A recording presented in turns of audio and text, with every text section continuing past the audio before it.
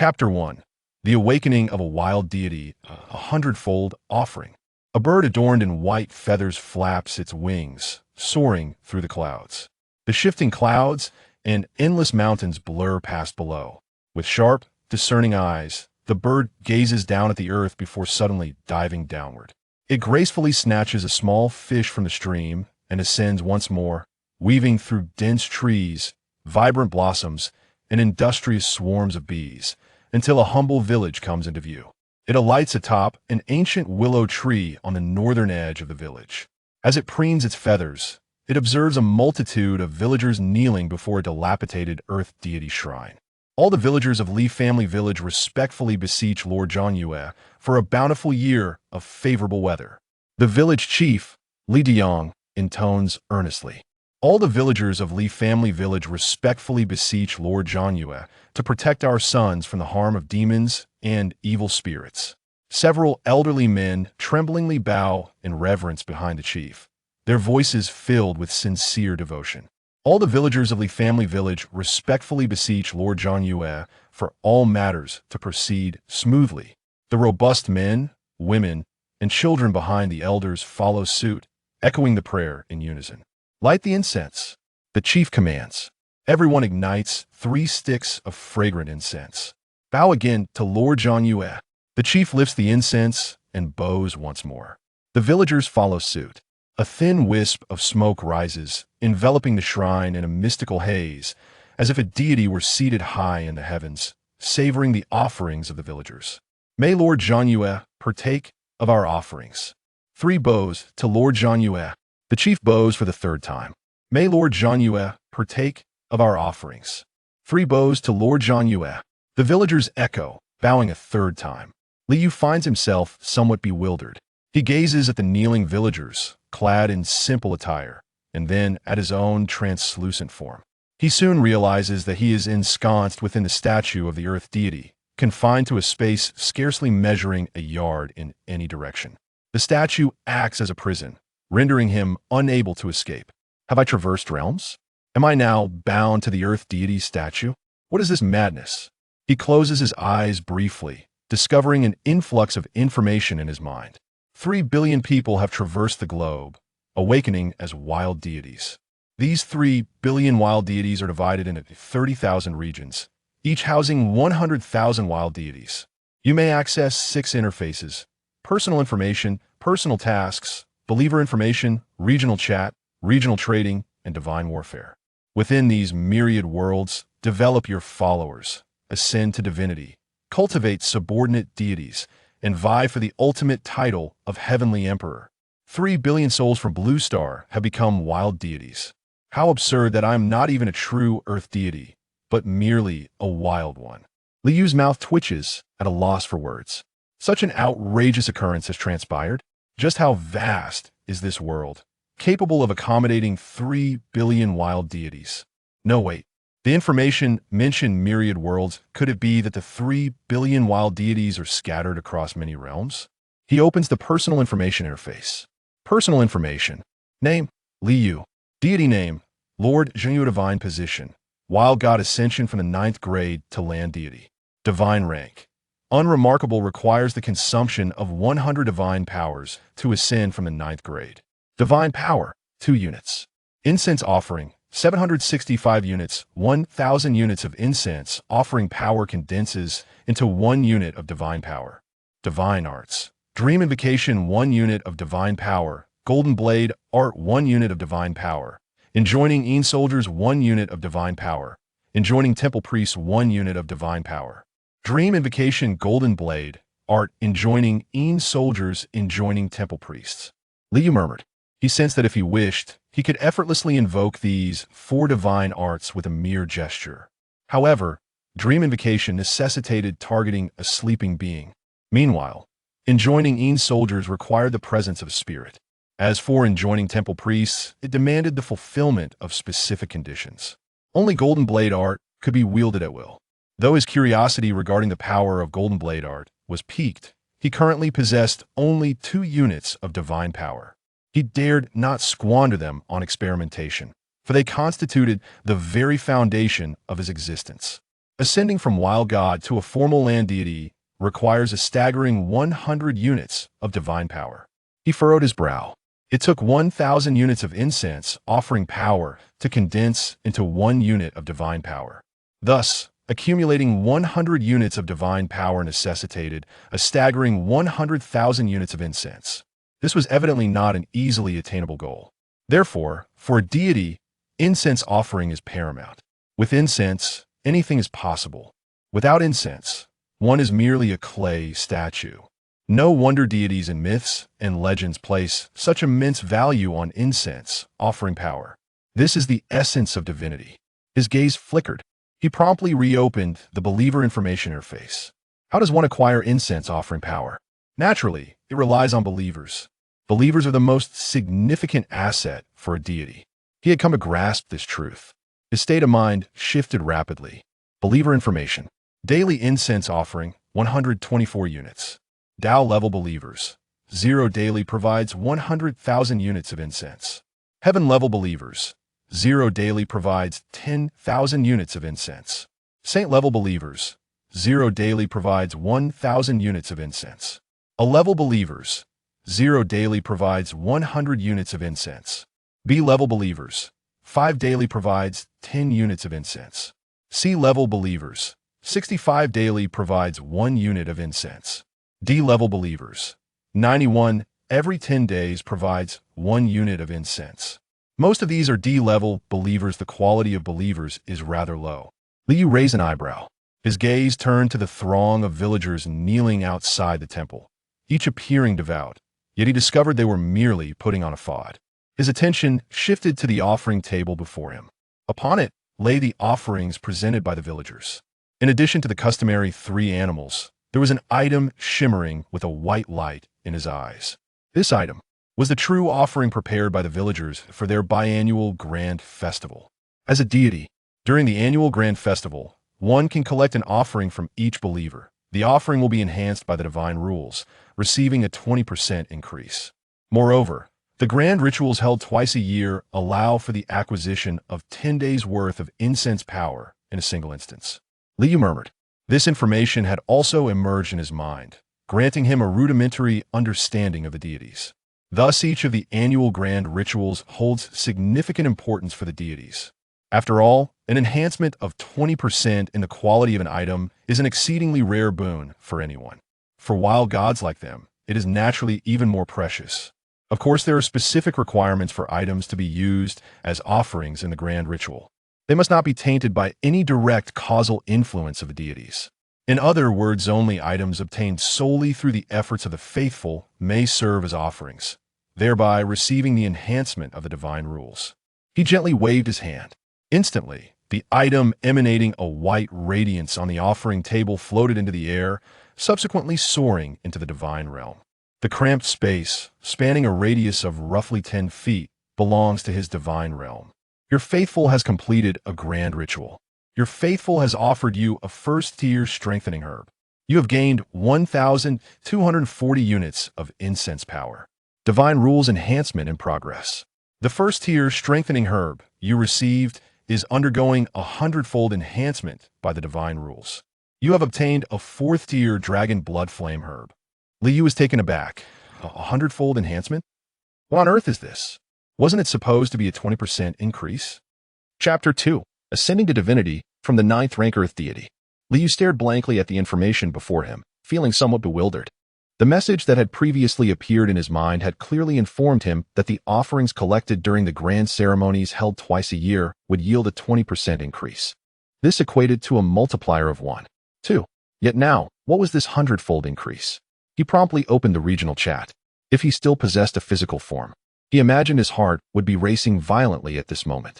Upon entering the regional chat interface, a torrent of messages flooded his screen. Wow! The offering from my believer is the corpse of a first-tier firefox. A 20% increase is quite commendable. It has grown significantly.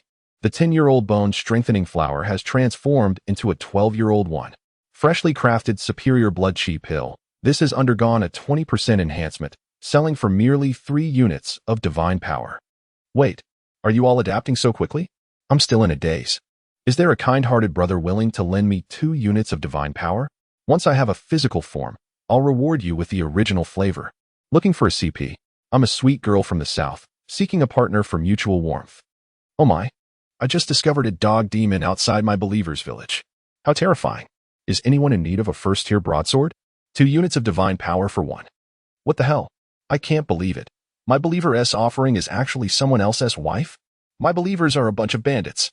It seemed that everyone else indeed received a 20% increase, yet my offerings boast a 100-fold enhancement? A look of joy spread across Li Yu's face. The disparity between a 100-fold and a 20% increase was staggering. A 20% enhancement could merely elevate the quality of first-tier items slightly. However, a 100-fold increase? It could transmute a first-tier item into a fourth-tier one. The advantages of this were simply monumental. During this collective grand transition, it appeared that he had indeed acquired a golden finger. He opened the regional trading interface. Here, deities of the same region could engage and trade with one another, as well as sell any valuable items to the Divine Store. However, the prices at the Divine Store would undoubtedly be less favorable. In fact, the primary function of the Divine Store was to assign a price to an item, based on the information gleaned from the regional chat. The pricing of first-tier items in the Divine Store was approximately 1,000 units of incense willpower, equating to about 1 unit of divine power. First-tier items enhanced by 20% might be valued around 1,500 units of incense willpower. Clearly, their worth was significantly greater than the 20% increase. But what about my offering after a 100-fold enhancement? He gazed at the dragon blood flame grass before him, which had been collected and amplified 100-fold. The entire dragon blood flame grass floated within the divine realm, radiating a brilliant crimson glow, and faintly, a small dragon-shaped mist could be seen swirling around it. On the subject of appearances, it utterly surpasses the previously placed vitality herb on the altar. He reached out and grasped the dragon blood flame herb, and a thought sparked within him. In an instant, this fourth-tier dragon blood flame herb vanished, reappearing in the divine shop. A plethora of information materialized before him. Name, Dragon Blood Flame Herb, Tier 4th effect, when consumed by a 3rd Tier Yuan gang warrior at the peak of their realm. There is a 50% chance to break through to become a 4th Tier Yin Yang warrior. Price, 360 divine powers, 360 divine powers. Li Yu's face radiated with joy. This was nearly equivalent to the incense offerings accumulated from his believers over the span of 8 years. Moreover, it was entirely sufficient for him to elevate his divine status from unremarkable to 9th grade. Once promoted, he would no longer be a wild deity but a legitimate earth god. He was undoubtedly progressing at a pace vastly superior to the other wild deities of Blue Star. While others were racking their brains over a mere 1 or 2 divine powers, he had effortlessly acquired 360. It felt akin to having cheats in a game. Such a sensation was undeniably exhilarating. He muttered to himself, unable to suppress the smile that danced upon his lips. Without a moment's hesitation, he directly sold the 4th Tier Dragon Blood Flame herb to the divine shop. As for the effects of the Dragon Blood Flame herb, he was indifferent. After all, among his current believers, only 2 were 1st Tier body refinement warriors. The rest were mere mortals, incapable of utilizing such a 4th Tier treasure. With the sale completed, Li Yu felt an influx of 360 divine powers surge within him. This newfound power instilled a profound sense of strength within him. He even felt an impulse to experiment with the Golden Blade technique once more. However, he reminded himself to remain discreet. Wasting divine power merely to test divine arts was a disgraceful act. He stifled his burgeoning excitement, and then gathered 100 divine powers to commence the elevation of his divine status. Outside the Earth Temple, the kneeling villagers gradually rose to their feet. They had long been accustomed to the biannual grand ceremonies. This had become a tradition. Even though the deity Zhang Yu had never manifested any miracles, none considered the worship of Zhang Yu a waste of time. After all, the essence of venerating deities is to seek a sense of peace. This was the sentiment shared by many present villagers. However, among them were 5 elders who held an extraordinary devotion to Zhang Yu, presiding over the grand ceremony each year. Where has the vitality herb gone? The Stupli Yuming, over 50 years of age, was preparing to tidy the altar, particularly ensuring that the most precious vitality herb was carefully stored. Yet, as he looked, there was no trace of the vitality herb on the altar. This left him utterly flabbergasted. Where did the herb go? Such a sizable herb could not have simply vanished. Upon hearing the commotion, the other elderly villagers turned their gazes, their expressions turning anxious upon discovering that the strengthening herb had vanished. After all, this was a 1st-tier spiritual herb valued at 90 taels of silver, the most precious item in the village. They searched high and low, yet the strengthening herb was nowhere to be found. Just before the third bow, I had observed the herb resting on the offering table. How could it have disappeared so suddenly? Village chief Li Diang furrowed his brow. The other villagers dispersed, scouring around the Earth God temple in a fervent search. Could it be that while we were kneeling in reverence to the Earth God Zhang Yue, a bird had snatched it away? One villager suggested. Impossible. This is the Earth God temple. No bird dares to pilfer from the altar of the Earth God. Li Diang replied, shaking his head. Then, a timid little girl, no more than 7 or 8 years old, ventured. Could it be that the Earth God Zhang Yue partook of it? At these words, village chief Li Diang was rendered speechless. The villagers stood in stunned silence. The Earth God partook of it. In an instant, a multitude of eyes turned toward the statue of the Earth God within the temple. Suddenly, a thunderous clap echoed across the sky. Chapter 3. Personal Tasks. Choosing the temple keeper, the thunder reverberated, as if the heavens were proclaiming something significant. The villagers of Li Family Village were startled, hastily looking up at the sky, only to find no signs of impending rain, merely a dry thunderclap. Could it be that the revered Zhang Yue Gong had partaken of something? Li Yuming, the most esteemed elder of the village, muttered to himself. He was one of the 2 martial artists in the village at the body refinement stage. Though age had rendered him less formidable, he could still easily dispatch 2 or 3 able-bodied men if provoked. After all, in his youth, he had mastered the stone-shattering palm, undergoing 2 transformations of vitality, which endowed his strikes with formidable power. Years ago, his palm could still shatter stones the size of a human head. For 7 years, he had safeguarded the village's most precious possession, particularly the strengthening herb, which was offered to Zhang Yue Gong during the 2 annual grand ceremonies without incident. However, how could it have vanished this time? It must surely have been consumed by Zhang Yue Gong. Nearby, a trembling elder spoke, casting a reverent gaze towards the statue of the Earth God. I concur. Our village's Earth God is indeed efficacious. A few years passed, Pihu's wife struggled to conceive. After Pihu sought the Earth God's blessing, within a year, she bore a healthy son, another elder chimed in. After the villagers had thoroughly searched their surroundings to no avail, the village chief, Li Diang, sighed. Uncle Yuming, it must be that Zhang Yue Gong has partaken of it. Though he was the village chief and another martial artist of the body refinement stage, he held little faith in the Earth God. After all, if deities truly existed, would the world be so rife with malevolent forces? He viewed the annual ceremonies as a means to instill confidence among the villagers, thus facilitating his governance, and was somewhat skeptical himself. Perhaps Uncle Yuming had hidden the strengthening herb away. Yet, lacking evidence, he refrained from voicing such thoughts for the sake of unity.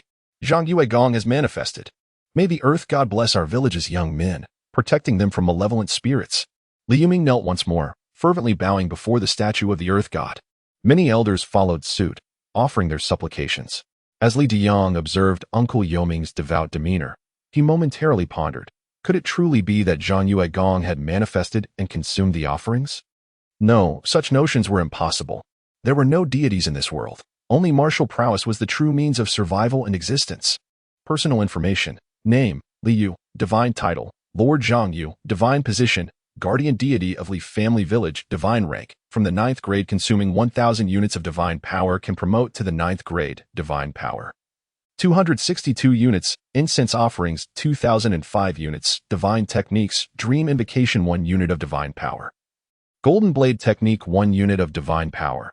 Infeffing the Een soldiers 1 unit of divine power. Infeffing the temple priest 10 units of divine power. Illness exorcism 5 units of divine power. Flight technique 10 units of divine power. Een soldier artifacts 10 units of divine power. Earth escape technique 10 units of divine power.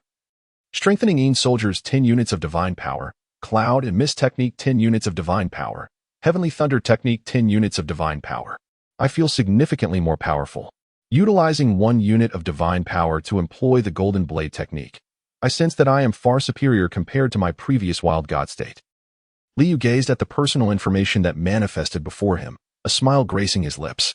Not only that, he observed that his once translucent form now appeared solid. Clad in the land deity garb, adorned with the land deity crown, cradling the land deity seal in his left hand, and wielding the land deity register in his right, his appearance surpassed anything from before. Have I finally attained formal recognition? Indeed, no matter the world, the essence of the universe remains unchanged. His smile broadened. With a gentle wave of his hand, 2,005 units of incense offerings surged from the corner of the divine realm, flooding into the land deity seal. Immediately, 2 units of pure divine power, refined of all impurities and radiating a pristine white hue, emerged and merged into Li Yu's being. His divine power instantly transformed to 264 units. The advantages of recognition are palpable. The land deity seal is truly remarkable. Without it, refining 2,000 units of incense offerings into 2 units of divine power would demand a full 2 hours. With the land deity seal, it is but a moment's endeavor, he remarked with satisfaction. Subsequently, he accessed the personal task interface, curious about the nature of the tasks issued by the puppet master that had propelled so many into becoming deities. Personal task 1. Task description. As a deity, even with limited divine power, you require a temple priest to propagate your faith. Task objective. Convince a believer to willingly become a temple priest. Task reward. 2 first-grade blessing talisman and 2 units of divine power.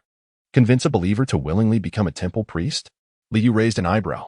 Upon seeing this task, he immediately thought of his divine technique dream invocation. Clearly, this task necessitated the dream invocation for its completion, despite being the guardian deity of the land. He understood that deities should not manifest before their believers. If a deity appears directly before a believer, the mystery and majesty are lost. And how could one expect to garner their devotion? As a deity, one ought to maintain an exalted position, shrouded in mystery and dignity. Only in this manner can mortals harbor greater reverence. And then there are the rewards. Li Yu's eyes glimmered slightly. He regarded the 2 strands of divine power with little concern. After all, he now possessed 264 strands of divine strength as the land's rightful deity. However, the first-tier blessing divine talisman was indeed something he coveted. This blessing divine talisman did not serve the deity himself, but rather the faithful. It grants a believer the extraordinary ability to ascend from mere mortal to a first-tier body refinement realm warrior. The significance of believers cannot be overstated. In a world rife with demons and malevolent spirits, the enhancement of their strength is essential for better resistance against such threats. Moreover, only with the elevation of their prowess can one receive superior offerings. As for the temple blessing, which believer shall he choose? Li Yu's gaze fell upon the land registry in his hands. This land registry meticulously cataloged the information of all villagers in the family village, detailing every action, both virtuous and malevolent, in comprehensive detail. It also possessed a semblance of a book of life and death function. With a mere stroke, he could expunge the names of villagers recorded within. Once struck off, that individual would meet immediate demise. Furthermore, engaging in such actions would incur no punishment upon him, nor would it require the expenditure of any divine power. This is the privilege bestowed upon him as the land's rightful deity. Now, let him select from the 5 B-class believers. Li Yu's expression remained serene as he examined the life stories of the 5 individuals. Chapter 4. Becoming my temple guardian. Walking among mortals. Li Yuming is quite remarkable. Young and astute, he has studied at a private academy for 3 years and ventured into the world for 12 years, earning great respect in Li family village. In his youth, he successfully cultivated the stone-splitting palm, undergoing 2 transformations of vitality and blood, thus becoming a martial artist of the body refinement realm.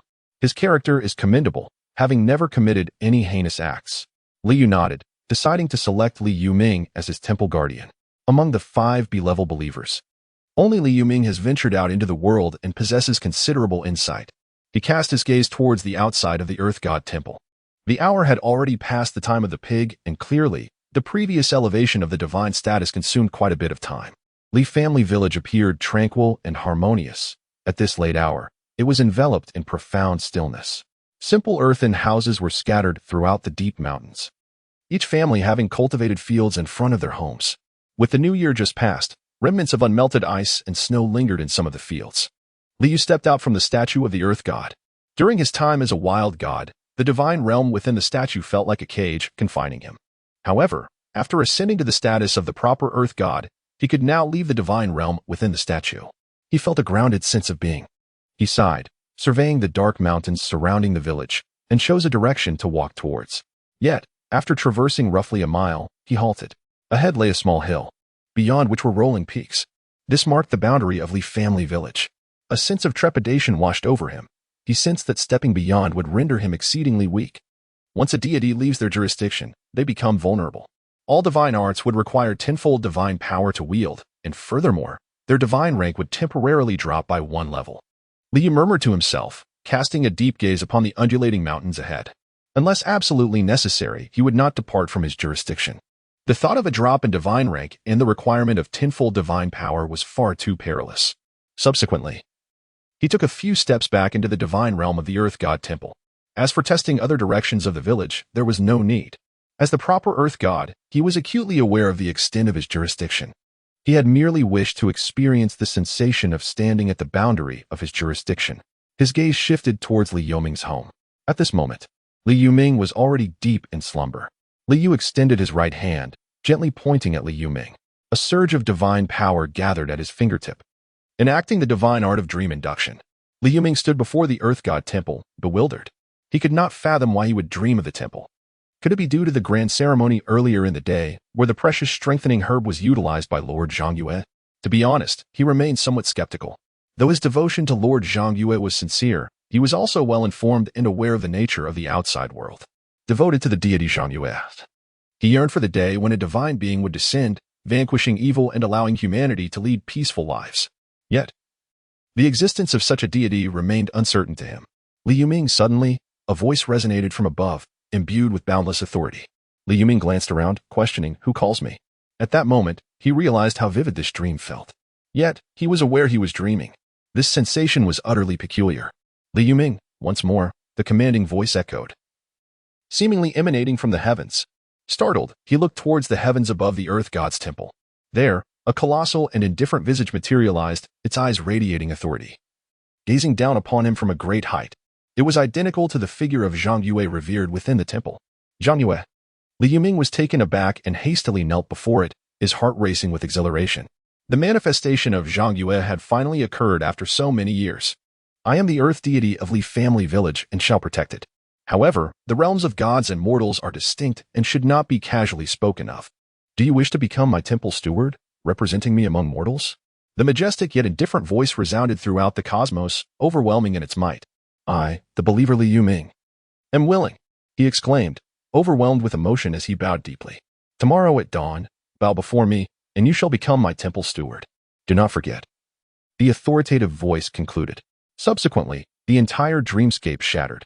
Li Yuming awoke suddenly, sitting upright, the words "do not forget" echoing in his mind. Had Zhang Yue truly visited him in a dream? He murmured, the memories of the dream vivid and striking, as if he had genuinely experienced them. The enormous visage of Zhang Yue, the lofty gaze, and the voice filled with infinite majesty all felt incredibly real. "What is it? The rooster has tea crowed yet. Why are you up?" His wife, Zhao Jiahua, murmured, her sleepy eyes barely open. "Jiahua, just now, Zhang Yue gave me a dream." Li Yuming's voice trembled with excitement. Only he understood the depth of his emotions. "What? Zhang Yue visited you in a dream? Sleep a bit longer. Perhaps the city god will visit you in your dreams too." Zhao Jiahua turned over, drifting back to sleep. "If you don't believe me, so be it.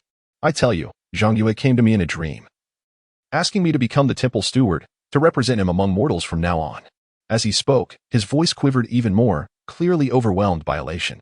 After all, to represent the earth deity in the mortal realm was a profound honor. "Go to sleep. Stop making noise," she urged. "Sleep a little longer. And you might just become the earth god," Zhao Jiahua said impatiently. She had little faith in such deities. If the earth god truly existed, why had her third son succumbed to illness? At that time, she and Li Yuming had earnestly prayed to the earth god. But what good did it do? Her son still passed away. The ignorant and foolish woman, she thought it pointless to engage further. Li Yuming snorted and promptly rose to don his clothing. He intended to make preparations. As soon as dawn broke, he would head to the Earth Temple to become its caretaker. Considering the cramped space of the temple, he even planned to erect a simple shelter outside, establishing a workspace for his new role. In less than an hour, the first light of dawn began to break. Li Yuming quickly gathered his tools and roused his two sons from their slumber, urging them to accompany him to the Earth Temple. "Uncle Yuming, what are you up to?" Village Chief Li Diyang inquired curiously, observing the array of tools Li Yuming carried, with his sons dragging a ladder and a stool behind him. "Ah, Diyang, I must tell you, last night, the Earth God appeared to me in a dream, instructing me to become the caretaker of the temple and serve as his earthly representative. Do not be too envious of your Uncle Yuming," he proclaimed with pride. Village Chief Li Diyang stared in astonishment. "The Earth God appeared in your dream? To serve as his representative on Earth?" His gaze towards Li Yuming was akin to that of someone beholding a fool. Chapter 5. The Enshrined Temple Keeper. The divine manifestation astonishes the villagers. Before long, Li Yuming arrived at the land god temple accompanied by his 2 sons. The temple stood on a small earth mound to the north of the village, flanked by a venerable willow tree that draped its abundant branches gracefully. Deming, hasten to erect the shelter, commanded Li Yuming with a sweeping gesture. With his sons present, there was no need for him to toil in such matters. Father, do you truly intend to become the temple keeper? Li Deshing inquired, his expression a mixture of disbelief and concern. He was a robust man, towering over Li Yuming. Yet his martial aptitude was rather lacking. At the age of 28, despite years of training in the stone-splitting palm, he had yet to achieve a transformation in his vitality to ascend to the realm of body refinement and become a true martial artist. Is there any doubt? Lord Zhangyue appeared in a dream, declaring that I shall be his earthly representative. Li Yuming replied, casting a sidelong glance at his eldest son. His once hunched back, now notably straighter. Li Desheng and Li Deming exchanged glances, both recognizing the resignation reflected in each other's eyes. They harbored no belief in the notion of Lord Zhangyue's prophetic dream, suspecting instead that it was merely a fanciful vision conjured by their father. Nevertheless, the brothers held their father in great esteem and dared not challenge him. They resolved to follow his directives, whatever they may be. Without further ado, the brothers set about constructing the shelter, gathering wood with ease. At that moment, several elderly villagers, having caught wind of the news, hurried over. Yuming, did Lord Zhangyue truly convey a message to you? Li Yudang inquired, leaning heavily on his cane, his eyes wide with astonishment. He was 5 or 6 years senior to Li Yuming, the eldest in Li family village. Is it true? Did Lord Zhangyue appoint you as the temple keeper? De Yang mentioned that you are to represent him on earth? Could it be that the vitality grass from yesterday was indeed consumed by Lord Zhangyue? Of course. The vitality grass was undoubtedly enjoyed by Lord Zhangyue. How can you still doubt it? A group of 7 or 8 elders gathered before the temple, each contributing to the fervent discourse, several appearing quite animated. Li Yuming straightened his back with pride and declared to his fellow elders, everyone knows the kind of person I am. Last night, Lord Zhangyue indeed appeared to me in a dream, instructing me to walk the earth on his behalf. Henceforth, do not address me as Yuming. Refer to me as the temple keeper. Further afield, the village chief, Li Deyang, observed with an odd expression. He scrutinized Li Yuming's demeanor, sensing a sincerity that seemed uncharacteristic of a performance. However, he remained skeptical of the idea that Lord Zhangyue had truly bestowed a dream upon him. It seemed more plausible that Yuming had merely dreamt of the deity himself. His assessment echoed that of the Desheng brothers. After all, he did not believe in the existence of deities. The martial way was the sole truth. He even contemplated the possibility that Yuming had surreptitiously taken the vitality grass, orchestrating this entire spectacle to further convince everyone that it had indeed been consumed by Lord Zhangyue. He squinted his eyes, casting a glance at the brothers Li Desheng and Li Deming. Both brothers exhibited mediocre martial arts talent. It was not unreasonable to suspect that Uncle Ming had surreptitiously taken the strengthening herb to enable one of the brothers to undergo a transformation in vitality and ascend to the ranks of martial artists. All right, my old friends. The hour of Chun is approaching, and I am to pay homage to Lord Zhangyue, officially becoming the temple steward. Please, settle down. After conversing with his companions for a moment, Li Yuming surveyed the sky, his expression turning grave as he spoke in a deep voice. With his esteem standing in the village, the other elders dared not utter a word when they saw his serious demeanor. They all stepped back, their eyes fixed upon him without a blink. Meanwhile, a number of villagers, having heard the news, gathered around with curiosity. Lord Zhangyue has appeared in a dream? Uncle Yuming is to become the temple steward? This is indeed a rare occurrence. The village had never before had a temple steward for their land deity. Li Yuming of Li family village pays homage to Lord Zhangyue. I, Li Yuming, wish to serve as the steward of Lord Zhangyue's temple, walking the earthly realm on his behalf. With a solemn expression, Li Yuming knelt before the land deity's temple, bowing deeply 3 times and striking the ground 9 times. His voice resonating with gravity and sincerity that all present could feel. The villagers of Li family village held their breath, and the air around the temple became so still that one could hear a pin drop. In the divine realm, Li Yu observed Li Yuming kneeling before the land deity's temple, his expression tranquil. He extended his right hand, and instantly, 10 strands of divine power coalesced, gradually forming a radiant divine talisman. The talisman bore intricate and enigmatic runes, radiating an air of majesty. This was the steward's divine talisman, specifically crafted to designate temple stewards. As the talisman entered his being, Li Yuming was imbued with a trace of divine authority. Suddenly, the land-law seal soared forth, leaving its mark upon the steward's divine talisman, transforming its original white hue into a resplendent purple. From this day forth, Li Yuming shall be my steward, walking the earthly realm on my behalf, he proclaimed. Simultaneously, the steward's divine talisman shimmered with purple radiance, soaring out of the divine realm. From this day forth, Li Yuming shall be my steward, walking the earthly realm on my behalf. A voice, both authoritative and detached, reverberated above the land deity's temple, as if it descended from beyond the heavens. Those villagers who heard this voice felt as though they beheld a deity standing majestically in the celestial sphere. Its features obscured, but its eyes filled with boundless authority. A beam of purple light erupted from the statue of the land deity, swiftly merging into Li Yuming's body. In an instant, his once gray hair transformed to a deep black, his hunched back straightened, and the deep-set wrinkles on his face diminished significantly. His previously clouded eyes became clear, and a faint aroma of incense enveloped him, as if he had, in that moment, regained 20 years of youth. His entire demeanor was transformed, rendering him a figure entirely distinct from before. All the villagers stood in astonishment, having heard the divine voice echoing with unfathomable authority from above. They witnessed the profound transformation that Li Yuming underwent in an instant. The revered Zhang Yuegong has indeed manifested. Zhang Yuegong truly visited Yuming in a dream. I just heard the voice of Zhang Yuegong. Surely, I'm not dreaming? Yuming has become youthful. Zhang Yuegong has made his presence known. One by one, the elders fell to their knees, bowing reverently towards the earth temple, some even weeping profusely. The other villagers also knelt in succession, their expressions brimming with excitement. What have they witnessed? The manifestation of Zhang Yuegong. Their village, Li family village, is genuinely blessed by divine protection. At this moment, all the villagers around them became significantly more devout. Many villagers silently resolved to offer incense to Zhang Yuegong both morning and evening, hoping for even greater blessings for their families. Is it truly possible that deities exist? Has Zhang Yuegong truly manifested? The village chief, Li Diyang, felt a sudden jolt and promptly knelt down as well. His mind was in a daze. Could it be that deities genuinely exist in this world? Is it true that their Li family village is under divine protection? He clearly heard the lofty and imposing voice of Zhang Yuegong just moments ago. The transformation of Uncle Yuming was right before his eyes. Zhang Yuegong truly exists. Chapter 6. The Temple Priest Rejuvenation and the Surge of Faith Indeed. Deities ought to manifest their miracles appropriately. Only through such manifestations can the devoutly faithful deepen their reverence. A smile graced Li Yu's face. Initially, he had but 5 B-level believers. Yet, in an instant, he gained 11 additional B-level believers. Moreover, as 11 individuals ascended to B-level believers, the count of C-level believers rose from 65 to 79. This was merely a fraction of the villagers of Li family village who had gathered. Once the news spread and they witnessed Li Yuming's remarkable transformation, he firmly believed that the majority of the villagers would become more devout. A deity who has manifested their presence, such an overt display of divine power is bound to resonate profoundly within the hearts of the villagers, significantly enhancing their faith.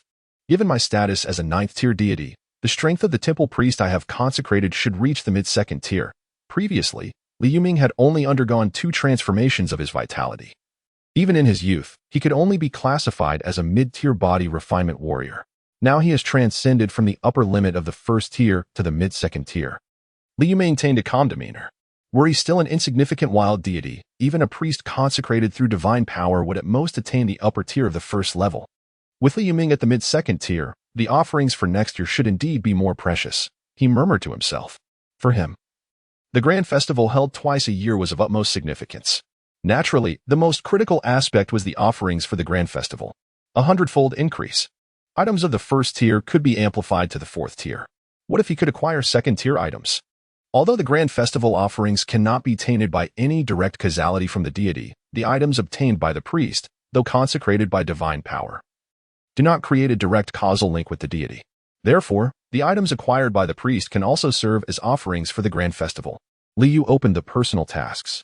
Personal task 1 was displayed as completed, and rewards could be claimed. He promptly claimed his reward. Instantly, 2 streams of divine power appeared within him. 2 radiant 1st-tier blessing talismans materialized before him, quietly hovering in the air. To whom should the blessing talismans be bestowed? His gaze shifted towards the temple grounds. At that moment, before the earth deity's temple, Li Yuming was overwhelmed by his transformation. his face a mask of disbelief. Is this really me? He extended his hands to examine them. Are these truly my hands? He felt infinitely better than in his youth. Furthermore, within him arose a unique essence. Not the vital energy birthed from reaching the second-tier true chi realm, but rather an ethereal energy that felt otherworldly. Not only that, he sensed that he had mastered 5 spells. A discipline known as Little Golden Blade technique harnesses the energy within the body, equivalent to a strike from a second-tier intermediate warrior. Another practice, Little Mist Shield technique, allows one to condense mist for defense, capable of withstanding a full-force blow from a second-tier intermediate warrior. Furthermore, there exists the Underground Divine Movement technique, enabling a swift journey of 10 miles beneath the earth. Additionally, the Healing Talisman Water technique permits the drawing of talismans that merge into healing waters, treating various minor ailments. As for the final art, it is termed Invocation of the Divine. This technique summons the power of deities, vanquishing demons, dispelling evil, and slaying ghosts. Li Yuming expresses profound gratitude for the grace bestowed by Lord Zhangyue. He vows to exert every effort to serve Lord Zhangyue in the mortal realm. Trembling with excitement, he realizes that becoming the temple priest of Lord Zhangyue is far more than a mere title. He has acquired strength tenfold greater than before. This power rivals that of a second-tier intermediate true Qi realm martial artist. The martial artists of the true Qi realm hold considerable status even within the county. In an instant, Li Yuming has transformed from a frail first-tier intermediate body refinement realm warrior into a second-tier intermediate true Qi realm martial artist. At this moment, an increasing number of villagers converge from all directions. As they listen to the animated recounting of others and gaze in awe at the astonishing transformation of Li Yuming, they kneel with mouths agape.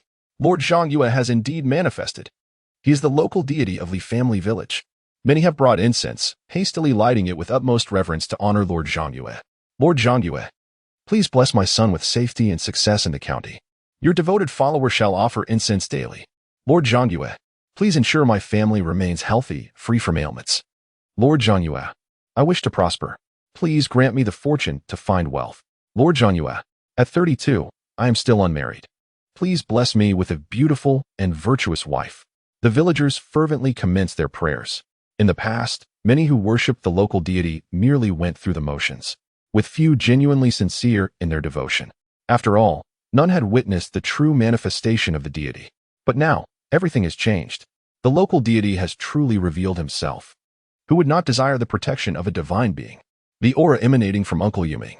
The village chief, Li Deyang, gazes in shock at Li Yuming, his pupils contracting. While others are astonished by the immense transformation occurring within Li Deyang, he, as a first-tier intermediate body refinement realm warrior who has undergone 2 blood transformations, can sense that Li Yuming's aura has become terrifyingly powerful. It feels akin to the formidable martial artists within the county. Has Uncle Yuming, upon becoming the temple priest of Lord Zhangyue, experienced a significant enhancement in strength? Is this the might of the divine? Waves of astonishment surge within Li Deyang, filled with envy. It turns out that sincere faith in the divine can yield such astonishing benefits. What of the singular path of martial arts? Can one truly ascend to the rank of a second-tier warrior in an instant through diligent cultivation? Devout faith in the divine is the sole path to transcendence. Li Deyang immediately knelt down with profound reverence, yearning for advancement. To his astonishment, 2 grade A believers suddenly emerged. In the divine realm, a hint of surprise flickered across Li Yu's face. A grade A believer is equivalent to 10 grade B believers, capable of providing him with 100 offerings of divine will each day, within merely 10 days. The offerings of a single grade A believer can coalesce into a divine power. Undoubtedly, each grade A believer represents one of the most treasured assets of the deity. However, attaining grade A status is no trivial feat. It demands not only unwavering devotion but also a profound recognition and deep-seated reverence for the deity. Among the 2 grade A believers, one is Li Yuming, which I anticipated. After all, having become the temple steward, his strength ascended to the mid-second tier, making such a transformation in faith quite natural.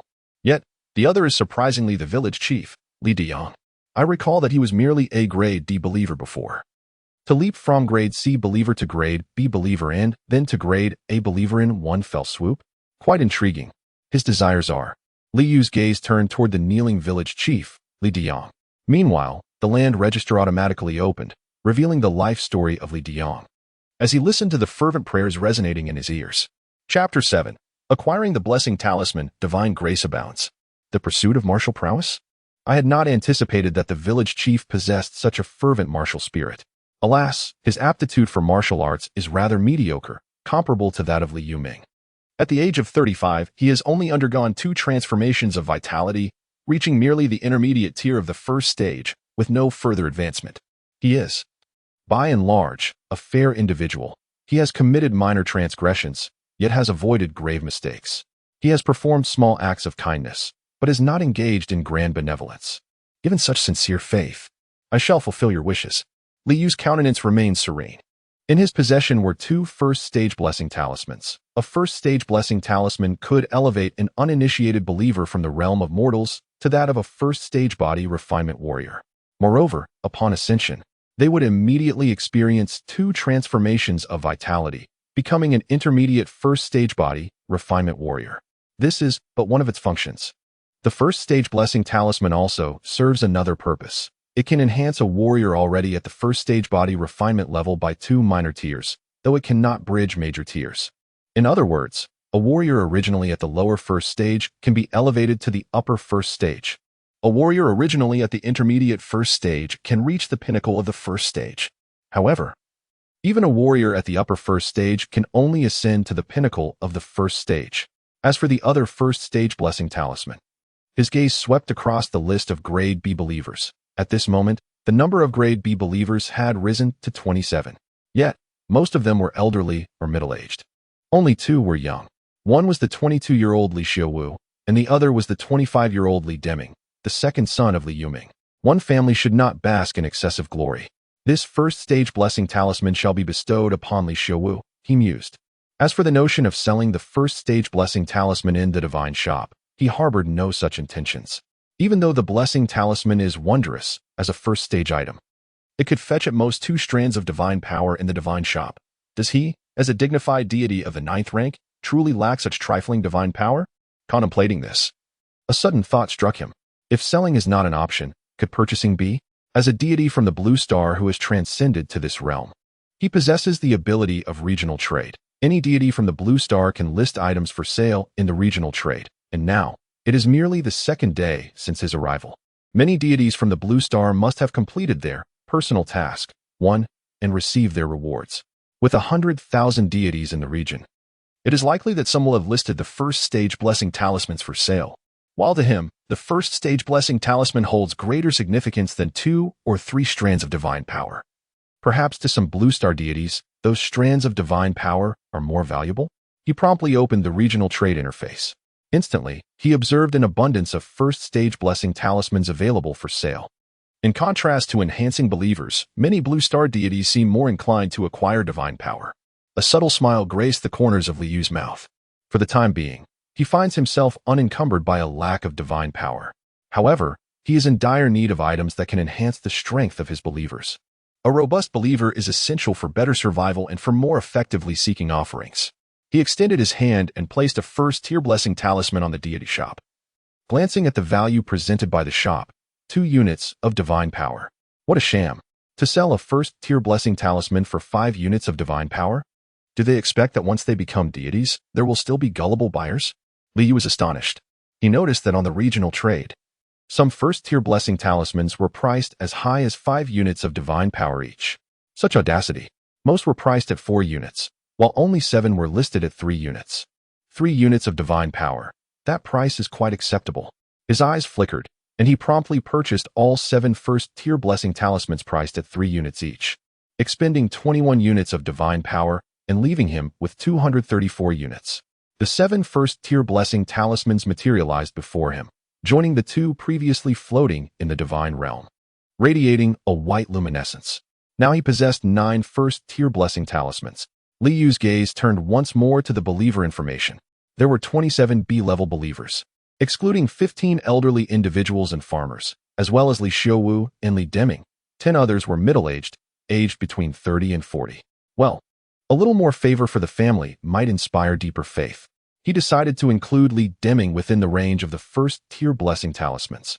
With 7 first-tier blessing talismans in hand, he felt free from the need to be stingy. Next, he selected 6 individuals from the remaining 10 middle-aged believers. As for keeping a few blessing talismans for later distribution when there are more B-level believers, that thought did not cross his mind. After all, first-tier blessing talismans were available for sale in the regional trade, and he could purchase more as needed in the future.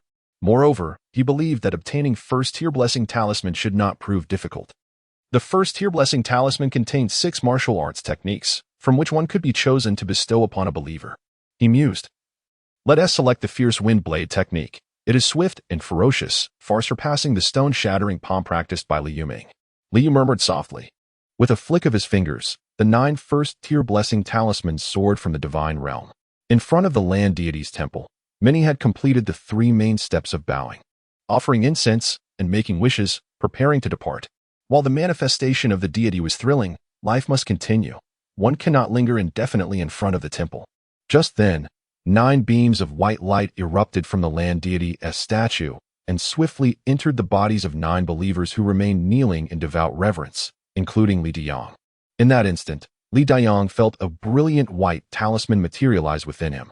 The divine talisman radiated a brilliant white light, disintegrating into a torrent of life force that coursed through his entire being.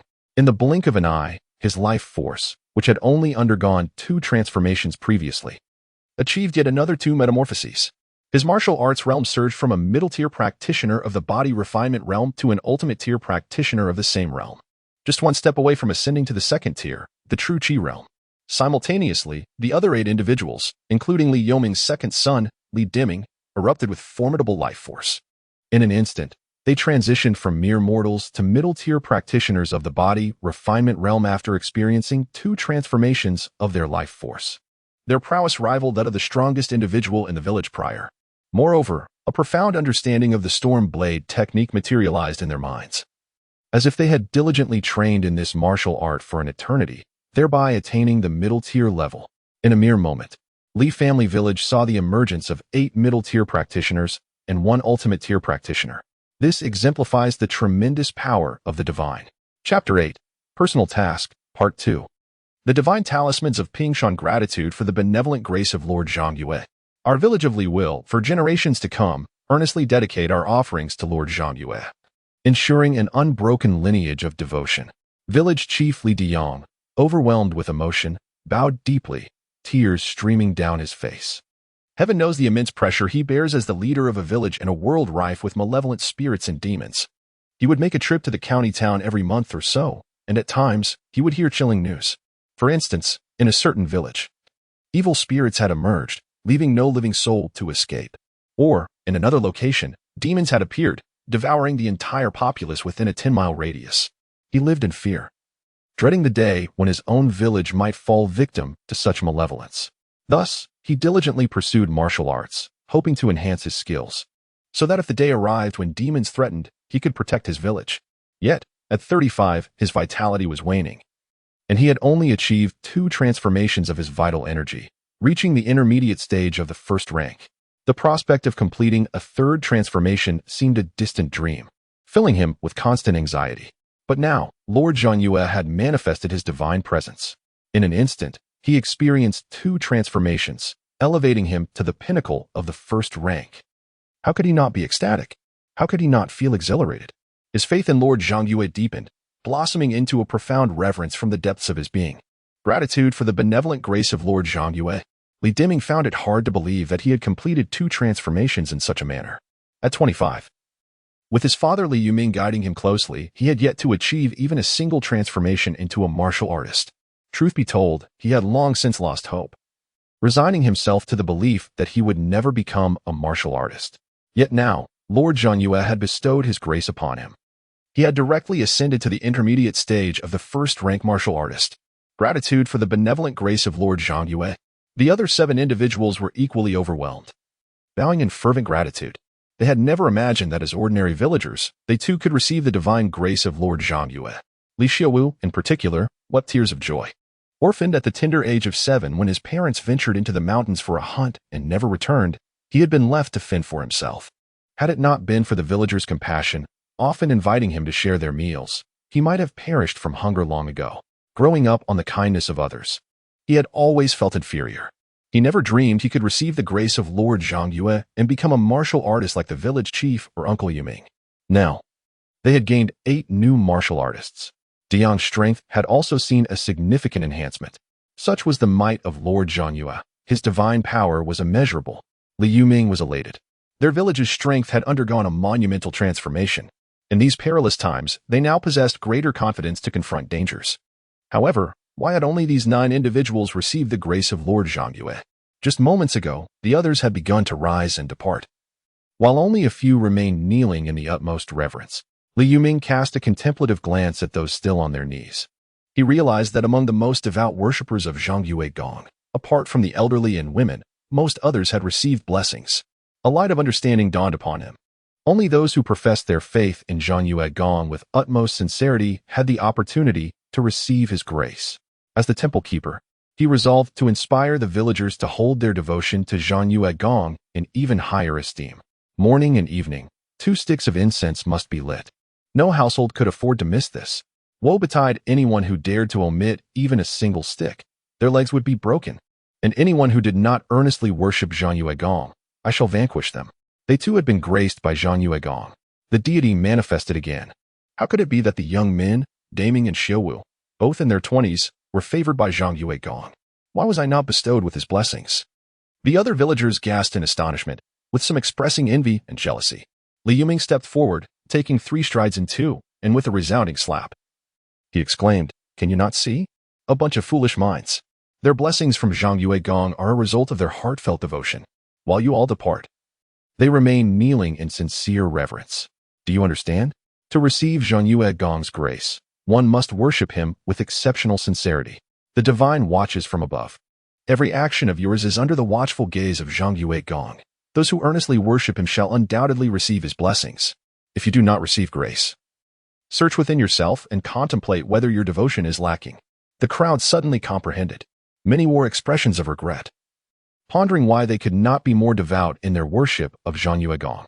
Simultaneously, they resolved to strive for greater sincerity in their faith upon returning home. No, it was to ensure that their entire family would worship Zhangyue Gong with increased fervor. In the realm of the divine, Li Yuming, having ventured beyond, displayed considerable insight. His words would gradually deepen the faith of the entire Li family village. Liu expressed his satisfaction. The land register of Li family village recorded a population of 223. Previously, the believer information interface recorded only 165 believers. 8 villagers were away, leaving 215. This indicated that at least 50 individuals were not even categorized as basic believers. Naturally, among these 50, some were children under the age of 5 whose capacity for faith was negligible. Now, he opened the believer information interface to take a look. Believer information, daily incense offerings 531, Dao level believers, 0 daily offering of 100,000 incense, heaven level believers, 0 daily offering of 10,000 incense, saint level believers, 0 daily offering of 1,000 incense, A level believers, 2 daily offering of 100 incense, B level believers, 26 daily offering of 10 incense, C level believers, 102 daily offering of 1 incense, D level believers, 50 offering of 1 incense every 10 days. The total number of believers has reached 180. A significant number of believers have ascended to C-level believers. However, the news of my miraculous manifestation has not yet spread throughout the village, and many have yet to arrive. In a few days, the numbers are certain to increase further. A satisfied expression adorned Liu's face. A timely display of miraculous powers is undoubtedly the most effective means to enhance the devotion of believers. At this moment, the number of B-level believers has increased by 4. He no longer focused on the villagers outside the temple but instead opened the personal tasks to check. Personal task 1 has been completed. A new personal task has refreshed. He places great importance on personal tasks, as evidenced by the rewards from the first-tier blessing talisman. The rewards from personal tasks should significantly enhance the cultivation power of the believers. Personal task 2. Task description. You now have a temple steward. So let the steward develop more believers for you. Task objective. Total number of believers reaches 300. Task reward. 1 Ping Shan Talisman, 5 Divine Powers. Chapter 9. Divine Warfare. A new oracle. The total number of believers has reached 300. Liu furrowed his brow slightly, including the 8 who were away. There were only 223 individuals in Li Family Village. Among them, 18 were children under the age of 5. This implies that, excluding the 8 who were out and the 18 children under 5, he could possess, at most, 197 believers in the family village. He was still short by over 100. It seemed he would need to cultivate believers in the surrounding villages. He murmured to himself. However, what troubled him was whether there were any of the 30 billion wild gods from Blue Star residing in nearby villages. One could only imagine. If there were another deity from Blue Star in proximity, coexisting with him would be virtually impossible. The struggle for believers was fundamentally a contest of interests. At this moment, he suddenly comprehended why, in the myths of Blue Star, deities engaged in divine wars to vie for faith, even to the point of eternal conflict. Believers were the most crucial assets for a deity. Want to acquire more believers? Often, it necessitated seizing them from other deities. Even if one refrained from such actions, other deities would still seek to claim what was theirs. Perhaps he should have Li Yuming arrange for someone to investigate. As long as he knew which villages had deities that had suddenly manifested, he could ascertain whether any Blue Star deities existed. He calmed his expression. What did it matter how many other Blue Star deities existed? His offerings had multiplied 100-fold, granting him 360 units of divine power. Meanwhile, the other Blue Star deities were still in their wild god state, having yet to ascend from the 9th grade to become legitimate land deities. A higher divine tier was sufficient to easily overpower them. He opened the final divine warfare interface for inspection. He had attempted to access this interface yesterday, but it had remained locked. He speculated that it was because he had still been an inconsequential wild god, thus unable to open this interface. Divine warfare. Activation conditions. Divine tier must reach the status of a deity for over 1 year from the 9th grade. Requirements to activate. 100 units of divine power. The higher the divine tier, the more divine power required. Activation effects. 1. Compulsory matching with a deity of equal or higher divine tier for battle, divided into 3 parts. 2. First part of battle, the Believer's War. Extraordinary believers from both sides engage in conflict, with the losing side's deity suffering a 30% reduction in power. 3. Second part of battle, the Subordinate Deities War. Subordinate deities or spectral soldiers from both sides engage in conflict, with the losing side's deity suffering a 20% reduction in power. 4. Third part of battle, the Deity War. Deities engage in a life and death struggle until one side perishes. Rewards for divine war, the losing side's surviving believers. 5 times the required divine power, a certain quantity of divine blessings, fragments of divine laws, and more. So this is the divine warfare? Liu's eyelids twitched slightly. Upon reading the contents of this interface, his first thought was that the puppet master was inciting them to slaughter one another. The rewards were exceedingly bountiful. Currently, the number of believers is insufficient. By merely initiating the divine battle and achieving victory, one can instantly accrue a vast number of believers, thus fulfilling personal task. 2. Moreover, the rewards of divine power are substantial, alongside items such as the blessing talisman and fragments of the divine path laws. Undoubtedly, the interface of this divine battle will lead to the demise of numerous deities from the Blue Star in the future. Just as horses do not thrive without nightgrass, humans do not prosper without windfalls. Is it not the same for deities? Should they obtain a significant fortune, their power would soar immediately. He sighed. The divine battle indeed presents an opportunity for deities to acquire such a fortune. Yet, it is fraught with peril. The matching deities are invariably of equal or higher divine rank. What does it mean to be not lower? It signifies that those who actively choose to engage in the divine battle may encounter opponents of even greater rank, but never of lesser stature. Only if one refrains from actively seeking a match and is passively compelled to participate in the divine battle might they face adversaries of inferior divine rank. Furthermore, the divine conflict is divided into 3 segments, which underscores the significance of believers to their deities. The strength of the believers directly influences the outcome of the divine battle. In other words, the prowess of the believers is intrinsically linked to the life and death of the deity. Will those Blue Star deities who have listed the first-tier blessing talismans regret it once they ascend to the status of a proper deity of the 9th tier? He chuckled softly. Glancing at the remaining 234 units of divine power, he pondered for a moment. Ultimately, he decided to allocate 160 units of divine power to purchase 41st-tier blessing talismans from the regional trade interface. Once more deities of the 9th tier ascend in this region and gain access to information about the divine battle, they will undoubtedly begin to acquire the first-tier blessing talismans in large quantities. At that time, the price of the first-tier blessing talismans is certain to rise. It may even reach a point where they become scarce despite being valuable. After all, currently, The first-tier blessing talismans are only available as rewards for personal task I, and not for personal task 2.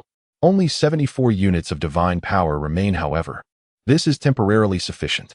Casting a divine technique requires merely 10 units of divine power. Moreover, no one has yet been able to initiate the divine battle, as one must be a deity for a year, and today marks only the second day. Li Yu's expression grew calm. Yet, apart from the importance of believers, the deity's attributes are equally significant. Currently, he does not possess any attributes of a deity. Reflecting on the information in the divine battle, do the shadow soldiers count as a type of deity attribute? Perhaps shadow soldiers are not classified as deity attributes. Yet they certainly contribute to the combat strength of the deity attribute battle. A glimmer of realization crossed his eyes. How can one acquire shadow soldiers? It is quite simple. Any believer whose name is recorded in the land registry, upon their death, can have their soul transformed into a shadow soldier through his divine technique enshrined shadow soldier. Shadow soldiers can depart from his domain without any alteration in strength. It is a formidable means for deities to wage external warfare. Patience is essential. Within the span of a year, several shadow soldiers should be summoned. If all else fails, his eyes sparkled with a sudden intensity. In the dead of night, Li Yuming sat cross-legged, immersed in cultivation. After taking on the role of the temple steward during the day, his mind had not only absorbed 5 spells but also a unique cultivation technique. This technique, known as the refining qi to transform spirit method, enables him to enhance the ethereal energy within, perhaps better referred to as qi. It could even elevate his cultivation from the mid-tier of the second rank to the upper tier. Naturally, he would not squander a moment, dedicating even his nights to diligent practice, aspiring to ascend to the upper tier of the second rank one day. The stronger his abilities, the better he could represent the illustrious Zhang Yuegong in the mortal realm. And at that moment, he was suddenly engulfed by a wave of drowsiness, collapsing onto his bed and slipping into a deep slumber. In his dreams, he once more beheld the towering and majestic figure of Zhang Yuegong. Li Yuming, as my temple steward, you shall propagate my faith. Within a month, I demand to see more than 300 believers in my name. And as my steward, you must also be aware of the information concerning foreign deities. Go forth and investigate the surrounding otherworldly entities. A voice, filled with boundless majesty, resonated throughout the dream realm.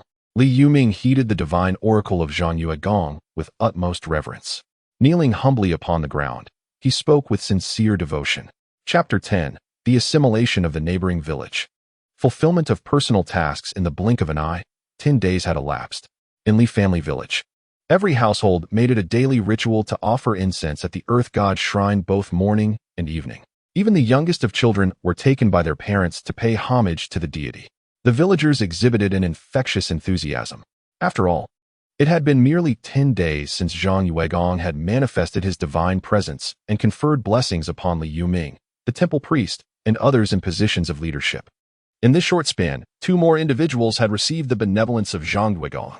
Upon reflection, the villagers discerned that these 2 recipients were exceptionally devout and consistently kind-hearted. This revelation illuminated their understanding. To receive the grace of Zhang Yuegong, one must embody kindness and unwavering devotion. This was the essential condition. Although Li Yuming had previously imparted this wisdom, there exists a profound difference between hearing it from another and grasping it oneself. With this newfound awareness, the atmosphere in Li family village underwent a remarkable transformation. Villagers began to treat one another with kindness, greeting everyone with warm smiles. There was no need for the temple priest, Li Yuming, to compel them. All were remarkably eager to present their offerings of incense each morning and evening. Who would not desire the blessings of Zhang Yuegong to become a formidable warrior in their own right? Meanwhile, across the river in Chun family village, Li Yuming sat with an imposing demeanor, flanked by village chief Li Diyang. Behind them stood Li Xiaowu, Li Diming, and 6 other mid-tier martial artists, along with 2 additional mid-tier martial artists assigned to safeguard the Earth God Shrine. Li Yuming would not tolerate any disrespect towards the shrine. Are you truly Li Yuming? Stammered Chen Matzi, the village chief of Chen family village, disbelief etched across his features. They had grown up in the same era, often clashing as children. Just 2 months prior, he had encountered Li Yuming, who had appeared hunched and weathered, his hair nearly silvered. But now, Li Yuming exuded vitality, his skin radiant. His hair glossy and dark, he seemed to have turned back the hands of time. Could it be that the rumors from Li family village were indeed true? Had the Earth God truly manifested his divine essence? Had Li Yuming, now the temple priest, transformed from white-haired to youthful? Impossible. Surely, there were no deities in this world. Chen Matzi suspected that Li Yuming must have consumed some extraordinary treasure. Chen Matzi, I shall not linger in idle chatter. I have come to inform you that from this day forth, Chen Family Village shall be incorporated into Li Family Village. The idol at your Earth God Shrine will be dismantled, and henceforth, we shall worship Zhang Yuegong, declared Li Yuming with a calm yet authoritative tone. Having served as the temple priest for 10 days, he had begun to emanate a newfound gravitas. What did you say? Chen Matzi gasped, struggling to comprehend. Assimilation? Li Family Village sought to absorb Chen Family Village. The surrounding villagers erupted in outrage, and had it not been for the intervention of a few elders, they might have rushed forward to engage in conflict. Do you not understand? Li Yuming said, his demeanor unchanged. Diang, clarify this for him. Li Diang rose to his feet. His face bore little expression as he slowly approached Chen Matzi, saying, Uncle Chen, by all accounts, you are my elder, and I should not resort to violence against you. However, the temple priest represents the authority of Zhang Yuegong in the mortal realm. The priest's commands are equivalent to those of Zhang Yuegong himself. I apologize for the offense. His voice remained calm. Li Diyang, you dare to challenge me? Chen Matzi, the village chief of Qinjia village, laughed in anger, pulling a wooden stick from beside him and shouting, You think that because I am old, I can no longer contend with you? Come, allow me to teach you a lesson. As soon as he spoke, he swung the stick towards Li Diyang. As the chief of Qinjia village, he was also a first-tier mid-level martial artist who had undergone 2 transformations of his vital energy. Though aged, his experience was vast. With a dull thud, Li Diyang's expression remained indifferent as he effortlessly caught the swinging stick in his hand. No matter how hard Chen Matzi struggled, his face flushed, and the stick did not budge an inch. Do not bully my father. A furious shout came from the side as Chen Matzi's eldest son, Chen Ergu, also wielded a wooden stick and struck forcefully. Qinjia village boasted 2 martial artists in the body refining realm, the village chief, Chen Matzi, and his son, Chen Ergu. Chen Ergu was robust and possessed immense strength. Yet, Li Diang merely extended his hand, seizing the incoming stick with equal ease, remaining completely unfazed. Release it. Li Diang chuckled softly. Suddenly, Chen Matzi and Chen Ergu felt an overwhelming force emanating from the stick, rendering them incapable of holding onto it as they staggered backward. The impact split their palms, causing blood to flow freely. You. Chen Matzi gazed at Li Diyang as if he had encountered a ghost. Disbelief etched on his face. You have become a first-tier limit martial artist. How is that possible? Not long ago, you were merely a first-tier mid-level martial artist. Just like my son, having undergone 2 transformations. His voice trembled with shock. He glanced at Li Yuming, then back at Li Diyang. Could the legends be true? Had the land deity of Li Family Village truly manifested? Chen Matzi, Li Yuming rose, declaring, I have 8 first-tier mid-level martial artists behind me, all blessed by the manifestation of Zhang Yuegong. Fellow villagers of Qinjia village, you must have heard something about the divine manifestations of our land deity. Some of you may have even visited our land temple in Li Family Village to pay respects to Zhang Yuegong. However, as residents of Qinjia village, you should know that Zhang Yuegong is the rightful deity of our Li Family Village. The efficacy of crossing villages to pay homage may not yield the desired results. It would be far better for you to merge with our Li Family Village, where you will all receive the protection of Zhang Yuegong and need not fear demons or evil spirits. In fact, you may also receive the blessings of Zhang Yuegong and rise to become martial artists. Many among you should recall what they were like before. But now, they are all divinely endowed martial artists. As his words resonated, the atmosphere shifted. Li Xiuwu, Li Deming, and 6 others stepped forward, brandishing their machetes, their bodies brimming with vitality. Instantly, the blades were enveloped in a crimson hue. With a fierce slash, the 8 wielders brought down their machetes, slicing through the air with a piercing shriek. They were all mid-tier warriors. Chen Matzi and Chen Ergu gasped in astonishment. The villagers gathered from Chen Family Village were in an uproar. So many warriors? Were they all bestowed by the deity of Li Family Village? Many gazes burned with fervor. In this era plagued by demons and malevolence, warriors held the greatest sway. Everyone aspired to become a warrior. Only as warriors could they stand against the monsters. And now, a path lay before them. Chen Matzi and Chen Ergu's shock transformed into fervent desire. They too yearned for advancement. Nearly 5 days had passed, and Chen Family Village was officially merged into Li Family Village, which was renamed Sihai Village, symbolizing the vastness of the sea that accommodates all rivers. Li Yuming had come to realize that his primary role as the temple steward was to cultivate more believers for Zhang Yuegong. The name Li family village was unsuitable, carrying the implication of familial exclusivity. Thus, he decisively opted for a change. In the divine realm, Li Yu beheld the completed personal task, Part 2, a smile gracing his face. Li Yuming was commendable, displaying remarkable audacity by directly annexing the neighboring village. 7 days had elapsed since the absorption of Chun family village, and merely 22 days since he issued the divine decree. Li Yuming had already fulfilled this mandate. The Pingshan divine symbol. What purpose might it serve? Did it involve flattening mountains or reclaiming land? He gazed at the Pingshan divine symbol that materialized before him after claiming his reward. Chapter 11. The Exorcism Mission. Observing the deities of Blue Star exorcising demons. Name: Pingshan Divine Talisman. Rank: First rank talisman. Effect: upon use, it can level mountains not exceeding 300 zhang in height into fertile land. It is indeed quite literal. To flatten mountains? Li Yux expressed his astonishment. The ability to flatten mountains and reclaim the sea is undeniably a formidable divine power. From his current rank of 9th grade, it was something he would not have dared to contemplate under normal circumstances. Yet now, having merely completed the personal task 2, he had acquired a talisman imbued with such terrifying power. Although there are limitations, only mountains below 300 zhang in height can be leveled. The surrounding peaks of Sihai village are not considered lofty and none surpass that height. He decided to keep this talisman for the time being. Currently, Sihai village had no pressing need to level mountains. Moreover, with so few believers, utilizing the ability to flatten mountains to reclaim the sea would indeed be a waste. I wonder if any deities of Blue Star might be willing to sell the Pingshan Divine Talisman? Li Yux pondered. Over the course of these 17 days, the incense and wishes had transformed into 11 strands of divine power, with 5 strands as task rewards and 1 strand consumed in a dream. He now possessed 89 strands of divine power. Furthermore, the daily harvest of incense and wishes had reached 782 strands. Almost every 3 days, he could accumulate 2 strands of divine power. Over a year, that would amount to over 200 strands of divine power. Additionally, the number of believers would continue to grow. He opened the regional trading interface to check. Unfortunately, there was not a single Pingshan Divine Talisman listed. Perhaps he would check again in a few days. After all, he had only just completed personal task 2, and it was likely that the majority of the deities from Blue Star had not yet completed it. He murmured softly. However, there were certainly some deities who had succeeded. The first 2 tasks were not significantly tied to a deity's rank. Whether a 9th grade land deity or a lesser-known wild deity, they could swiftly complete the initial tasks.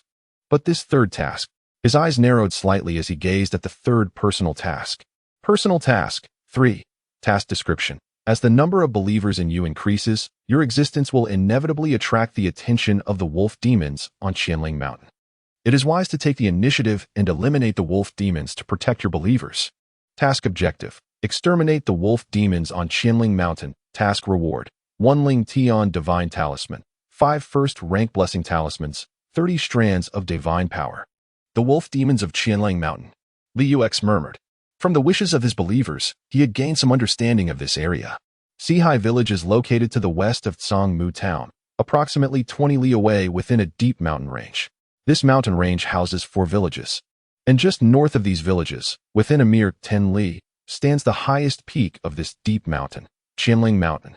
Qianling Mountain is home to a multitude of wild wolves, among which lurks a terrifying wolf demon. Every 3 years, the wolf demon ventures out periodically, randomly selecting one of 4 villages to abduct and consume individuals. Each time, it requires the sacrifice of 9 souls before it is satisfied. Remarkably, the Li family village has been fortunate enough to escape this fate for a full 9 years, while the Chen family village has not been as lucky. 3 years ago, it suffered the loss of 9 adult males to the beast. This misfortune facilitated its easy amalgamation with Li family village, forming the united Shihai village. For the terror of the wolf demons still lingers in their hearts. They yearn for divine protection to shield them from further harm and aspire to become warriors, possessing the strength to confront the demonic threat. Uncertain of the wolf demon's true power atop Qianling Mountain, they draw comparisons with the martial prowess within their world. An insignificant wild deity, if sufficiently empowered, might reach the 2nd-tier limit, while a 9-rank land deity could potentially attain the 4th-tier limit. The 4th tier, known as the Yin Yang realm, is revered as that of a master. A fleeting thought crossed his mind. As far as he understood, a master of the Yin-Yang realm represents an exceptionally formidable martial artist in this world. However, this perspective belongs solely to Li Yuming, Li Diang, and others of their ilk. The precise standing of such masters within the grand tapestry of this world remains to be discerned with greater acuity in the future. Nevertheless, being called a master implies a level of strength that cannot be dismissed. Yet, the true level of the wolf demon atop Qianling Mountain, as well as the weakest tier of the demons and monsters in this realm, remains an enigma. He murmured to himself, acknowledging that even the most knowledgeable villagers, like Li Yuming and Li Diyang, could not provide clarity on this matter. They only understood that martial prowess was the sole means of combating demons and monsters. Yet the exact tier of warriors capable of such feats eluded them. For now, he decided to observe how the other deities from Blue Star accomplished their tasks, suspecting that their starting points were likely similar. The demons faced in the third task should not differ significantly in strength either. His expression remained serene. Despite having ascended to divinity, he refused to act recklessly. After all, as a deity, one must value their life. He accessed the regional chat interface, perusing it slowly without contributing to the conversation, merely observing. He believed that if someone were to undertake the third task, many would eagerly share their experiences. Even in the throes of death, surely they would post something first. The first two tasks had seen similar patterns, and he expected the third would follow suit. Seated cross-legged in the divine domain, he savored the conversations among the Blue Star deities. In this monotonous world, his greatest pleasure lay in witnessing the whimsical exchanges of these peculiar deities. Without the regional chat interface, he would struggle to pass the time. As a deity, he need not invest time in cultivation. His focus was solely on the development of his followers. With ample free time each day, the rapid refresh of information on the regional chat interface provided him with endless amusement. The idol deities are far from being limited to just one. After 3 days of deep contemplation, he felt a slight surge of spirit as he finally glimpsed the live broadcast detailing the third personal mission. Dear brothers and sisters, I've noticed many inquiries regarding the strength of the demons in the third task over the past few days, and today, I am here to address them.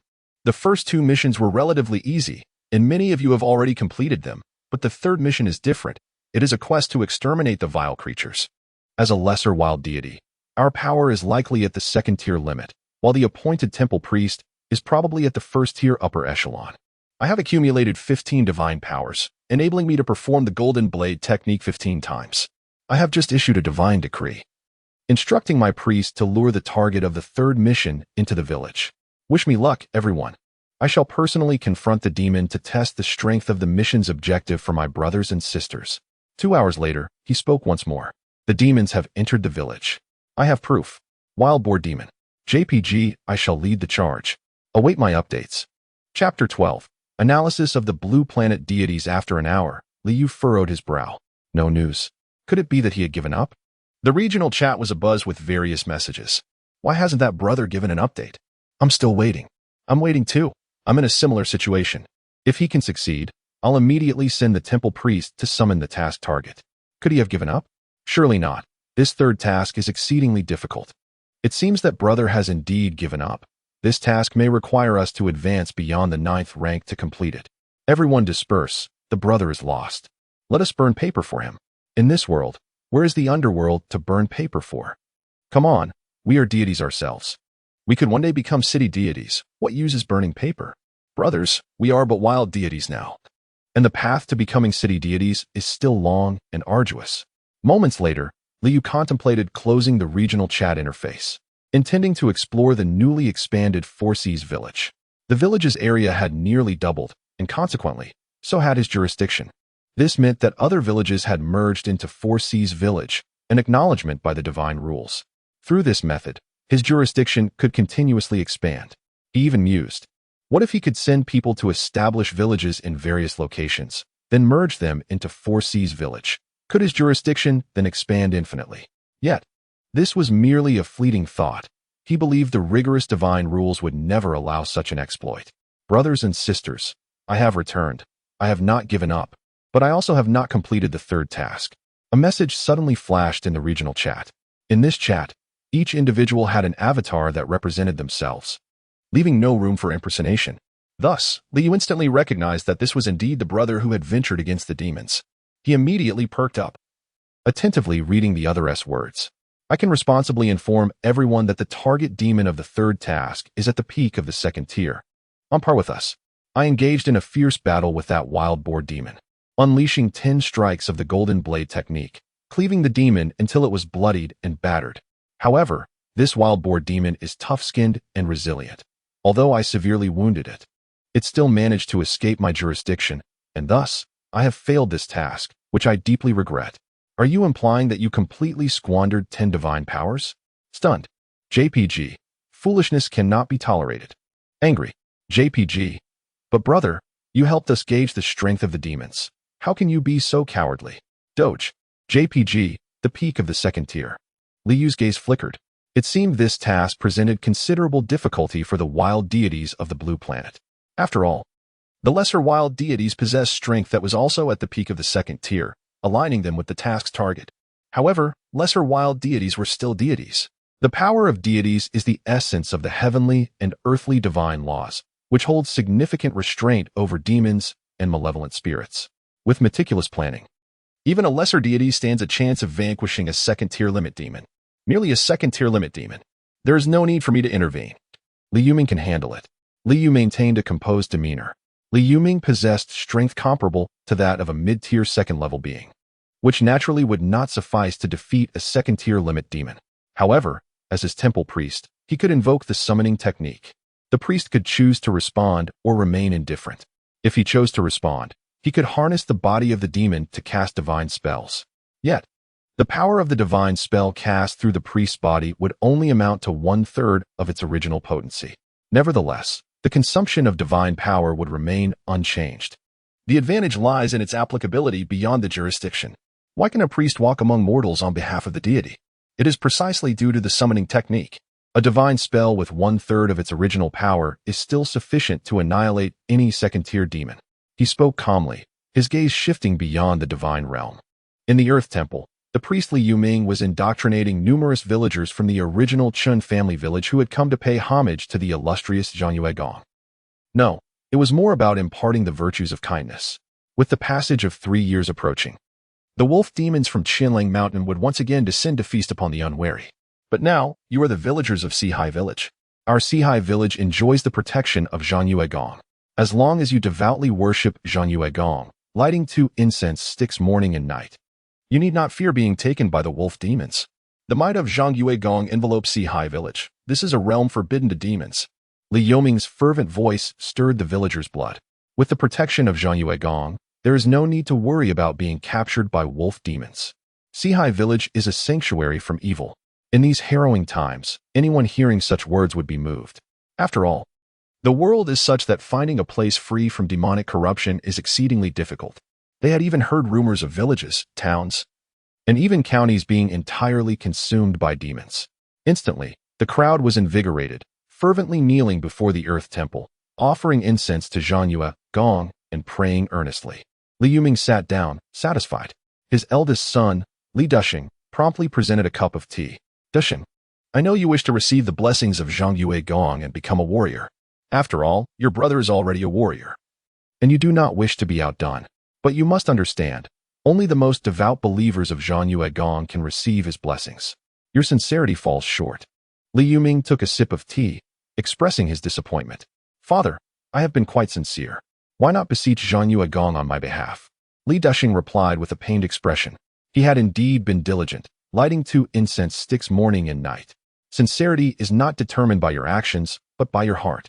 Whether you possess genuine and profound devotion to Zhang Yuegong is something only you can discern. As for asking Zhang Yuegong for blessings on your behalf, do not even entertain such thoughts. Li Yuming set down his teacup and spoke with calm determination.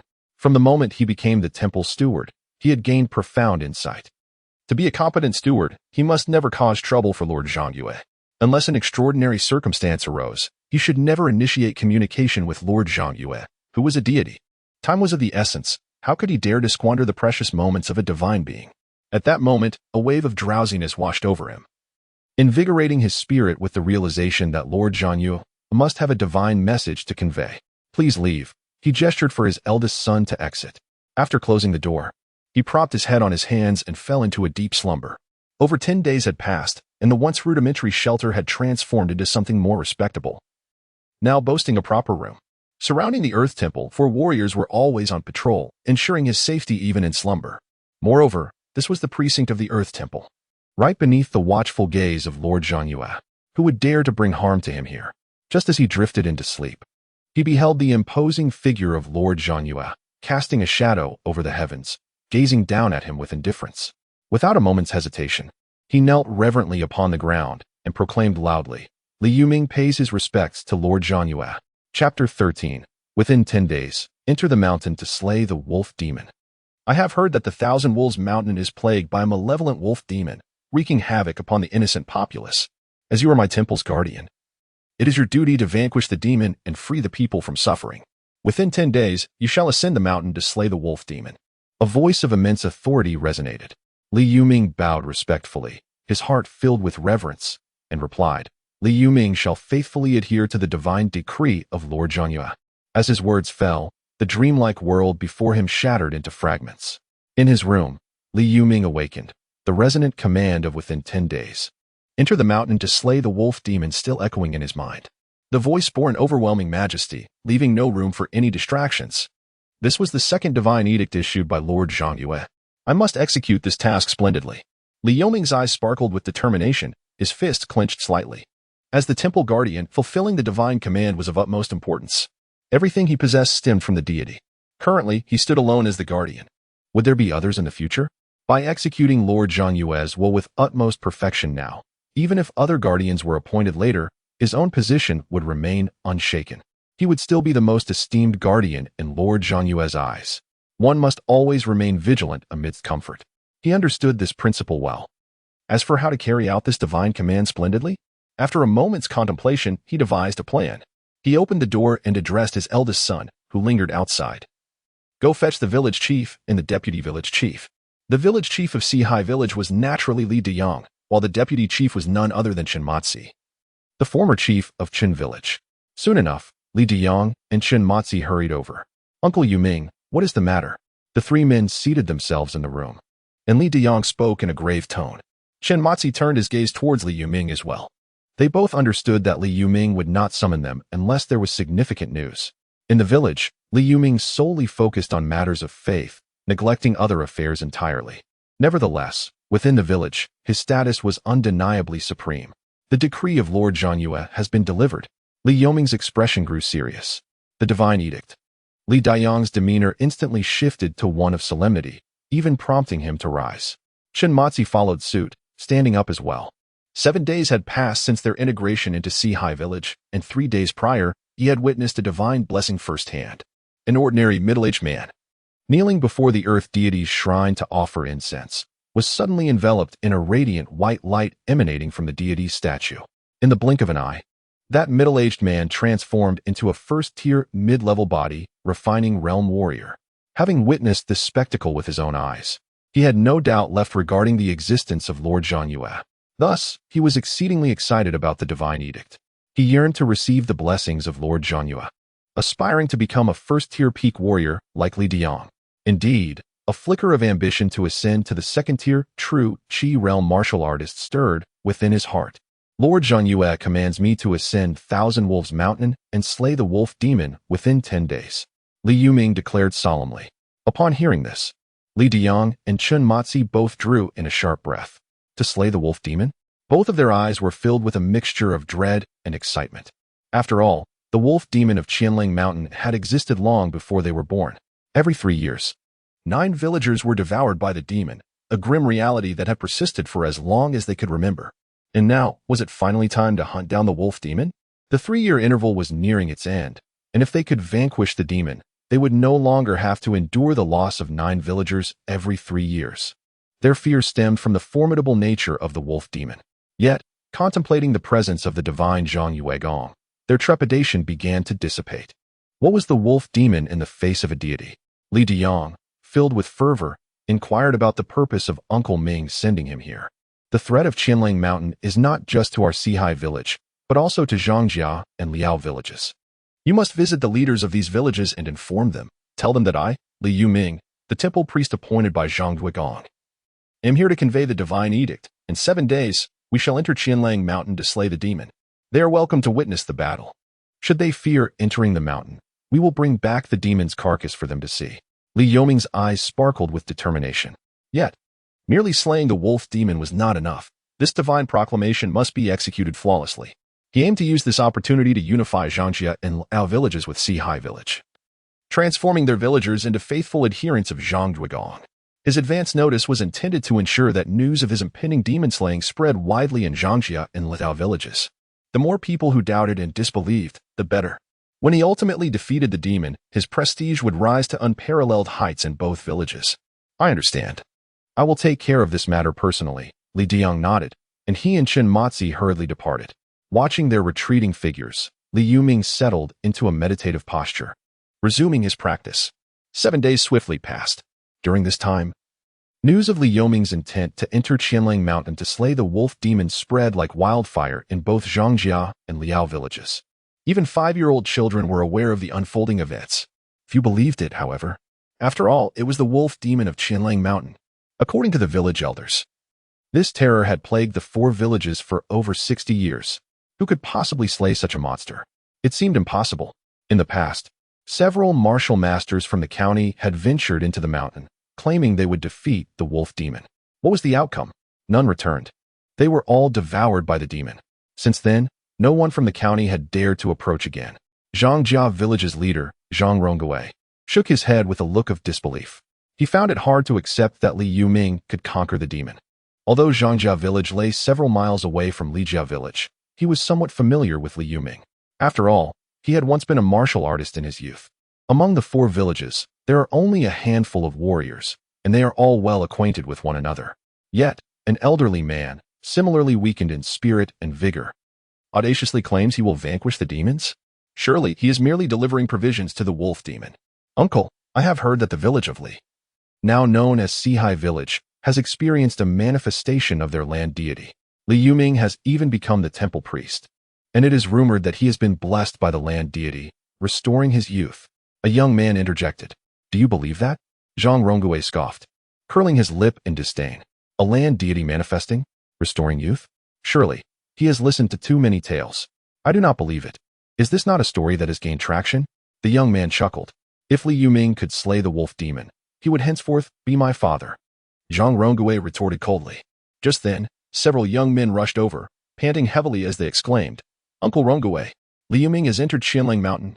The crowd was taken aback. Zhang Rongwei was particularly astonished. He truly ventured into the mountain? Has Li Yuming lost his mind? Over the years, none who have entered Qianlang Mountain have returned alive. Chapter 14. The Summoning of the Divine Spirit. May the great god of Changyue descend. Qianlang Mountain, located approximately 9 li north of Sihai village, is a realm where even the bravest dare not venture. Amidst these towering peaks, 9 li is not a short distance.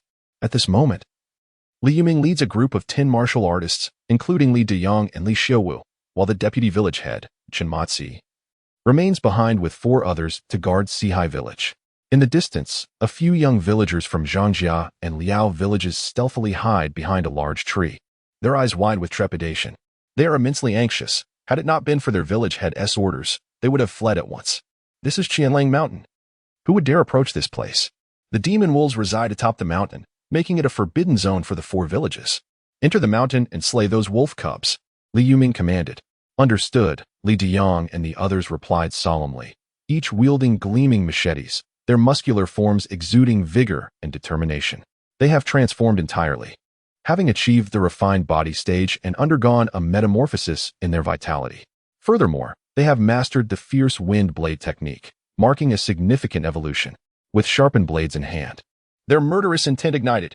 Into the mountain, Li Yuming declared with a serious demeanor, waving his hand as he stepped into Qianlang Mountain, followed closely by the 10 men who spread out slightly. They have all entered.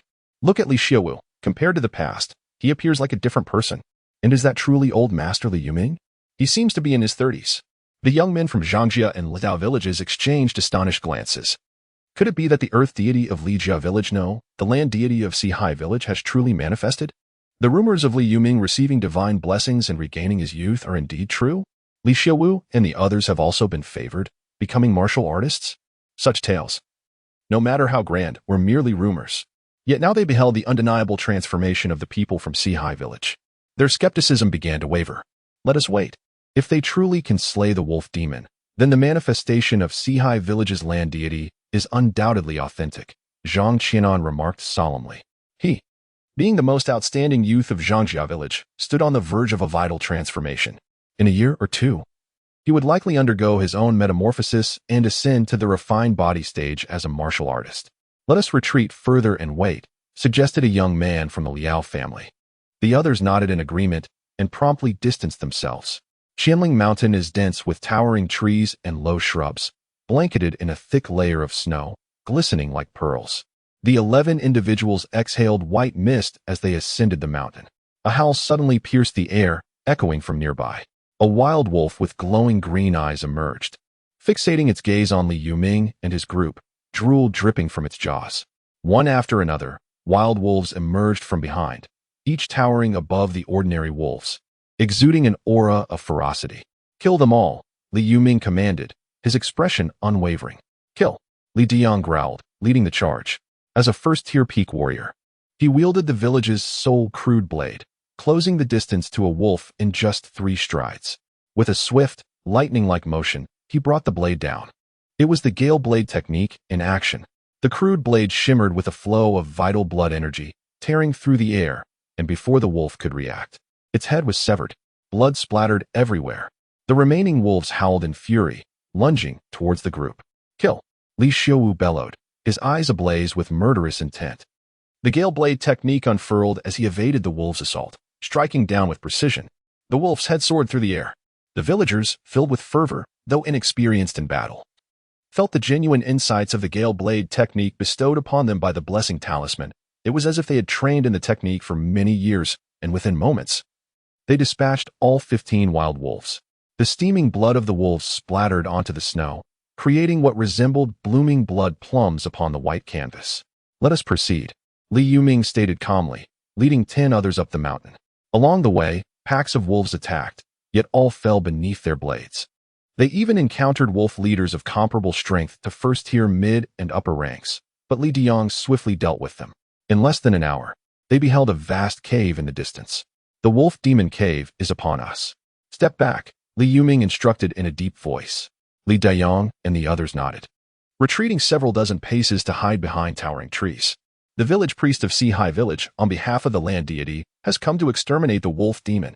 Li Yuming inhaled deeply and shouted with vigor. The sound reverberated, stirring the swirling snow. The echoes even reached Qianling Mountain, resonating. The village priest of Sihai village, on behalf of the land deity, has come to exterminate the wolf demon. On behalf of the land deity, has come to exterminate the wolf demon. To exterminate the wolf demon. Wolf demon. Villagers from Zhangjia village and Liao village below were taken aback, their faces reflecting shock. Is that the voice of old Li Yuming, coming down from Qianling Mountain? The frail old man has become so formidable? Could it be that he truly received the blessing of the land deity? Suddenly, a thunderous roar emanated from the wolf demon cave, causing the earth to tremble slightly. The accumulated snow around the cave fell away, and flurries danced from the branches of nearby trees. Land deity? A deep, chilling voice resonated from within the cave. What righteous deity exists in this world? If there were, I would relish the taste of divinity. First, I will consume you all. Then I shall destroy your land temple and devour your entire family. The next moment, a colossal wolf, towering over 2 zhang, emerged from the den of the wolf demon. Its icy gaze was tinged with crimson, and its fur was as dark as the deepest ink, exuding an aura of sinister energy. It looked down upon Li Yuming, its eyes betraying a sense of disdain. Such a wretched creature dared to seek trouble with it? It opened its mouth, poised to bite Li Yuming. Simultaneously, an overwhelming surge of demonic energy enveloped it, forming a gigantic wolf claw, intent on seizing Li Yuming before devouring him whole. Behind, witnessing the enormous demon wolf before them, Li Diang, Li Xiuwu, and others were gripped by tension, sweat pouring down their foreheads and spines. This was the infamous and terrifying wolf demon. Merely catching sight of it felt akin to carrying an immense mountain on their backs, the pressure overwhelming, their faces turning pale. You wretched being! How dare you show disrespect to the righteous deity? I humbly beseech the divine might of Zhangyue Gong to descend. Even in the face of such a colossal and terrifying wolf demon, Li Yuming remained composed, uttering his plea with reverence. Without any hesitation, he immediately invoked the divine summoning technique. The strength of this wolf demon surpassed his limits. Alone, he was utterly incapable of contending with it. Only by invoking the divine power of Zhang Yuegong could he hope to vanquish the wolf demon. Boom! As his words echoed, a brilliant golden light suddenly burst forth from the land temple of Sihai village. It then traversed across Zhangjiao village and Liaojia village, resembling a magnificent rainbow as it descended upon Li Yuming amidst the thousand-wolf mountain. Within the golden radiance, divine authority surged. A terrifying pressure rolled forth. In that moment, the colossal wolf demon found itself utterly immobilized, its expression one of horror, as boundless fear welled up within its heart. Chapter 15I. The celestial deity of the Four Seas village bestow upon you death. God, a deity? The wolf demon was engulfed in sheer terror. It beheld the descending golden radiance and felt the terrifying, vast divine power emanating from it, causing its heart to tremble in fear. How could this be possible? There truly exists a deity in this world. The legendary deity had appeared before its very eyes. Its massive demon form quivered under the weight of this overwhelming divine might, and it immediately knelt on the ground, trembling with fear, pleading, "Great deity, spare me. Great deity, spare me. This little demon will no longer harm anyone. I am willing to serve you, great deity. Please grant me mercy," it implored, quaking on the ground. The sight of the colossal wolf kneeling was profoundly shocking. Li Deyang, Li Xiaowu, and the others were visibly astonished. Was this the might of a deity? Even the illustrious Zhang Yuegong had not made an appearance. Merely the divine power radiated forth, and the once fearsome wolf demons of Qianlang Mountain were brought to their knees. Their faith in Zhang Yuegong intensified, becoming almost fervent. At this moment, the golden light surged majestically, even forming a grand golden visage in the sky. Though the features were indistinct, the eyes were strikingly clear, cold, and imposing, gazing down upon the kneeling wolf demons with an air of authority. This scene left the villagers from Zhangjiakan and Liaojia village below in a state of astonishment. They gaped in awe at the immense golden face, feeling their own insignificance in the presence of such divine power. That. A young man stammered, unable to articulate his thoughts, overwhelmed by shock. Moreover, they had just heard Li Yuming's thunderous roar, invoking the words, "May the divine might of Zhang Yuegong descend." They had witnessed the magnificent rainbow arching across the sky and descending into Qianlang Mountain, forming the golden visage. If this was not a deity, then what was? The tales from Four Seas Village were evidently true. The land deity of Four Seas Village did indeed exist. The villagers immediately knelt, their faces reflecting excitement, reverence, and awe. The wolf demons of Qianlang Mountain were doomed. The deity had descended to vanquish the wicked. The villagers of these few villages would no longer have to fear being devoured by the wolf demons. They had resolved that upon their return, they would hasten to the land temple of Four Seas Village to pay homage to the deity. What was that? In Zhangjiakan, the esteemed village leader, Zhang Rongui, gaped in disbelief. The thunderous rainbow had just struck Qianlang Mountain, and now a golden visage loomed above it. Could it be? Was this truly the manifestation of a deity? Had Li Yuming entered Qianlang Mountain, beseeching the deity to reveal itself and eradicate the demons? Trembling, he knelt down, tears streaming down his face. The other villagers also knelt, bowing in reverence to the golden visage visible even from 6 or 7 miles away. All the villagers were exceedingly exhilarated. A deity, a true deity. In Liao family village, villagers, including the village chief, knelt on the ground, ceaselessly bowing in reverence. The divine presence had manifested, vanquishing demons and monsters. Who could witness such a scene without feeling a surge of excitement? If they had suddenly caught sight of a golden visage appearing on Qianlang Mountain from afar, they might have been bewildered, even gripped by fear. However, for the past 7 days, Sihai village had been proclaiming that Li Yuming, having received a divine oracle, would ascend the mountain to exterminate the demons today. At this moment, witnessing such an extraordinary spectacle, they comprehended everything. Li Yuming had summoned the deity to slay the wolf demon, a being of sin, utterly unforgivable. I, the righteous deity of Sihai village, bestow upon you death. Li Yu gazed down at the terror-stricken wolf demon below, speaking with an indifferent tone. His voice resounded across the entire Qianlang Mountain. In the next instant, as his thoughts stirred, dark clouds gathered in the heavens, accompanied by the crackling of thunder. A bolt of lightning, as thick as a barrel, suddenly descended from the sky, resembling a twisted, roaring thunder dragon that opened its massive jaws to obliterate the demon's head. In its final moments, the wolf demon, driven to madness, desperately summoned its demonic energy to form a shield above its head. Yet, the overwhelming might of heaven was insurmountable. Under the divine might, the wolf demon perished. Even its soul was reduced to ashes beneath the celestial thunder. With a whoosh, the immense golden visage in the sky dissipated. The radiant aura surrounding Li Yuming faded as well. The divine presence vanished, yet the entire Qianlang mountain still seemed to resonate with remnants of that power. Enveloped in an eerie silence devoid of sound, Li Yuming's complexion turned pale. Bearing the weight of divine authority had indeed placed immense strain upon him. Nevertheless, he felt a significant increase in his own energy, surging by a third, drawing him closer to the pinnacle of the second tier. Cleanse the mountain of all wild wolves to prevent them from descending and endangering the villagers. He inhaled deeply and commanded. Yes, Li Jiang, Li Xiaowu, and others wore expressions of excitement. The deity's might was, indeed, unfathomable. They had directly wielded the power of thunder and the heavens to eradicate evil. The horrifying scene of gathering dark clouds and descending thunder was witnessed from afar by several young individuals at the foot of the mountain, as well as the villagers of Zhang family village, Liao family village, and Sihai village. All were filled with exhilaration, awe, and terror. Was this the power of a deity? Truly fearsome. At this moment, regardless of whether they were the village chief or elders of Zhang family village or Liao family village, thoughts of merging with Sihai village surged within them. If Chun family village could unite with Sihai village to receive the protection of its land deity, why could they not? In a world rife with demons and malevolence, who would not desire the sanctuary of a divine being? Within the divine realm, Li Yu observed as 20 strands of divine power suddenly vanished, twitching the corner of his mouth. In response to the fact that the invocation of deities consumes 10 units of divine power, along with the heavenly thunder technique which also demands 10 units, it becomes evident that divine power is rather fleeting. One could easily find oneself depleted by 20 units in an instant.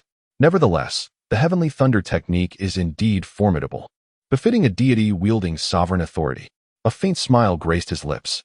Subsequently, his gaze shifted towards the personal tasks. At that moment, personal task 3 was marked as completed. He promptly claimed the rewards for the task. He held a significant regard for the spiritual field talisman. The enhancement of a believer's strength should not solely rely on his blessings. They must also cultivate their own path to advancement. The spiritual field talisman has the capability to conjure a spiritual field, yielding spiritual rice.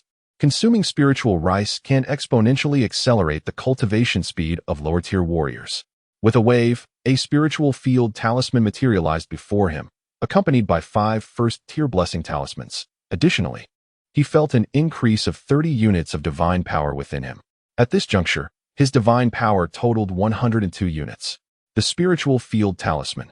He gazed intently at the spiritual field talisman before him, as streams of information began to unfold. Chapter 16, Deities and Enemies.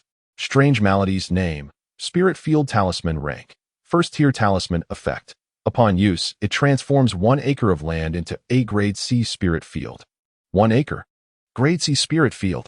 A flicker ignited in Li Yu's gaze. This world possesses spirit fields. Within these fields, spirit rice is cultivated and harvested. According to the memories gleaned from Li Yuming, spirit rice is exceedingly precious. Its value stems naturally from the rarity of spirit fields. To Li Yuming's knowledge, there exists merely 1.5 acres of spirit field within the county, a prized asset of the most formidable faction therein. Moreover, that 1.5 acres is merely a grade D spirit field, far inferior to the grade C spirit field. This spirit field talisman can be utilized now. However, it is also a divine opportunity. Li Yuming plans to employ it once he incorporates those 2 villages into the Four Seas village. He mused, wondering how many more believers he would acquire from this slaughter of the wolf demon. He murmured to himself. Furthermore, he discovered that another grade A believer had emerged, Li Xiaowu. To his surprise, the 3rd grade A believer turned out to be him. Li Xiaowu left a considerable impression on him, having previously studied his life story. Orphaned in childhood, he grew up on the charity of others, possessing a commendable appearance and sharp intellect. When he had only 2 blessing talismans to bestow, he chose Li Xiaowu over Li Deming. This choice further illustrated Li Xiaowu's exceptional nature. At the very least, among the youth of Four Seas village, he ranked quite well. TSK. Being orphaned lays the groundwork for a protagonist archetype. He chuckled softly. Of course, regardless of the protagonist, under his guidance, they would become his believers. Since Li Xiaowu had attained the status of a grade A believer, progress must be made once more. His expression remained calm. In his possession were still 39 first-tier blessing talismans. He held his own ideas regarding blessings. Only upon reaching the grade B believer level could one receive his blessings. The elderly and older women could undergo a disease purging ritual, alleviating their ailments and restoring their health. Meanwhile, middle-aged individuals and young men and women would receive a first-tier blessing talisman, becoming warriors.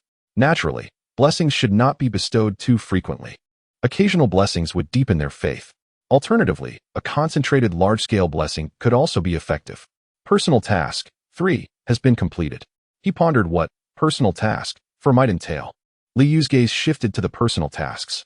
He bore no aversion to personal tasks, for tasks devoid of penalties and solely offering rewards are universally appealing.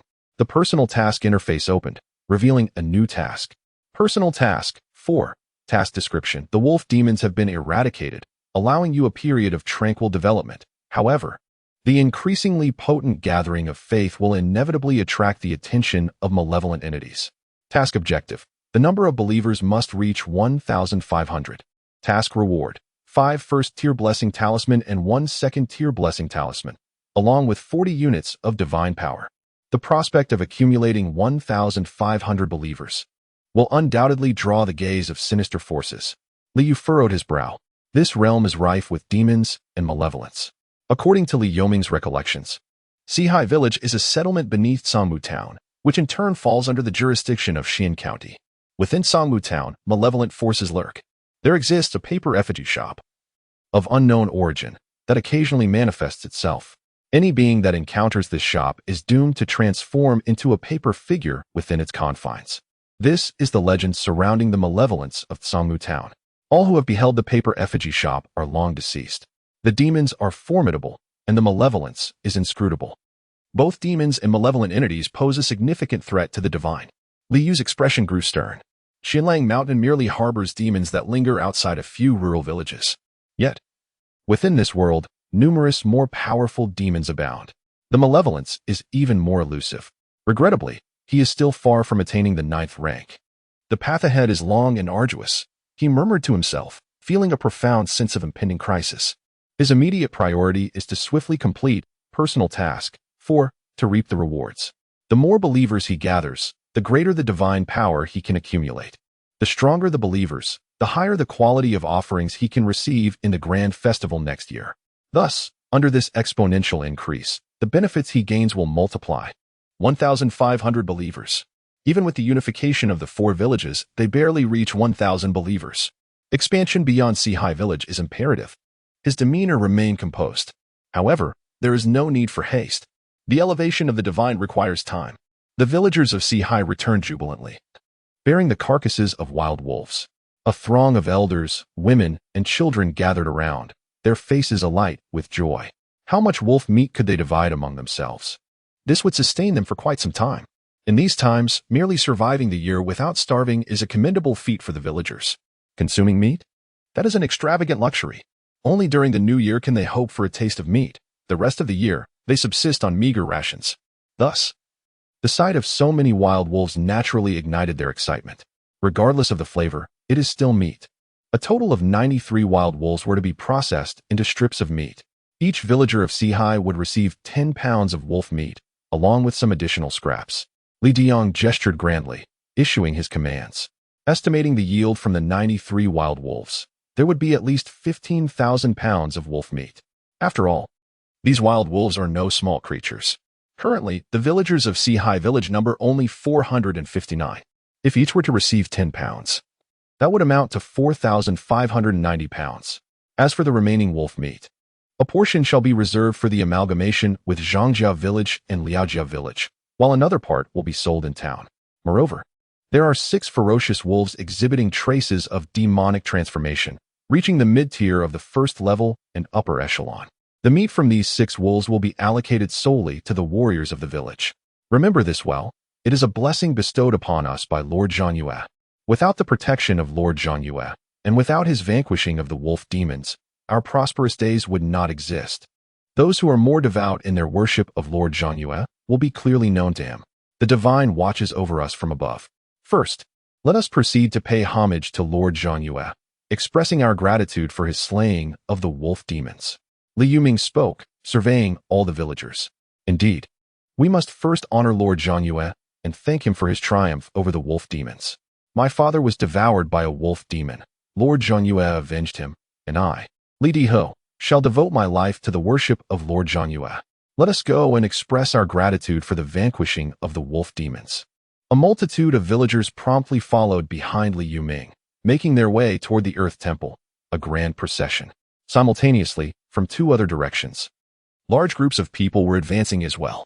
Zhang Rongui, Liao Jinji, what brings you here? Upon seeing the throngs of villagers from Zhangjia and Liaojia villages, Li Yuming felt a smile blossom within, though he maintained a composed demeanor as he spoke. Chapter 17. The Surge of Believers and the Unification of Four Villages. Observing Li Yuming, who appeared to be in his 30s, Zhang Rongui was filled with astonishment. It is noteworthy that Li Yuming was actually 2 years older than him. Yet, walking together, they seemed to span an entire generation. Truly, divine grace is as boundless as the ocean. He marveled inwardly, though his countenance remained solemn as he addressed Li Yuming. Respected temple priest, I am Zhang Rongui, the village chief of Zhangjia village. I have brought the villagers here to pay homage to Lord Zhangyue, and we wish to merge Zhangjia village with Sihai village. Likewise for us at Liao village. Liao Jinji, a middle-aged man, quickly added, Haha, welcome, Zhangjia village and Liao village. From this moment forth, we shall all be denizens of Sihai village, forever under the protection of Lord Zhangyue. Li Yuming exclaimed with a hearty laugh. He too felt a surge of excitement within. The four villages had existed in this region for over a century. It was unimaginable that today, he, Li Yuming, would unite them all. The villagers, including Zhang Rongui, Liao Jinji, and a multitude of others, beamed with joy. With divine protection, they no longer had to fear the day when demons might devour them. A throng of villagers made their way towards the Earth God Temple. Upon reaching its vicinity, each villager, including those from Sihai village, retrieved incense and lit it in respectful worship. We thank Lord Zhangyue for vanquishing the wolf demon and safeguarding us. Li Yuming proclaimed, bowing deeply. We thank Lord Zhangyue for vanquishing the wolf demon and safeguarding us. Echoed Li Diyang, Li Xiuwu, Chun Matzi, Chen Ergu, Zhang Rongui, Liao Jinji, and all the villagers. Their voices resonated with solemnity, carrying far and wide. In the divine realm, Li Yu observed the sea of kneeling villagers outside the Earth God Temple, a smile gracing his lips. He could sense that within a single day, he had acquired a multitude of believers, many of whom were elevating their levels of faith. Slaying the wolf demon was indeed the most potent miracle, a significant benefit to all villagers, and a means to avenge their blood feud. A tangible deity, one who slays demons for the villagers and bestows blessings upon believers, who would not wish to place their faith in such a being, especially in a world rife with malevolent creatures. He chuckled softly and opened the believer information to take a glance. Believer information, daily incense offerings. 1. 694, level 0 believers. 0 daily offering of 100, 000 incense. Level 1 believers. 0 daily offering of 10, 000 incense. Level 2 believers. 0 daily offering of 1, 000 incense. Level 3 believers. 4 daily offering of 100 incense. Level 4 believers. 62 daily offering of 10 incense. Level 5 believers. 665 daily offering of 1 incense. Level 6 believers. 91 every 10 days offering of 1 incense. Thus, there are now 822 believers, with daily incense offerings experiencing a significant increase. Almost every 2 days, 3 strands of divine power can be condensed. Li Yu remarked with satisfaction. Moreover, he discovered that, in addition to Li Yuming, Li Diyang, and Li Xiuwu, there was unexpectedly another Class A believer, Li Xiuling. This was the young individual who had only recently received the divine blessing. It was astonishing to see him attain the status of a Class A believer so swiftly. He raised his brow. He had perused the life story of Li Xiuling, finding it rather uneventful. Born in the village, he had never ventured beyond its borders. His parents were farmers, and he had 2 younger brothers and a sister, so as the eldest, he naturally assisted his parents in their agricultural endeavors. At just 23 years of age, he appeared akin to a man in his 30s. However, since becoming a Class B believer and receiving his blessing. His fate had already begun to transform. Now, as a Class A believer, he stood at the forefront. He took out the land register to examine the information of all Class B believers. Among them, 6 had committed numerous misdeeds. These individuals were temporarily excluded from receiving blessings, unless they demonstrated sincere faith for over a decade and engaged in virtuous deeds. Excluding the 10 Class B believers who had already received blessings, there were still 46 eligible Class B believers. Among them, 33 were elderly or middle-aged women, while the remaining 13 were middle-aged men and young individuals. Li Yu's gaze was calm as he gently waved his hand. One after another, 18 first-tier divine blessing talismans appeared beside him, glowing with radiant white light. Seizing the opportunity while the awe of slaying the wolf demons still lingered in the villagers' hearts, bestowing these talismans would undoubtedly deepen their faith. The slaying of the wolf demon was a divine might akin to a prison, while the granting of the talismans was a divine grace as vast as the sea. Moreover, it was time for Sea High Village to expand outward. A greater number of martial artists would be essential to accomplish this task. Currently, the total number of martial artists in Sea High Village, including the 2 recently incorporated villages, was merely 19. Among them, 3 were elderly individuals in a state of decline and could no longer fight. However, this was of little concern. As long as they received his first-tier divine blessing talismans, they would instantly rejuvenate and regain the vitality of youth. With a thought, the 18 first-tier divine blessing talismans soared forth from the divine realm. Zhang Rongui was profoundly devout. From the moment he witnessed the miraculous event and the slaying of the wolf demon, his heart brimmed with reverence for Zhang Yuegong. When he was a child, his 3 brothers and 1 sister had all been devoured by the wolf demon. His hatred for the creature ran deep. Yet, over the years, even martial masters from the county had ventured into the mountains, only to perish at the hands of the wolf demon. Now, having aged, he found himself paralyzed by fear of the beast. Thus, when he first heard that Li Yuming intended to enter the mountains to slay the demon, he was incredulous. In his mind, the wolf demon was far too powerful, an invincible foe. But now, the wolf demon lay slain, vanquished by the deity. This fear he harbored for the wolf demon instantly transmuted into a profound and sincere faith in Zhang Yuegong. Gratitude filled Zhang Rongui as he acknowledged the valor of the illustrious Duke Zhang in vanquishing the wolf demon, avenging his beloved kin. Yet, at that very moment, he beheld radiant beams of white light emanating from the statue of the earth deity.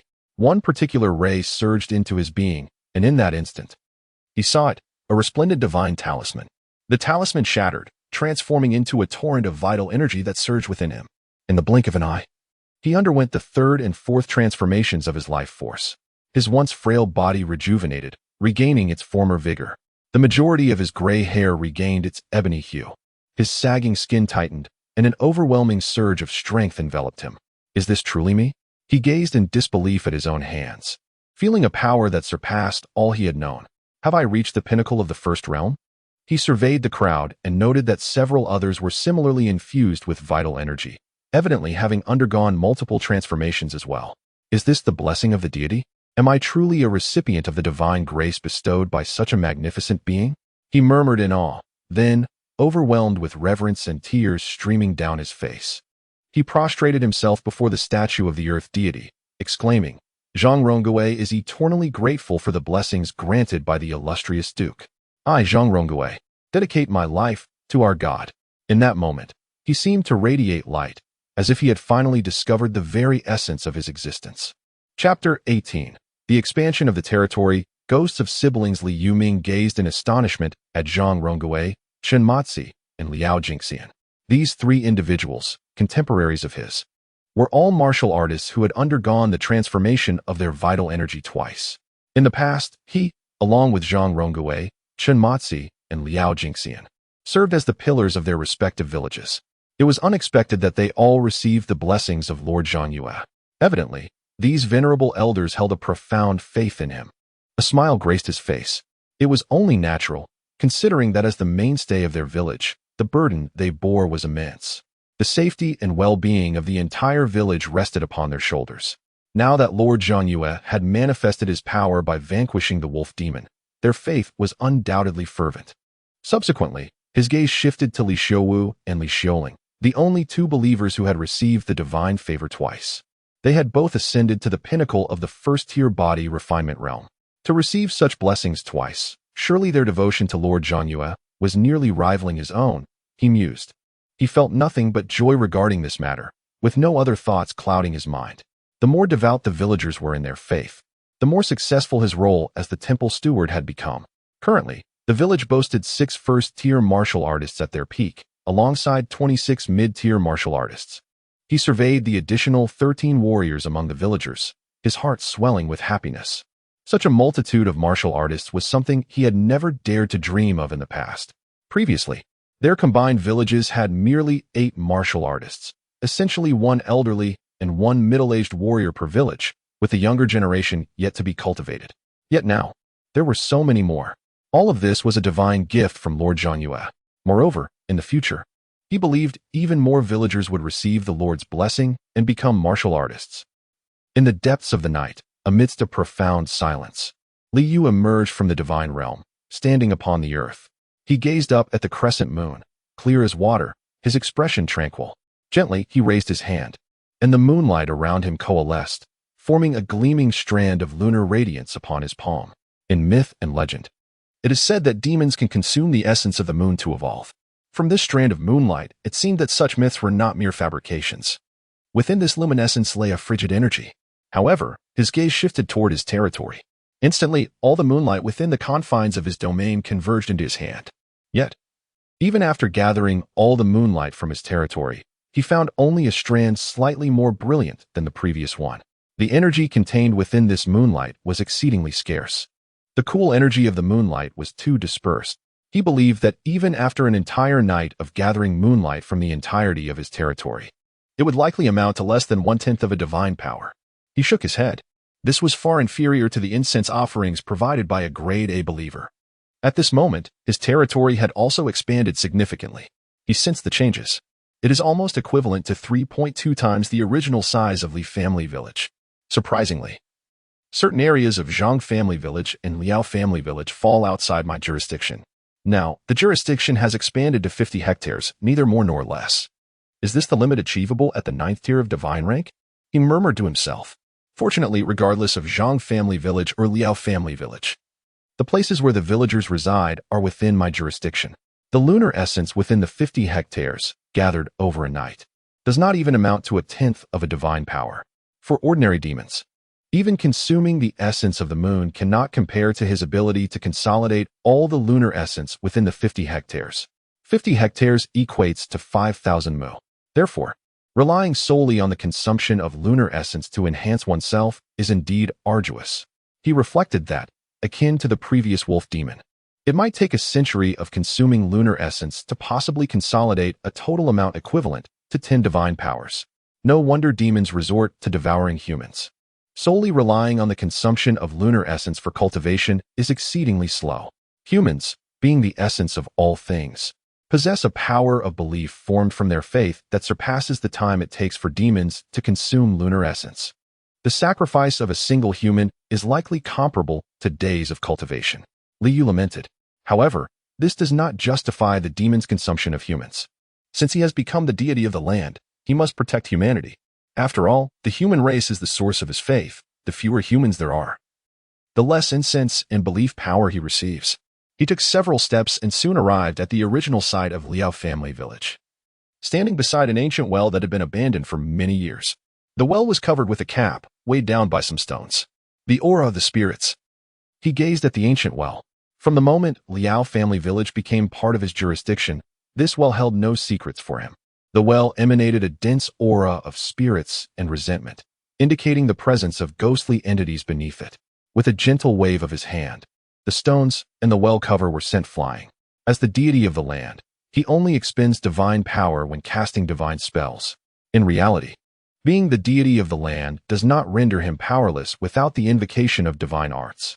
Quite the opposite. Merely by virtue of his foundational abilities as a 9th-tier land deity, his strength exceeds that of a 3rd-tier limit. At this moment, with a mere flick of his sleeve, he sent the stones and the well cover soaring. Yet, there was more than one ghostly entity. His expression remained calm. Dressed in the garments of the land deity, crowned with the land deity's diadem, and holding the land deity's seal. He spoke softly, "Will you not emerge to pay your respects to me? Must I come to seek you out?" As his words fell, An even denser aura of spirits surged forth from beneath the well, materializing into two ghostly figures. The first was a young man. Appearing to have been merely 17 or 18 at the time of his death, his gaze towards Liu filled with terror, yet he still gritted his teeth. Positioning himself protectively in front of the second ghostly figure, another specter, timid and trembling, appeared before him, a young girl who should not have been more than 15 at the time of her demise, her eyes filled with terror. In their gaze, Liu emanated an aura of divine radiance, his presence exuding an overwhelming majesty akin to the heavens themselves. Merely standing before them instilled a sense of impending dissolution. As if they would evaporate into nothingness, Liao Xiao of Liao Village pays homage to the revered deity. The girl hastily knelt, tugging at the boy beside her. Liao Qingping of Liao Village pays homage to the revered deity. The boy followed suit, kneeling as well. Both of them were shrouded in a thick aura of ghostly energy, yet devoid of any malevolent intent. Clearly, they had not harmed the living. What, then, kept them wandering in the realm of mortals? From whence did their resentment arise? Liu inquired with a calm demeanor. Since the moment he ascended to the status of a land deity, he had sensed the existence of an underworld realm, albeit faintly. This awareness, though vague, affirmed his understanding that this world possessed its own nether domain. As for the workings of that underworld and whether it was overseen by any divine entities, such knowledge eluded him. However, it was expected that the souls of departed beings would journey to that realm. Please, revered deity, grant us justice for my brother and me, the girl beseeched, bowing deeply, her voice quivering with sorrow. Chapter 19. The Enfeefment of Ghostly Messengers, Punishing Evil and Promoting Goodness. Liu spoke with a tranquil tone. Although his voice was unadorned, it resonated with an air of authority in the ears of the ghostly beings, Liao Xiao and Liao Qingping. Respected deity, my brother and I were orphaned at a young age, relying solely upon each other for companionship. However, due to my beauty, Liao Daqiang's eldest son, Liao Xiong, sought to take me as his concubine. I refused his advances. One evening, while I was here fetching water, I inadvertently encountered Liao Xiong, who attempted to force himself upon me. I vowed to resist him at all costs, which incited his wrath, leading him to cast me into the well. My brother, in search of me, was also pushed into the well by the lurking Liao Xiong. We perished within, and henceforth, the village chief sealed the well. As for Liao Xiong at this point, Liao Xiao's eyes brimmed with loathing. He somehow acquired a talisman that forbids my brother and me from approaching him, even in death. Now he has ventured into town, where he runs a tavern, living a life of indulgence. I can only lament that even as a specter, I am powerless to exact vengeance. I beseech you, revered deity, to render justice for my brother and me. She bowed deeply, repeatedly. Liao Qingping remained silent beside her, joining in the act of reverence. Liu extended his right hand, and instantly, the land deed materialized in his grasp. As his gaze fell upon it, the land deed autonomously turned to the page of Liao Xiong. It meticulously chronicled the life and deeds of Liao Xiong, aligning precisely with Liao Xiao's account. As the rightful deity of Sihai Village, he was tasked not only with rewarding virtue but also with punishing wrongdoing. The phrase above one's head, "The divine presence watches," was not mere rhetoric. Every villager's life story, from birth onwards, was meticulously inscribed in the land deed, detailing every good or evil deed without omission. Rest assured, I shall advocate on your behalf. My ranks are in need of spectral soldiers and ghostly messengers. Would you two siblings be willing to serve under my command as spectral soldiers or ghostly messengers? He inquired, gazing down at Liao Xiao and Liao Qingping. The second part of the divine warfare concerns the battles of deities. Spectral soldiers also belong to this divine conflict. Moreover, many matters require the assistance of spectral soldiers and ghostly messengers. It would be unbecoming for a deity of my stature to attend to trivial tasks such as soul retrieval. If the revered deity is willing to act on our behalf, we shall heed your commands. Liao Xiao declared resolutely. Liao Qingping immediately nodded in agreement. Excellent. A satisfied expression graced Liu's face. He conjured two streams of divine power, radiating magnificence and formidable authority. These two streams gradually coalesced before him into two ash-gray divine talismans, each inscribed with intricate and arcane runes that exuded divine majesty. These were the talisman of spectral soldiers. Once infused within the ghostly form, they would be consecrated as spectral soldiers. Moreover, spectral soldiers are categorized into two types, one dedicated to warfare and the other tasked with soul retrieval. Dividing by the system of earthly dynasties, one belongs to the soldiers, the other to the officials. However, in the underworld, the ghostly messengers are transformed from the shadow soldiers. Thus, the official appointment of these messengers utilizes the Shadow Soldier Divine Talisman. The subtle runes inscribed on the talisman differ slightly. These nuances can be freely controlled during the condensation of the Shadow Soldier Divine Talisman. I, the rightful deity of the Four Seas Village, hereby appoint Liao Xiaoer as the ghostly messenger of Four Seas Village.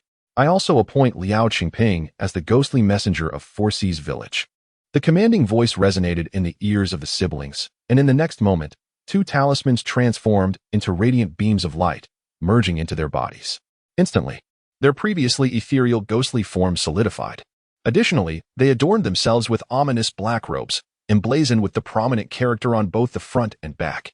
This character subtly emanated a hint of divine power, setting them apart from ordinary spirits. Furthermore, an illusory chain manifested around their waists. This was the soul-binding chain. Although it was currently formed merely from ghostly energy, the divine power bestowed upon the character still granted it the ability to bind souls. Thank you for your divine grace. Liao Xiaoer and Liao Qingping exclaimed with overwhelming joy, promptly bowing in gratitude. They could both sense their newfound strength surging within them. In the past, they had only dared to bully ordinary people, and no martial artist would approach them. Yet now, they felt unfazed even in the presence of robust warriors. Go forth. Capture the soul of Liao Xiong, Liu commanded. The newly appointed shadow soldiers could only be considered as reserved ghostly messengers. Their strength was not significantly greater than that of a mid-tier, first-level martial artist. Only through his invocation of tenfold divine power to enhance the shadow soldiers could they ascend to the rank of official-level ghostly messengers. The strength of A-level ghostly messenger was merely a notch below the temple priestly Yuming, comparable to a lower-tier second-level warrior. Furthermore, if he were to employ the divine technique Shadow Soldier Artifact, equipping the shadow soldiers with an artifact, they could rise to C-level shadow soldiers, resulting in a dramatic increase in power. As a deity of the 9th rank, the strongest shadow soldiers under his command could only reach the status of C-level shadow soldiers. Nonetheless, C-level shadow soldiers were already formidable, their strength not inferior to that of upper-tier second-level warriors.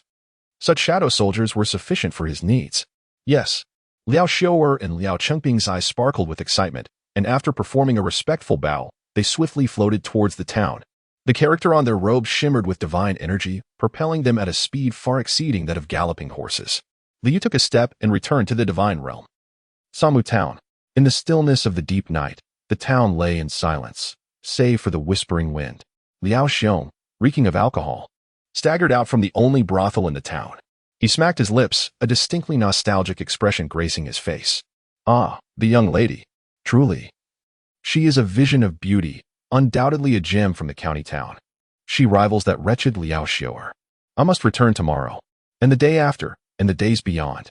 His intoxicated gaze was clouded, and he emitted a lewd chuckle, lingering on the edge of desire. Yet, as March had only just begun, the chill of spring was still biting, causing him to shiver and hasten his steps. Around his neck dangled a palm-sized yellow talisman.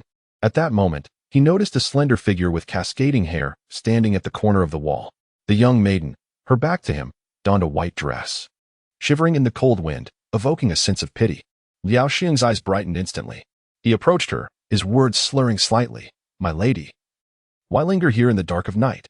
Shall I escort you home, to spare you from any ill fate along the way? He found his words quite eloquent. Swelling with pride. To escort me home. To that well, perhaps? The maiden slowly turned, her pallid face adorned with a sinister smile, her gaze piercing through him. What well? As Liao Xiong beheld her visage, his countenance drained of color, his pupils constricting into pinpricks, terror enveloping him. Liao Xiao? Was she not dead? How could she appear here? Could it be a ghost? Chapter 20. The Ghostly Messenger and the Underworld Court. Do you not remember? On that fateful night 5 years ago, you pushed me into the well, leading to my demise. Liao Xiaoer gazed at Liao Xiong with a chilling intensity, her pale eyes betraying a profound hatred. Were it not for him, she would have surely been married by now. Perhaps even with children of her own. Yet this brute had callously cast her into the depths of the well to drown. He had also sent her brother to the same grim fate. Their lineage was irrevocably severed. It is you. Truly you. You. Do not approach me. I did not wish for this. You forced my hand. Had you not wronged me, I would never have pushed you into that abyss. The fault lies solely with you. Liao Xiong, gripped by terror, fell to the ground, crawling backward while screaming in despair. His heart was consumed by fear. Liao Xiao'er had transformed into a vengeful spirit. Now she had come to seek retribution. You fiend! From the shadows emerged Liao Qimping. Clad in the garb of a ghostly messenger, his countenance dark as he wielded an ethereal soul-binding chain, poised to strike Liao Xiong with unyielding force. A talisman hung around Liao Xiong's neck, flickered momentarily. Yet, the ghostly chain shimmered with a divine radiance, shattering the talisman into fragments. This protective charm, which had prevented their siblings from avenging themselves for 5 long years, was rendered utterly powerless against the might of the spectral chain. Liao Qimping, you too have become a ghost. Liao Xiong cried out in terror, completely overwhelmed. He never anticipated that the siblings he had cast into the well would return as malevolent spirits, thirsting for vengeance. Moreover, the talisman gifted to him by the Taoist priest had disintegrated. Brother, Liao Xiao'er grasped Liao Qimping's arm, preventing the spectral chain from striking Liao Xiong. Liao Qimping regarded his sister with confusion. This wretch caused their deaths. 1,000 tortures would not suffice for his sins. The decree of our divine master compels us to retrieve his soul. Until we receive further orders, we cannot exact personal vengeance. Liao Xiao'er inhaled deeply, shaking her head. Though her hatred for Liao Xiong burned fiercely, she refrained from unleashing the spectral chain upon him. She had heard tales in life that high-ranking beings despised insubordination. Now serving under their divine master, they must adhere to his commands.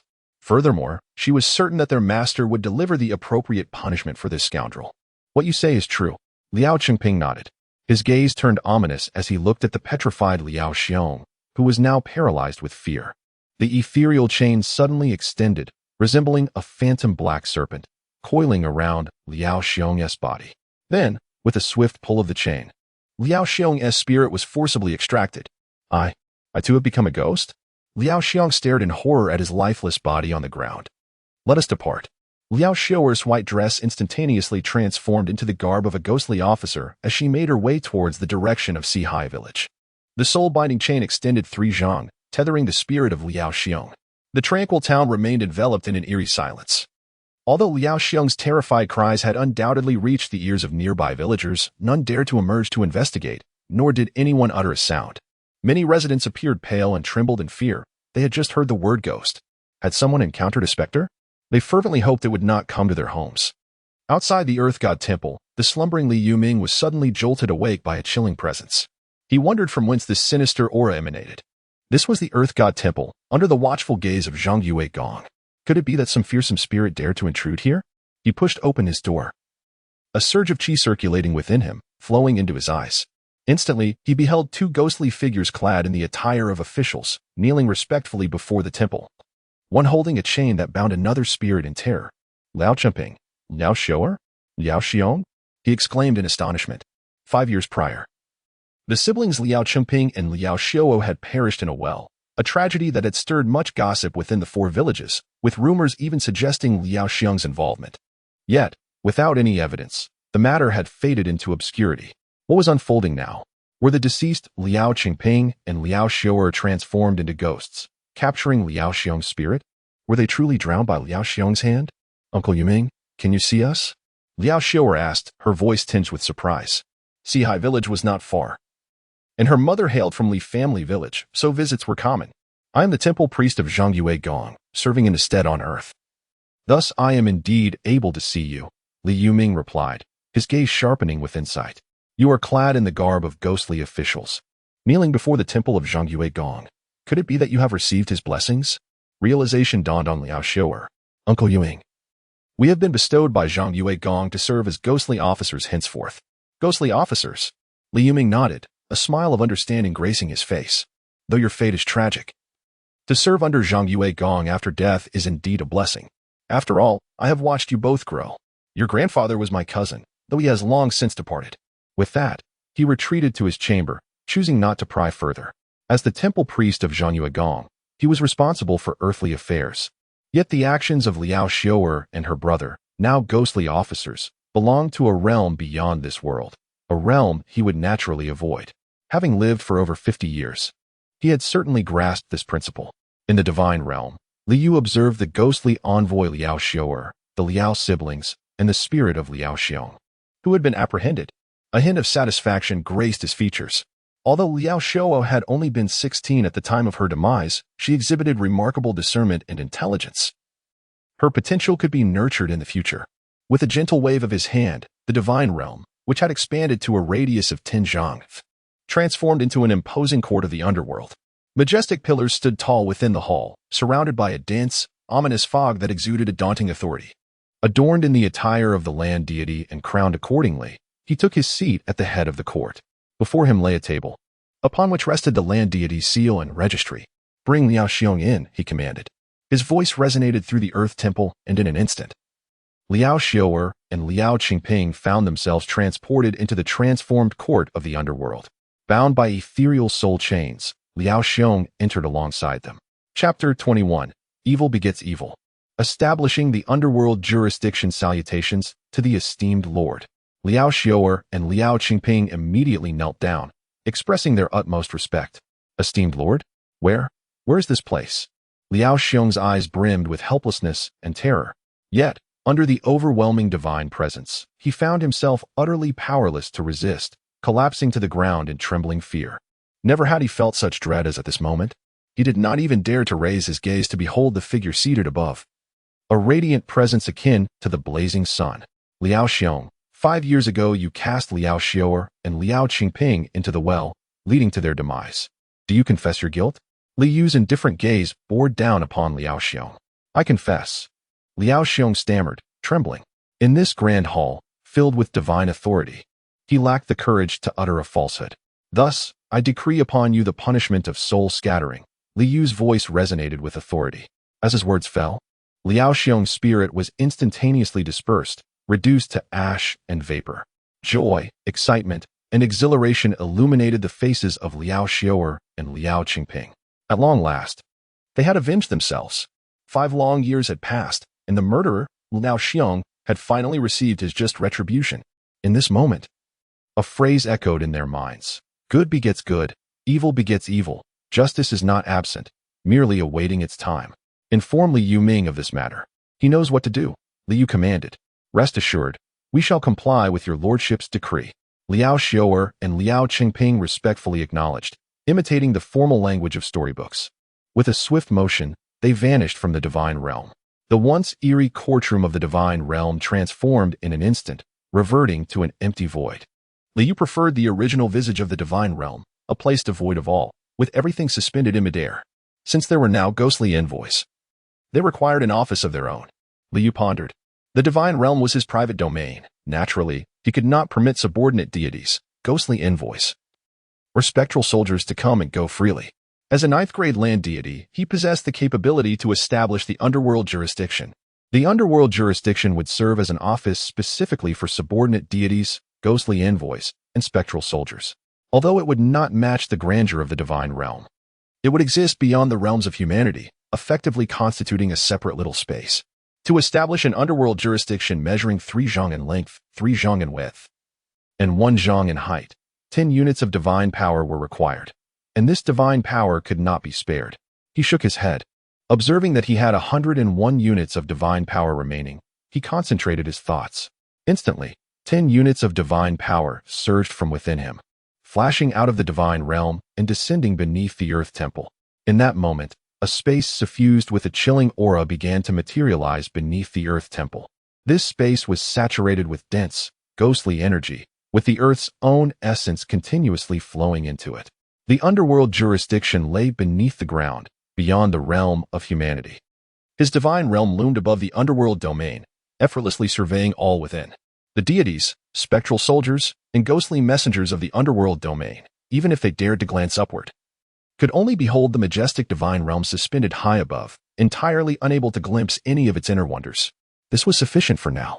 In time, as more deities, spectral soldiers, and ghostly messengers emerged, expansion could continue, he murmured to himself. He then directed his gaze to one side of the divine realm, where lay the colossal corpse of a wolf demon, the very creature he had effortlessly dispatched earlier that day using a bolt of heavenly thunder. The second-tier wolf demon's carcass should possess some value in divine power, he mused, his expression calm. He promptly accessed the godly shop within the regional trading and placed the wolf demon's body within it. Instantly, The value of the headless wolf corpse materialized in the godly shop. 7 units of divine power. Quite satisfactory, he thought, a faint smile gracing his lips.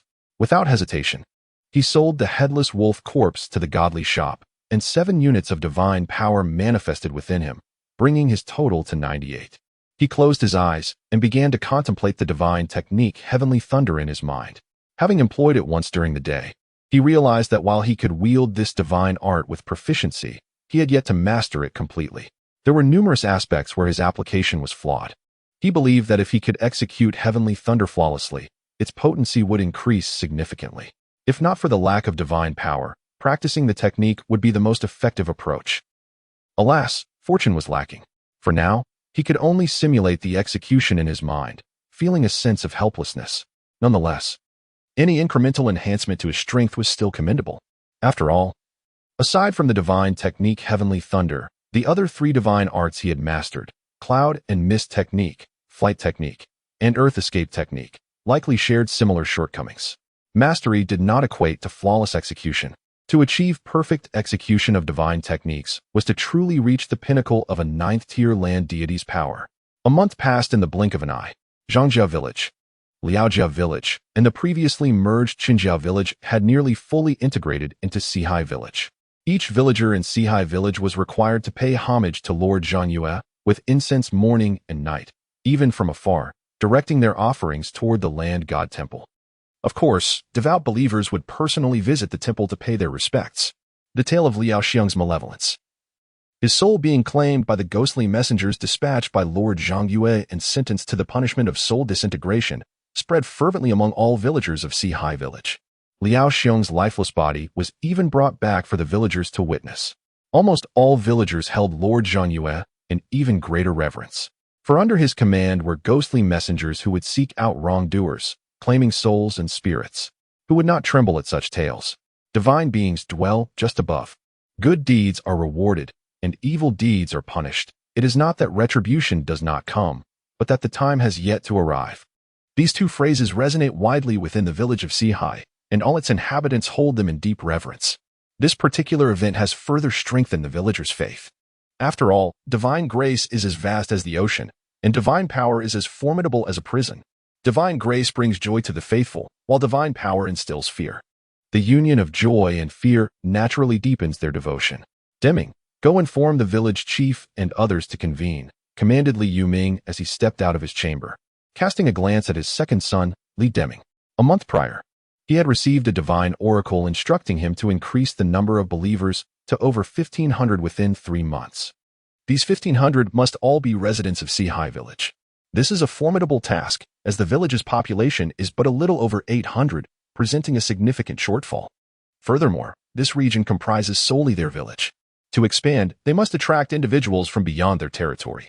This is no simple feat after all. How can one expect others to believe that their village is under divine protection?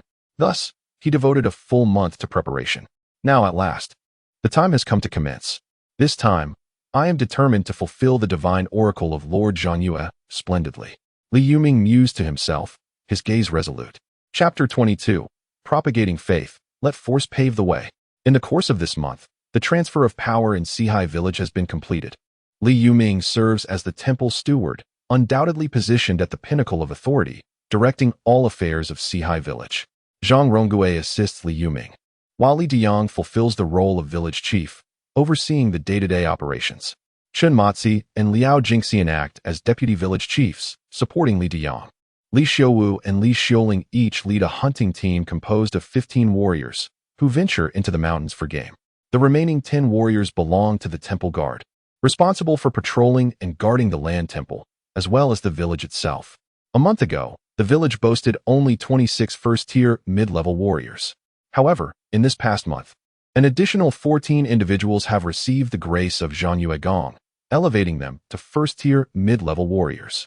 Moreover, a new first-tier peak warrior, Chen Ergu, has emerged as the captain of the temple guard. Presently, Sihai Village comprises 7 first-tier peak warriors and 40 first-tier mid-level warriors. Steward, shall we prepare for action? Li Diyang inquired.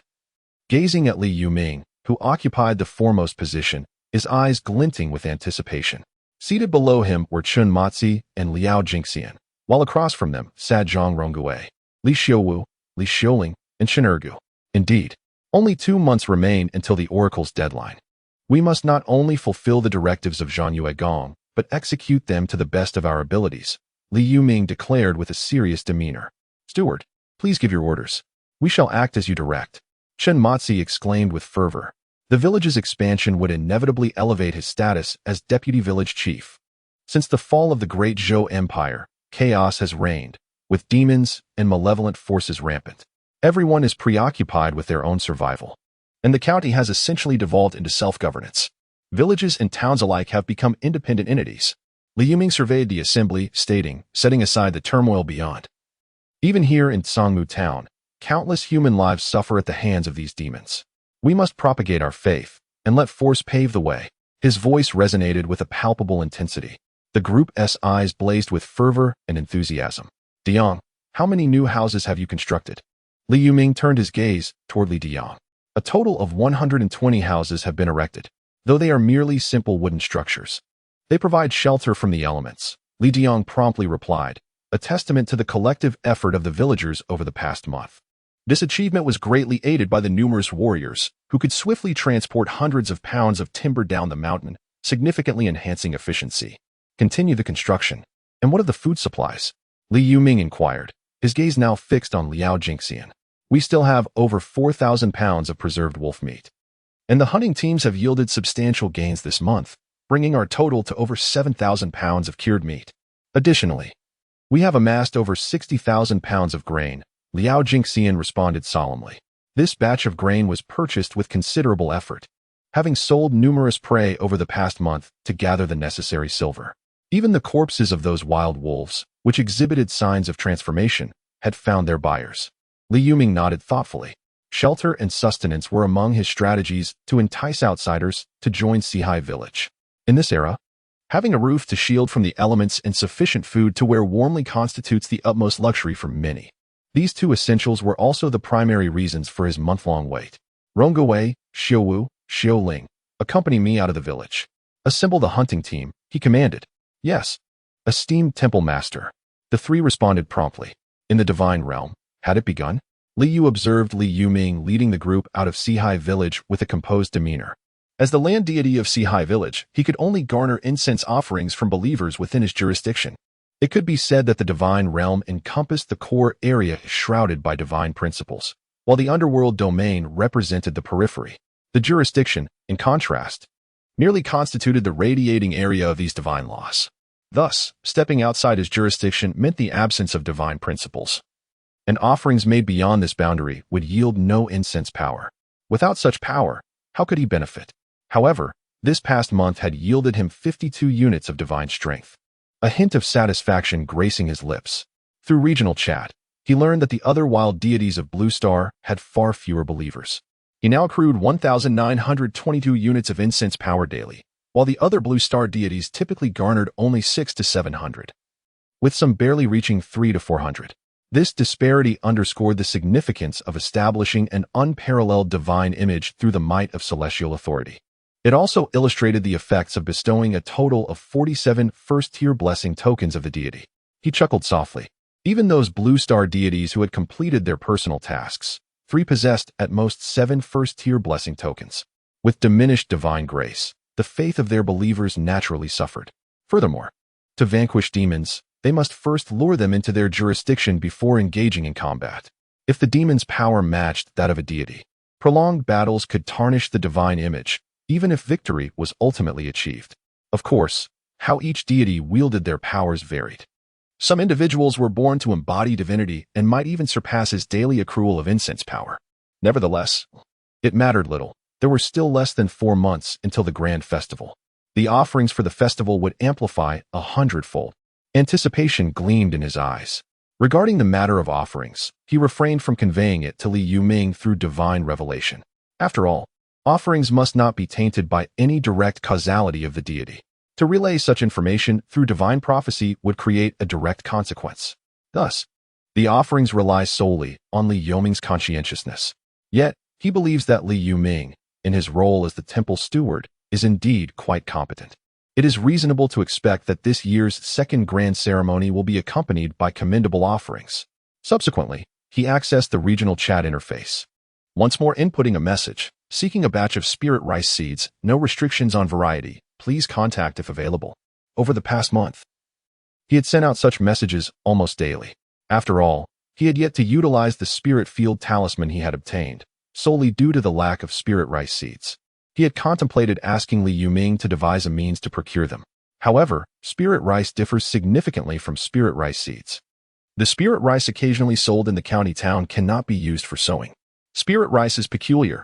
Only a select few extraordinary specimens from each harvest qualify as seeds. These seeds are invariably chosen with care, as they represent the lifeblood of the county's most formidable faction and are never available for external sale. In the regional chat interface, he was not the only one seeking spirit rice seeds. After a month had elapsed, there were indeed some who had completed the personal task. 3. Slaying demons as blue star deities.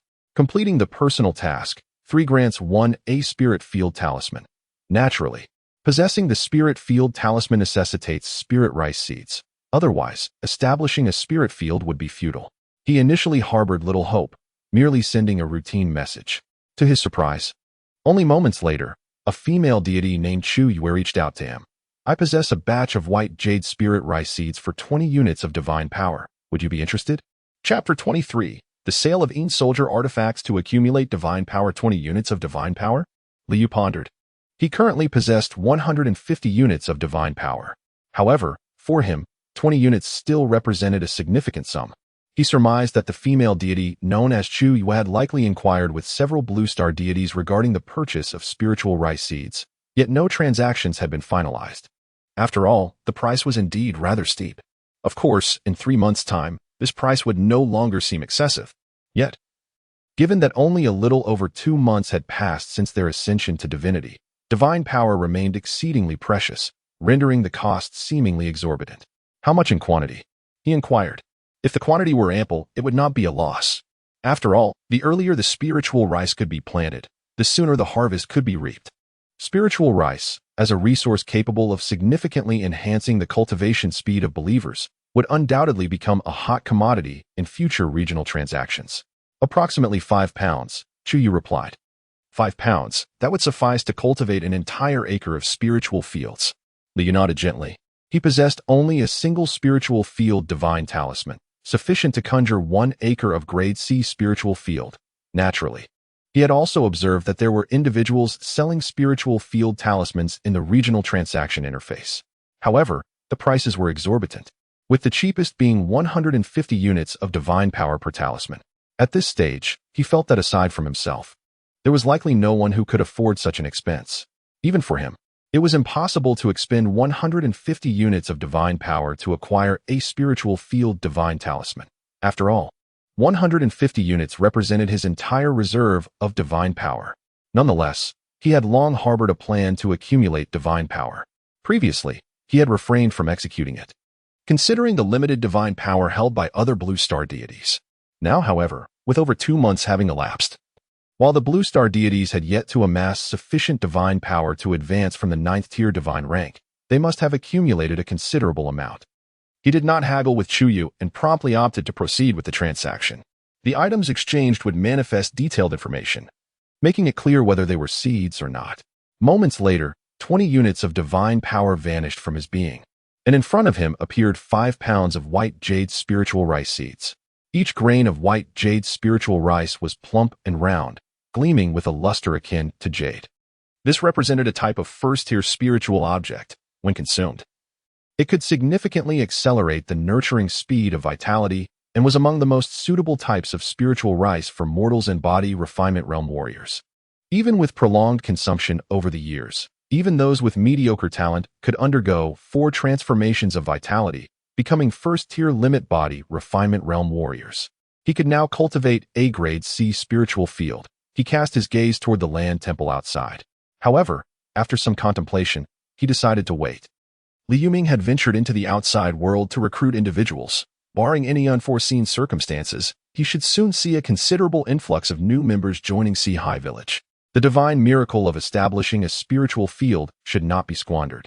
It would serve as the most effective means to instill a sense of faith in the newcomers. Let us first attempt to accumulate divine power. His eyes shimmered. This was indeed of paramount importance.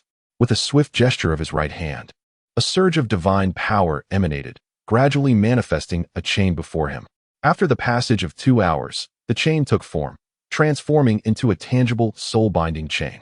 The surface of the chain was adorned with an array of peculiar runes, exuding an aura both sinister and imposing, instilling a profound sense of dread in any specter. This was an instrument of the underworld. Indeed, his lucrative scheme involved offering underworld artifacts for sale in the regional trade interface.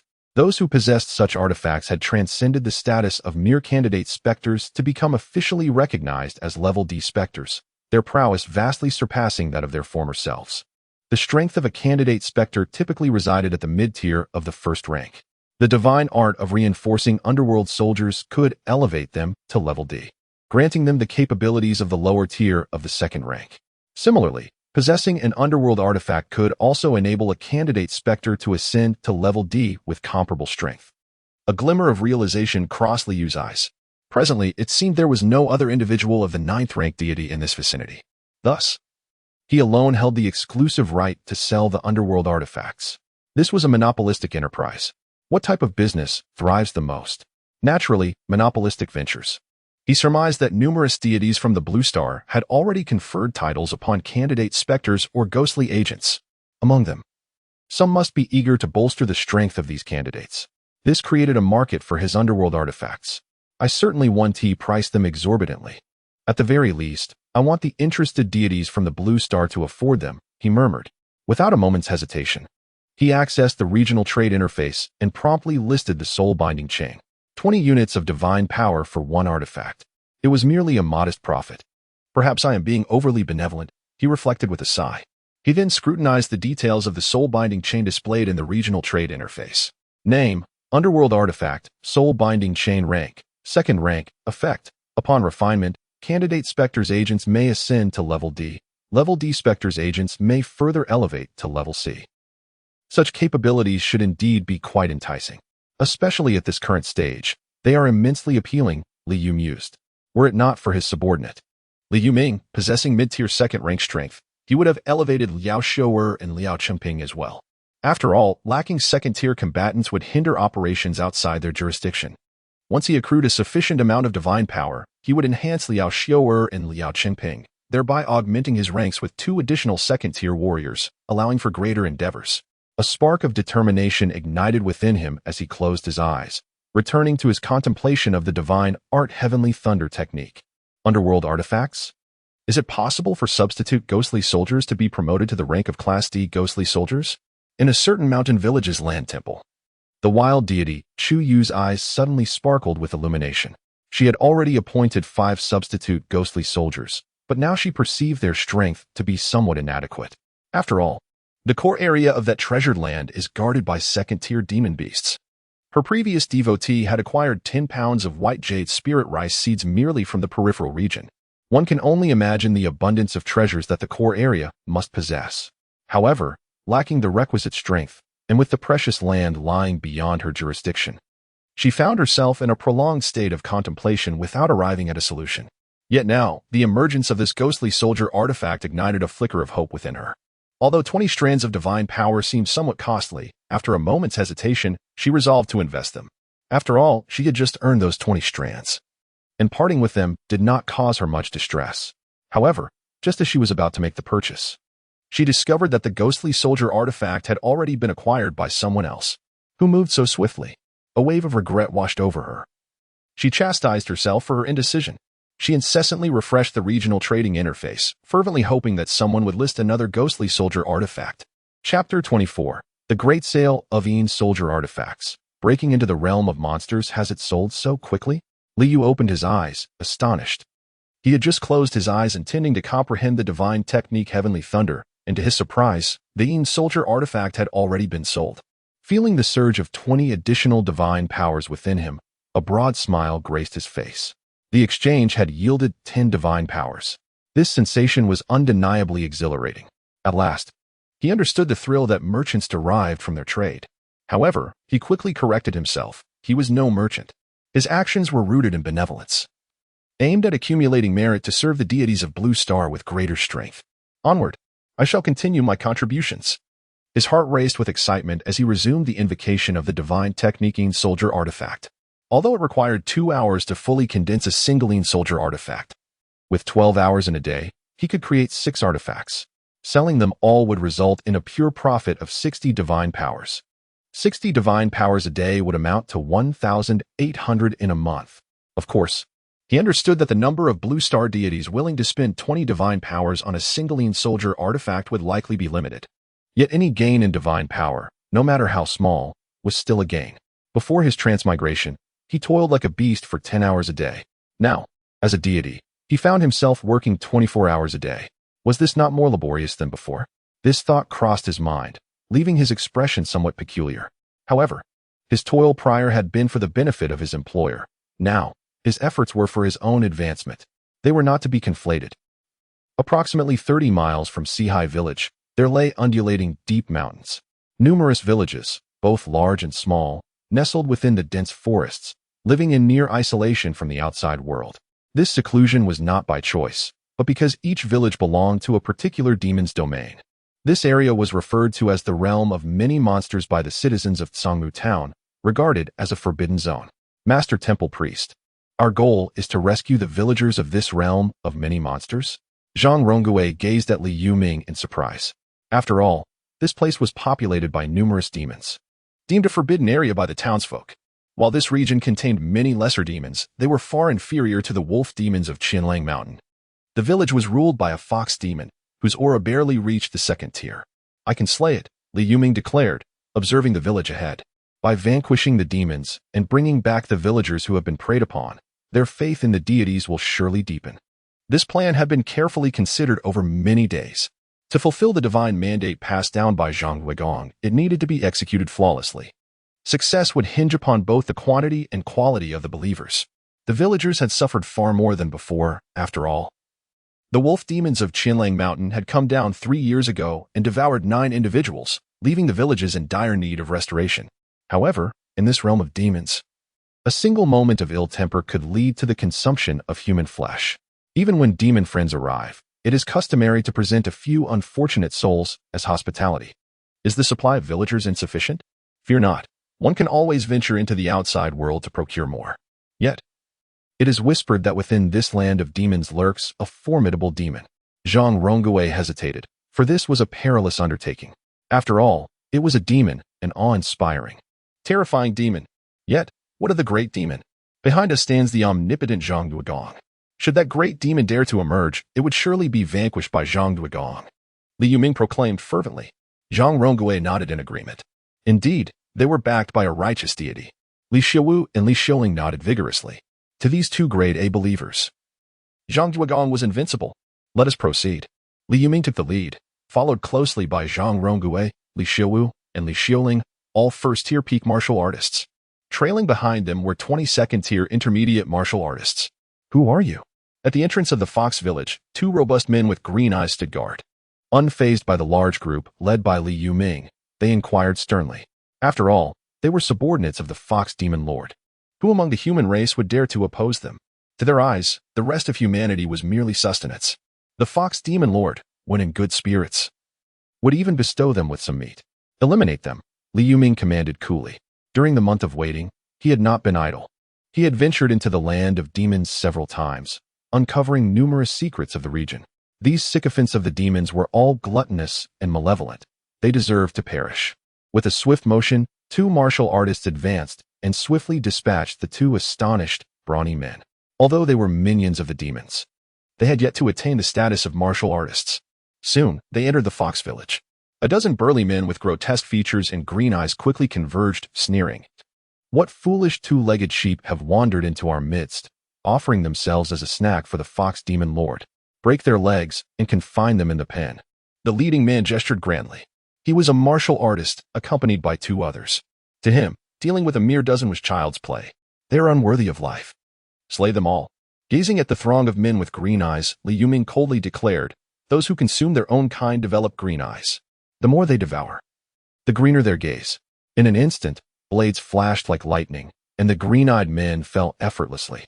Even the two first-tier lower martial artists, along with the leading first-tier intermediate martial artist, were swiftly dispatched.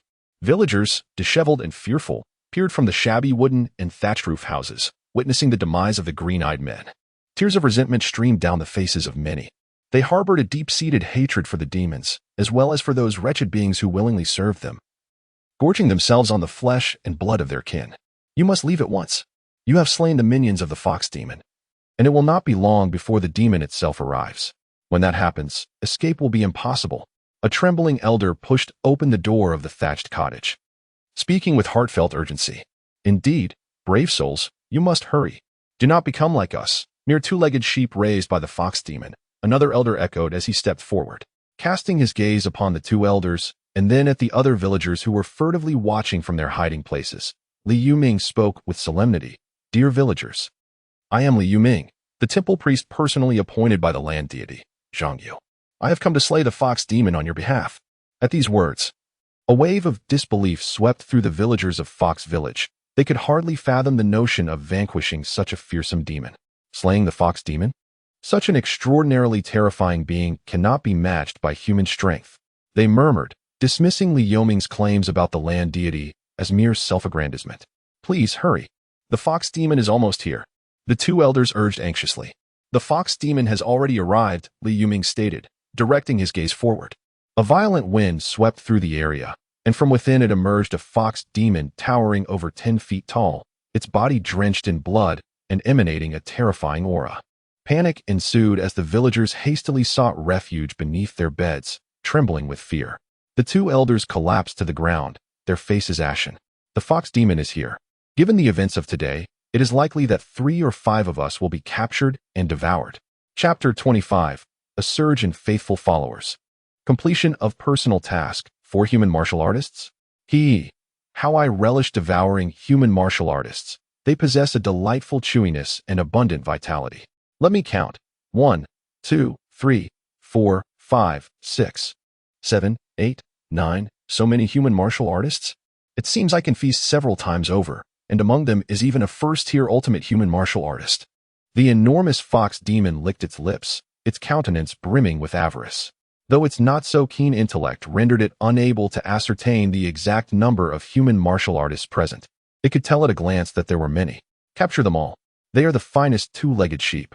A sinister grin spread across its fox-like visage, and a surge of demonic energy erupted from its body, transforming into crimson ropes intended to ensnare Li Yuming and the others. Demon, courting death. A flash of murderous intent gleamed in Li Yuming's eyes. The chi within him surged forth, and a substantial amount of it began to circulate in a specific manner, rapidly coalescing into a billowing white mist before him. The white mist swirled, obstructing all the crimson ropes. Instantly, the blood-red tendrils became ensnared within the white haze, unable to penetrate. In the next moment, Li Yuming pointed a finger. A massive golden blade, radiant with a rich golden glow, materialized out of thin air and struck the fox demon. The fox demon shrieked, one arm severed, blood gushing forth. And in the blink of an eye, 5 golden blades hovered in midair, transforming into 5 streams of golden light that relentlessly struck at the demon's neck. The fox demon exerted all its strength to fend off the assault with its demonic energy. Yet the golden blades were exceedingly sharp, and the 5 strikes came in unrelenting succession, rendering its defense futile. In an instant, the fox demon's neck was severed, its head tumbling down. Scalding demonic blood splattered everywhere, and the headless corpse stood for a moment before collapsing to the ground. Upon witnessing the lifeless body of the fox demon, the 2 elderly men, who had collapsed on the ground, were rendered speechless. They could hardly believe their eyes. The fox demon is dead, right before them, slain by someone. Their eyes were filled with disbelief. Villagers, I have slain the fox demon. However, this place is rife with evil creatures. You must immediately accompany me to Sea High Village, where the land's guardian deity provides protection, ensuring you need not fear becoming food for these demons. We will settle in Sea High Village, and each household will receive a home, while each person shall be granted 5 pounds of meat and 100 pounds of grain, Li Yuming declared solemnly. His voice, amplified by the chi within, resonated throughout the entire fox village. The villagers, who had been trembling in their homes, were momentarily stunned. What? The fox demon has already been slain? Surely they had not misheard. The individual before them claimed to have vanquished that horrendously terrifying fox demon. Gradually, some villagers peered through the cracks in their doors, and upon catching sight of the enormous fox demon's corpse lying on the ground, their eyes widened in astonishment. The fox demon is truly dead? With newfound courage, a bold villager rushed outside, gazing at the unmistakably real corpse of the fox demon, weeping tears of joy as they exclaimed, "The fox demon is indeed dead." More and more villagers emerged from their homes. In the end, all the villagers gathered, their hearts filled with overwhelming emotion as they gazed upon the lifeless body of the fox demon on the ground. Tears streamed down nearly every face, for many had lost loved ones to the insatiable creature. Now that the fox demon had been vanquished, they felt a profound sense of vengeance fulfilled. "Benefactor, please allow this humble old man to pay his respects." The first to step forward, an elderly man, trembled as he bowed deeply to Li Yuming. His voice choked with grief. "My 3 sons, 1 daughter, 2 daughters-in-law, and 4 grandsons, all were devoured by the fox demon. I have no means to repay you, but I vow to express my gratitude in the next life." The villagers knelt before Li Yuming, overflowing with gratitude. "Dear villagers, please prepare yourselves to leave at once. Remaining here would surely lead to becoming prey for other malevolent beings." Li Yuming gently helped the old man rise, his tone grave. The crowd nodded vigorously. The prospect of departing this cursed place was a wish they could hardly contain. With such a powerful benefactor to protect them, their future appeared bright. By evening, Li Yuming, accompanied by a large number of villagers from Fox Village, finally returned to Sihai Village. As they beheld the wolf meat hanging at every doorstep, disbelief washed over the Fox Village residents. Could it be that every household in Sihai Village had meat? What kind of divine existence was this? They had lost count of the years since they had tasted even a morsel of meat, though the aroma often wafted through the air, a reminder of the fox demon feasting on human flesh. "Chen Matzi, please register them," Li Yuming instructed. "Liao Jingxian, assign them houses, meat, and grain. For those who are alone and without family, provide them with a home for 4. There were a total of 112 residents from Fox Village, with only 3 elderly individuals and 6 children among them. The scarcity of the elderly was a testament to the harshness of their existence, while the limited number of children reflected the fox demon's predilections. Let them rest for the night. Tomorrow, we shall take them to the Earth Temple to pay our respects." Li Yuming continued giving instructions. The others nodded and set to work immediately. The villagers of Sihai watched curiously from the sidelines, offering warm smiles to the somewhat timid Fox Village residents. For the villagers from Fox Village, everything here felt like a dream. Bathing? In Fox Village, one could only bathe the day before being deemed food. Eating meat? Being full? Wearing clothing that covered the body? These were luxuries they had only dared to dream of. And now, everything was within their grasp. Many discreetly wiped away tears, obediently following the arrangements. Thus, over the course of a month, Li Yuming returned with more than 1,100 individuals from the land of monsters, having slain 7 demons. All were merely at the 2nd tier of strength, proving no match for Li Yuming. After all, he was not a mere martial artist, but a priest ordained by divine decree. The chi within his body enabled him to perform the Little Golden Blade technique and the Little Cloud Mist Protection technique. These 2 spells evidently allowed him to inflict damage upon demons that surpassed that of warriors of the same caliber. At this moment, as dawn broke, a multitude of villagers from Sihai Village had already gathered before the Earth God Temple. The area in front of the temple had been cleared into a spacious ground. Whether they were the original villagers of Sihai or the newcomers from the land of monsters who had joined in the past fortnight, they all knelt upon the ground. Everyone quietly offered incense and prayed. Even the recently arrived villagers from the land of monsters displayed a remarkable fervor. After all, the current days were infinitely better compared to the past, when they lived in constant fear of being devoured by demons at any moment. Both the temple priest, Li Yuming, and the original villagers of Sihai Village informed them that all of this was a blessing from the divine Zhang Yue. They recounted the numerous divine incidents that had transpired in the village with great pride, leaving the listeners in awe and, unwittingly, instilling within them a profound and sincere reverence for Zhang Yue. In the divine realm, Li Yu observed the throngs of villagers kneeling before the Earth God Temple, a smile gracing his lips. The personal task, Task 4, had been accomplished. The requirement of 1,500 believers had been met. It was time to manifest another miracle, to deepen their faith. He murmured softly, his gaze serene. Having ascended to divinity for over 3 months, he had fully acclimated to the sensation of looking down upon the masses from his lofty perch. Chapter 26. over 900 divine powers. Opening the Grade C spiritual field, Li Yu accessed the personal tasks and claimed the reward for Personal Task 4. Instantly, 40 divine powers manifested within him. Before his eyes appeared 5 first-tier blessing talisman and 1 second-tier blessing talisman. His divine power had reached a total of 925, nearly 1,000. Over the past month, he had sold 76 soldier artifacts. However, in the past week, another deity from Blue Star had ascended to the rank of a 9th-grade land deity and begun to encroach upon his business. Consequently, prices had plummeted, with each soldier artifact now priced at merely 12 divine powers, yielding only a meager profit of 2 divine powers. Li Yu smiled, unfazed. After all, he had amassed substantial divine power through the soldier artifacts. The recent ascension of the 9th-grade Blue Star deity had instigated a price war, drastically reducing profits and rendering them negligible. Moreover, he was on the verge of ascending to the 9th grade himself. At that juncture, his divine techniques would become even more formidable, potentially enabling him to craft 3rd-tier soldier artifacts. Should he achieve this, he would monopolize the market. In contrast, the 1st-tier blessing talisman had begun to appreciate in value. The lowest price had surged to 5 divine powers per talisman. In a month's time, as more individuals ascended to the 9th grade and opened a deity warfare interface. Recognizing the significance of believers, prices were likely to rise further. Li Yu's expression remained composed. Initially, he had purchased 40 first-tier blessing talismans in one go. This month, he acquired an additional 20 first-tier blessing talismans, 10 of which were procured at 3 divine powers each, while the remaining 10 were at 4 divine powers each. His gaze fell upon the multitude of believers gathered outside the land temple. With a gentle wave of his hand, a spiritual field talisman soared into his grasp. In the next moment, the spiritual field talisman flew out of the divine realm. Outside the land temple, numerous believers knelt in reverence, beseeching Zhang Yugong for blessings.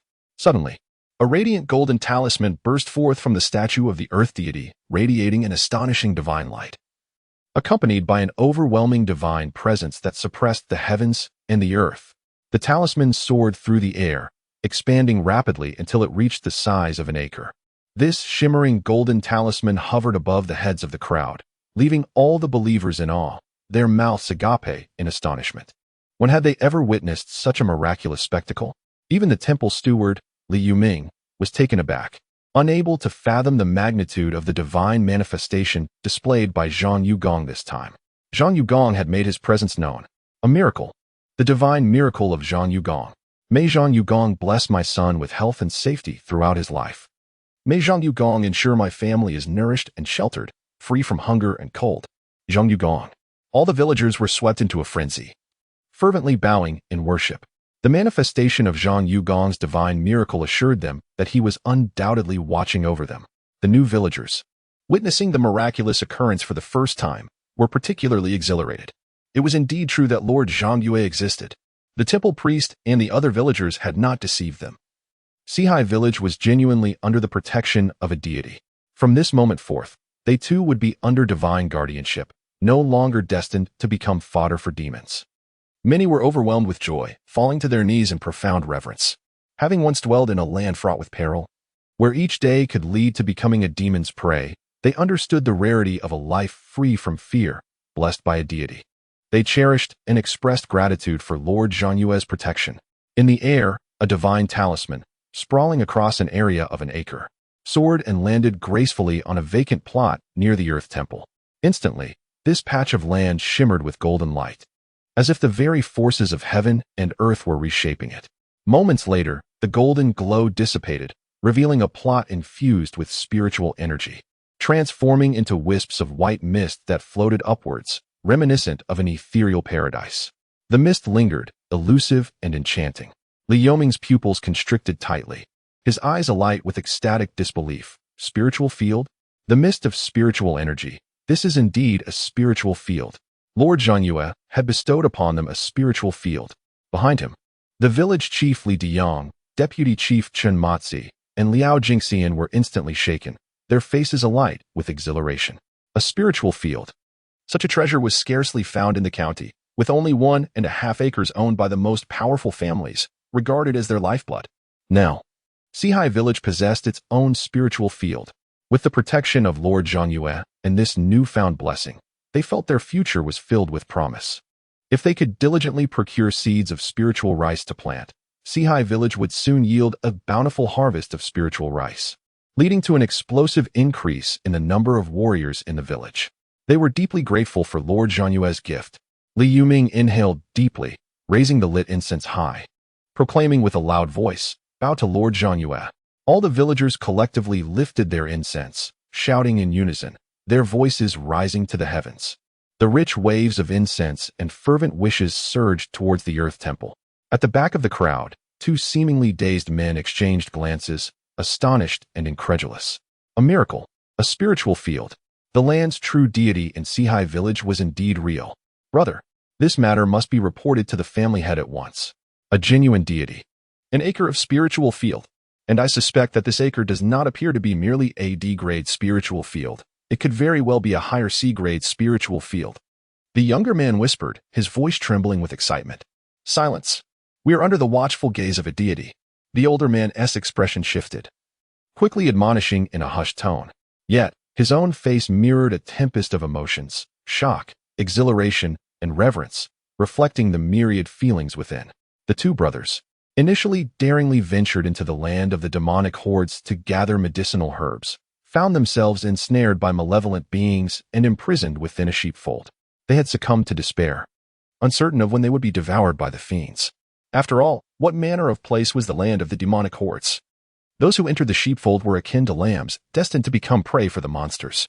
Yet unexpectedly, they encountered a formidable human warrior who vanquished the demons. This savior not only liberated them, but also brought them to this sanctuary, providing shelter and sustenance. If that were all, it would have sufficed, but to their astonishment, they discovered the presence of a genuine deity in this realm. What should they do? Should they report their findings to their clan leader? Meanwhile, they remained oblivious to the fact that the temperature around them was notably lower than in other areas. Kneeling beside them was Liao Xiao. Clad in the garb of a ghostly enforcer, her gaze icy as she regarded them. However, the paths of humans and spirits diverged. She could perceive them. Yet they were unable to see her. Beside Liao Xiao stood Liao Chengping, accompanied by 3 additional ghostly enforcers who had materialized behind the brothers. All were elders from the village who had naturally passed away upon reaching the end of their lifespan, having attained a level of piety classified as grade B believers. Following their consecration as candidate ghostly enforcers, their souls had returned to a state reminiscent of 30 years of age. Chapter 27. The surging devotion and a grand bestowal in the divine realm. Li Yu felt an overwhelming surge of sincere faith, a contented expression gracing his features. The divine artifact indeed served as the finest instrument for fostering belief, and such a striking manifestation of divine wonder was the pinnacle of these instruments. He opened the believer information to peruse the details. Believer information, daily devotion. 5, 871, level A believers. 0 daily offering of 100. 000 devotion, level S believers. 0 daily offering of 10. 000 devotion, level H believers. 0 daily offering of 1. 000 devotion, level B believers. 10 daily offering of 100 devotion, level C believers. 362 daily offering of 10 devotion, level D believers. 1. 223 daily offering of 1 devotion, level E believers. 285 every 10 days offering of 1 devotion. In total, there were 878 believers. The previous day's devotion stood at merely 122. With the revelation of today's miracle, an additional 749 offerings appeared instantaneously. A smile adorned Li Yu's visage. He could garner nearly 6 units of divine power daily. Over the span of a month, this would accumulate to nearly 180 units of divine power. In just over half a month, he could ascend to the 9th rank of divinity. However, it seemed that attaining the status of level S believer was indeed a formidable challenge. Li Yuming's faith towards him was exceedingly fervent, bordering on fanaticism. Yet, despite this, he remained a level A believer, failing to elevate to level S believer. A glimmer flickered in Li Yu's eyes. Could it be that the level S believer status demanded certain cultivation requirements? Although he was a deity, he was still oblivious to the criteria for his believers to attain level S believer. After all, he had yet to possess even 1 level S believer. Only upon acquiring such a believer could he deduce the prerequisites for ascension to level S believer among his 10 level A believers. Li Yuming served as the temple priest, while Li Deyong held the position of village chief. Chen Matzi and Liao Jingxian were the deputy village heads. Zhang Rongui assisted Li Yuming, whereas Li Xiuwu, Li Xiuling, and Chen Ergu were responsible for the hunting team and the temple guard. The two additional level A believers caught his attention, a young man named Zhang Qianan, a villager from the former Zhangjia village, and a young woman named Dang Zhu, a villager brought back from the land of monsters, renowned as the most devout among all villagers who had joined Sihai village. Among all the believers, Li Yu placed the utmost importance on the level A believers. In the future, when he would confer divine titles, he would undoubtedly select from among the level A believers. With 32 first-tier blessing charms at his disposal, he decided to bestow them all at once. As for the second-tier blessing charm, Li Yu's gaze swept across the faces of the level A believers before finally settling on the village chief, Li Diang. The second-tier blessing talisman possesses the extraordinary ability to elevate a first-tier peak warrior, Li Diang, directly to the second-tier, mid-level Qi realm martial artist. As a village chief, he ought to wield formidable power to better lead the entire village.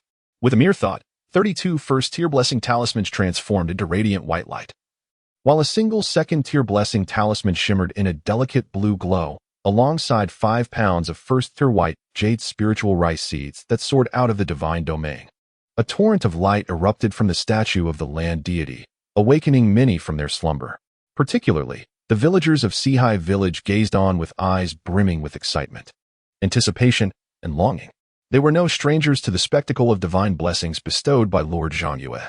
It was well understood that each ray of white light that graced them could instantly transform an ordinary mortal into a first-tier mid-level body refinement martial artist. This time, as Lord Zhangyue generously conferred such divine grace, who would not yearn to be enveloped by it? With the blessing of Lord Zhangyue, they could ascend in status within the village, becoming warriors themselves. Their desires were palpable. They fervently hoped to be among the chosen of the divine. Yet, in an instant, the white light surged into the bodies of 32 devout believers. Overwhelmed with ecstasy, they trembled with excitement. Among them, the newly elevated A-class believer, Zhang Qianan, and Deng Jiyue were enveloped by 2 beams of white light. Their companions looked on with envy, some faces tinged with disappointment. However, spirits quickly lifted, as they recognized the need for greater dedication to Lord Zhangyue. Surely, in the next bestowal, they too would be chosen. Li Diang's eyes widened in astonishment as the blue radiance surged into him. He felt an overwhelming surge of vitality, far surpassing the previous blessings. The powerful life force within him erupted. The barrier that had thwarted his progress, impervious even after several attempts, was shattered in an instant. The torrents of vitality surged through his Dantian's Qi Si, transforming into streams of genuine Qi. In mere moments, his Dantian was filled to capacity with this abundant Qi. Consequently, his Dantian expanded, doubling in size. He ascended from the first-tier peak to become a second-tier Qi realm martial artist, not merely at the lower tier, but rather as a mid-tier warrior. Having undergone the expansion of his Dantian, an exhilarating power coursed through him, and Li Diang was filled with uncontainable joy and excitement. He had not anticipated receiving Lord Zhanyue's favor once more, propelling him to the status of a mid-tier second-tier Qi realm martial artist. Li Yuming gazed at him in astonishment, recognizing that the aura emanating from Li Diang was now on par with his own. Yet, his heart swelled with joy. At last, the village had birthed its second-tier combatant. And not just any combatant, but a mid-tier warrior. A martial artist of the second-tier Qi realm could now contend with lesser demons. And those of mid-tier caliber possessed the astonishing capability to vanquish weaker fiends. Chen Matzi, Liao Jingxian, Zhang Rongui, and Li Xiuwu gazed with envy. They too aspired to ascend and become second-level true Qi realm martial artists. There is no need for jealousy. As long as you maintain a sincere faith in Zhang Yuegong, your future will undoubtedly hold the promise of advancement to the second level and the title of martial artist. There is even the potential to rise to the third level, becoming a Yuan Gang realm grand martial artist, Li Yuming stated solemnly. The others nodded, their eyes filled with yearning. A third-level Yuan Gang realm grand martial artist. They prostrated themselves in utmost reverence, offering their most devout faith to Zhang Yuegong.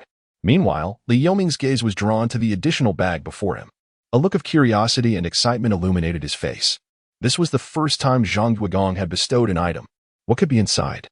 He reached out and opened the bag, revealing a dazzling white jade hue before his eyes. Li Yuming's expression instantly transformed into one of ecstatic joy. Spiritual rice seeds. Zhang Yuegong had granted a plot of spiritual land, and now conferred spiritual rice seeds. Their Sihai village could finally commence the cultivation of spiritual rice. Chapter 28. Empowering the Een soldiers and bestowing the Een soldier artifact in the stillness of the night. Liu cast his gaze upon Liao Xiao'er, the ghostly messenger kneeling outside the earth god's temple, and spoke with a calm demeanor. What troubles you? With utmost respect, Liao Xiao'er replied, respected deity. 2 individuals have been discovered in the village as spies from the Wei family of Songmu town. Should we apprehend them? Having been a candidate ghost messenger for 2 months, she had never taken liberties nor overstepped her bounds, diligently attending to her responsibilities regarding soul-reaping tasks. Pay them no mind, Liu responded serenely. Spies. Their presence bore little consequence for him, merely sowing seeds of doubt for the Wei family. After all, for the mortals of this realm, the existence of a genuine deity was exceedingly hard to fathom. He pondered, I wonder where the nearest deity from the Blue Star resides. He had initially believed that a deity from Blue Star would be nearby, yet over 3 months had passed without any whispers of divine manifestations. It was evident that even the closest Blue Star deity might be quite distant. His gaze returned to Liao Xiao'er, who remained in supplication. After over 2 months of observation, he found her capabilities commendable. Most importantly, she understood her place. It was time for her advancement. Liao Xiao'er, he declared, from this day forth, I appoint you as a formal ghost messenger. I bestow upon you the Een soldier artifact, the soul binding chain, elevating you to the rank of C-class ghost messenger, to lead the other ghost messengers. With a gentle gesture, 10 strands of divine power surged forth from him, transforming into an enhanced Een soldier divine talisman that soared through the air and descended upon Liao Xiao'er. Instantly, her ghostly aura swelled, her form visibly solidifying, even a hint of rosy hue gracing her cheeks. The attire of a ghost messenger deepened in color, subtly emanating an aura of authority from the underworld. Soon after, a chain as dark as ink, ominous and profound, materialized and landed in her hands. Grasping the soul-binding chain, her ghostly essence fused with it, and in a mere moment, she refined the artifact. A powerful surge of ghostly energy erupted from the chain, further amplifying her presence. Within moments, Liao Xiao'er transformed from a mere candidate ghost messenger of mid-tier status to a formidable C-class ghost messenger, possessing the strength of a high-tier entity. Thank you for your divine grace, Liao Xiao'er exclaimed, her voice tinged with excitement. She trembled with the overwhelming power coursing through her. It was a strength she had never before imagined. At that moment, the remaining 4 candidate ghost messengers within the underworld law domain emerged from the ground, kneeling with expressions of envy directed at Liao Xiao'er. Li Yutang, Liu addressed him, from this day forth, I appoint you as a formal ghost messenger of class, to assist Liao Xiao'er in leading the other ghost messengers. Liu's gaze shifted to Li Yutang, the eldest elder of Li family village, who had been one of the original 5 B-class believers. He had passed away from a fall over half a month prior. The ghost was brought back by Liao Xiao'er and was conferred a position as a reserve ghost emissary. With a whoosh, 10 strands of divine power surged forth, coalescing before him into a reinforced Een soldier divine talisman before soaring into the divine realm, merging into Li Yutang's being. The ghostly energy around Li Yutang surged violently, propelling him from a mid-tier first rank to a lower-tier second rank, thus becoming a Ding-level ghost emissary. Thank you for your divine grace, Li Yutang expressed with utmost reverence. Beside him, Liao Qingping exhibited a hint of despondency, yet he was still elated at his sister's elevation to a Bing-level ghost emissary. The other 2 reserve ghost emissaries, however, displayed no signs of disappointment. Having been E-level believers in life, their posthumous elevation to ghost emissaries by the decree of the divine was a source of immense satisfaction. Divine grace was a privilege. The absence of such grace merely signified one's inadequacy in their previous endeavors. What did you say? There exists a true deity protecting Sihai village. In the main hall of the Wei family in Songmu town, the patriarch stared incredulously at the middle-aged man before him. He suspected the fellow had been rendered foolish by the terrors of the demon-infested lands, uttering such absurd claims. Where in this world could one find deities? Only monsters and malevolent spirits existed. Even if deities were to exist, they would surely be demons in disguise, merely seeking to feast upon humanity. Was it not true that in the Shunling River outside Songmu town, an old river god demanded 3 offerings from the shaman every month to satiate his hunger? How could a deity consume humans, he inquired. Consume humans? The middle-aged man's face registered astonishment as he hastily shook his head. Patriarch, that is a genuine deity. It does not devour humans. Wei, what deities exist in this world? They're all demons in disguise, all with a hunger for human flesh, the Wei Patriarch insisted. Upon hearing this, Wei Wei's countenance shifted to one of uncertainty. Demons in disguise? He began to waver. After all, he had only spent a little over half a month in Sihai village. Perhaps the revered Duke of Zhanyue had simply not reached the time for offerings yet? Yet how could demons bestow fertile lands? How could so many villagers of Sihai village become warriors? Or could it be that the fertile land was merely a trick of the demons? Bestowing warrior status could merely serve to facilitate their predation. Contemplating this, he swallowed his words, refraining from mentioning the matter of the fertile land. Now that you have returned, do not venture back. The demon-infested lands have suffered the loss of 7 demons at the hands of that Sihai village. I have heard that the great demon from the demon-infested lands has been disturbed. It is likely that this great demon will descend from the mountains, devouring the demon masquerading as a deity in Sihai village and abducting the entire village as sustenance. The patriarch of the Wei family spoke with reverence. The great demon? Wei Wei's complexion paled, the blood draining from his face as fear flickered in his eyes. That was a formidable demon who single-handedly forged the realm of monstrous beings. It is rumored to be a mountain lord, not inferior to the river god of Shunling, who governs their town of Tsangmu, and the two have been adversaries for decades. I will go summon my brother, Wei Wei promptly declared. He had returned to the town to report the news, while his brother remained in Sihai village. Anxiety surged within him. What if the great demon from the realm of monsters had already arrived at Sihai village? Was it not possible that his brother could be devoured in an instant? Regardless of whether the deity of Sihai village was a mere facade of a demon, its power could scarcely be formidable within the confines of a single village. In stark contrast, the great demon from the realm of monsters was renowned for its terrifying might. The patriarch of the Wei family nodded, sighing, "Hurry there and back." His expression was one of profound weariness. As the head of the Wei family, the largest clan in Tsangmu town, the weight of responsibility bore heavily upon him.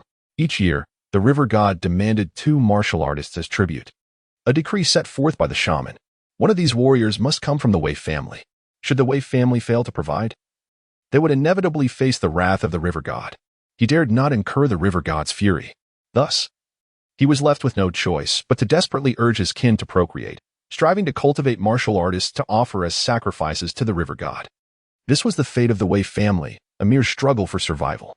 Yet, at the very least, if the Wei family only had to surrender one person each year to the river god, they could continue their lineage. The patriarch of the Wei family murmured to himself. In this world, merely surviving and ensuring the continuity of one's family was a luxury long coveted by countless souls. Chapter 29. Deng Jiyue's Task. The Arrival of 3 Great Demons. It is now late March. The spring planting has concluded, and Sihai village has cultivated numerous fertile fields, now sown with rice. A significant number of martial artists have emerged, providing invaluable labor within the village. They excel in construction as well as agriculture. As for the village chief, the population has reached 1,992, including 106 children under the age of 5. Among them, there is 1 second-tier mid-level martial artist, 8 first-tier peak martial artists, and 68 first-tier mid-level martial artists. Li Diang stood behind Li Yuming and spoke, "Please summon Deng Jiyue, and additionally, gather 10 women from the first-tier mid-level martial artists." Li Yuming commanded, his gaze fixed upon the ethereal rice fields, still exhilarated even on the following day. After all, this was a spiritual field, something that even Tsangmu town lacked. With the county possessing only 1.5 mu, now that Sihai village had acquired it, it must be cultivated with utmost care, ensuring that no harm befalls it. Before long, a slender young woman, appearing no older than 21 or 22, named Deng Jiyue, hurried over and bowed. "Village chief, did you summon me?" Her large, expressive eyes shone brightly, and her once dry hair now glistened with vitality, a testament to her recent elevation to a first-tier peak martial artist. Her skin had regained its fullness, and a hint of baby fat graced her cheeks. Following her were 10 first-tier mid-level female martial artists, comprising both middle-aged women and young girls. The 10 bowed respectfully to Li Yuming, their eyes filled with reverence. Having received the blessings of the illustrious Lord Zhanyue and become martial artists, their status within the village had transformed dramatically. Even those who once served their husbands as simple farmers were now the pillars of their households, with men now tending to their needs. They could not afford to neglect their duties, as their martial prowess far surpassed that of men. Furthermore, they had the support of the village chief and other influential figures. Deng Zhou, from this day forth, you shall be responsible for this mu of spiritual field. All tasks planting, pest control, weeding, and protection shall be conducted under your guidance alongside these 10 women. My sole requirement is that the spiritual field must remain unscathed, and the harvest must be assured. Li Yuming declared, turning to face Deng Zhou with a serious tone.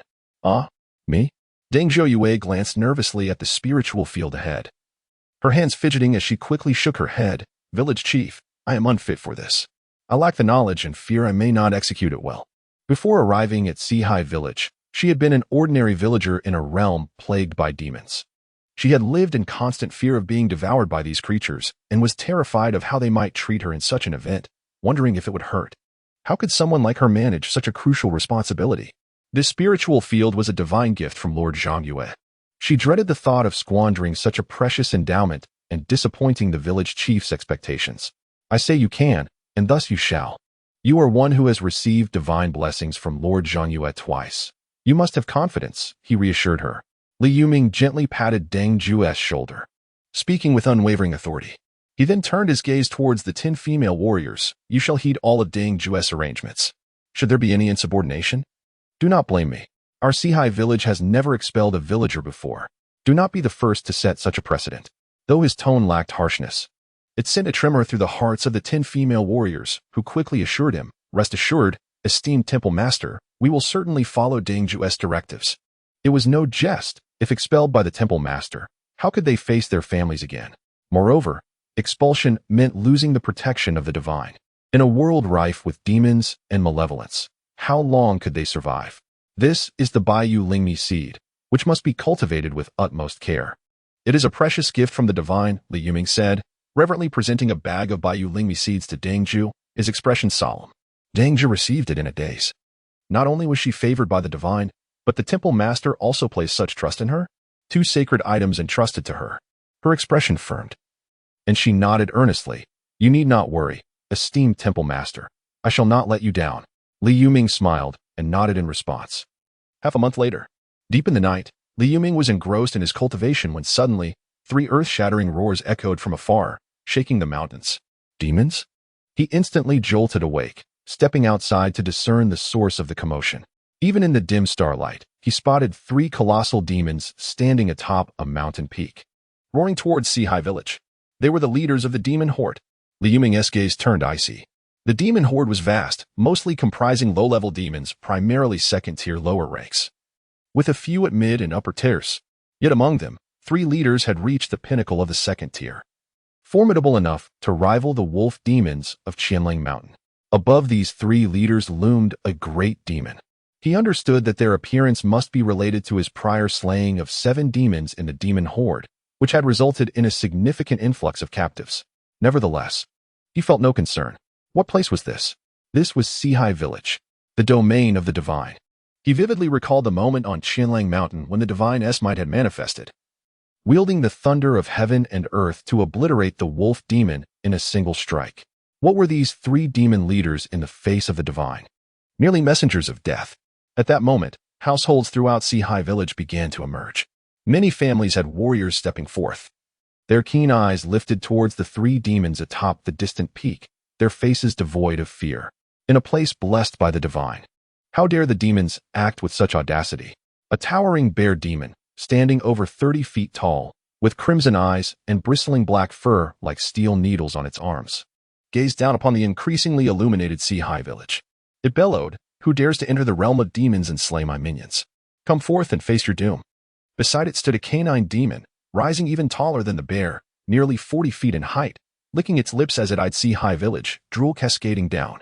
This was a village ripe for the taking, and today it craved 100 souls, carefully selecting only the tenderest flesh. As for the 3rd demon, it was a magnificent white stallion, proudly raising its head as if too disdainful to speak. This is a sacred place protected by divine beings. How dare you wicked creatures act with such impunity? Li Yuming stood before the earth deity's shrine, boldly addressing the 3 demon leaders. His voice resonated through the night. reaching the ears of the demon leaders even from 5 or 6 miles away. Ha! What divine beings! What gods exist in this world?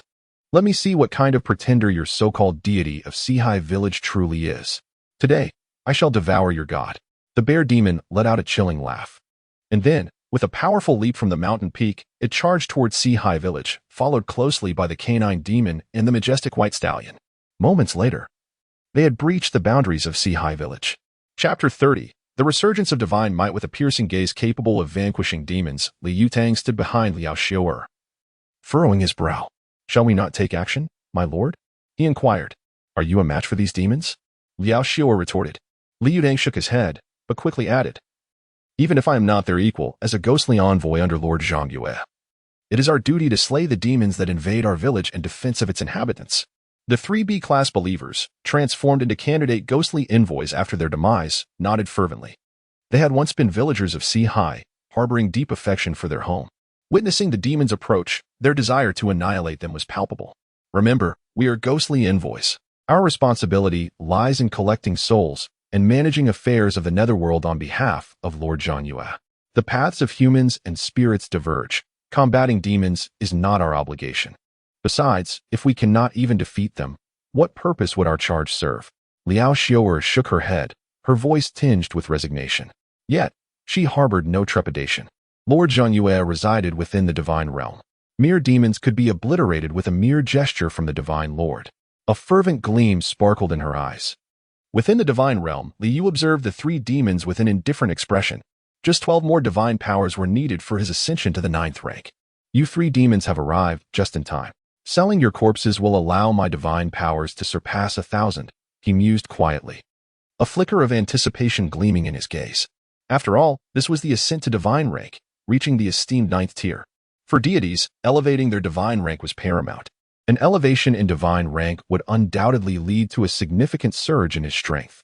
From the 9th tier earthly deity, his power would equate to that of a master at the pinnacle of the 4th tier in this realm.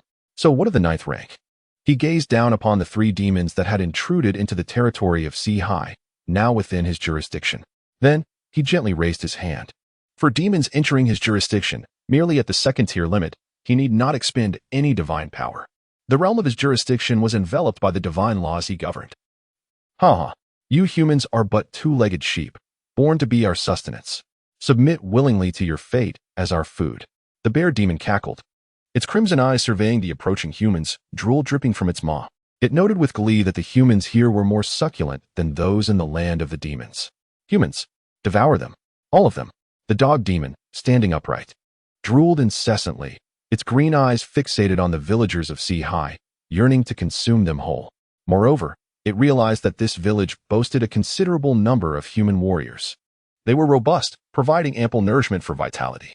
Only the pristine white giant horse looked on disdainfully. Though it was a demon, it never indulged in the consumption of humans. After all, its master in childhood was a human. Moreover, the master treated it with great kindness and, upon transforming into a demon, vowed never to consume human flesh. Its presence here is merely a matter of duty, tasked with vanquishing the demons that masquerade as deities. Certainly, it does not feast upon humans, but it equally refrains from aiding them. To assist humanity would be perilous. If discovered, it would face immediate annihilation. At that moment, an unimaginable force of terror surged from all directions. In the face of this overwhelming power, its demon energy, having reached the pinnacle of the 2nd tier, crumbled effortlessly. Unable to withstand even the slightest fraction.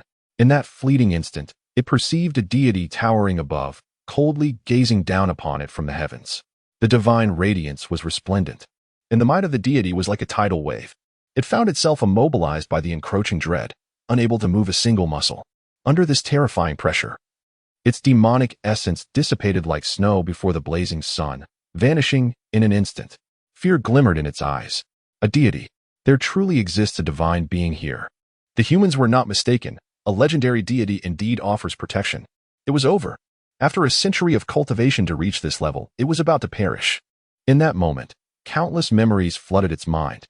Yet the most vivid were those of its childhood spent with its master. Those were the most wondrous and cherished moments of its life. What is happening? I cannot move. A deity. I behold a deity gazing upon me. It is over. There truly exists a deity here. The bear demon and the dog demon were equally paralyzed, akin to grasshoppers trapped in amber, engulfed by an overwhelming fear. They had never imagined that a deity would genuinely manifest before them. They beheld it, lofty and majestic, with divine might radiating around it. That terrifying force was the nemesis of their very essence, far surpassing their comprehension. In the next moment, they seemed to perceive the deity's indifferent gaze crackling with thunder. They could not hear a sound. It felt like mere illusion. Yet in their minds, a cataclysmic thunderclap resounded. Their powerful demon souls were instantaneously reduced to ash beneath the thunder's roar.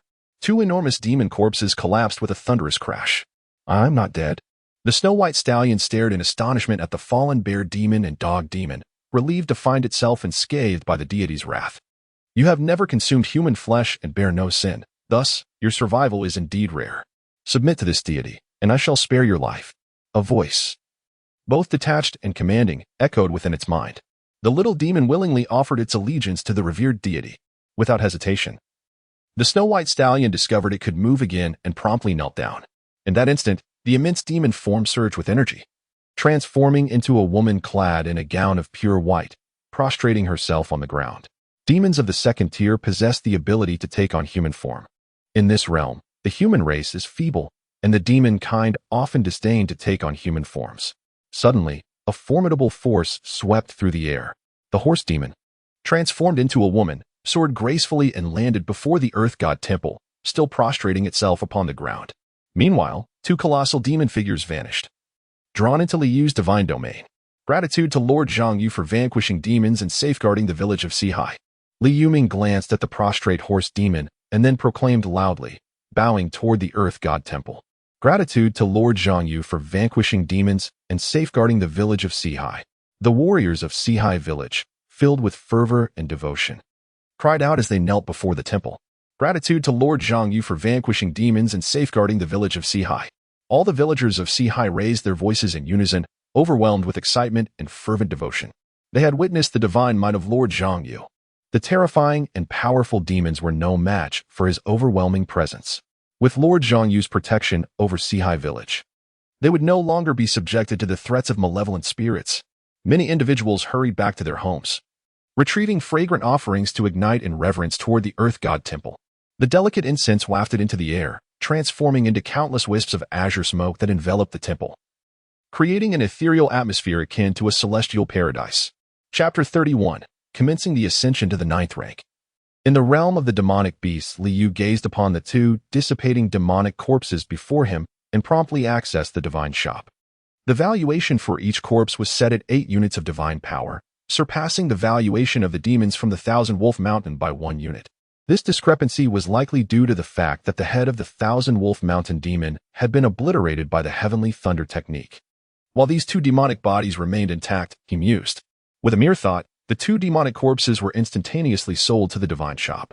Presently, there were no items available for sale within the shop, only he could transact items to it. Whether the divine shop would offer items for sale in the future remained to be seen. A total of 1,004 units of divine power. At last, I have accumulated enough divine power to ascend to the 9th rank, Liu reflected. Nearly 4 months had passed since his arrival in this world, and finally, he had gathered sufficient divine power to elevate his rank. This achievement was largely due to the unwavering support of the deities from Blue Star. Had it not been for the sale of 76 infernal soldier artifacts, which yielded 760 units of divine power, how could he have amassed 1,000 units of divine power by now? A smile graced his lips. In the beginning, he had possessed a meager number of faithful followers, whose devotion was not particularly strong, and the daily offerings of fervent wishes were insufficient to consolidate even a single unit of divine power. However, it was regrettable that the bear demon and the dog demon were limited to 2nd-tier cultivation, lacking the 3rd-tier prowess of true demons. Otherwise, he could have also fulfilled personal task 5. A hint of regret crossed his face. With a thought, he opened the personal task interface, scrutinizing the displayed personal task 5. Personal task 5. Task description. You gradually realize that this world is rife with demons, and the human race has largely succumbed to becoming the blood food of these fiends. Your heart burns with rage, and you yearn to slay demons for the sake of humanity. Task objective, slay 2 3rd-tier demons, 02. Task reward, 10 1st-tier blessing talisman, 2 2nd-tier blessing talisman. 60 units of divine power. Let me first ascend to the 9th rank. At that point, I shall determine how to slay 2 third-tier demons. He thought with a calm demeanor. Third-tier demons do not pose a significant threat to him. After all, as a 9th rank land deity, his strength was comparable to that of a 4th-tier peak Inyang realm master. Even without employing any divine power within the territory he governed, he would not be weaker than a 3rd-tier peak Yuan Gang realm grandmaster. Yet, all of this hinged upon the premise that it occurred within a territory enveloped by divine laws. Of course, even if Li Yuming were to invoke the summon divine technique, 1/3 of its divine might would still suffice to vanquish any 3rd-tier demon. For a 9th rank deity, this task posed no challenge. However, it was not a task that any run-of-the-mill wild deity could achieve. The first 4 tasks were indeed within the capabilities of lesser wild deities. From the 5th task onwards, is it necessary to possess the strength of a 9th rank deity? Li Yu pondered thoughtfully. The personal tasks are evidently designed to gradually elevate the requirements. With a deep breath, he closed his eyes, and within him, 1,000 streams of divine power instantaneously transformed into a radiant brilliance that enveloped his entire divine form. At the moment of his ascension to the 9th rank earth deity, he had already sculpted his divine body. It is precisely due to possessing this divine form that he could exert the strength of a 3rd-tier limit within his domain without depleting any divine power. At this moment, under the surge of 1,000 streams of divine power, this divine body began its metamorphosis. It was evolving from a 9th rank divine body to a true 9th rank divine body. Moreover, Li Yu sensed that his divine soul was expanding. His domain was also extending towards the surrounding areas of the Four Seas village alongside the growth of his divine soul. The rules of the divine path were burgeoning, permeating, and surging forth. Thunder rumbled in the heavens as if a tempest were about to descend. At this time, all the villagers, having completed their worship of the deity Zhangyue, had returned to their slumber. Even Li Yuming had retreated to his abode, immersing himself once more in his cultivation.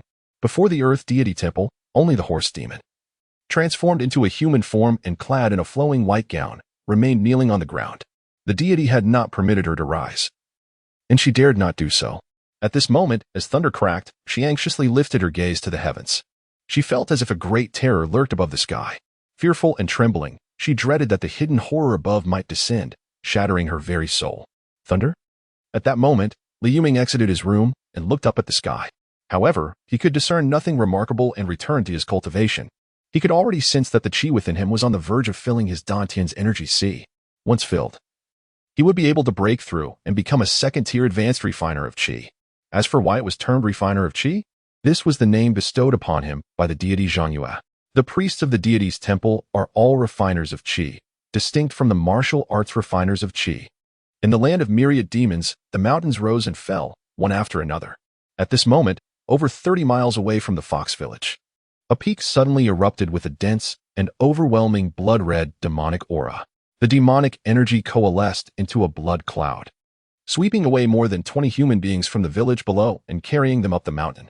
The remaining villagers trembled slightly, yet their expressions were already numb as they continued with their tasks. They, as humans, were born to be the prey of demons. Being devoured by the Mountain Lord was a mark of honor.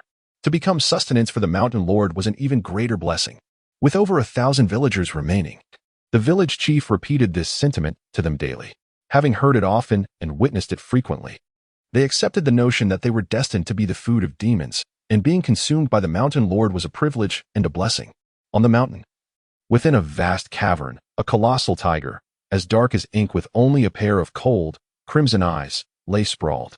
On either side of it, over 20 young human maidens diligently brushed its fur with care. At that moment, he opened his gaping maw, and blood-red demonic clouds surged back from the mountains below. One of the renowned human clan members, in a state of shock, witnessed himself being engulfed by the Mountain Lord's bloody jaws, only to be devoured in an instant. In the blink of an eye, the enormous ferocious tiger had consumed over 20 individuals yet still appeared somewhat unsatisfied. In the next moment, it extended its massive paw and seized 2 young human maidens who had been grooming its fur, tossing them into its mouth with a sense of fulfillment. My Lord Mountain Ruler, the leaders of the Bear and Black Dog clans, as well as the White Horse clan, have all vanished from the village of the Four Seas. Suddenly, a wolf demon, carrying a wretched creature, rushed down from the mountains. The wretched creature leapt down and knelt in fear, reporting breathlessly, the leaders of the Bear, Black Dog, and White Horse clans are all 2nd-tier apex demons. It is inconceivable that they have disappeared from that village, being merely a mid-tier second-level demon. It was naturally filled with trepidation. Useless. You cannot even conquer a mere village. The Mountain Lord's eyes ignited with fury. Its colossal form gradually rose, casting a disdainful gaze upon the trembling wolf demon and wretched creature below. Go summon my sister to come forth. Chapter 32. Promotion to the 9th rank land deity. 3 days after the 9th peak, a sinister green mist surged from the distance, descending upon Tiger Head Mountain, revealing a colossal spider. This was a creature with the upper body of an enchanting woman and the lower body of a spider. The spider towered over 6 zhang. Its 8 legs thick as towering trees, with the foremost legs sharp as celestial blades, reflecting a chilling green light. Greetings, elder sister. The Mountain Lord had been awaiting her arrival atop the mountain and promptly advanced to meet the spider spirit upon her emergence. His voice was rugged, yet bore a hint of familiarity. His own form was already immensely large, exceeding 4 zhang in height and 10 zhang in length, making him appear as a diminutive mountain in comparison. Yet, when gazing at the spider spirit, he still had to look up. Tiger brother, what brings you to seek me? Do you require my assistance in dealing with the ancient serpent of Shunling River? The spider spirit looked down upon the fierce black tiger, her voice low and cruel. Her eyes glimmered with a sinister green radiance, and saliva occasionally dripped from her mouth, corroding the ground with a sizzling sound, showcasing the potency of her venom.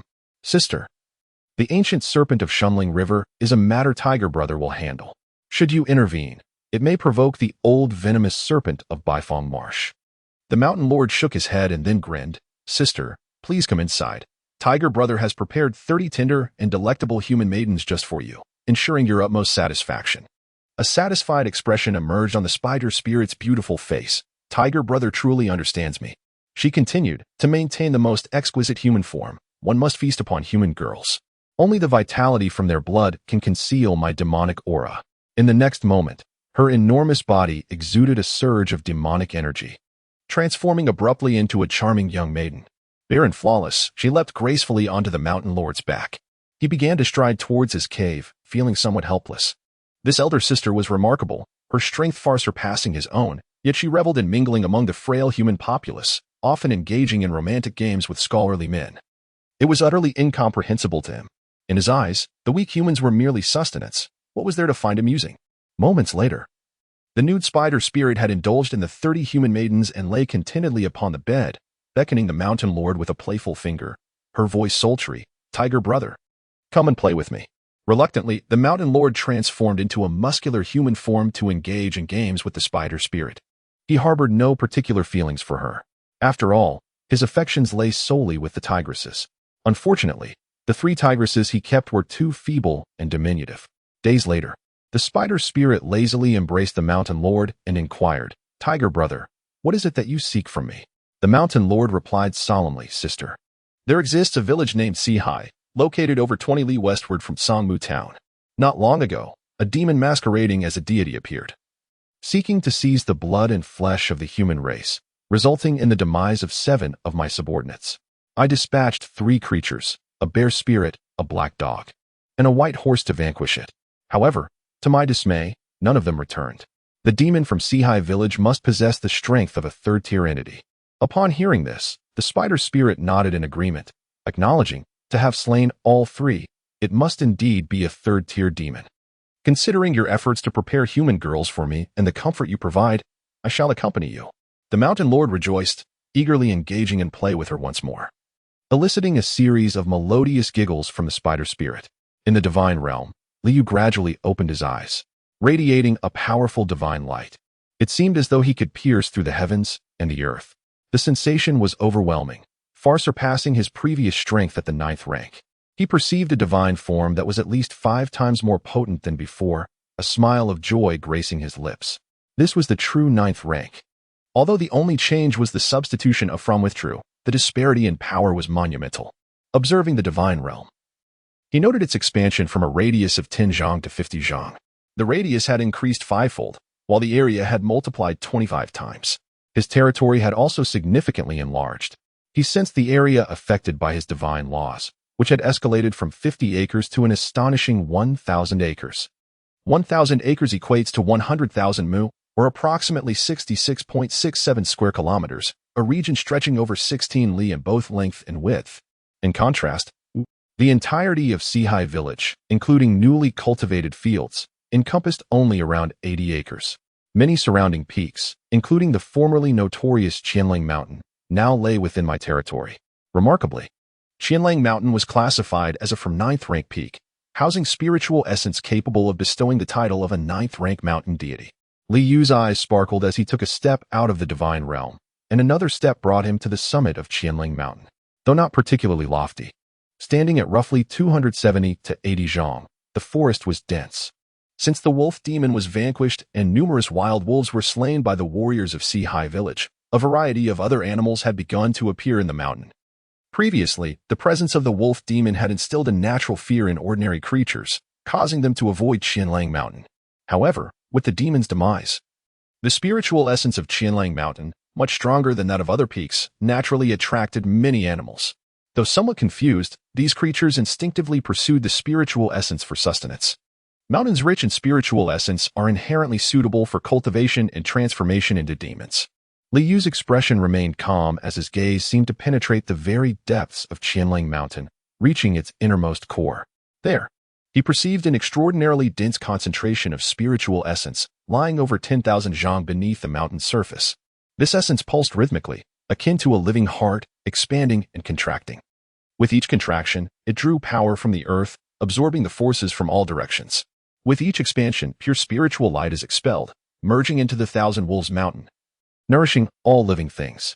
Regrettably, I possess no fragments of the divine path's laws, rendering me incapable of bestowing the title of mountain deity upon anyone in this sacred place. A hint of disappointment flickered across his face. Having attained the true 9th rank of divinity, he could now consecrate 2 subordinate deities of the subordinate 9th rank. However, despite reaching the true 9th rank, his divine position remained that of the land deity of Sihai village. Consequently, he could only confer the title of mountain deity, as the land deity of Sihai village could only be him. To appoint a land deity, he needed to ascend another level in divine rank. Yet, to consecrate a deity, fragments of the divine path's laws were essential. Li Yu pondered to himself, how might one acquire such fragments? The only method he was aware of was through the divine war. By initiating the divine war and emerging victorious, one could obtain fragments of the divine path's laws to appoint subordinate deities. The strength of these subordinate deities directly influenced the outcome of the divine war. As the year drew near, many deities from Blue Star would likely commence their divine wars. His gaze remained tranquil.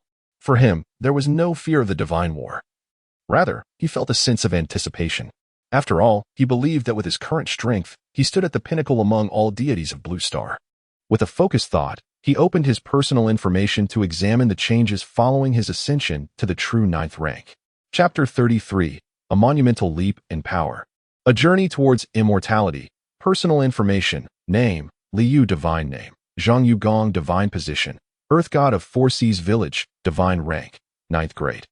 Requires 15,000 divine powers to ascend to the 8th grade. Divine Power. 10. Incense offerings 61,320 divine arts.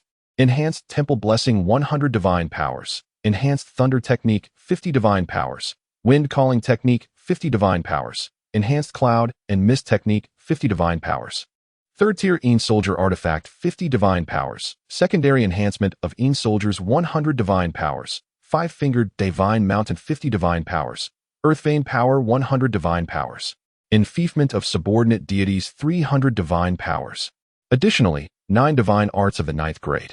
However, to invoke a 9th grade divine art requires at least 50 divine powers. Having just ascended, my divine power is scant. The incense offerings accumulated over time can only suffice for the invocation of a single 9th grade divine art. Li Yu shook his head. Yet, having reached the 9th grade Earth God status, even without deploying any divine arts, his strength within the jurisdiction is not inferior to that of a 4th tier limiting Young Realm Master, equating to his previous self at the 9th grade. Should he expend 10 divine powers to invoke a 9th grade divine art, his strength could elevate to that of a 5th tier lower cave Heaven Realm Grandmaster. By consuming 50 divine powers to invoke a 9th grade divine art, his prowess could ascend to the 5th tier limit of a cave Heaven Realm Grandmaster. The advancement from 9th grade to 9th grade is akin to achieving a monumental leap in this world. A smile graced his lips. This is the essence of a deity who governs the laws of divinity. The magnitude of his power's enhancement far surpasses the imagination of the martial artists and demons of this realm. The wolf demons of Qianling Mountain, having trained for over a century, barely reached the second-tier limit. How long has it been since he ascended to divinity? In total, it has merely been 4 months. In just 4 months, he has transformed from an inconsequential wild god of the second-tier limit into a comparable 9th-grade earth god at the 5th-tier limit. With a breath, he took another step, instantly traversing a span of 12 miles to a different location. This place was a valley nestled between 2 peaks, adorned with a plethora of vibrant flowers, their fragrance intoxicating. Bees diligently gathered nectar from the blossoms, transporting it to a colossal hive nearby, towering 7 to 8 feet high. Upon encountering this deity, why do you not prostrate? Li Yu, with an expression of indifference, hovered in the air, gazing down at the immense hive. Its exterior had begun to exhibit a crystalline sheen, evidently a result of the passage of time and crystallization. Was a queen bee, as thick as a water bucket, emerged from the hive, transforming into a woman clad in a yellow gown, her complexion pale and anxious as she knelt upon the ground. Queen bee. I pay my respects to the esteemed deity. Her aura was notably stronger than that of the wolf demons of Qianling Mountain, having reached the mid-tier of the 3rd grade. Yet, feeling the vast and terrifying divine might radiating from Li Yu, her body trembled uncontrollably, overwhelmed by fear. She was acutely aware that the divine being above her could effortlessly crush her with but a single finger. You bear no sins, nor have you consumed the essence of others for your cultivation. Would you be willing to submit to this deity? Li Yu regarded the queen bee with a detached gaze, feeling a sense of delight within. This queen bee, at the 3rd tier, commanded a hive that housed 12 second-tier male bees and over 100 first-tier worker bees. Yet, these were of no consequence to him, merely minor creatures in the grand scheme. His true elation stemmed from the realization that the honey produced by this queen had reached the 2nd tier, after more than a century of accumulation. This hive was now brimming with a substantial quantity of 2nd-tier spiritual honey. For him, this represented a commendable source of income. Whether sold to the divine shop or to other deities of the Blue Star, it promised a significant influx of divine power. Moreover, as long as the queen bee remained alive, the production of this 2nd-tier honey would be a continuous stream. The minor creatures were eager to submit to the divine master. The queen bee was overjoyed, promptly prostrating herself in reverence. Only moments earlier, she had been filled with trepidation, uncertain of how this deity would decide her fate. She had even feared that a mere finger from the divine being could spell her demise. To her astonishment, the deity was willing to accept her as a subordinate. This was a legendary god. She would henceforth be in service to a deity. Elation surged within her, with the patronage of the divine master. She wondered if she would no longer have to remain concealed in this deep valley, allowing her offspring to venture farther afield in search of nectar. Li Yu extended his hand, directly seizing 90% of the honey within the hive. The honey is commendable. Continue your diligent efforts in its production. Should I find your work satisfactory, I may bestow upon you the title of a subordinate deity, granting you eternal life and the privilege to enjoy millennia of time. His voice was devoid of emotion, yet imbued with an air of authority. The lifespan of deities far exceeded that of humans or demons. Even the most modest of 9th-tier deities enjoyed a lifespan of 10,000 years. Upon reaching the 9th tier, their longevity doubled, attaining a staggering 20,000 years. Yet, such longevity was not of paramount concern to him. The world was fraught with dangers, teeming with malevolent creatures, and the other deities of the Blue Star posed a significant threat. It was improbable that one could remain at the 9th tier indefinitely and reach the end of their days in peace. Nevertheless, the prospect of a lifespan measured in millennia was an unfathomable temptation for any human or demon. To become a deity? To relish in millennia of existence? The queen bee's breath quickened, her eyes glimmering with fervor, as she exclaimed, "Rest assured, divine master, I shall dedicate myself entirely to the production of honey." At that moment, she had privately resolved to showcase her finest skills, striving to concoct a batch of 3rd-tier spiritual honey as an offering to the divine master. The mere thought of potentially becoming a deity sent shivers through her form, a notion so extraordinary it was almost beyond comprehension. Li Yu nodded in acknowledgement. With a single step, he returned to the divine realm. This time, his territorial expansion had only unveiled the spiritual essence of the Thousand Wolf Mountain and this hive of spiritual bees. In the other locations, he found nothing amiss. Though there were some creatures exhibiting signs of transformation, he paid them no heed. The creature exhibiting signs of transformation into a demon possesses strength merely at the 1st tier. This serves as an opportune challenge for the villagers of Sihai Village. Only by revealing to them that malevolent beings still roam beyond their borders will their faith in the village deepen with fervor.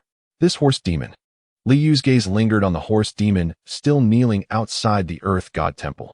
It has been 10 days since he vanquished the bear demon and the dog demon. During this time, he ascended from the 9th tier to the true 9th tier, a process that consumed 10 days. Of course, during the ascension, he was not entirely incapacitated. He could still wield the power of the 9th tier. Intriguingly, after kneeling before the Earth God Temple for 10 days, this horse demon had remarkably become a grade B believer. Yet, what service can this horse demon provide? Li Yu pondered.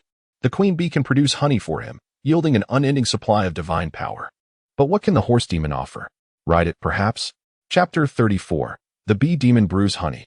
The horse demon raises horses by Ru Xue knelt anxiously before the Earth Goddess shrine, her complexion pale. Though 10 days of kneeling would not ordinarily sap her strength, the indifference of the deity to her supplications intensified her unease, leaving her uncertain of how the divine would choose to address her plight. In the beginning, many in the village feared the kneeling horse demon. Although she had taken on human form, the essence of her demonic nature still instilled trepidation. However, as the days passed and the villagers observed her unwavering posture before the shrine, they gradually grew accustomed to her presence. The villagers of Sihai recognized that Lord Zhanyue had his reasons for her penance, and the temple priest reassured them that the horse demon had never harmed a human, which was why she had been spared. Do you possess a name? Suddenly, a voice of indifferent authority resonated in by Ru Xue's mind. Startled, she instantly composed herself. Kneeling more reverently as she replied, "Esteemed Lord, this humble demon is named by Ru Xue. I have but 2 demons under my command, and you are one of them. What abilities do you possess?" Li Yu, standing in the divine realm, gazed down upon the horse demon with a detached demeanor. Bai Ru Xue was momentarily taken aback. Abilities? What abilities did she possess? Her mind raced. The Lord's inquiry was not about her strength, after all, her prowess was inconsequential in his presence. And he was undoubtedly aware of her limitations. Therefore, the inquiry must pertain to some unique ability of hers, one that could be of service to the Lord. What could she offer that would be of use to him? She sensed the reverence of the villagers behind her, kneeling and offering incense to the deity, including several martial artists among them. A sudden realization struck her. Esteemed Lord, I can breed war horses for Sihai Village. If provided with a batch of ordinary horses, I can elevate them to the 1st rank, reaching their utmost potential, she proclaimed with utmost respect. After all, her true form was that of a horse. By utilizing her own essence and even her blood, she could gradually elevate ordinary horses to a higher rank. Breeding war horses? Li Yu's interest was piqued. In the context of divine warfare, the battle of the believers constituted a crucial element, accounting for 30% of a deity's strength. Consequently, he placed great importance on the power of his followers. Undoubtedly, at the 1st and 2nd ranks, cavalry possessed formidable combat capabilities. If he could acquire a cadre of 1st or even 2nd rank war horses, allowing the 1st and 2nd rank warriors of Sihai to ride into battle, their might would undoubtedly surpass that of numerous warriors and masters combined. However, a singular challenge remained: how to incorporate 1st and 2nd rank war horses into the battle of the believers. This conflict only permitted believers to engage in combat. Thus, to have 1st and 2nd rank war horses participate, they must first be made into his followers. However, this was not a challenge for him. After all, Bai Ru Xue was nurtured step by step within his domain, naturally enveloped by his divine aura, making it effortless for her to become a believer. In contrast, for the external demons to develop into believers proved to be exceedingly difficult. The most critical aspect was the prohibition against consuming humans. The divine path is rooted in humanity. Humanity serves as the cornerstone of the divine. Demons that have consumed humans are fundamentally at odds with humanity and are thus unwelcomed by the divine path. This criterion effectively excludes the vast majority of demons. In this world, the number of demons that do not consume humans is exceedingly rare. Hence, upon discovering that the horse demon had never consumed a human, he decided to accept Bai Ru Xue. In that case, you shall tend to the horses in Sihai Village. He looked down at Bai Ru Xue and instructed calmly. Bai Ru Xue dutifully complied with her lord's command, her heart lightened with joy. She realized she had successfully become a subordinate of this esteemed deity. From that moment onward, she was no longer a demon, but rather a servant of a revered lord. Li Yu shifted his gaze from Bai Ru Xue to Li Yuming, who was meditating within the house. It appeared that the previous invocation of the deity had greatly benefited him. and he was likely on the verge of advancing to the second tier. A faint smile appeared at the corner of Li Yu's mouth.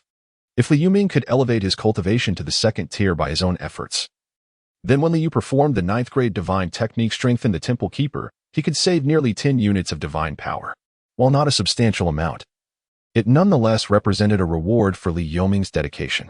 He appreciated believers who strive for self-improvement. After all, he was a deity, not a caretaker. Li Yuming, he began slowly, his authoritative voice resonating in Li Yuming's mind. Previously, to maintain an aura of mystery and power, he had conveyed divine messages to Li Yuming through dreams. However, having now ascended to the 9th tier, and with his terrifying strength established through 2 demon-slaying feats, there was no longer a need to rely on dream-based communication to preserve his mystique and might.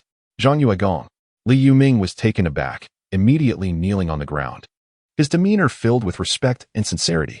The horse demon by Ru Xue shall tend to the horses in Xihai Village. You may select robust war horses for her to nurture. In the 10-mile deep valley to the west of Xihai Village, there exists a group of bee demons that have already pledged allegiance to me. Do not disturb them. Li Yu's voice was commanding and resonant, echoing in Li Yuming's mind. I shall faithfully adhere to the divine edict of Zhang Yuegong. Li Yuming replied with utmost reverence. Li Yu then withdrew his gaze, observing the 150 pounds of second-tier spirit honey suspended in the divine realm. He pondered the value of this second-tier spirit honey, murmuring to himself. With a thought, he opened the deity shop and placed a pound of second-tier spirit honey for sale. Instantly, a multitude of inscriptions appeared in the deity shop. Name: Black-striped bee spirit honey tier. Second effect: after consumption by beings of second tier and below, it accelerates wound recovery speed. The more consumed, the swifter the recovery, with mild medicinal effects. Price: 2 units of divine power per pound black-striped bee spirit honey, a restorative item. Li Yu's gaze flickered with intrigue. Moreover, its value is not insignificant. A pound can fetch the price of 2 divine powers.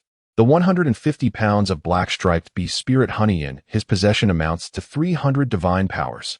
Previously, he toiled to sell 76 pieces of Yin soldier artifacts and earned merely 760 divine powers.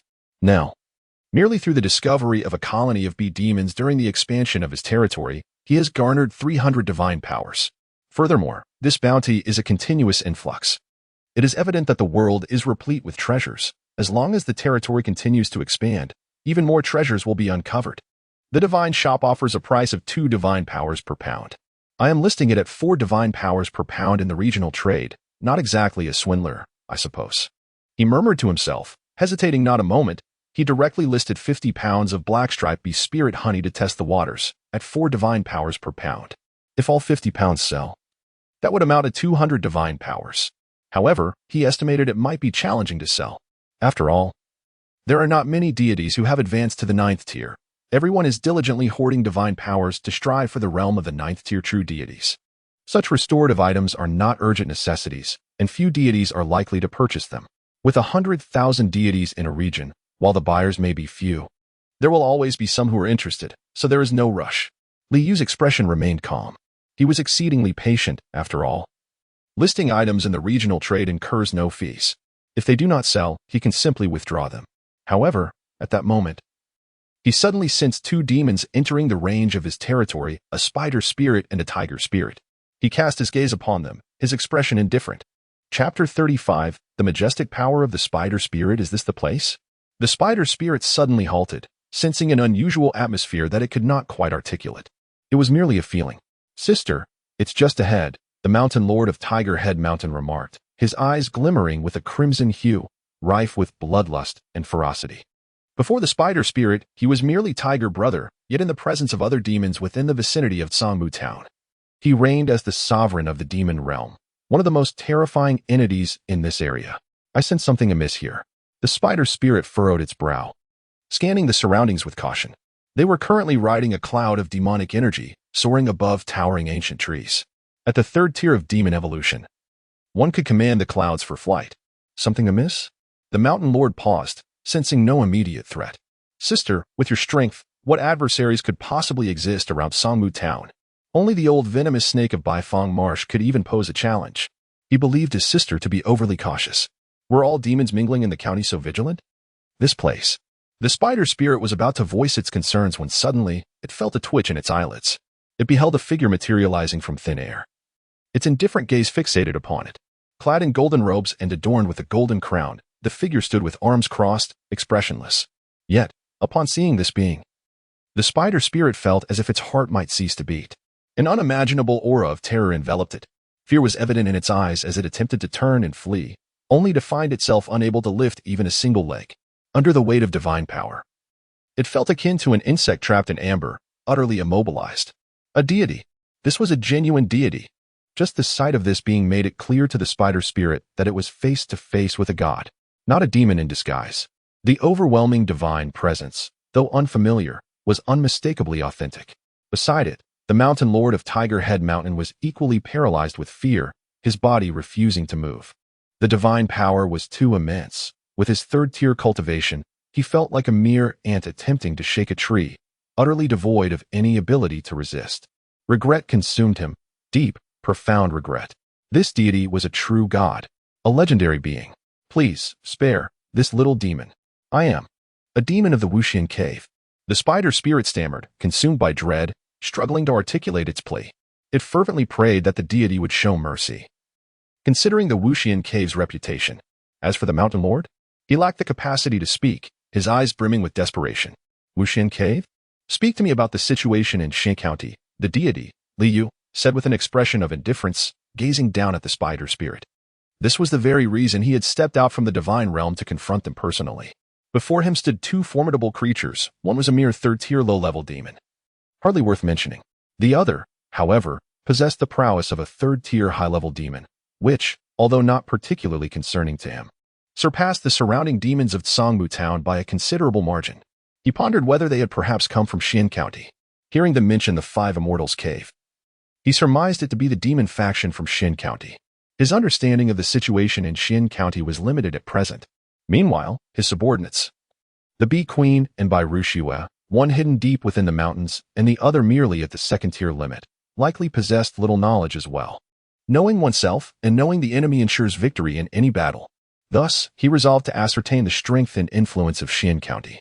The spider spirit, realizing it could speak normally, suppressed its inner trepidation and hastily declared, "Esteemed deity, I hail from the Five Immortals Cave, where we have 5 esteemed masters, each a formidable fourth-tier being. Even within the realm of Xin County, our 5 Immortals Cave ranks among the top 10 demon factions." It clarified its origins in the strength of the 5 Immortals Cave, intending to exert pressure on the deity. It was not a mere insignificant demon but one of notable lineage. Despite the overwhelming aura surrounding it, it felt that this power resided within the fourth-tier realm, leading it to conclude that the deity before it was likely of similar strength. Given that the 5 Immortals Cave boasted 5 fourth-tier demons, it reasoned that the deity would surely be cautious. What is the highest cultivation level of the demons within Xin County? Li Yu's tone remained indifferent. He did not inquire about the human race, as their strength was undoubtedly far inferior to that of the demons. Tianyuan Mountain is undoubtedly the foremost demon faction, with the ancestor of Tianyuan having ascended to the fourth-tier limit. One of our esteemed masters from the 5 Immortals Cave frequently attends to the ancestor of Tianyuan and shares a close relationship with him, the spider spirit promptly replied. It invoked the name of Tianyuan Mountain, fearing that the 5 Immortals Cave might not be sufficiently imposing to deter the deity. With the backing of the ancestor of Tianyuan, it believed that the deity would refrain from harming it. After all, the ancestor of Tianyuan was the most powerful demon in Xin County, possessing the fourth-tier limit. The fourth-tier limit. It seems there are quite a number of fourth-tier demons within Xin County, Li mused. The 5 Immortals Cave, with its 5 fourth-tier demons, merely claimed to rank among the top 10, suggesting that there were indeed many factions of greater strength. However, to him, there were merely fourth-tier demons. What significance did they hold? Even a fourth-tier limit demon that dared to tread into his territory could be effortlessly eradicated with a single divine technique. Even without encroaching upon his domain, should he send the Temple Keeper, Li Yuming, to invoke the summoning technique, he could still obliterate them. A third of the power of the 9th-rank divine technique could easily annihilate a fourth-tier limit demon. Esteemed deity, may the little demon take its leave? Rest assured, esteemed deity, upon my return, I shall promptly report to the 5 esteemed lords. On an auspicious day, they will undoubtedly pay a visit to you. My 5 lords are fond of forging friendships, and they are especially eager to befriend someone of your stature. The spider spirit spoke humbly. Meanwhile, the mountain lord, with a frantic glint in his eyes, seemed to implore, "Sister, do not forget about Brother Tiger. Take him along as well." He was merely a demon of no significant background, having ascended to the third tier by sheer fortune, and he had hastily established a realm for demons. He envisioned a day when he would rise to become a fourth-tier demon, transforming his domain into a formidable power within the confines of Xin County. Leave? Li Yu regarded the two demons before him with indifference. A man-eating demon, steeped in sin. You wish to leave this divine realm and still survive? A flicker of thunderous wrath ignited in his indifferent gaze. Instantly, terrifying thunderclaps resounded in the minds of the spider spirit and the tiger spirit. It was as if the heavens themselves were roaring. The thunder contained an overwhelming divine might. The third-tier mountain lord's eyes widened in shock. His demon soul shattered in an instant, resulting in his demise. Yet, the third-tier spider spirit, after emitting a mournful cry, was enveloped in a radiant white light. Within this luminescence, the ethereal figure of a human scholar emerged, working in unison to uphold a formidable righteousness that shielded her from the crushing thunder, granting the spider spirit a fleeting opportunity to cling to life. Chapter 36. Strengthening the Temple Guardian's Divine Talisman.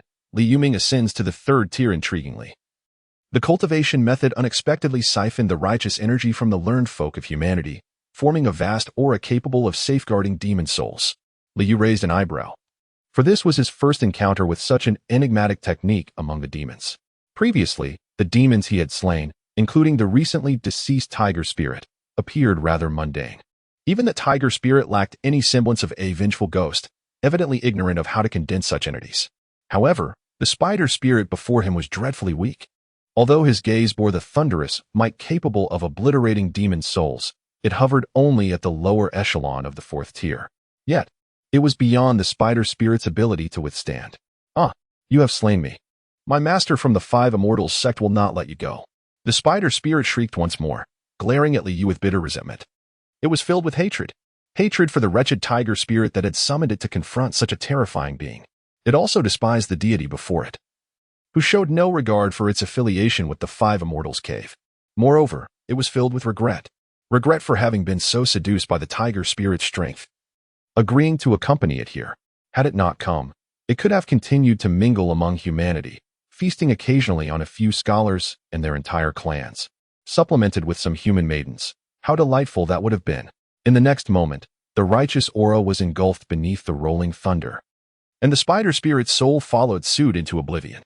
Two colossal demon corpses plummeted from the heavens, only to vanish in an instant, having been claimed by Li Yu into the divine realm. The corpses of third-tier demons should yield a substantial amount of divine power, he mused, a satisfied smile gracing his lips. More importantly, the personal task, 5, had been completed. These two demons had truly been cooperative, presenting themselves on a silver platter. With a single step, he returned to the divine realm. Gazing at the two demon corpses, he promptly accessed the divine shop and sold them.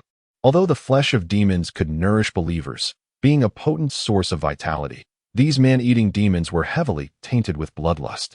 Overindulgence in demon flesh could corrupt one's nature, rendering them cruel and violent, particularly when the disparity in cultivation levels was vast. Therefore, he would not bestow the demons he had slain upon his followers. As for those they hunted themselves, he cared not. If one possessed the capability to hunt, they deserved the spoils. Indeed, the corpse of the lower-tier tiger spirit fetched a remarkable 45 units of divine power, while the upper-tier spider spirit yielded an impressive 92 units. Li Yu felt a sense of satisfaction swell within him. With this 137 units of divine power gained, he was finally liberated from the constraints of merely wielding a single 9th-rank divine art as a 9th-rank land god. He opened the personal task interface and claimed the reward for personal task 5. Instantly, 10 first-rank blessing talismans and 2 second-rank blessing talismans materialized before him, while 60 units of divine power surged within his being. At this moment, his divine power had reached a remarkable 268.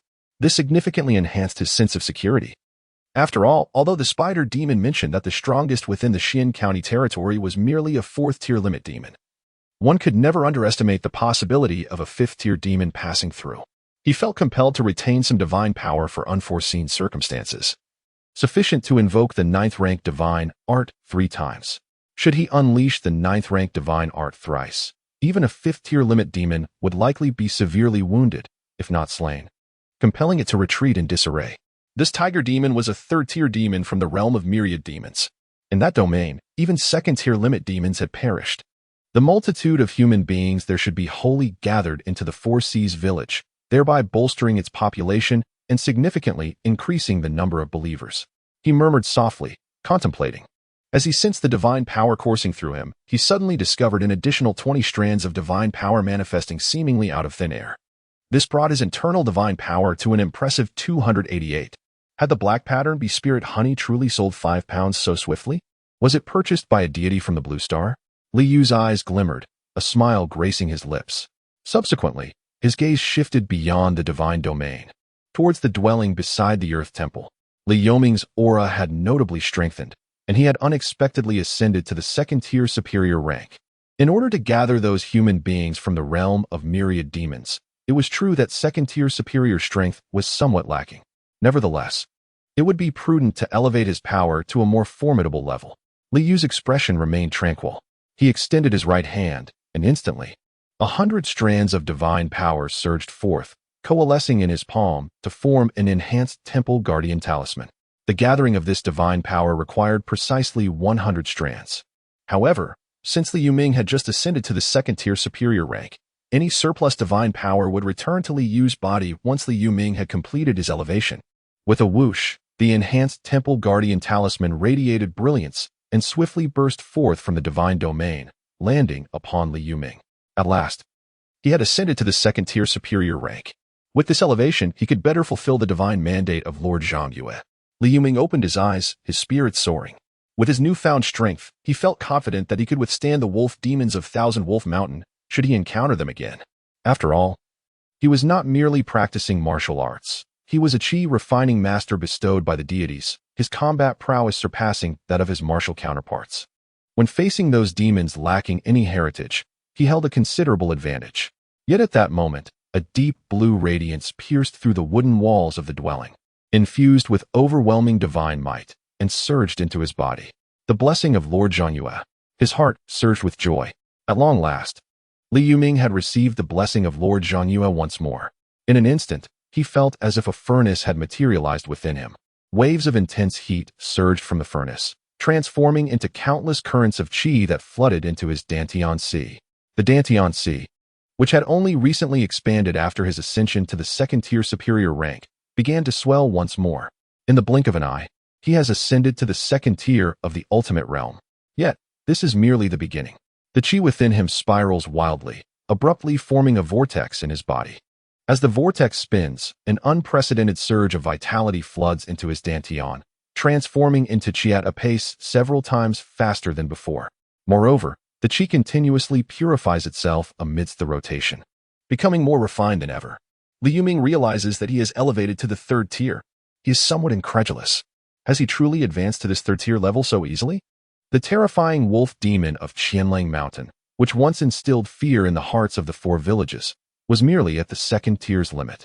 He feels that now, with just a flick of his hand to unleash a little golden blade technique, he could vanquish the once formidable wolf demon that had seemed insurmountable to him. The third tier in martial arts is known as the Yuan Gang realm, where one can project their gang qi, capable of severing gold and iron, and is referred to as a Grand Martial Master. Within the county, a third-tier Grand Martial Master represents the pinnacle of strength. I, Li Yuming, have attained the status of a third-tier Grand Martial Master. I am immensely grateful to Lord Zhangyue.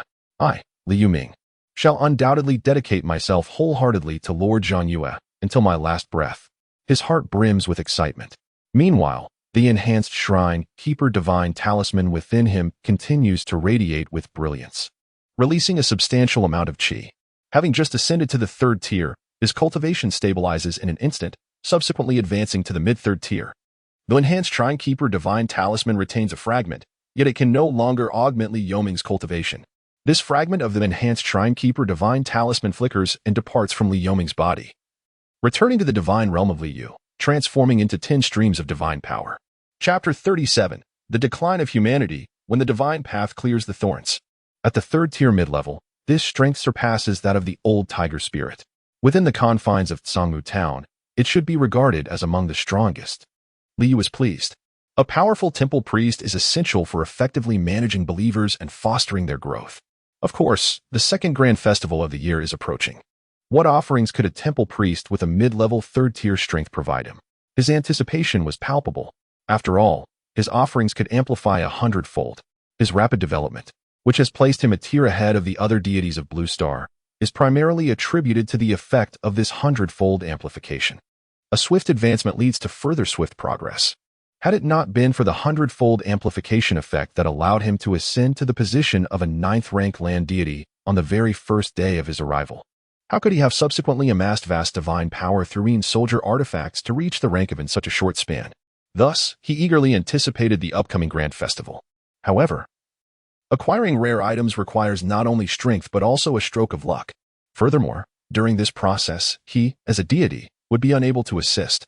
Everything depended on Li Yuming himself and the other believers in the village. With a thought, he opened the Personal Tasks interface. Personal Task 5 has been completed, and the 6th personal task has refreshed. Personal Task 6, Task Description. Your act of slaying 2 third-tier demons will undoubtedly attract the gaze of other demons in Songmu Town, once again establishing your divine authority. In the decline of humanity, let the divine path clear the thorns, instilling fear in the demons. Task Objective. Slay 5 third-tier demons, 05. Task Reward. 20 sets of first-tier armor, 5 sets of second-tier armor, 3 second-tier blessing talismans, 70 units of divine power. In the decline of humanity, let the divine path clear the thorns.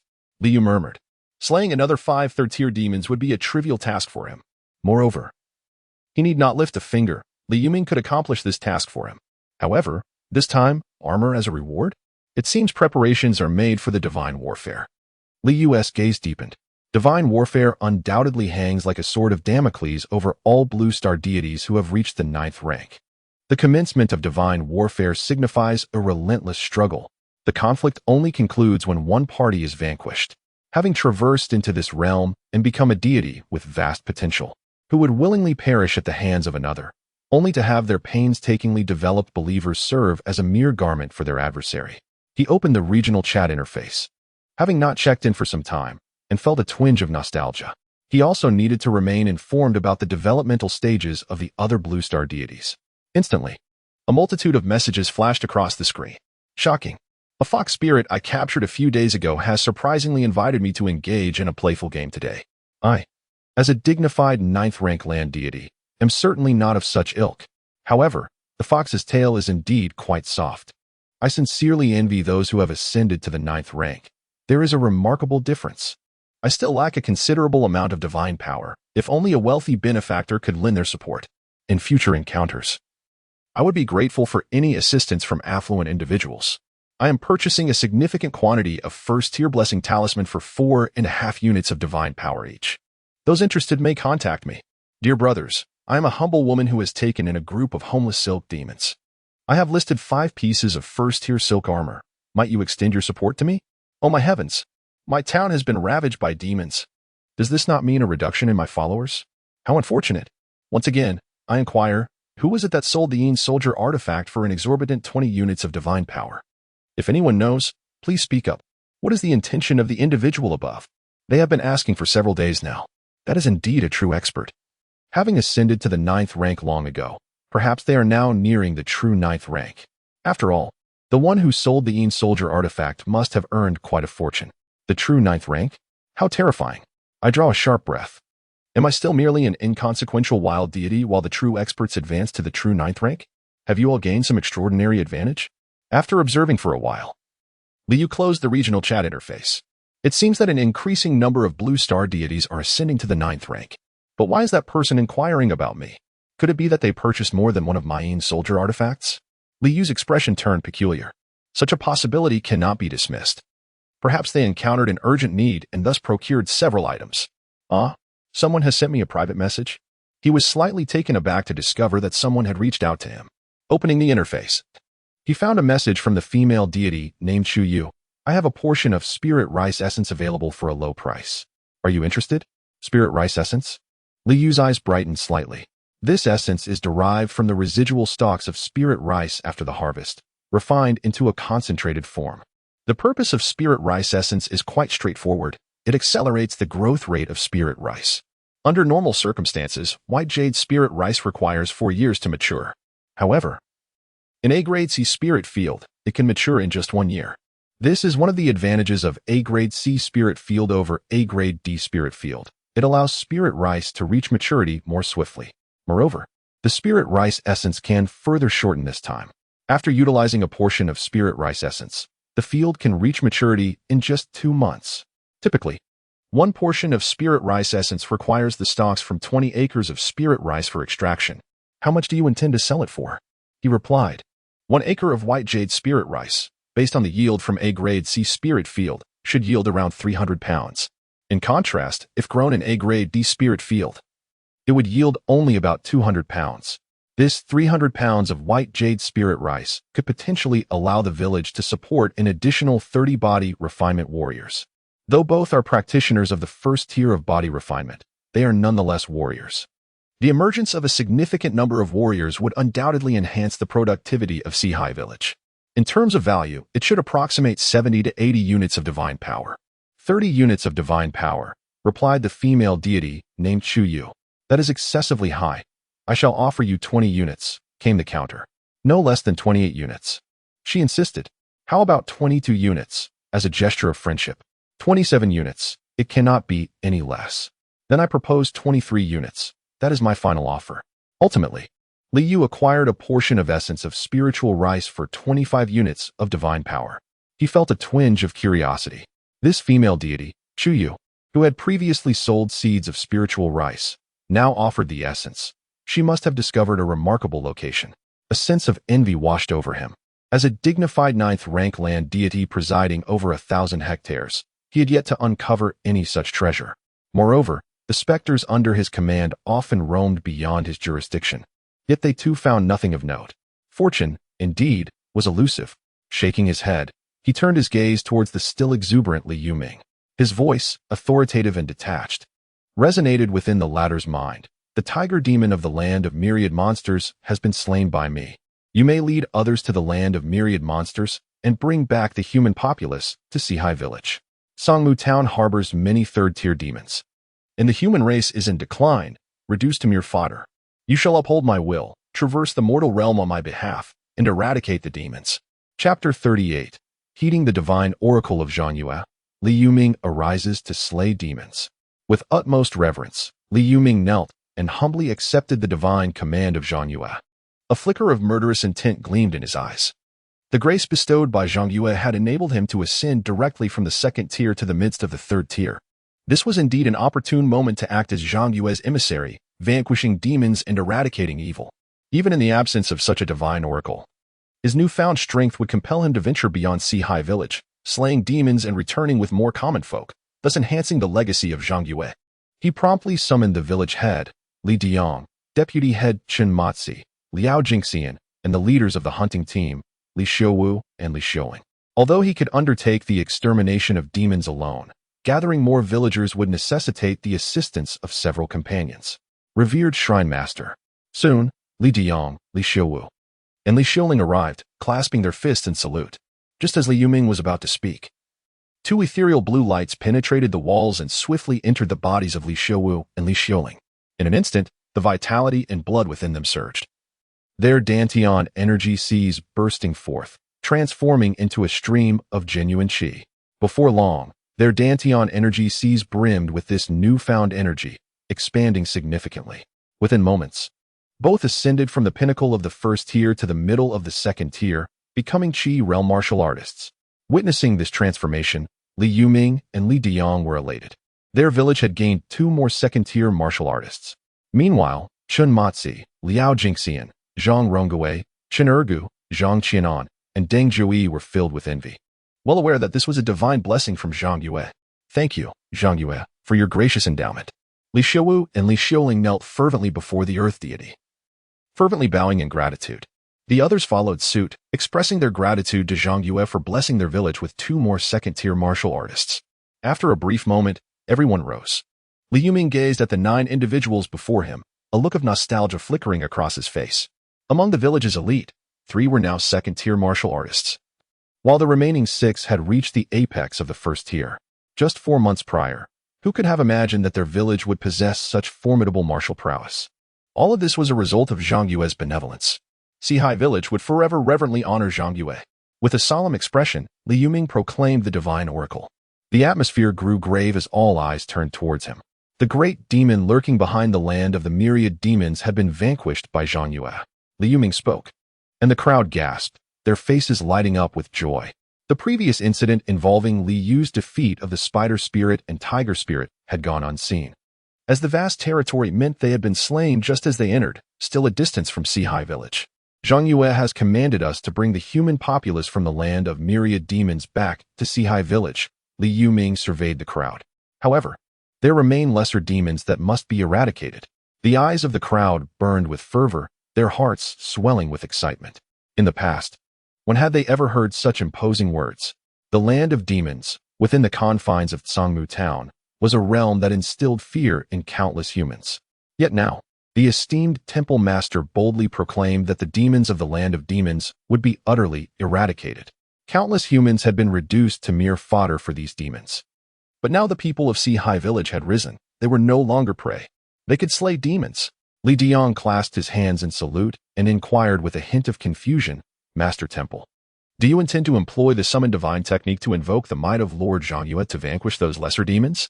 Among the remaining demons in the land of demons, there are likely still a few second-tier high-ranking fiends.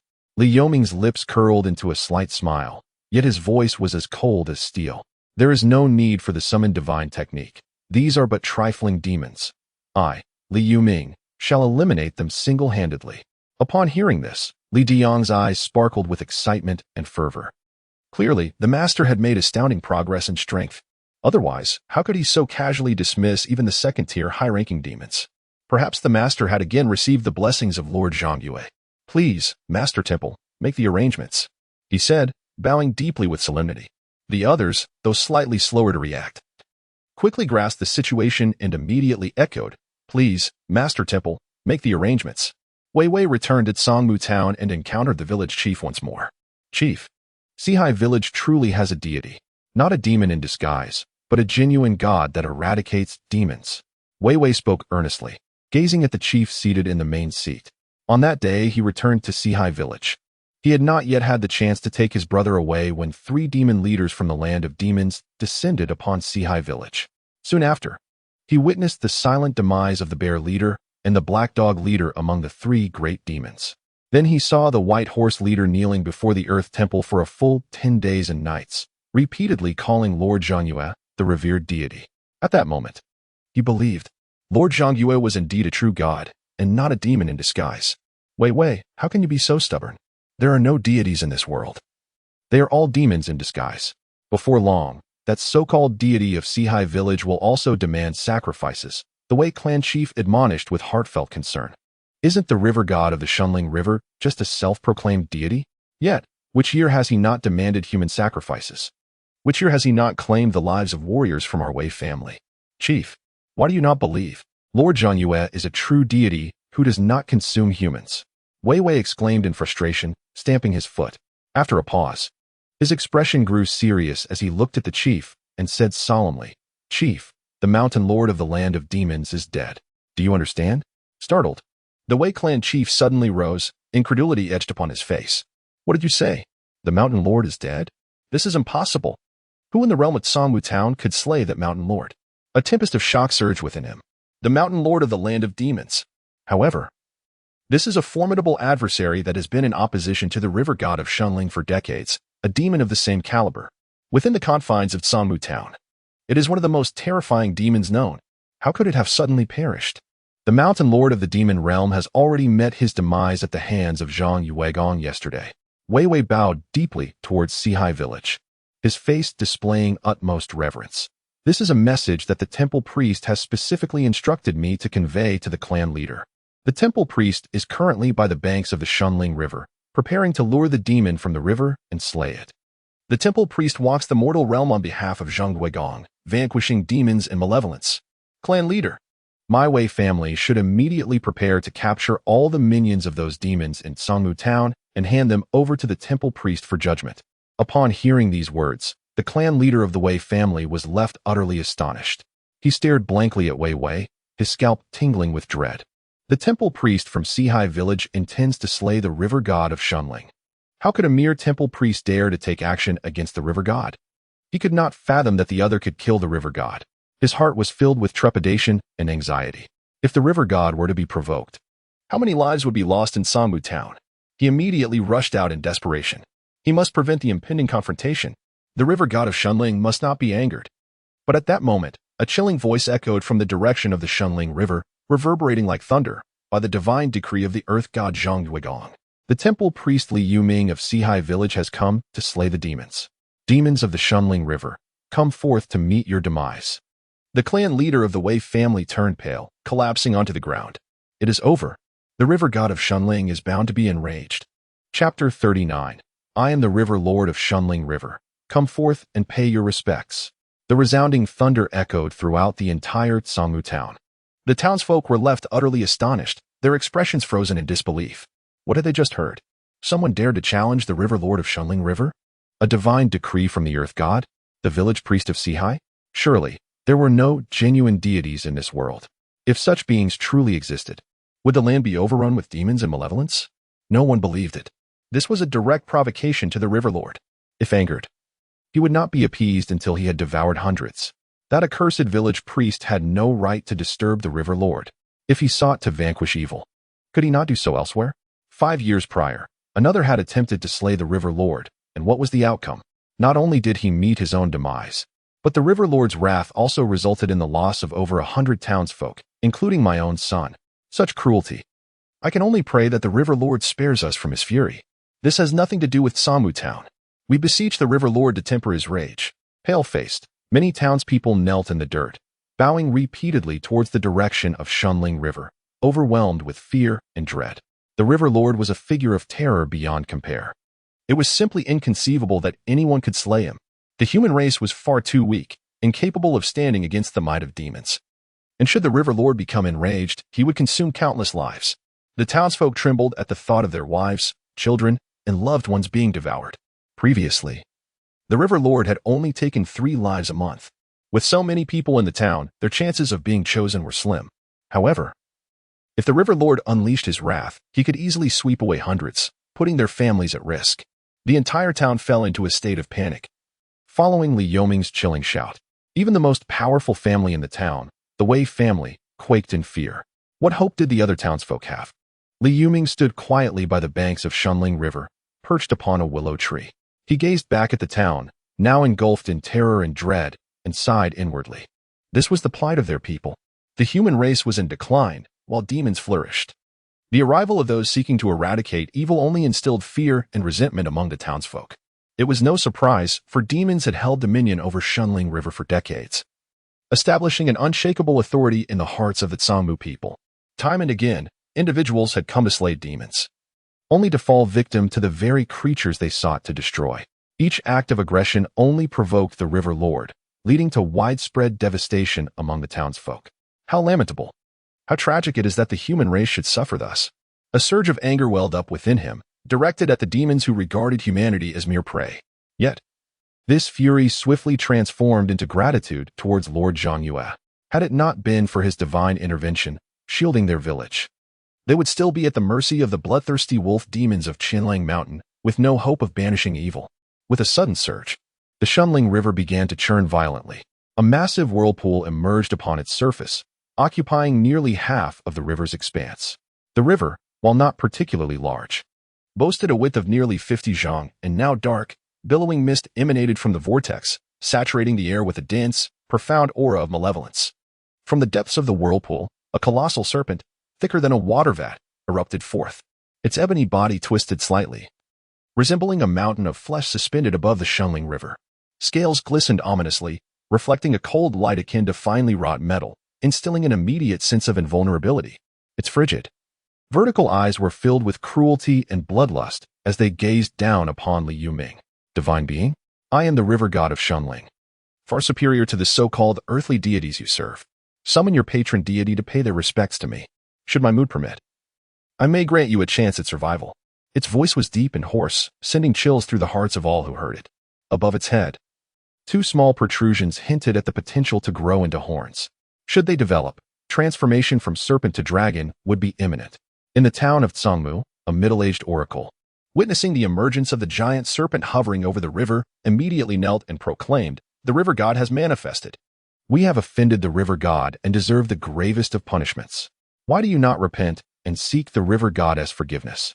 Her final words, laden with authority, were directed at the townsfolk who were timidly emerging from their homes to kneel in the dirt. Instantly, a multitude of villagers bowed low, their faces pale with dread, fervently beseeching the river god to quell their wrath. A proud smile crept across the oracle's face. Within Sangmu, she reigned as the most powerful of the human race, a veritable local sovereign. Those who dared to oppose her would find themselves offered to the river god within the month. No one in the town dared to defy her, not even the formidable Wei family who would kneel before her. Reflecting on her past, over 20 years ago, she had been the most wretched of slaves in the brothel. Now she reveled in her supremacy. In Sangmu, she commanded the winds and the rains. With the river god as her protector, she feared no one who would dare provoke the river god. She envisioned how the river god would swallow them whole, a cruel smile gracing her lips as she regarded the figures standing among the willows. Humans ought to submit beneath the river goddess' feet, serving as nourishment for its insatiable hunger. Any resistance would warrant consumption by the river god. How audacious! A mere little demon dares to disrespect a divine being? Thundered Li Yuming. I, Li Yuming, representing the illustrious Zhang Yue, shall slay you here today. With a fierce shout, he formed a seal with his hands, and the surging qi within him erupted in a powerful torrent. This was far beyond the second-tier mid-grade qi. Be it in quality or quantity, it was overwhelming. With a resounding crash, a colossal golden blade, measuring nearly 10 feet in length, materialized out of thin air, radiating terrifying golden light as it descended violently toward the immense black serpent. The golden blade sliced through the air, emitting a piercing whistle. What? The enormous black serpent's cold, vertical pupil shifted. It roared, opening its mouth to unleash a vast expanse of frigid mist. Wherever the mist passed, the air crystallized, transforming into shards of ice that plummeted. It was unmistakably a creature of ice. Yet the golden blade appeared unfazed, severing the cold mist effortlessly. Thud! The blade struck the serpent's body with force. The reflective, icy scales seemed impervious, yet they offered little resistance as the serpent's cold blood splattered forth. That strike nearly cleaved the massive serpent in two. Roar!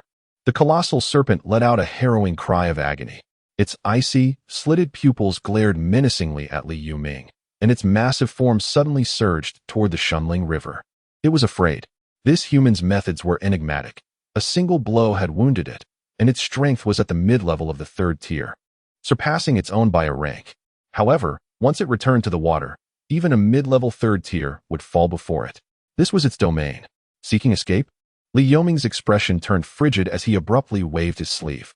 The turbulent qi surged forth from within, coalescing on the surface of the Shunling River to form a shroud of mist. The spell he had previously acquired was the minor fog body protection technique, yet after receiving the boon from the Divine Prince, he discovered that it had now transformed into the minor fog spell.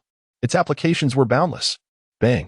The black serpent collided with the mist as if striking a mountain, utterly unable to penetrate the billowing clouds to reach the Shunling River. A look of astonishment and fury flickered in its icy pupils. How could this be? Chapter 40. The first encounter with malevolence. As the paper offering shop entered the jurisdiction, a surge of killing intent emanated from Li Yuming. From all directions, 5 colossal golden blades materialized, while a thunderous bolt descended from the heavens.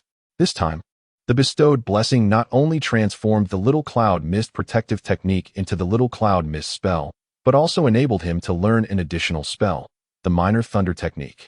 Boom!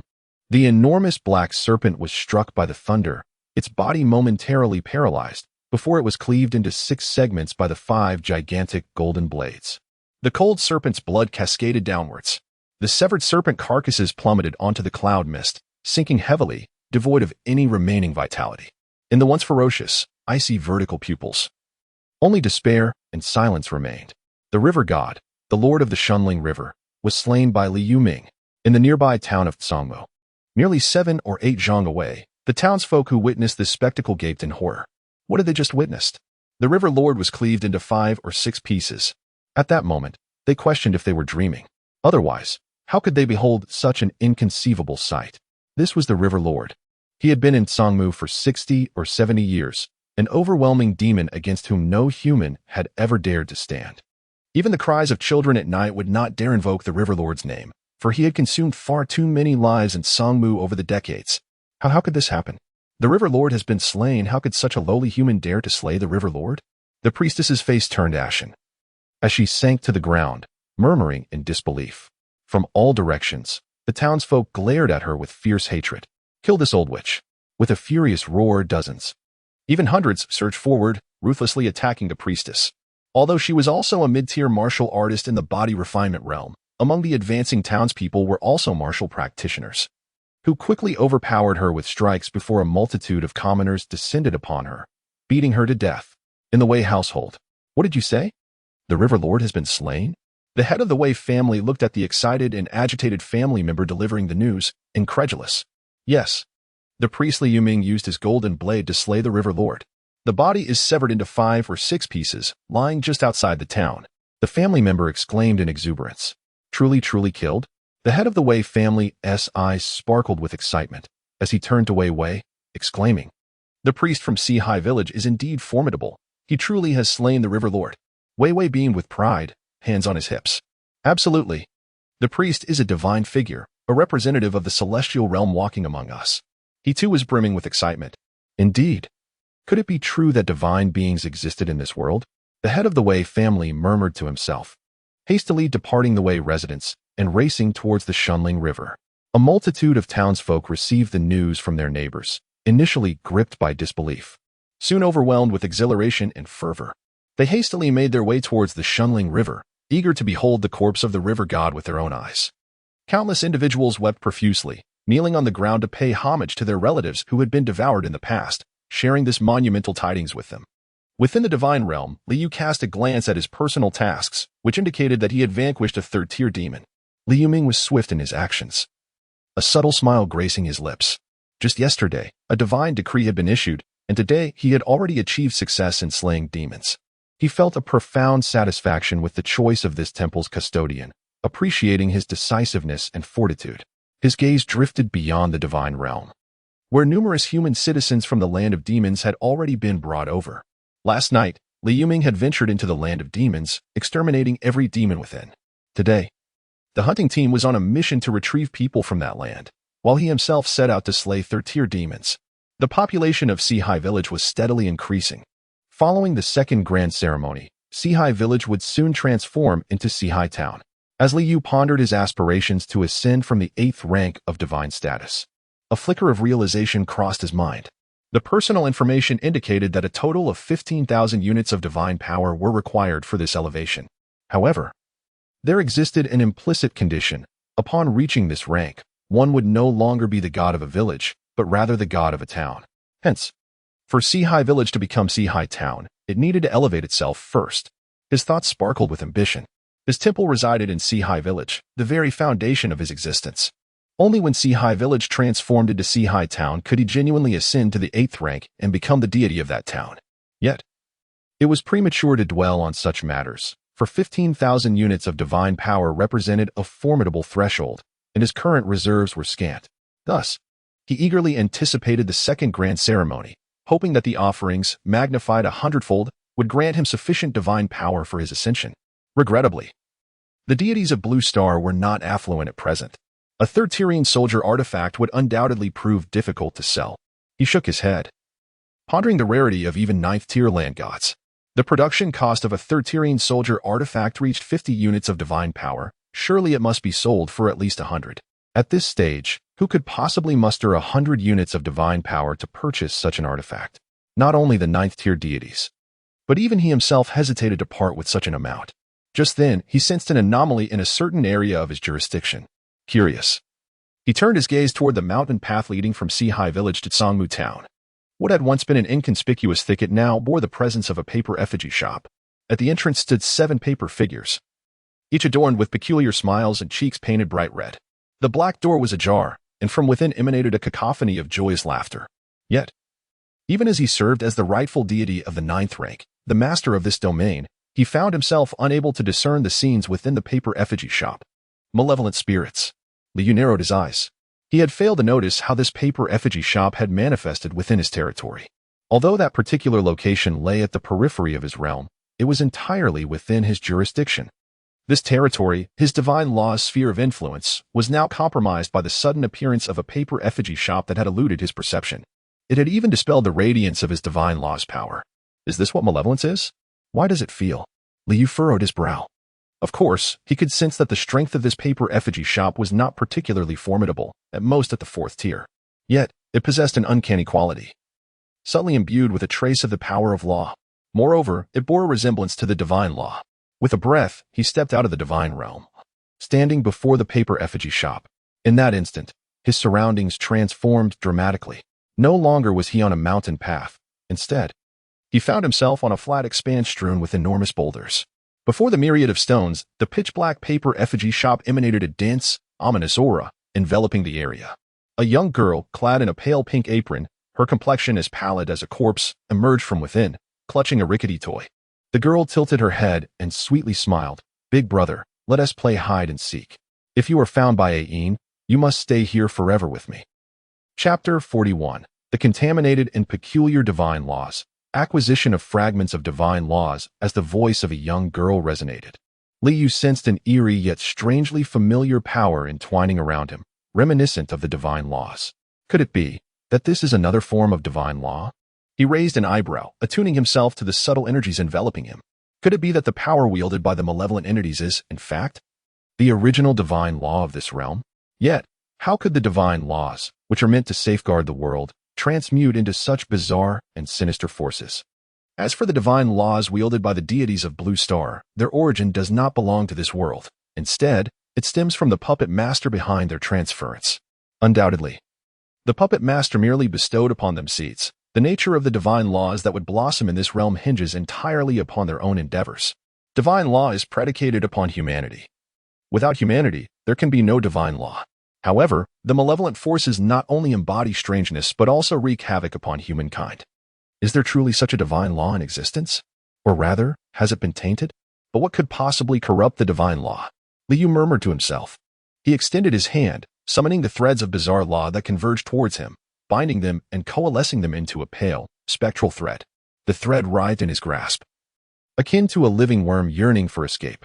A glimmer flashed in Liu's eyes as he manifested a surge of divine power, thrusting it upon the pale thread formed by the peculiar law. Instantly, the thread stiffened, and as the divine power permeated it, the pallid hue began to fade, transforming into a resplendent, pure white. "This is," Liu gasped in astonishment. He had merely intended to experiment with purifying it using divine power. To his surprise, the aberrant law was indeed purified. No, this was not mere purification. Rather, the divine power had activated the inherent force of the original law, obliterating the entangled malevolent essence and restoring it to its primal state. Fragments of divine law. This is a fragment of divine law. A radiant light shone in Liu's eyes. His previous intuition had not misled him. This malevolent entity indeed contained a fragment of divine law. It had merely been tainted by an unknown, sinister force, thus transforming it into malevolence. Upon encountering divine power, it was as if a long-awaited rain had graced a parched land, immediately awakening the rightful might of the divine law and vanquishing the malevolent essence entwined within. He had initially believed that to obtain a fragment of divine law, he would need to vanquish other Blue Star deities in the divine war. Yet, he had not anticipated that the malevolent entities of this world harbored the very essence of divine law. Fragments of divine law, these are essential for the consecration of subordinate deities. As long as he possesses sufficient fragments, he can bestow divine titles upon them, even if he does not use them for such consecration. Fragments of divine law remain extraordinarily precious items, capable of being exchanged for considerable divine power at the divine shop. The elder brother, Ian counts to 10. "And then she will come to find you. Elder brother, hurry and hide. Ian will surely locate you." A pale-faced little girl grinned widely, shaking the rattle in her hand as she began to count. 1, 2, 3, 9, 10. "Elder brother, Ian is coming to find you." The little girl's eerie laughter echoed. Liu remained rooted in his original position, not hiding at all. His expression was peculiar as he watched the little girl, bouncing among the chaotic stones, seemingly searching for him. At that moment, in his eyes, this was no malevolent spirit. This was, in fact, a precious fragment of divine principles. "I found you, elder brother. You shall stay here forever to accompany Ian. Ian will perform a magic trick and turn you into a paper figure." The little girl stood before Liu, smiling sweetly. as if delighted by the prospect of having another companion. In the next instant, Liu felt a surge of bizarre divine power enveloping him, as if attempting to transform him into a paper figure. Yet, all the strange divine forces failed to shroud him, coalescing into pale threads in his grasp. Seeing that Liu had not transformed into a paper figure, the sweet smile on the little girl's pale face vanished instantly, replaced by an expression of profound gloom. Her eyes revealing rage and madness. Bad person. Bad person.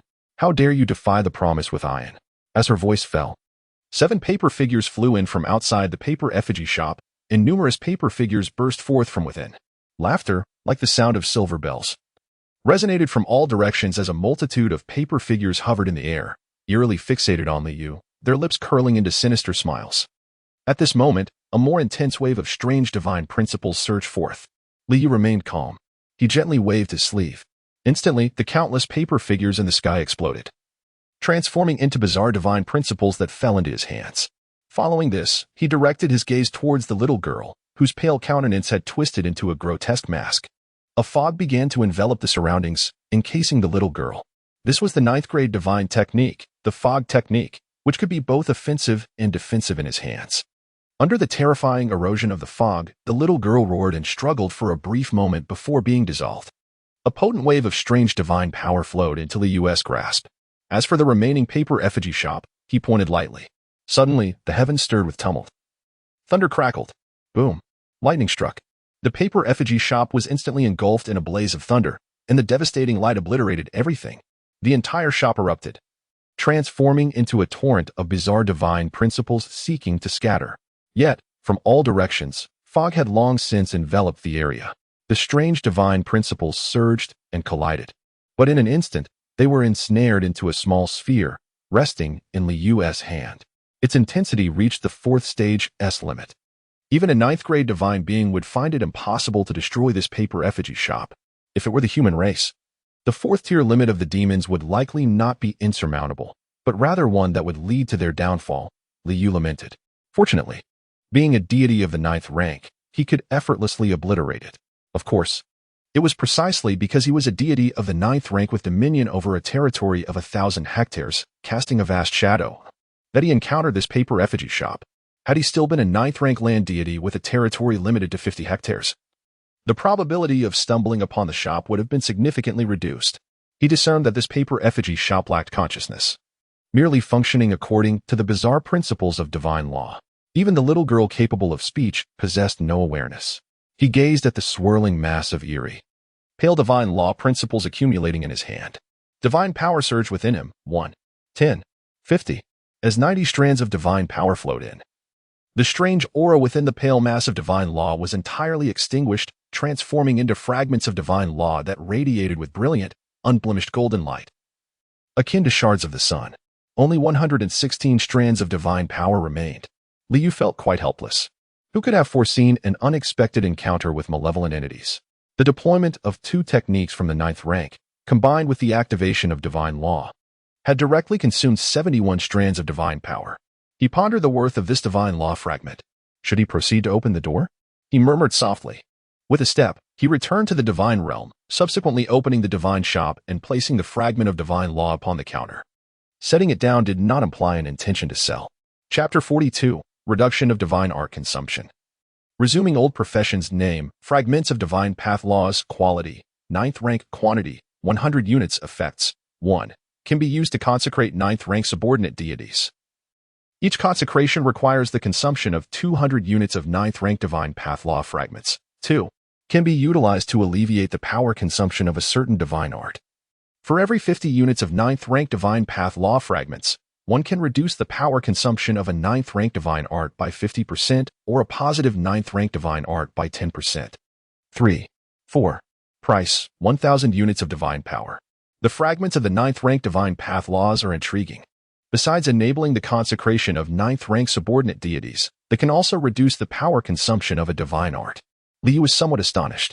Moreover, this 100 units of 9th rank divine path law fragments is valued at 1,000 units of divine power. Does this imply that each unit of 9th rank divine path law fragments is worth 10 units of divine power? Truly a windfall. A satisfied smile crept across his lips. This malevolent spirit, rather endearing indeed. The paper offering shop must be the weakest of the malevolent spirits, yet its defeat can yield 1,000 units of divine power, a remarkable profit. If more malevolent spirits were to appear, would he not swiftly amass 15,000 units of divine power? Of course, this is merely wishful thinking. His territory spans a considerable area, encompassing 1,000 acres. However, in the grand scheme of Sangmu Town, it is not particularly vast. The only known malevolent spirits in Sangmu Town, apart from this paper offering shop, are rumored to reside in a mysterious manner. The likelihood of fortuitously bringing that mysterious manner into his territory is exceedingly slim. Unless he could ascend to the 8th rank of divine hierarchy, thus greatly expanding his territory, which would enhance the chances of that mysterious manner manifesting within his domain. This 100 units of 9th rank divine path law fragments is insufficient to consecrate a 9th rank subordinate deity. How might he best utilize it? Liu pondered. Should he sell it outright? While he would directly gain 1,000 units of divine power, he felt this was not the most prudent course of action. After a moment of contemplation, a thought struck him, prompting him to open the regional trading interface to check the price of Soldier artifacts. The price has dropped to 10 units of divine power and 300 incense merit points. The cost is 10 units of divine power, and the additional 300 incense merit points are merely a token of labor. This price has likely reached its nadir.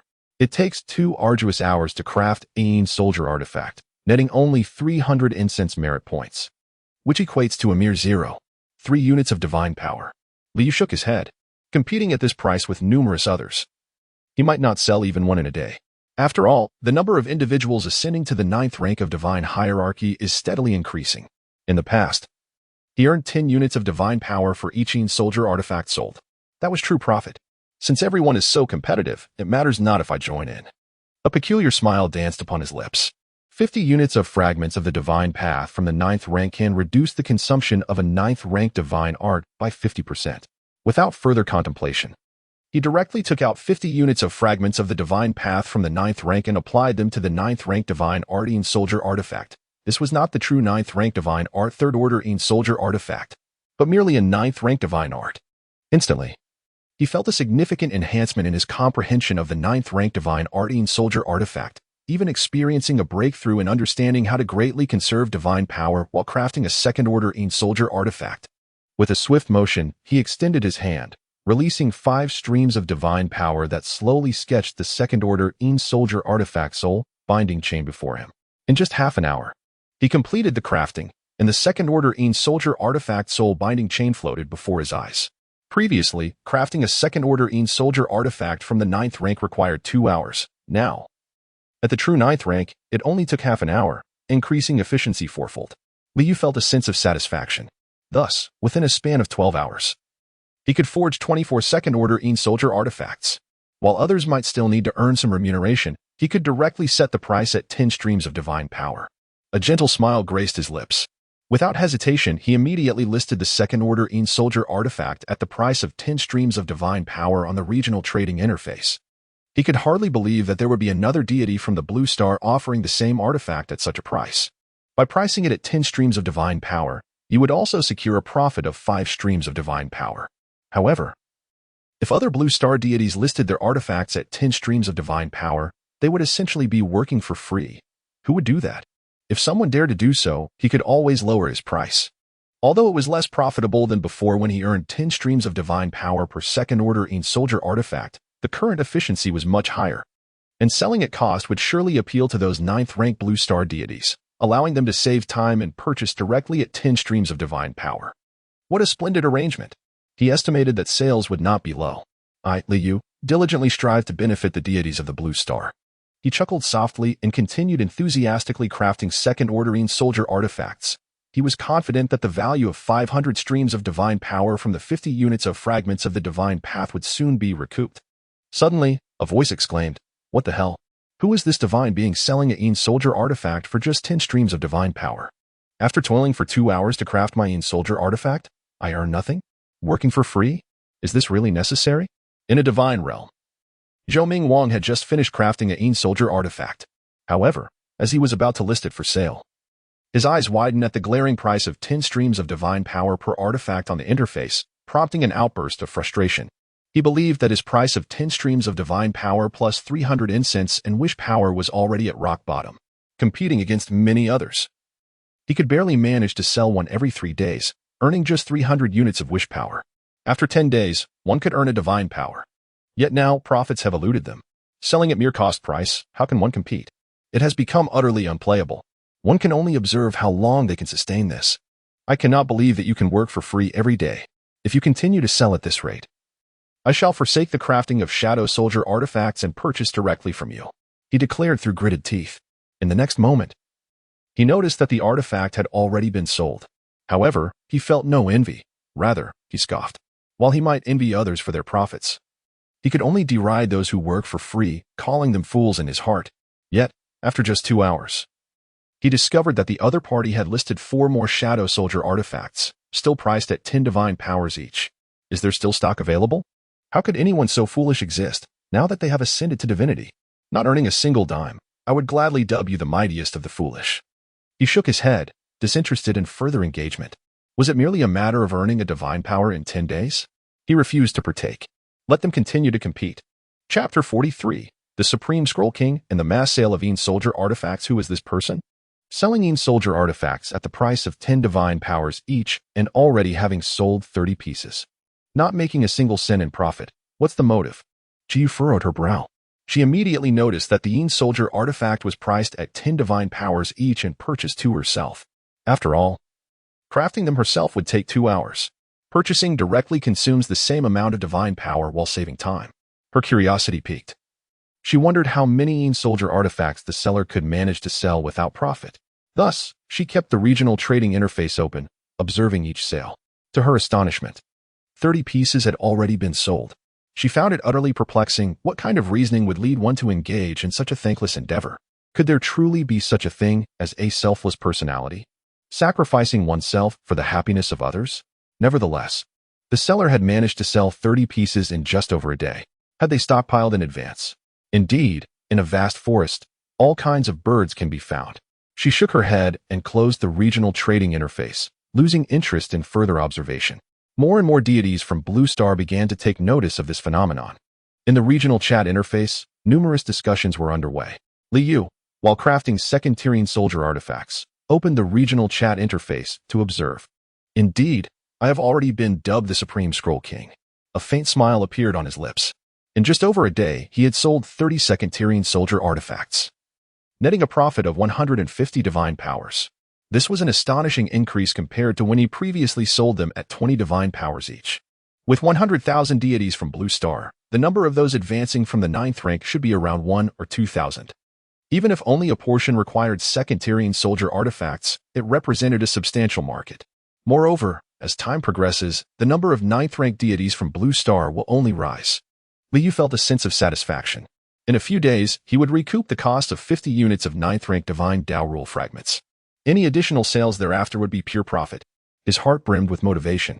As long as no other deity among the 100,000 from Blue Star acquired 9th rank Divine Tao Rule fragments, he could sustain this business indefinitely. Li Yuming has slain another 3rd-tier demon? Quite impressive. Just 3 more 3rd-tier demons to complete my personal task, land. Li Yu chuckled. Suddenly, a glimmer shone in his eyes. The radiance manifested before him, forming a massive round mirror. On the surface of the mirror, Li Yuming's perspective emerged. As his temple steward, he could naturally perceive everything Li Yuming saw. While crafting Een Soldier artifacts, he could not delve into divine techniques. But it was effortless to spare a portion of his attention for other matters. Oh, the 3rd-tier demon just slain. Was it the centipede demon from Poison Dragon Ridge? Then, the next course of action for Li Yuming would be to eliminate the fox spirit at Baihu Mountain. Li Yu mused. He was well aware of the demonic situation in Songmu Town, especially since he commanded a leader of the demon realm. However, the demons in Songmu Town were merely low-tier, 3rd-grade beings, insignificant in his eyes. Thank you, my lord, for slaying the demons on behalf of our Poison Dragon Ridge. A multitude of ragged commoners knelt before Li Yuming, tears streaming down their faces as they bowed in reverence. They were overwhelmed with joy. The great demon that had plagued their Poison Dragon Ridge for 80 long years was finally dead. The people of Poison Dragon Ridge would no longer have to live in fear of being devoured by demons. You need not thank me. I have already stated that I, Li Yuming, am the temple steward personally appointed by Lord Zhang Yue. My mission to slay demons here is a divine mandate from him. If you wish to express gratitude, Direct it towards the land deity of our Sihai village, Lord Zhangyue, Li Yuming declared solemnly. Dare I ask, my lord, is Lord Zhangyue truly a deity? An elder inquired. Over 1,000 others raised their heads to gaze at Li Yuming, who stood atop a massive stone, their expressions a mixture of excitement, gratitude, skepticism, and confusion. They were thankful for Li Yuming's vanquishing of the demons, yet they found it hard to believe in the existence of the deity he spoke of. After all, deities were mere ethereal legends. Indeed, it is true. Over 4 months ago, our Sihai village, like you, was ensnared by demons, used as their source of blood and sustenance. Yet, Lord Zhangyue descended to eradicate the demons with his magnificent divine power, allowing our Sihai village to thrive. He even bestowed upon us a multitude of warriors to vanquish evil. Our Sihai village is often graced by divine favor. It is a land enveloped in divine blessings. If you wish, you may follow me back to the village and bask in the divine radiance of Lord Zhangyue, ensuring that you will no longer be afflicted by demonic malevolence. Li Yuming proclaimed, bowing deeply towards the direction of Sihai village with solemnity. Despite his earnest words, the villagers of Poison Dragon Ridge remained skeptical. Yet, a few individuals displayed resolute expressions and reverently declared, I wish to accompany the temple steward back to the village to worship the true deity. Li Yuming smiled. Upon entering Sihai village, you shall see that I, Li Yuming, have not spoken falsehoods. He remained unperturbed by the villagers' distrust. After all, few among humanity could believe in the existence of deities without witnessing divine power firsthand. But that was of little concern. A portion would go, and eventually, they would return with ample information, leading to more individuals following suit. Moreover, he did not desire a throng of people rushing in. Sihai village could not accommodate such a crowd. Esteemed guests, those who wish to settle in Sihai village may register with Liao Jingxian. I carry a divine mandate and must proceed to eliminate more demons elsewhere. Farewell. Li Yuming clasped his fists together. With that, his figure floated away like a willow leaf, swiftly vanishing from the confines of Poison Dragon Ridge, leaving Liao Jingxian and 5 warriors from Sihai village to manage the ensuing matters. The villagers of Dulongling bowed in the direction where Li Yuming had vanished. 2 days later, Li Yuming gazed upon the colossal corpse of a fox beneath his feet, gradually calming the tumultuous energy within him. Surrounding him were numerous smaller fox demon corpses, all slain by his hand. Lord Temple Keeper, Li Xiuwu and his companions arrived, and, upon witnessing the multitude of bodies strewn across the ground, immediately paid their respects. We shall transport these demon corpses back to Sihai village, Li Yuming commanded. Each time he vanquished a demon, he insisted that the bodies be returned to Sihai village. Placing them before the land temple would ensure their collection by the great Zhangyue. It was evident that he understood the significance of these demon corpses for the esteemed Zhangyue, and thus he would not allow them to go to waste. Only the first-tier demon corpses that Zhangyue had not claimed would be distributed among the martial artists of the village. Yes, Lord Temple Keeper, Li Xiuwu replied. Accustomed to such tasks, he had previously undertaken the responsibility of returning numerous demon corpses from the land of myriad demons.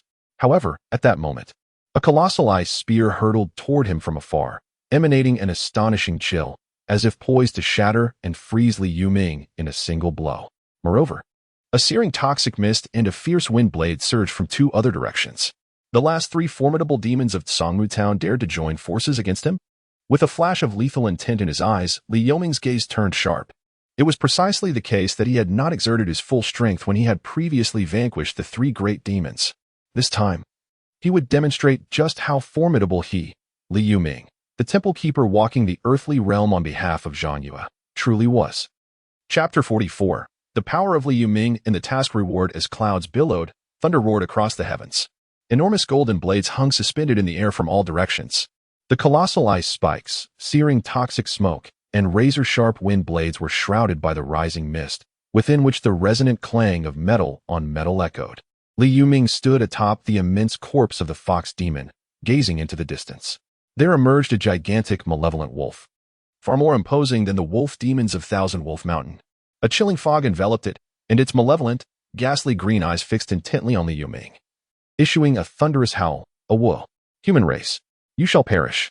With a sudden swipe of its claws, a barrage of ice blades surged towards Li Yuming.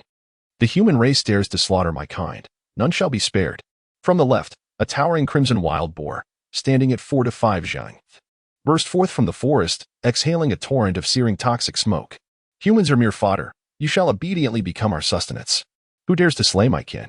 To the right, a massive ferocious leopard leapt into the air, its body radiating a terrifying demonic aura, unleashing a multitude of wind blades toward Li Yuming. Each wind blade tore through the air, producing a deafening sonic boom. Are you frightened? Afraid that I, Li Yuming, will invade your lair and slay you at your feet? Li Yuming scoffed.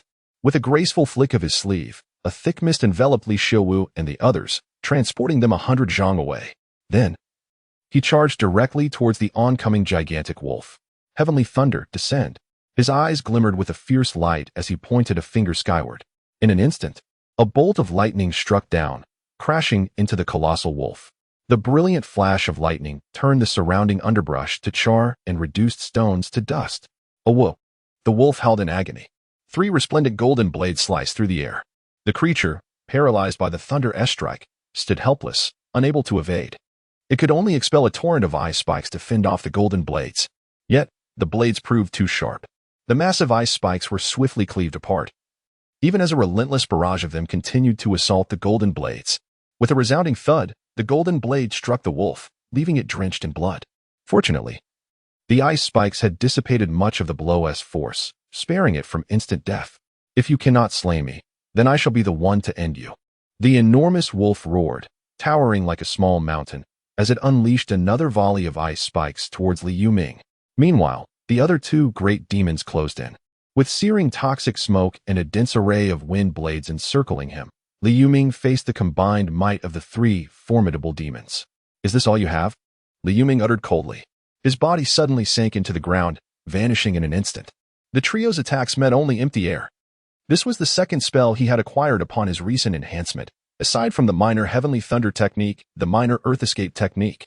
In that fleeting moment, whether it was the enormous evil wolf, the crimson wild boar, or the gigantic ferocious leopard, all were momentarily taken aback.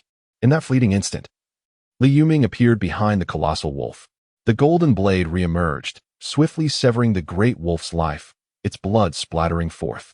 Without granting the crimson wild boar and the gigantic leopard a moment to react, Li Yuming's form sank once more into the earth, vanishing from sight. Cursed be it. This human possesses the power of Earth Escape. How can this be? Is it not the case that humans are solely adept in martial arts? How could the human before them command the powers of thunder, the golden blade, mist, and Earth Escape all at once? The gigantic leopard roared in astonishment and fury. As a beast, they often possessed innate abilities, yet typically only one. Only those demons with lineage could acquire further skills. But it was evident they did not belong to that category. Boom. Thunder crashed down, and the golden blade reappeared. Moments later, Li Yuming gazed upon the 3 additional corpses of great demons before him, a satisfied smile gracing his lips. All the formidable demons of Tsangwu Town had been vanquished by him. Ha! Today, I, Li Yuming, have slain demons here. As a practitioner of the human race, I should revel in such acts, exterminating demons and evil. His heart brimmed with joy. This sensation was utterly exhilarating. What of the demons? In the past, they regarded humans as mere prey, yet today, they fell to Li Yuming's blade. He gazed toward the cliff ahead. With a mere thought, a golden blade materialized. Etching the words, Li Yuming, temple guardian of Sihai village, by the decree of the earthly deity, has slain the 4 great demons of Tsangwu Town here. Behind him, Li Xiaowu and the 10 martial practitioners who had accompanied him looked on with admiration. The temple guardian is formidable. The temple guardian is majestic. In the divine domain, a smile flickered across Li Yu's face. Li Yuming's battle had unfolded entirely before his eyes. He acknowledged Li Yuming's combat prowess. To annihilate 3 lower-tier demons at the mid-level of the 3rd rank was indeed impressive. Had it been a mid-level 3rd rank martial artist instead, they likely would have been overwhelmed by the trio of demons. Regarding the application of spells, Li Yuming performed commendably. Although not without flaws, his merits far outweighed his shortcomings. And Li Yu was pleased. With a thought, he opened the personal task. At that moment, the personal task, land, displayed as completed. Li Yuming had eradicated all the 3rd-tier demons of Tsangwu Town, totaling 6 slaughters of 3rd-tier demons. He exhaled, claiming his task reward.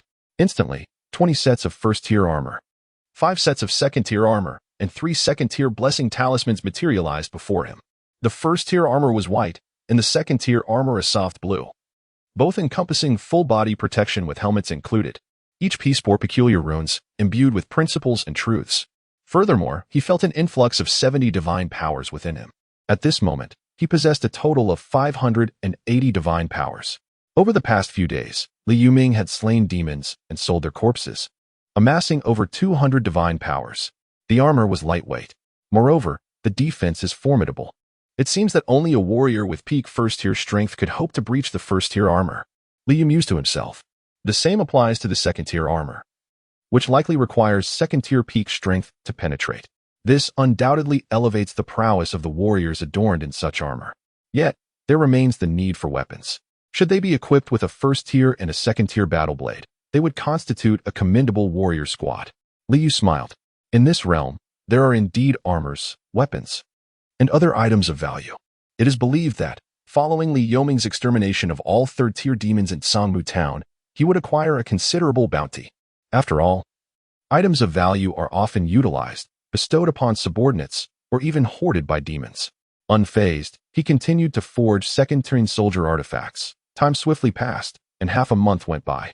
On this day, Liu noticed a third-tier Yuan Gang realm grandmaster had entered his jurisdiction. The individual was an elderly man with flowing white hair, exuding an aura of authority that suggested he had long occupied a position of power.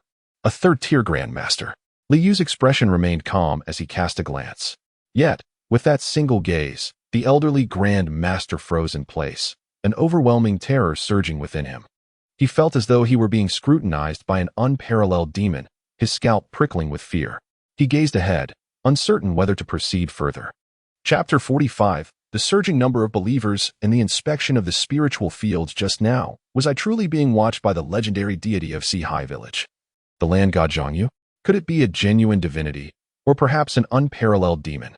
Zhao Jiyuan inhaled deeply, murmuring to himself. He pressed his hand against his wildly beating heart. As a person of extraordinary talent, his heart was naturally crimson, endowing him with a perception far exceeding that of ordinary mortals. While others were oblivious to the gaze of such a terrifying presence, he could sense it acutely. This heightened perception had facilitated his martial journey, allowing him to ascend to the third tier of the Yuangong realm before the age of 50, and to the mid-tier of the third stage by 65. Since it was rumored that this entity was indeed a true deity, and given that the third-tier demons of Sangmu Town had been completely eradicated by this being's agents, Ming Gong had sent me here with the imperative to meet this entity. Should it genuinely be the legendary god? His eyes gleamed with determination as he clenched his fists. Even if it were not a true deity, but rather an extraordinary demon, what did it matter? For Zhao Zhou death was merely a release. What fear was there in death? Each year, how many of the populace within Xian County were devoured by demons? He too was of the human race. Not any more noble than the common folk. Why should he fear death? With unwavering resolve, he continued his stride towards Sihai Village. How intriguing. A gifted human possessing a naturally crimson heart. The heart, inherently associated with fire, signified that this individual's fiery essence was robust, and his martial aptitude surpassed that of ordinary prodigies. In the divine realm, Liu chuckled. Over the past fortnight, the population of Sihai Village had been increasing daily. Many from various corners of Sangmu Town had come, bringing their families. Those who dared to come naturally believed in Li Yuming's words, convinced he was a genuine deity rather than a demon in disguise. However, there remained a substantial number of human folk within Sangmu Town who were too fearful to approach, wary of emerging from one danger only to enter another. Li paid them no mind, after all. Once he ascended again and expanded his territory, those individuals would inevitably become his followers. It was merely a matter of time. With a thought, he accessed the believer information, observing the count of his adherents with satisfaction. Daily offerings, 11. 173 Tier 1 believers, 0 providing 100, 000 offerings daily. Tier 2 believers, 0 providing 10. 000 offerings daily. Tier 3 believers, 0 providing 1. 000 offerings daily. Tier 4 believers, 12 providing 100 offerings daily. Tier 5 believers, 652 providing 10 offerings daily. Tier 6 believers, 2. 308 providing 1 offering daily. Tier 7 believers, 1. 455 providing 1 offering every 10 days. The total number of believers had reached 427, yielding 10 offerings of divine power daily. Additionally, there were 2 more Tier 4 believers. Liu's mind was illuminated by the life stories of the 2 Class A believers. One was named Li Xiudao, a mere 18 years of age, like Li Xiuwu, an orphan who had grown up on the kindness of others, his parents having been devoured by the wolf demons of Qianling Mountain in their youth. The other was Li Xiuqi, aged 23, already married with a son and a daughter, his parents alive and well. In the early days of Li family village, there were already 4 Class A believers among the Xiuji lineage, including Li Yuming and Li Diang. The village had remarkably accounted for half of the Class A believers. Li Yu sighed. It was now dusk, and a multitude of villagers congregated before the earth god temple to offer incense, with 2 sticks of incense burned at dawn and dusk. Although Li Yuming had not set a precise time, it generally occurred at sunrise and sunset. This schedule had emerged organically among the villagers over a long period. Naturally, some villagers visited during the day, even at noon, but Li Yuming paid them no mind. He merely required all villagers of Sihai to offer 2 sticks of incense at dawn and dusk. Any additional offerings throughout the day were at their discretion. The fragrant smoke wafted through the air, enveloping the entire temple in an ethereal haze. The white jade spirit rice had already sprouted, and the essence of spirit rice could now be utilized to accelerate its growth. Furthermore, I possessed 10 first-tier blessing charms and 3 second-tier blessing charms at hand. Those armors had yet to be bestowed. Therefore, today, I shall grant them all. Li Yu's expression remained serene as he glanced at the essence of spirit rice suspended in the divine realm. Suddenly, the essence of spirit rice soared out from the divine realm. Deng Jui was diligently inspecting the spirit field. Each day, she meticulously examined every stalk of white jade spirit rice. Now that the rice had sprouted into a lush green expanse, it filled her with immense joy. These would be the precious spirit rice of the future.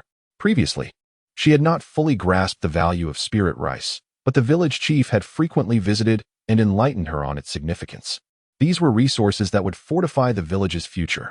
Given such divine gifts from Zhang Yugong, we must not let them go to waste, Deng Jui mused inwardly. Suddenly, she spotted a grayish-blue insect with wings gnawing at the tender leaves of the white jade spirit rice. Her gaze sharpened, and without hesitation, she drew her blade and struck. In a flash, the insect was cleaved in 2, its body falling to the ground, while the tender leaves of the rice remained unscathed. This demonstrated her commendable mastery of the Gale Blade technique. Fortuitously, she had the first-tier spirit blade brought back by the temple steward. Otherwise, she would have struggled to slay this first-tier spirit-eating bug with a single stroke. A smile graced Deng Jui's charming face. The exoskeleton of this first-tier spirit-eating bug was exceedingly tough. If not dispatched in one blow, it would promptly take flight. This was also her primary purpose for patrolling, exterminating pests. She bent down to collect the severed body of the spirit-eating bug, storing it in a small pouch at her waist. Already, 3 or 4 bug carcasses resided within. Each day, she managed to eliminate 4 or 5 such pests. Hearing from the temple guardian that the dried bodies of the spirit-eating insects could fetch over a dozen taels of silver each, Deng Jui was profoundly astonished. After all, during her time in the realm of myriad demons, even a single tael of silver was exceedingly precious. Now, the insect corpses she collected daily could be sold for 60 or 70 taels of silver, which deepened her understanding of the invaluable nature of this spiritual rice. She had already resolved within herself that even in death, she would never allow anyone to desecrate this sacred field. At that moment, she beheld a dazzling white radiance soaring from the land deity's temple. Was it a divine gift from the Lord of Zhangyue? Deng Jui shivered and promptly knelt upon the ground. Then she witnessed countless starlights cascading from the resplendent white glow, twinkling as they fell upon all the white jade spiritual rice in the entire field. To her astonishment, she observed that the tender shoots of the white jade spiritual rice surged upward at an astonishing speed, visible to the naked eye. 3rd tier spiritual field. White jade spiritual rice. Essence of spiritual rice. This extraordinary scene was also witnessed by Zhao Jiyuan, who was being guided by the temple guard of Sihai village towards the land deity's temple. His body trembled, and he gasped in disbelief. Chapter 46. Visitors from the shocked county request an audience with Lord Zhangyue within the confines of Xian County. There lay merely an acre and a half of spiritual farmland, a fact that Zhao Jiyuan was acutely aware of, for that parcel was firmly in the possession of the Zhao family. However, this acre and a half constituted only a grade D spiritual field, vastly inferior to the grade C spiritual field that lay before him. A tempest of emotions surged within him, for in the village of Sihai, there existed a grade C spiritual field, The worth of a single acre of Grade C spiritual farmland equated to that of 7 or 8 acres of Grade D land. Moreover, the villagers of Sihai had somehow acquired seeds of the jade spiritual rice and cultivated the jade spiritual rice. This represented the finest tier of spiritual rice, far surpassing the efficacy of the spiritual rice cultivated by the Zhao family. Furthermore, he had also witnessed the essence of spiritual rice cascading down, an occurrence that left him utterly dazed. The essence of spiritual rice was an invaluable substance, requiring more than 20 acres of spiritual rice stalks for its extraction, a process that was both intricate and daunting. The Zhao family had been rooted in the county for over a century and had only managed to extract 2 portions of this essence. The resources garnered from the sale of those 2 portions had enabled them to nurture 2 formidable, third-tier Yuan Gang realm martial artists.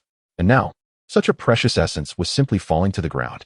The essence of spiritual rice had a significant accelerating effect on second-tier and even third-tier spiritual rice. The thought of it being wasted on first-tier rice was a source of profound anguish for him. It was akin to the loss of a third-tier Yuan Gang martial artist. He inhaled deeply. "Lord Zhao, what troubles you?" Chen Ergu inquired, looking at Zhao Jiyuan with confusion. As the leader of the temple guard, responsible for the safety of the land god temple and the village, he believed that the security of the village took precedence. Thus, he stationed himself at the village entrance daily. Upon Zhao Jiyuan's arrival, Chen Ergu immediately perceived the unusual aura emanating from him. After their exchange, discovering that Zhao Jiyuan had come from the county specifically to pay homage to Lord Zhang Yue filled him with a sense of pride. Look, the protection of Lord Zhang Yue has drawn the attention of the county officials. Without hesitation, he led Zhao Jiyuan to meet the temple priest. "It is nothing," Zhao Jiyuan replied, taking several deep breaths before continuing to follow Chen Ergu towards the land temple. As they walked, he could not help but glance back at the essence of spiritual rice scattered over the spiritual farmland, his heart aching to the point of breathlessness. However, he was soon stunned by the sight before the land temple, where a throng of villagers knelt in reverence. At least 3,000 or 4,000 souls. They knelt upon the ground, igniting fragrant incense, creating a thick cloud of smoke that enveloped the temple. He yearned to discern the statue of the land god within, but the swirling smoke obscured his vision entirely. Yet, even though the vision was obscured, he still felt a terrifying majesty emanating from it. The longer he gazed, the more profound that majesty became, compelling him to lower his head, unable to meet the gaze of the land deity. Could it truly be a divine being? The aura it exuded felt distinctly different from that of an unparalleled demon. He murmured within himself, his eyes glimmering with hope. And at that moment, he suddenly beheld streams of white light and 3 faint blue glimmers soaring forth from the statue of the land deity, swiftly entering the bodies of the kneeling villagers. No, that was not quite right. The trio of faint blue glimmers had landed upon the 3 foremost first-tier ultimate warriors. As a third-tier Yuan Gang Grandmaster, he could effortlessly identify first-tier ultimate warriors. He observed that upon the infusion of the faint blue light into their bodies, the vitality of those 3 first-tier ultimate warriors surged instantaneously, elevating them in a heartbeat to second-tier true Qi warriors, and within another breath, further advancing them to mid-second-tier true Qi warriors. Zhao Jiyuan's eyes widened in disbelief. He rubbed them vigorously. Yet they were still filled with incredulity. How could this be possible? Just moments ago, they were undeniably first-tier ultimate body refinement warriors. How could they, in the blink of an eye, be cloaked in that faint blue radiance and ascend to mid-second-tier true Qi warriors? He was utterly astonished, his eyes nearly bulging from their sockets. How could such an incredible phenomenon exist in this world? Born with a heart of crimson, endowed with exceptional talent, his own journey in martial arts had been remarkably swift. Yet it took him 7 or 8 years to rise from first-tier ultimate to mid-second tier. But now, before his very eyes, others were achieving that remarkable leap in the blink of an eye. What was so astonishing about this? The benevolent Lord Changwei often bestowed divine grace upon us, allowing the mortals of Sihai Village to become first-tier warriors and second-tier masters. Chen Ergu cast a sidelong glance at the astounded Zhao Jiyuan, who was gasping in disbelief. His heart swelled with pride, a sense of superiority washing over him as he regarded Zhao as a mere country bumpkin. What of those from the county town? They were no more enlightened than he. Chen Ergu, was this divine grace? Zhao Jiyuan stammered, turning his gaze back to the villagers who had just been enveloped in white light. To his astonishment, he discovered that those who had been mere mortals moments before had now undergone multiple transformations of vitality, becoming mid-first-tier warriors. with two of them even elevating to first-tier ultimate warriors. This spectacle was a tremendous shock to him. To become a warrior, one required resources and comprehension in equal measure. Yet in Sea High Village, such feats could be achieved effortlessly and instantaneously, even ascending to second-tier masters. Soon, he witnessed another cascade of white and faint blue light descending. However, this time, the radiance did not merge with the villagers, but instead fell before a middle-aged man who appeared to be in his 30s. A radiant white light and a soft blue glow dissipated, revealing 20 exquisitely crafted first-tier armors and 5 intricately inscribed second-tier armors. The most exceptional first-tier armors and second-tier armors. Zhao Zhuyuan felt a sense of numbness as he stared blankly. Is this truly the legendary Sea High Village, blessed by a divine protector? At this moment, he began to genuinely believe that the illustrious Lord Zhang Yue of Sea High Village was not a mere guise of a formidable demon, but a true deity.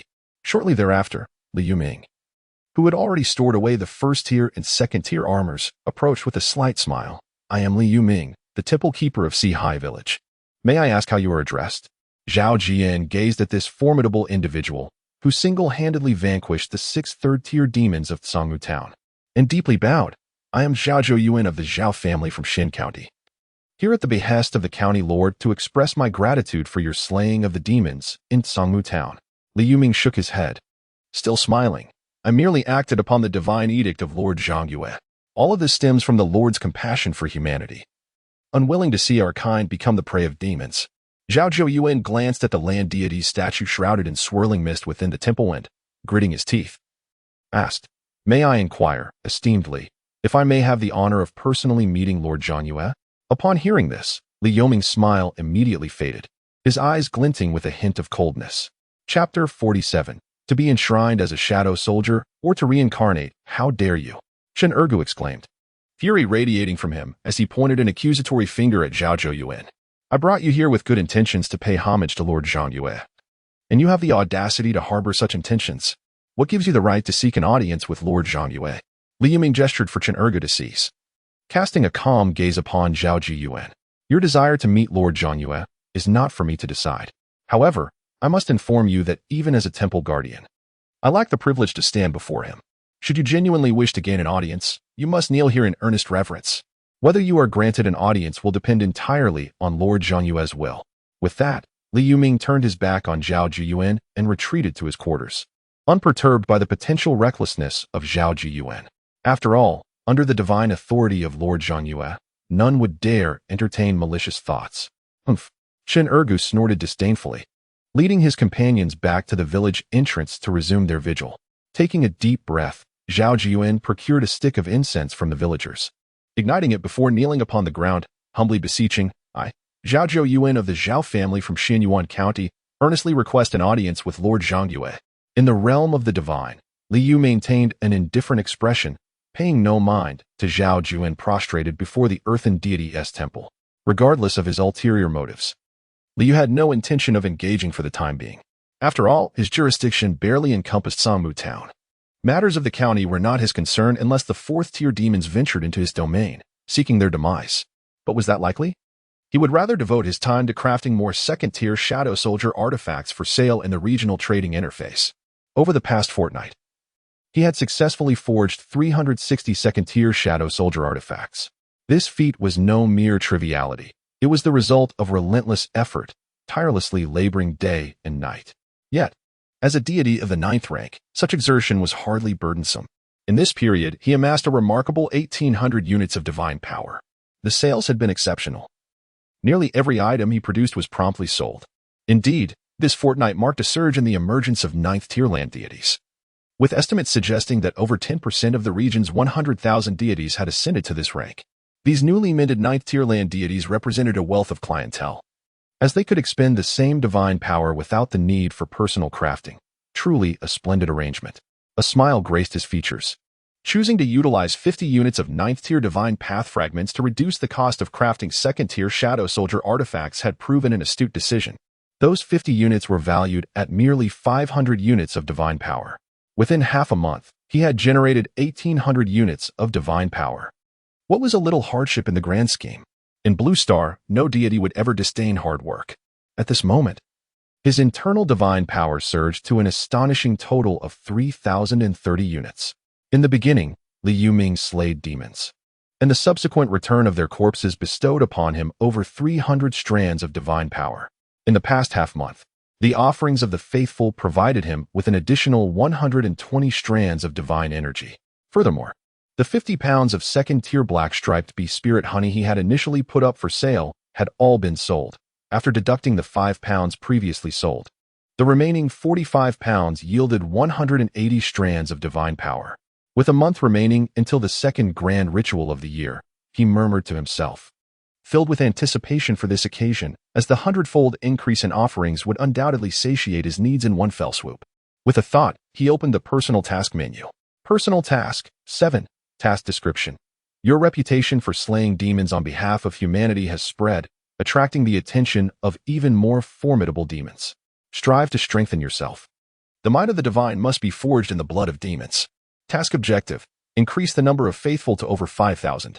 Task rewards. 1 Spirit Field Talisman, 1 Flat Mountain Talisman, 1 Spirit Temple Talisman, and 80 strands of divine power.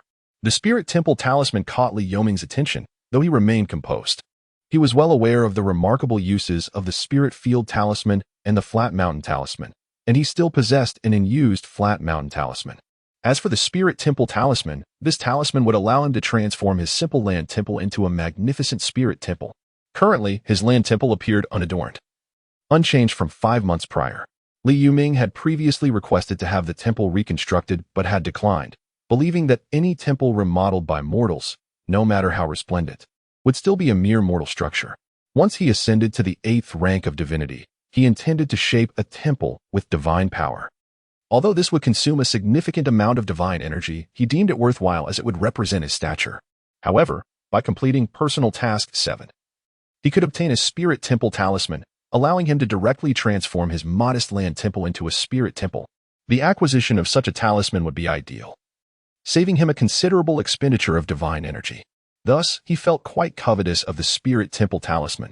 As a dignified 9th rank land god, he naturally required an appropriate fade befitting his status. Soon, as individuals continued to migrate to Sihai Village, he anticipated that the number of faithful would surpass 5,000 in just a few days. His gaze sparkled with curiosity about whether the spirit temple constructed with the Spirit Temple Talisman would possess any unique attributes. After all, the spirit field created by the Spirit Field Talisman proved to be quite useful.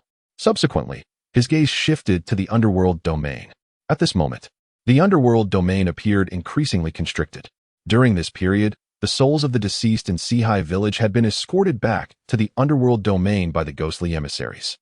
The souls of the deceased secondary-level faithful had been appointed as ghostly emissaries by Li Yuming, who now had a total of 12 such emissaries. The souls of the C-grade and D-grade believers, now departed from this world, reside within the realm of shadows. This realm is steeped in an abundance of Yin energy, ensuring the spirits remain intact. Your faith in me lacks sincerity. Now that you have met your demise, I present you with 2 paths to choose from. The first option is to be bestowed by my decree, becoming a shadow soldier, erasing all memories henceforth. However, should fortune favor you, there exists a possibility to ascend to the rank of A-grade shadow soldier and regain a fragment of your memories. The second option is my offering to escort you to the afterlife, allowing for reincarnation. Li Yu gazed down upon the 35 souls within the realm of shadows and spoke softly. His voice resonated throughout the realm, imbued with divine authority. Within the realm of shadows, the 35 spirits looked up in astonishment, yet they could not perceive Li Yu from the celestial domain above. At that moment, 3 ghostly enforcers responsible for guarding these spirits, upon hearing his words, immediately knelt in reverence upon the ground. Those who could serve as enforcers and retain their memories were all B-grade believers.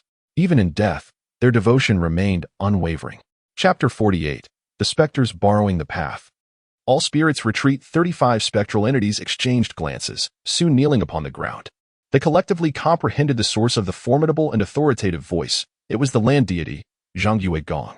Zhang Yuegong, might I retain my memories and be appointed as a spectral soldier? If I could preserve my recollections, I would willingly forego reincarnation to serve Zhang Yuegong. One of the apparitions, appearing relatively youthful, spoke boldly.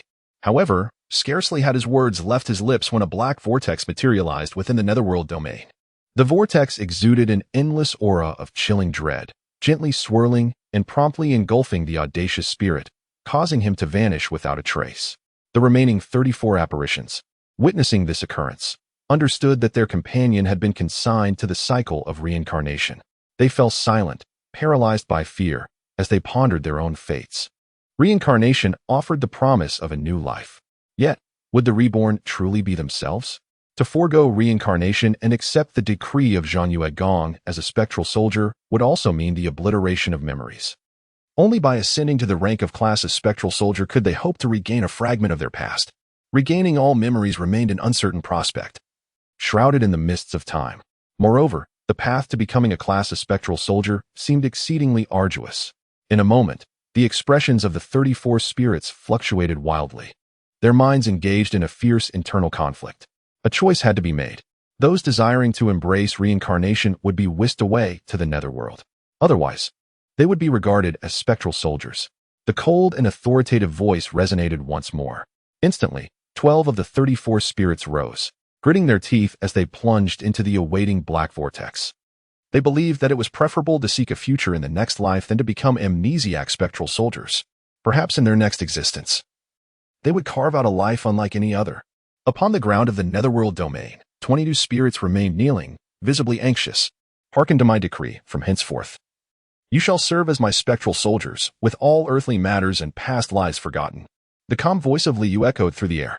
In the next moment, 22 threads of divine power descended from the divine domain, materializing midair into the spectral soldier divine talismans. These talismans shimmered with an abundance of white runes, which, in a brilliant flash, surged into the bodies of the 22 spirits. Instantaneously, the kneeling spirits were enveloped in radiant white light. A torrent of dark energy from the netherworld domain coalesced around them. Their ethereal forms solidified at a visible pace, adorned with a spectral armor, and wielding an ancient, illusory weapon in their hands. The expressions upon their faces swiftly transformed, becoming cold and devoid of emotion. Memories were utterly erased, leaving only the foundational knowledge imparted by the spectral soldier divine talismans and a set of combat techniques for spectral soldiers, encompassing formations and combat strategies. Beyond this, there was naught else. Salutations to Zhang Yuegong. The 22 spectral soldiers knelt on one knee, their voices resonating with an eerie, detached chill. This was the essence of a spectral soldier, strikingly distinct from that of a ghostly envoy. The ghostly emissaries must possess memory and thought to fulfill their duty of soul collection. In contrast, for the spectral soldiers, those devoid of memory are the most optimal. They are bound by strict commands. The role of the spectral soldiers is to safeguard the underworld domain and confront the malevolent creatures that the ghostly emissaries cannot. I hereby appoint you as the captain of the spectral soldiers, designated as A-grade C spectral soldier. With a mere gesture, Liu summoned 10 streams of divine power, transforming them into enhanced spectral soldier talisman, which fused into one of the spectral soldiers. Instantly, this soldier's spectral energy surged, propelling them from a mere mid-tier first level to the lower tier of the second level. Subsequently, a spectral weapon, the Spectral Soldier War Spear, was bestowed upon this soldier, further amplifying their aura to the upper tier of the second level. As for the rest of you, you are all appointed as Grade D spectral soldiers in the divine domain. Liu maintained a tranquil demeanor and spoke once more. A multitude of spectral soldier war spears soared from the divine domain into the underworld domain, landing in the hands of each spectral soldier. In an instant, the spectral energy within the entire underworld domain flourished, elevating the remaining 21 spectral soldiers to Grade D spectral soldiers, each comparable to the lower tier of the second level. Go forth, Liu commanded.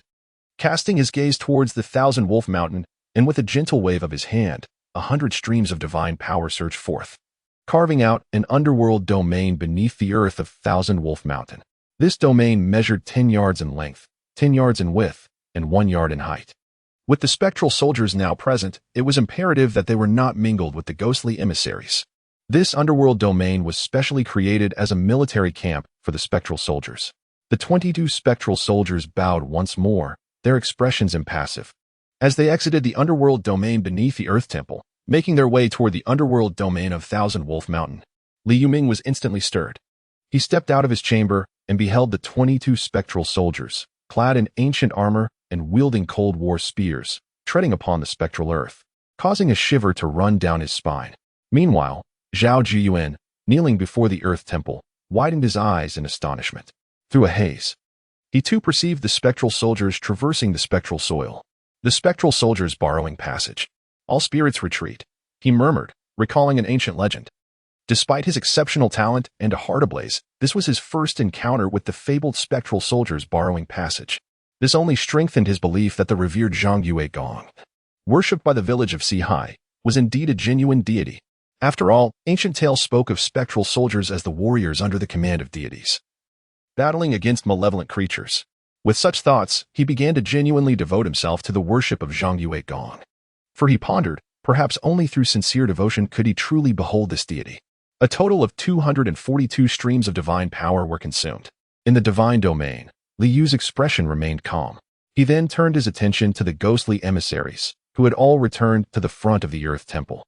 Having been stirred, 12 ghostly emissaries stood before him, Liao Xiao'er as A-grade C ghostly emissary, and Li Yutang as A-grade D ghostly emissary. The remaining 10 ghost messengers are all reserved ghost messengers. It is time for them to advance as well. I, Li Yu, am not a miserly deity, he murmured softly. In the next moment, his gaze fell upon Liao Xiao'er and Li Yudang, and a voice of divine authority resonated in their minds. You too, diligent and earnest, are hereby conferred the titles of Grade B Ghost Messenger for Liao Xiao'er and Grade C Ghost Messenger for Li Yuang. As the words echoed, he lightly snapped his fingers. Instantly, 100 strands of divine power coalesced to form a secondary enhancement in Soldier Divine Talisman, which flew from the divine realm and merged into Liao Xiao'er's being. Following this, 10 strands of power combined to create enhanced In Soldier Divine Talisman, which soared from the divine realm and integrated into Li Yotang's essence. In that moment, Liao Xiao'er was enveloped in a surge of dark energy, seamlessly transcending the limits of the second tier and ascending to the lower third tier. She became the second individual within the vicinity of Sihai village to possess third-tier combat prowess, aside from the temple keeper, Li Yuming. Meanwhile, Li Yutang naturally advanced to the upper second tier. Thank you for your gracious bestowal, Lord Zhang Yue. The two knelt upon the ground, expressing their sincere gratitude. Their hearts brimmed with joy. After all, who would not rejoice at such a significant enhancement of power? Observing this scene from a distance, Zhao Jiyuan felt a numbing shock. How could a being of the lower third tier emerge so effortlessly? What then could be said of his own arduous journey of 5 to 6 decades to attain the status of a mid-tier grand martial artist? Chapter 49, the swiftest task ever completed. The efficacy of the land spirit temple in the divine realm. Li Yu cast a glance at the 10 ghostly envoys. With an abundance of divine power at his disposal, he was determined to elevate the overall quality of these specters. After all, the strength of the ghostly envoys being too feeble would hinder the soul-reaping process. With a gentle snap of his fingers, 10 second-tier ghostly instruments, the soul-binding chains, soared from the divine realm and landed upon the 10 ghostly envoys. The crafting of second-tier ghostly instruments required merely 5 units of divine power, a trivial matter for him at this juncture. Instantaneously, the spectral energy of the 10 auxiliary ghostly envoys surged, elevating them from the first-tier mid-level to the second-tier lower level, transforming them all into class ghostly envoys. We express our deepest gratitude for the divine grace of Lord Zhang Yue. The 10 envoys proclaimed with utmost devotion. Their spirits were alight with excitement. The enhancement of their abilities was one aspect, but receiving the divine acknowledgement from Lord Zhang Yue, whom they fervently revered, was another. The thrill of being recognized by their sincerely worshipped deity filled them with joy and exhilaration. Among them, Liao Qingping was particularly ecstatic. At long last, he was no longer an auxiliary ghostly envoy. Once more, Li Yu expended 160 units of divine power. These ghostly instruments were freshly crafted over the past 2 days and had not been sold. He then resumed his rhythm of forging ghostly instruments. Ghostly instruments encompassed more than just the soul-binding chains. There were also the ghostly war spears, demon-slaying swords, and soul-extracting whips, among others. Generally, ghostly envoys utilized the soul-binding chains, while ghostly soldiers wielded the ghostly war spears. Thus, these 2 types of ghostly instruments were the most frequently forged by him, with the occasional creation of demon-slaying swords and soul-extracting whips. Time swiftly passed, and 10 days had elapsed. Li Yu set aside the freshly crafted soul-binding chains, a faint smile gracing his face as he opened the Personal Tasks interface. The Personal Task, 7, displayed as complete. Achieving 5,000 believers was no small feat. Having ascended to divinity for over 5 months, he had finally garnered more than 5,000 followers. He found himself reflecting on this accomplishment. Yet, Despite the challenges, he surmised that the other deities of Blue Star would find this task even more arduous. After all, he was a legitimate 9th-tier land deity, while the other Blue Star deities were merely appointed 9th-tier land deities. The temple priests, appointed from the 9th-tier land deities, typically peaked at 2nd-tier mid-level, with rare exceptions like Li Yuming who managed to ascend to 2nd-tier upper level. However, a 2nd-tier upper-level priest could not single-handedly vanquish 3rd-tier demons within their town's jurisdiction unless the deity invested substantial resources, employing the summoning technique and exerting divine powers consistently. Nevertheless, even with the use of the summoning technique and divine exertion, it was still a profitable venture, as the corpses of 3rd-tier demons held considerable value. In light of this, it seemed the task would not hinder the Blue Star deities for long. He chuckled softly, a thought crossing his mind. He had already claimed the reward for Personal Task 7. Before him materialized a Spirit Field Talisman, a Pingshan Talisman, and a Spirit Temple Talisman. Additionally, he felt an infusion of 80 divine powers within him, elevating his total divine energy to an impressive 4,008. He was now one step closer to his goal of 15,000. Only a little over half a month remained until the Grand Festival. His expression remained calm. Subsequently, he turned his gaze to the newly refreshed 8th task. Personal Task 8. Task Description. As the number of followers among your humankin increases, so too does the incense and wishes you receive daily. Ascend to the rank of a proper 9th-rank land deity. Only with greater strength can you safeguard those who believe in you. Task Objective. Ascend to proper 9th-rank deity level. Task Rewards. 21st rank Blessing Talismans, 5 2nd-rank Blessing Talismans, 1 3rd-rank Blessing Talisman, 150 divine powers. Ascend to proper 9th-rank deity level? Liu was taken aback. After all, he had already attained the proper 9th-rank level. Soon after, he noticed that the freshly generated Personal Task 8 was marked as completed. Is this even possible? Liu found himself in a daze. This Personal Task 8 seemed to be a reward task tailored specifically for him. He felt a surge of joy, after all. Who would he appreciate a task that granted rewards without the need for completion? Moreover, the rewards were quite substantial, including a 3rd-rank Blessing Talisman. A 3rd-rank Blessing Talisman implied that among the believers of Sihai Village, there could be another 3rd-rank warrior, in addition to Li Yuming. In terms of strength, this new warrior would not pale in comparison to Zhao Jiyuan, who still knelt before the Land Temple, having arrived from the county town. Observing this task also reaffirmed his understanding that the tasks of all deities on Blue Star likely bore minimal differences. Aside from some variations in place names, there would be little else to differentiate them. If the personal tasks were tailored for each individual, it would be impossible for him to receive this task concerning the ascension to proper 9th-rank deity level. He did not hesitate and promptly accepted the task rewards. Instantly, 21st-rank Blessing Talismans, 5 2nd-rank Blessing Talismans, and 1 3rd-rank Blessing Talisman materialized before him. Furthermore, he felt an additional 150 divine powers surge within him, bringing his total divine energy to 4,158. As for the Spirit Temple Talisman, Liu's gaze fell upon it. A talisman he had long anticipated. It pertained significantly to the Faade of his land temple, an aspect he regarded with utmost importance. Name, Spirit Temple Talisman. Rank, 1st-rank Talisman. Effect, upon usage, it can transform the land temple into a Spirit Land Temple. The Spirit Land Temple possesses the effects of Divine Efficacy, Weapon Restriction, and Divine Might. Divine Efficacy, Weapon Restriction, Divine Might. The divine efficacy could potentially grant the sincere wishes of the faithful a chance to materialize. This did not require the deity's attention, nor did it consume divine energy. It was purely the effect of the Spirit Land Temple. Liu marveled at this revelation. The mere existence of this effect renders the land Spirit Temple exceedingly precious. After all, a temple that frequently fulfills the wishes of its devotees undoubtedly enhances their faith continuously. Although the effects may not be immediately apparent, over time, as more aspirations are realized, the devotion of the faithful will surely deepen. The prohibition of martial energy within a Tinjiang radius around the temple, known as the ban on martial arts, ensures that only the chi refiners of the temple's priesthood remain unaffected. As for the divine might, the land Spirit Temple emanates an aura of sanctity that instills a sense of reverence and awe. Liu was thoroughly pleased. The efficacy of this land Spirit Temple surpassed his expectations. His gaze wandered outside the temple, where, at dawn, many devotees had gathered to offer incense and make their wishes. Li Yuming, as the temple's priest, knelt at the forefront, leading the throng of worshippers in their prostrations. Nearby, Zhao Zhou Yuan also knelt, his countenance reflecting sincere piety. Liu was somewhat taken aback. This man had knelt for 10 days and had genuinely begun to believe, attaining the status of a B-level devotee, surpassing the faith of many villagers from Sihai village, which truly surprised him. Nonetheless, he remained unconcerned, as he had no shortage of B-level devotees. With a swift thought, he flicked the temple divine talisman from his hand into the divine realm. Chapter 50. The land spirit temple emerges. Astonishing miracles shock the villagers. Bow to Lord Zhang Yue. Light the incense. Bow again. Twice. Thrice.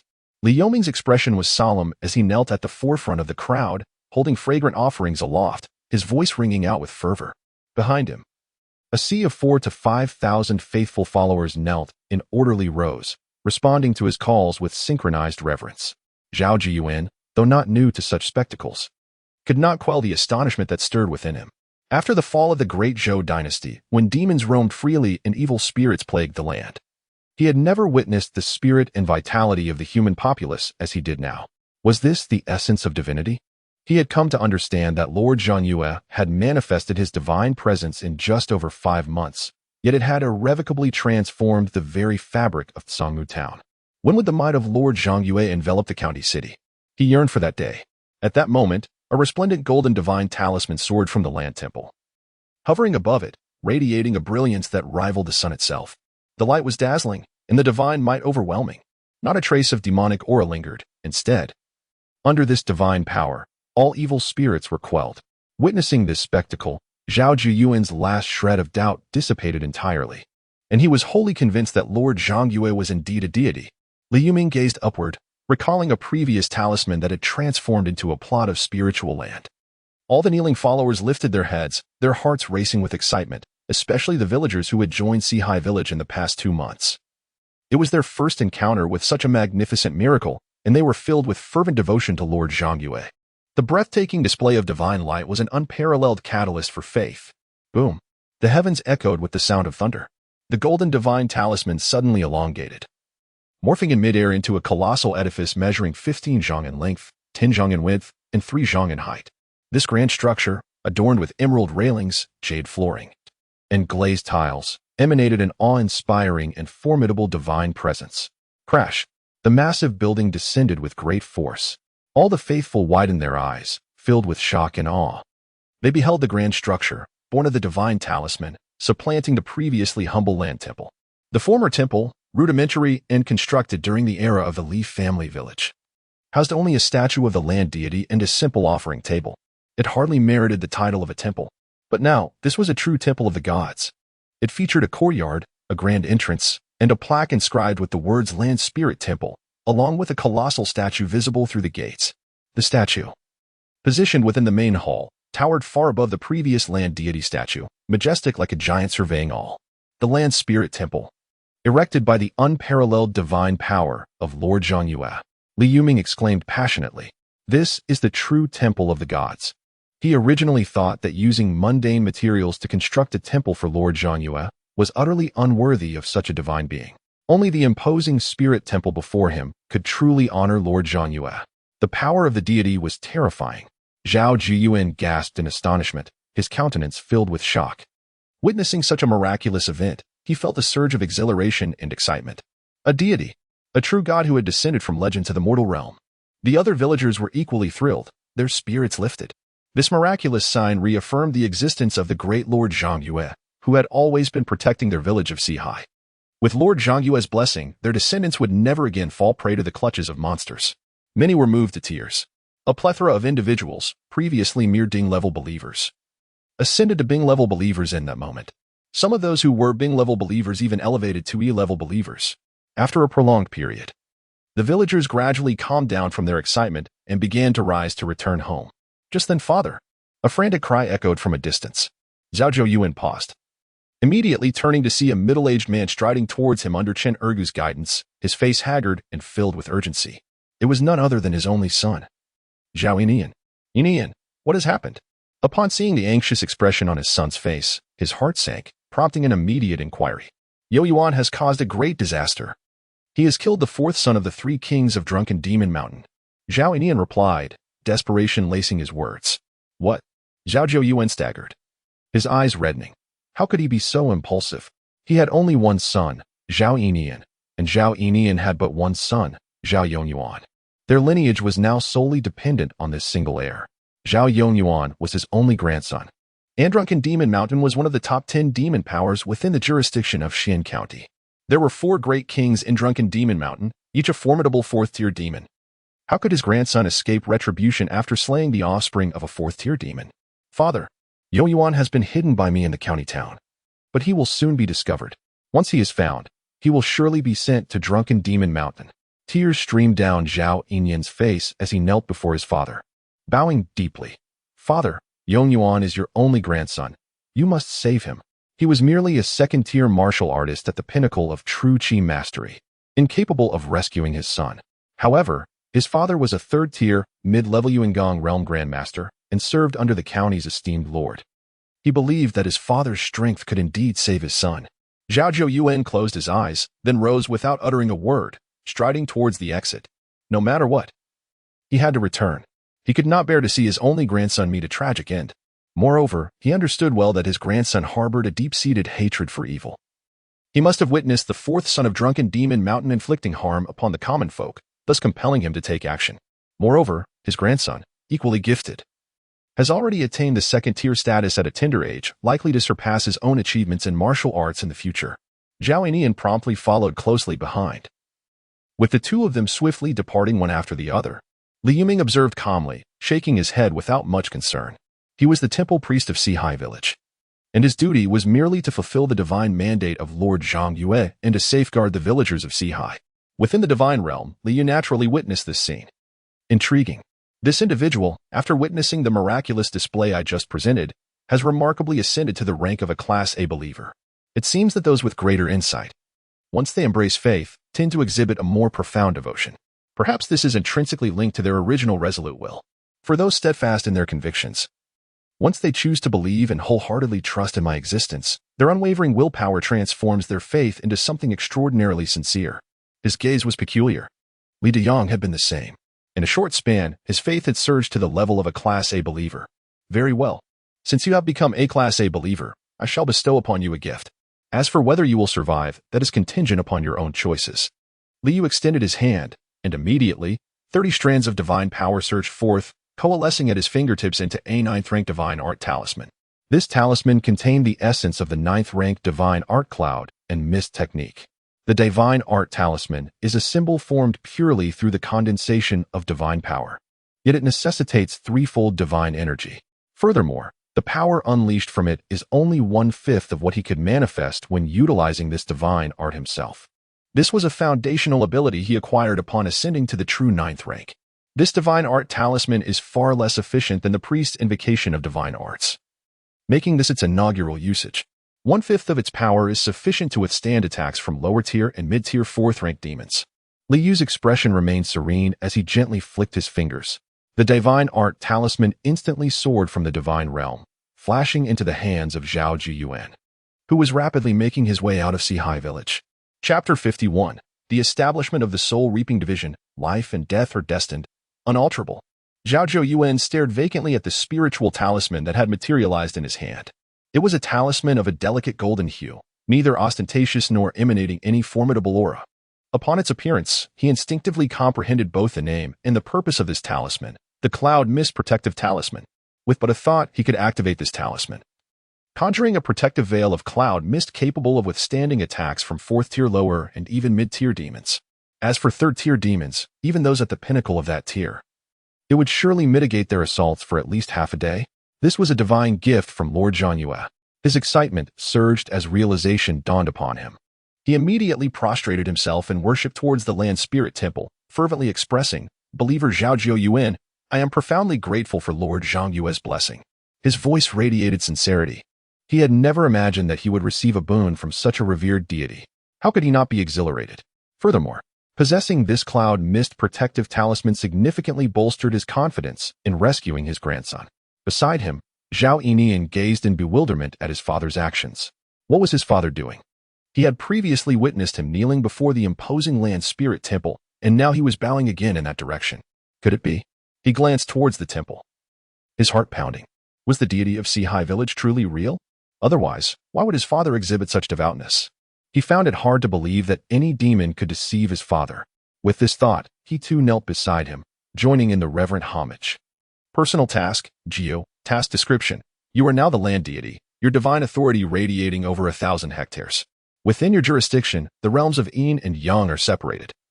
Souls of the deceased cannot traverse to the underworld unaided. To prevent lingering spirits from remaining in the mortal realm, you require a capable team of ghostly emissaries to fulfill the duty of soul reaping. Task objective. Enshrine 50 ghostly emissaries of grade D or higher. Task rewards. 20 second-tiering soldier artifacts, 3 third-tiering soldier artifacts, and 180 units of divine power. The mission to enshrine ghostly emissaries now stood at only 12, leaving a shortfall of 38. Let us gather a total of 40. Li Yu pondered thoughtfully, gently beckoning. Instantly, the land register soared into his grasp, opening effortlessly. It meticulously recorded the life stories and remaining lifespans of all villagers in Sihai. He intended to select 40 grade B believers nearing the end of their lives. Then send Liao Shoer to inquire whether they would willingly return their souls to the realm of the underworld, thus becoming ghostly emissaries. Should they consent, their physical forms would perish, and their souls would be enshrined by him. If they declined, they could simply await their natural demise. He was indifferent to that outcome.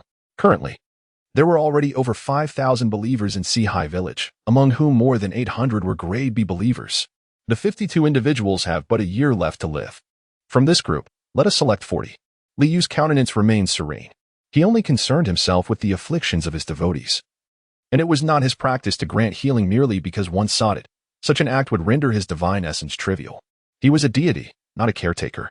He intended to employ his divine powers to alleviate suffering solely during the biannual grand festivals. Yet even the dispelling of ailments did not equate to prolonging life. The King of Hell decrees death at the stroke of midnight, leaving no room for delay until dawn. The lifespans of mortals were meticulously inscribed in his land register. To alleviate suffering merely spared the body from torment. When the limits of life were reached, death would still claim its due. Only those who became warriors possessed the ability to alter their fates.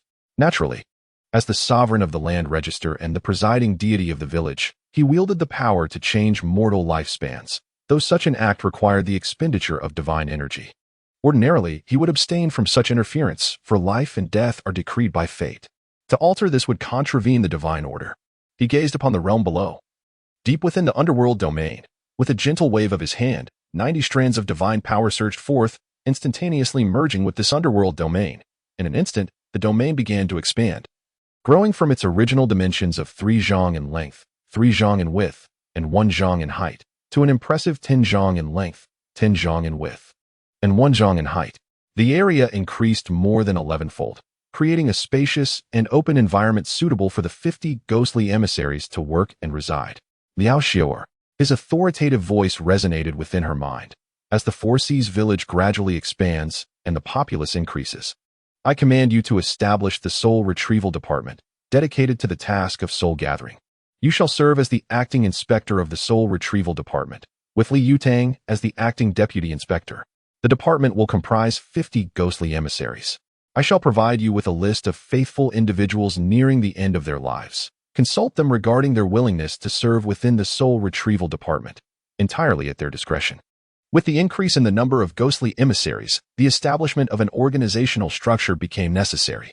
Thus, he directly instituted the Soul Retrieval Department within the underworld domain upon hearing the decree.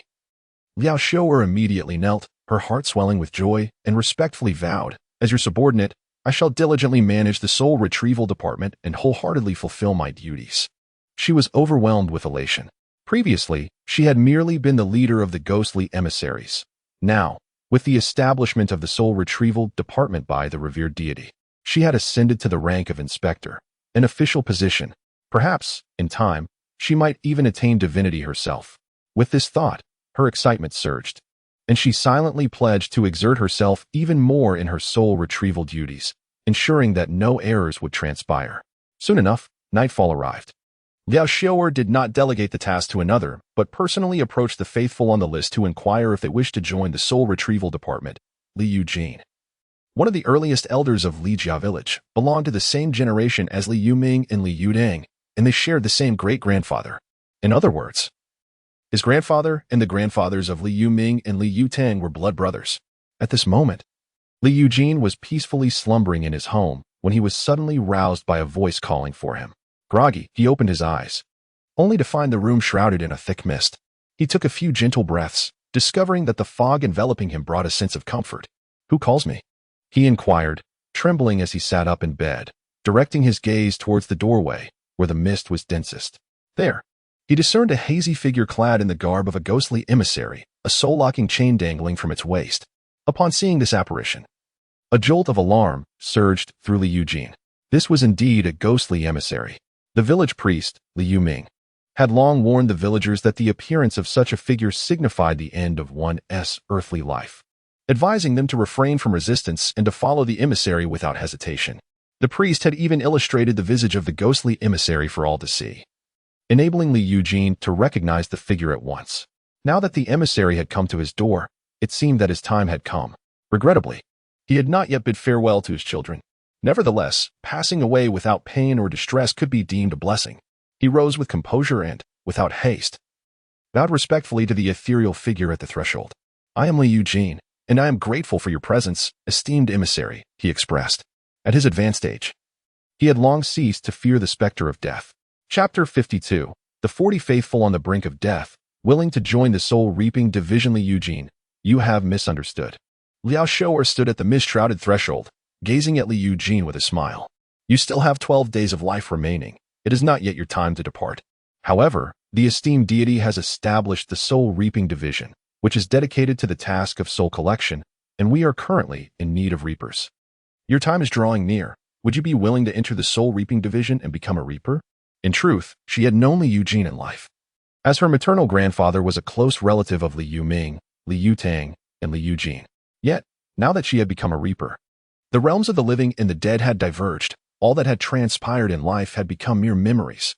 Relationships formed in life no longer held any significance. She was acutely aware of this fact.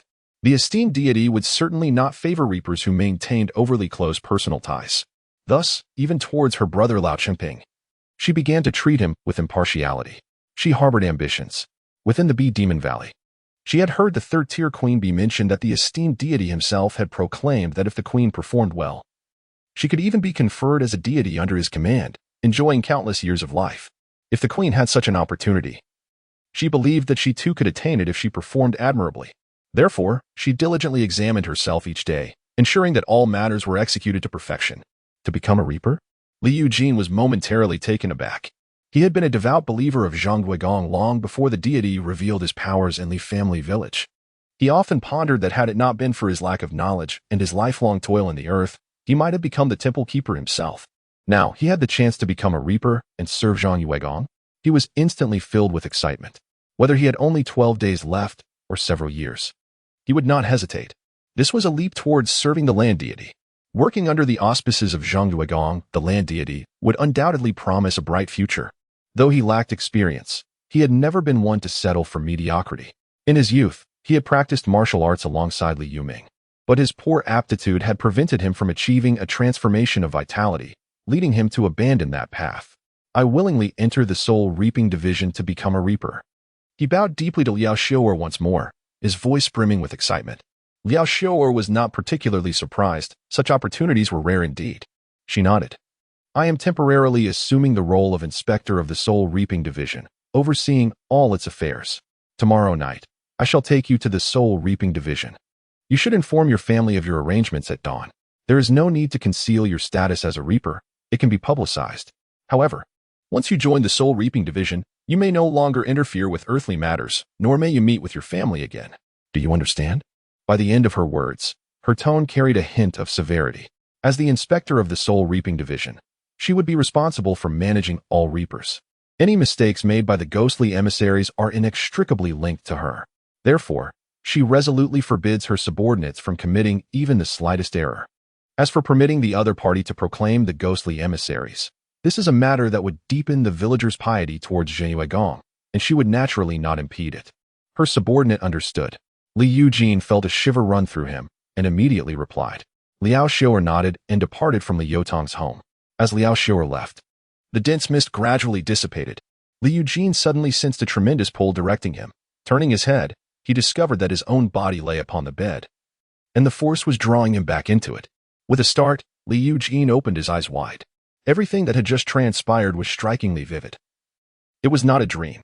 He sat up, trembling as he poured himself a glass of water, sipping it while attempting to calm his tumultuous emotions. I should inform my children, he murmured. Only a day remains. As for his late spouse, she had passed away several years prior. He dressed, grasped his cane, and opened the door to head towards his eldest son's quarters. Knock, knock, knock, he rapped on the door, though the sky had yet to brighten. The light of the stars and moon cast a gentle glow, rendering the surroundings visible. Who is it? What are you knocking for in the middle of the night? A voice from within grumbled impatiently. It is I, Li Eugene replied. Father? With a creak, the door swung open, revealing Li Diyuan, who gazed at his father in astonishment. Father, why are you up at this hour? He quickly supported Li Eugene, ushering him inside to sit. Li Eugene waved his hand dismissively and said calmly, You must go and summon your two sisters and their husbands. Do so at once. After he spoke, he entered the room and took a seat. Now, Li Diyuan frowned, unease flickering in his eyes as he regarded his father, yet he promptly donned his clothes to call for them. At that moment, Li Diyuan's wife emerged, greeting him with a respectful father. Li Eugene nodded, indicating for her to sit. Before long, Li Diyuan's two sisters and their husbands hurriedly arrived. Everyone, take a seat. Listen to me, Li Eugene began without waiting for their inquiries, his voice steady. My time in this world is drawing to a close. I have just had a visit from a ghostly emissary. Upon hearing these words, Li Diyuan and the others sprang to their feet, their expressions transformed. Father, you. They were momentarily at a loss, grief enveloping their hearts. After all, it is a challenge for anyone to face the news of a loved one's impending demise with composure. Li Eugene raised his hand, maintaining his tranquil demeanor. There is no need for sorrow. I shall serve Zhang Yue Gong and become one of his ghostly emissaries. However, once I have crossed over, I will no longer have any ties to the mortal realm. The reason I called you here is to convey several matters. First and foremost, you must devote yourselves even more fervently to the worship of Zhang Yue Gong. This is of utmost importance. Not only must you deepen your own piety, but you must also instill this devotion in your descendants, ensuring their unwavering faith. On the second matter, a single night had passed. Liao Xiaowo observed the list of the 40 individuals with the shortest lifespans. Among these 40, the longest remaining life was merely 7.5 months. None of them declined. All willingly agreed to join the Soul Reaping Division as ghostly enforcers. After all, they were B-class believers, possessing unwavering faith in the illustrious Zhang Yue Gong. Given the opportunity to serve under a deity, they naturally would not refuse. Soon, the following night arrived. Liao Xiaoer promptly guided the souls of Li Eugene and the other 39 to the underworld jurisdiction.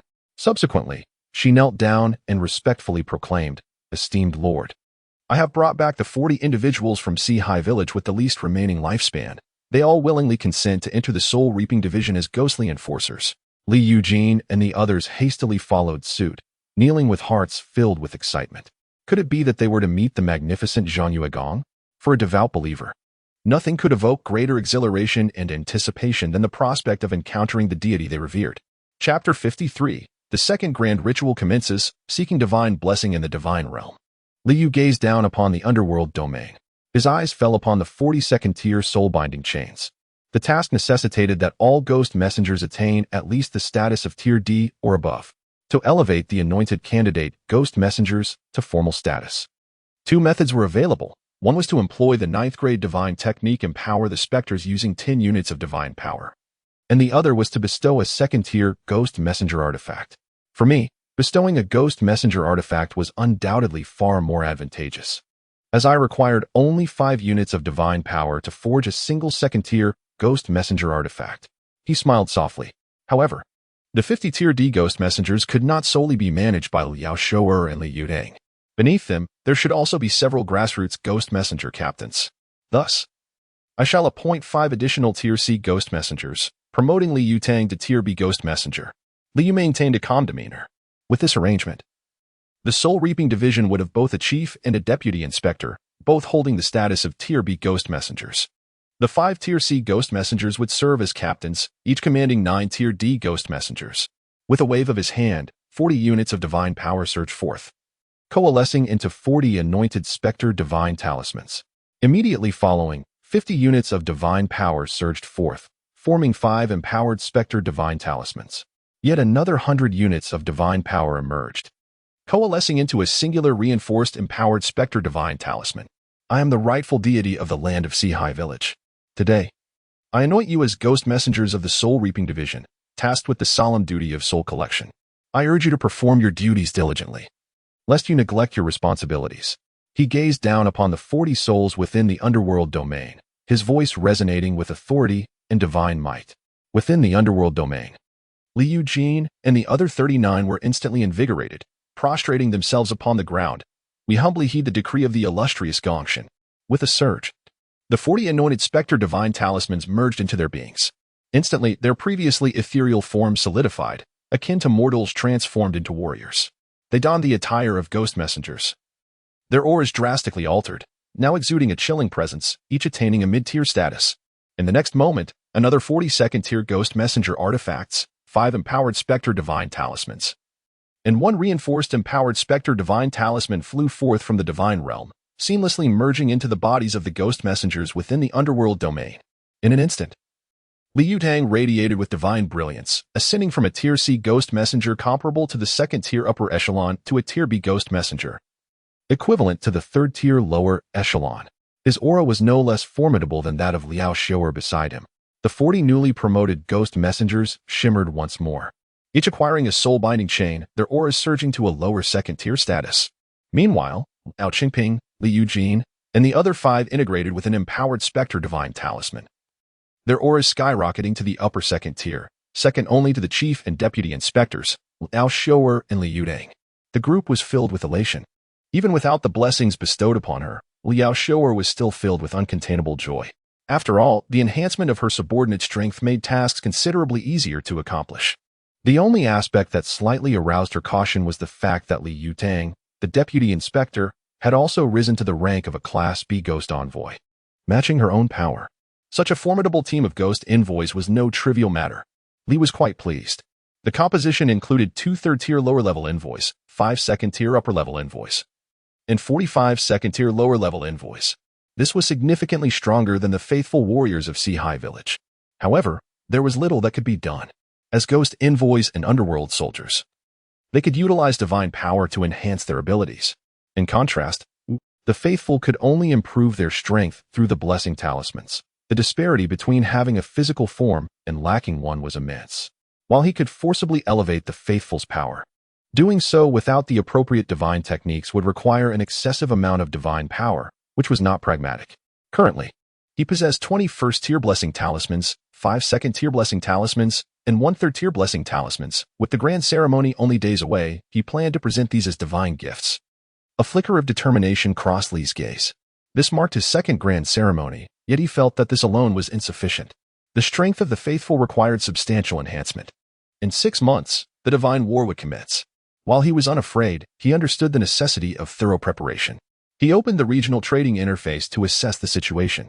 The price for a first-tier blessing talismans had soared to 6 units of divine power each, quite exorbitant. And the second-tier blessing talismans, how dare they demand 50 units of divine power for one? 50 units could create 3 second-tier upper-level ghost envoys or underworld soldiers. Li couldn't help but lament the steep prices. Nevertheless, despite the cost, he resolved to purchase a batch. After all, one must reap what one sows. He currently possessed a total of 4,880 units of divine power, most of which had been accrued from selling second-tier underworld soldier artifacts, earned from other deities of Blue Star. Thus, he decided to acquire 80 first-tier blessing talismans to complete 100 in total, and an additional 15 second-tier blessing talismans to reach a total of 20. With a decisive wave of his hand, he expended 1,230 units of divine power to procure the blessing talismans. Such a lavish expenditure of divine power would surely astonish the other deities of Blue Star if they were to learn of it. After all, they were still striving to gather a mere 1,000 units of divine power, hoping to ascend to the 9th rank of deities. Some even had yet to accumulate 100 units to elevate themselves to the rank of minor deities. Who could fathom that someone would be able to directly allocate over 1,000 units of divine power for blessing talismans? This was utterly unimaginable for the deities of Blue Star at this juncture. Even those at the 9th rank had to manage their resources meticulously, often splitting a unit of divine power into 2 for expenditure. Who would dare to spend recklessly? As time passed quietly by, in the blink of an eye, the 15th of July has arrived. On this day, the gates of the underworld are opened, marking the second grand festival of the year dedicated to the deities. Long before dawn, Li Yuming has risen to commence preparations for this significant event. The village chief, Li Diyong, the deputy chief, Liao Jingxian, and Chen Matzi have also awakened to engage in the bustling activities. This grand festival marks the first of its kind since the manifestation of Zhang Yue Gong. I shall not permit any missteps. The prosperity we enjoy in Sihai Village is entirely bestowed by Zhang Yue Gong. The day of the grand festival is the most crucial day of the year. Li Yuming gazed at the trio of Zhang Rongui, Li Xiudao, and Chen Ergu, who had joined the temple priests, and spoke with gravity. All three are first-tier martial artists, holding esteemed positions within the village. Their expressions were solemn. The arrangements for the festival must be meticulously organized. Preparations have been underway for several days now. As dawn gradually broke, villagers emerged from their homes in an orderly fashion, making their way toward the Land Spirit Temple. Each donned their most appropriate attire, their countenances imbued with reverence. On the 15th of July, the grand festival for the deities commences. 3 bows and 9 prostrations, beseeching the divine blessing. Chapter 54, 3 prostrations before the divine Lord, offering sacrifices to the deities. Hurry! We have entered the realm of Sangmu town, and in no more than half an hour, we shall reach Sihai Village. Once we arrive at Sihai Village, our family will be saved. Zhao Zhouyuan, drenched in blood and carrying his elderly wife upon his back, pressed forward with determination. Beside him walked his son, Zhao Yinian, and his grandson, Zhao Yongyuan. Zhao Yinian also bore his wife on his back, his face marred with blood and weariness, yet his eyes shone with unwavering resolve. They would survive. Surrounding the 5 of them was a shroud of mist. This mist moved alongside them, yet it did not obstruct their vision. Run as you might. I wonder where you think you can escape to. You killed the sons of the 3 great kings of Drunken Demon Mountain and still aspire to live? In this world, there is no human who can preserve your lives. As for Sihai Village, I shall devour every last one of its inhabitants. I advise you not to engage in futile efforts, comply, and allow me to take you back. Behind them, malevolent energy coalesced into dark clouds, from which a mass of rats had emerged, its eyes glowing with sinister light as it looked down upon the fleeing Zhao Jian and his family, coldly declaring, "Humph. Let us see how long this protection lasts." I did not expect the Zhao family to possess such a treasure. Accompanying it were 2 other ominous clouds of darkness, each radiating an aura far more formidable than that of Zhao Jiyuan, a mid-tier Yuan Gangran martial artist. Zhao Jiyuan ceased to speak, bearing his wife as he hurried alongside his son and grandson towards Sihai Village. His eyes sparkled with hope. Once they reached Sihai Village, it was the domain of the Divine Lord, a place of the divine. Before the deity, these 3 demons would pose no threat. Almost there. Just a little longer. Sihai Village. Within the Land Spirit Temple, a colossal statue of the Earth God loomed, its indifferent gaze surveying the ground below. Li Yuming stood at the temple's entrance, his expression solemn. A pristine offering table stood prominently before him, adorned with 3 sacrificial animals and an item covered in red cloth. Behind him were Li Diyong, Liao Jingxian, Chen Matzi, Zhang Rongui, Li Xiuwu, Li Xiuling, Chen Ergua, Deng Zhui, Zhang Chenan, Li Xiudao, and Li Shouqi, 11 individuals. The current leaders of Sihai Village, each possessing martial prowess of at least the 1st tier. Among them, Li Diyong, Liao Jingxian, Chen Matzi, Li Xiuwu, Li Xiuling, and Zhang Chenan had already attained the mid-tier true Qi martial artist level. The temple master, all the villagers have arrived. Li Xiudao spoke in a deep voice. Though he appears youthful, he possesses an extraordinary composure, even more so than the older Li Xiuwu and Li Xiuling. This demeanor is undoubtedly influenced by his childhood experiences. After all, he witnessed the harrowing sight of his parents being devoured by the wolf demons of Qinlang Mountain. Those vivid memories are indelible. While Li Xiuwu's parents vanished while hunting in the mountains, he was a helpless witness to the horrific demise of his own. The impact of such trauma is beyond imagination. Li Yuming turned to face the villagers gathered in front of the Land Spirit Temple, their numbers darkening the clearing. With solemnity, he spoke, "Dear compatriots, I am Li Yuming, the temple keeper personally appointed by Lord Zhang Yue. 6 months ago, I was merely an ordinary old man from Li family village on the brink of death. It was the graciousness of Lord Zhang Yue that elevated me to this role, allowing me to serve the deities and rejuvenate my spirit. Half a year ago, this place suffered under the scourge of demons, with our people reduced to mere prey. It was Lord Zhang Yue who manifested his power, vanquishing the demons and liberating us from our plight, allowing us to reclaim our humanity. Through his might, The great demons of the demon lands were slain, ensuring that the inhabitants would no longer fall victim to the voracious fiends. Furthermore, Lord Jingyue bestowed upon me the divine mandate to venture forth from Sihai Village, to eliminate the 6 major demons of Tsangmu Town and save the populace from peril. My dear compatriots, among us are original villagers from Sihai, as well as those from the demon lands, including the Poison Dragon Ridge, beneath the 100 Fox Mountain, and from Tsangmu Town. But now we are all villagers of Sihai, united under the protection of Lord Zhangyue. Our current tranquility stems entirely from his benevolence. Let us pay homage to Lord Zhangyue. Li Yuming then knelt before the deity statue within the temple, his voice resonating with fervent gratitude. Thank you, Lord Zhangyue, for safeguarding our people and ridding us of demons. The 11 others, including Li Diyang, promptly followed suit, their voices equally sincere. Thank you, Lord Zhangyue, for safeguarding our people and ridding us of demons. Behind them, over 5,000 villagers of Sihai Village knelt in unison, their voices soaring. Thank you, Lord Zhangyue, for safeguarding our people and ridding us of demons. The sound reverberated through the surrounding mountains. In that moment, influenced by the atmosphere, many villagers, who may have previously harbored doubts or ulterior motives, found themselves filled with a newfound devotion, their expressions solemn. Light the incense. May Lord Zhangyue partake of our earthly offerings, protecting the faithful of Sihai Village and ensuring all our endeavors are met with success. Li Yuming bowed once more, his voice echoing far and wide. Soon, all the villagers ignited the incense in their hands. The fragrant smoke ascended, enveloping the land spirit temple in a mystical haze. A divine aura emanated from the temple, instilling a sense of reverence in every heart, deepening their sincerity. May Lord Zhangyue partake of our earthly offerings, protecting the faithful of Sihai Village and ensuring all our endeavors are met with success. Li Diyang and others shouted in unison, kneeling once more in reverence. Oh, illustrious Zhangyue Gong, may your divine presence bless the incense offerings of our humble village and protect the faithful of the 4 seas, granting us all good fortune. Over 5,000 villagers roared, their voices resonating with immense fervor, united as one. At this moment, behind all the villagers, Liao Shou'er and Li Yutang led 50 ghostly emissaries, also kneeling and echoing the fervent cries. Beneath another peak, the Queen Bee, accompanied by her second-tier warriors and first-tier worker bees, knelt respectfully as well.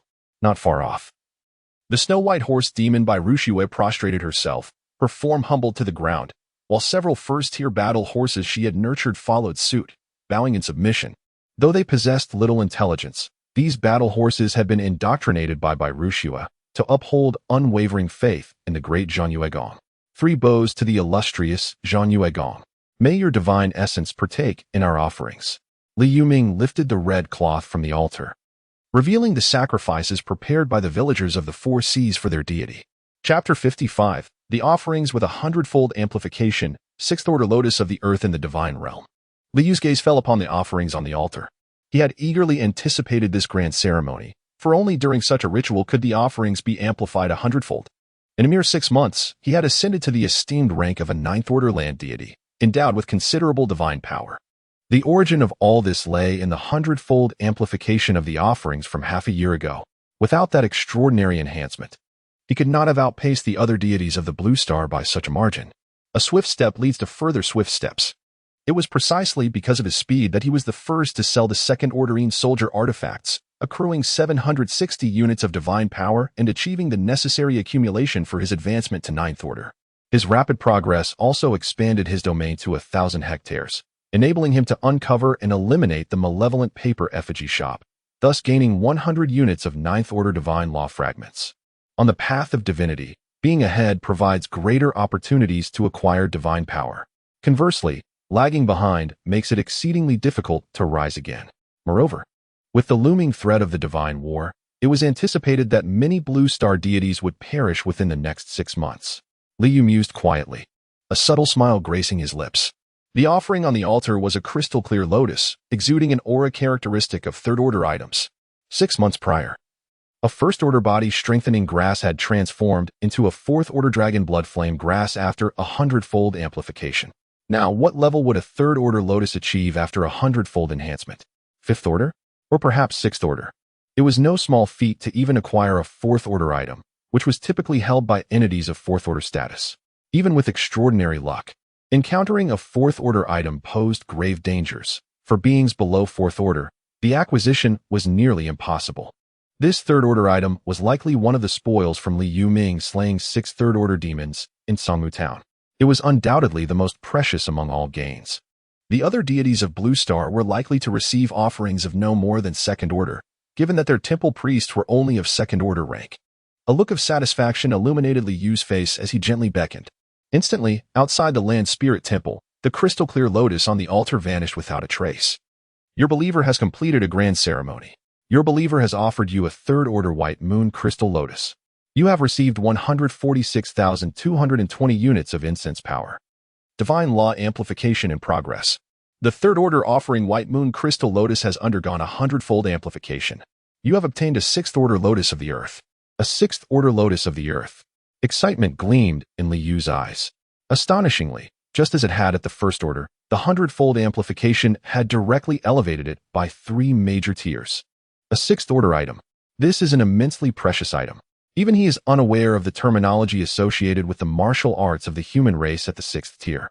After all, within the confines of Xian County, the most formidable martial artist only reaches the 3rd tier, known as the Yuan Gang realm, with not a single master at the 4th tier, the Yin Yang realm, to be found, let alone the 6th tier.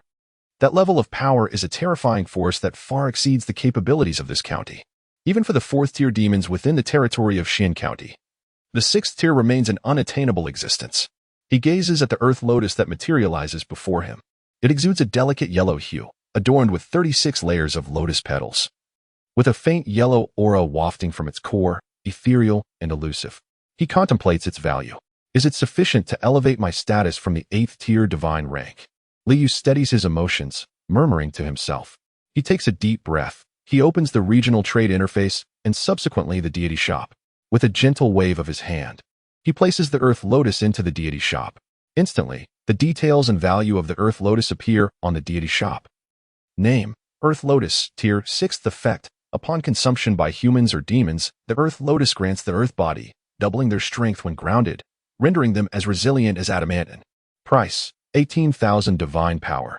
18,000 divine power. A radiant gleam dances in Li Yu's eyes. This 6th tier earth lotus astonishingly holds a value of 18,000 divine power. 18,000 divine power. Even if he were to toil relentlessly, selling 24 second-tier soldier artifacts each day, it would require a full 5 months to accumulate. If relying on the incense offerings gathered from the faithful of Sihai Village, it would take a staggering 2 to 3 years. Of course, this pace is not particularly slow. Considering his knowledge of the 100,000 deities of the Blue Star in this region, even the strongest among them can only garner 3 to 4,000 incense offerings daily, equating to 3 or 4 divine power. The weaker ones barely receive 1 or 2,000 daily. To gather 18,000 divine power, how long would that take? It is almost inconceivable. Yet now, his daily incense offerings have already reached over 14,600. The surplus surpasses that of the other Blue Star deities. However, no matter how abundant his daily incense offerings may be, they pale in comparison to the 100-fold increase from a grand offering. Li Yu's face is alight with joy. Without a moment's hesitation, he sells the earth lotus to the deity shop. The effects of the earth lotus are indeed formidable. Yet, no matter how potent, they only enhance his followers. How can their enhancement compare to his own? To speak candidly, while followers play a crucial role in the divine war, contributing to 30% of a deity's power, should he ascend from the 8th tier divine rank, even if he were to suffer a 30% reduction in strength due to a defeat in the battle of followers, he could still sweep away all 9th tier deities with ease. Suddenly, a staggering 18,000 pure divine powers materialized within him. Coupled with the 4,650 divine powers he originally possessed, he amassed a terrifying total of 22,650 divine powers. Even after ascending from the 8th tier divine rank, he still retained a substantial amount of divine power. Li Yu was immensely satisfied. Each grand ritual allowed him to conserve a significant amount of time in accumulating divine power, enabling him to ascend the divine ranks at a pace far swifter than his fellow deities of the Blue Star. However, he lacked one condition for advancing from the 8th tier. His expression gradually calmed as he cast his gaze beyond the divine domain, overlooking the entire Sihai Village. Now, with over 5,000 villagers, Sihai Village was beginning to feel somewhat cramped.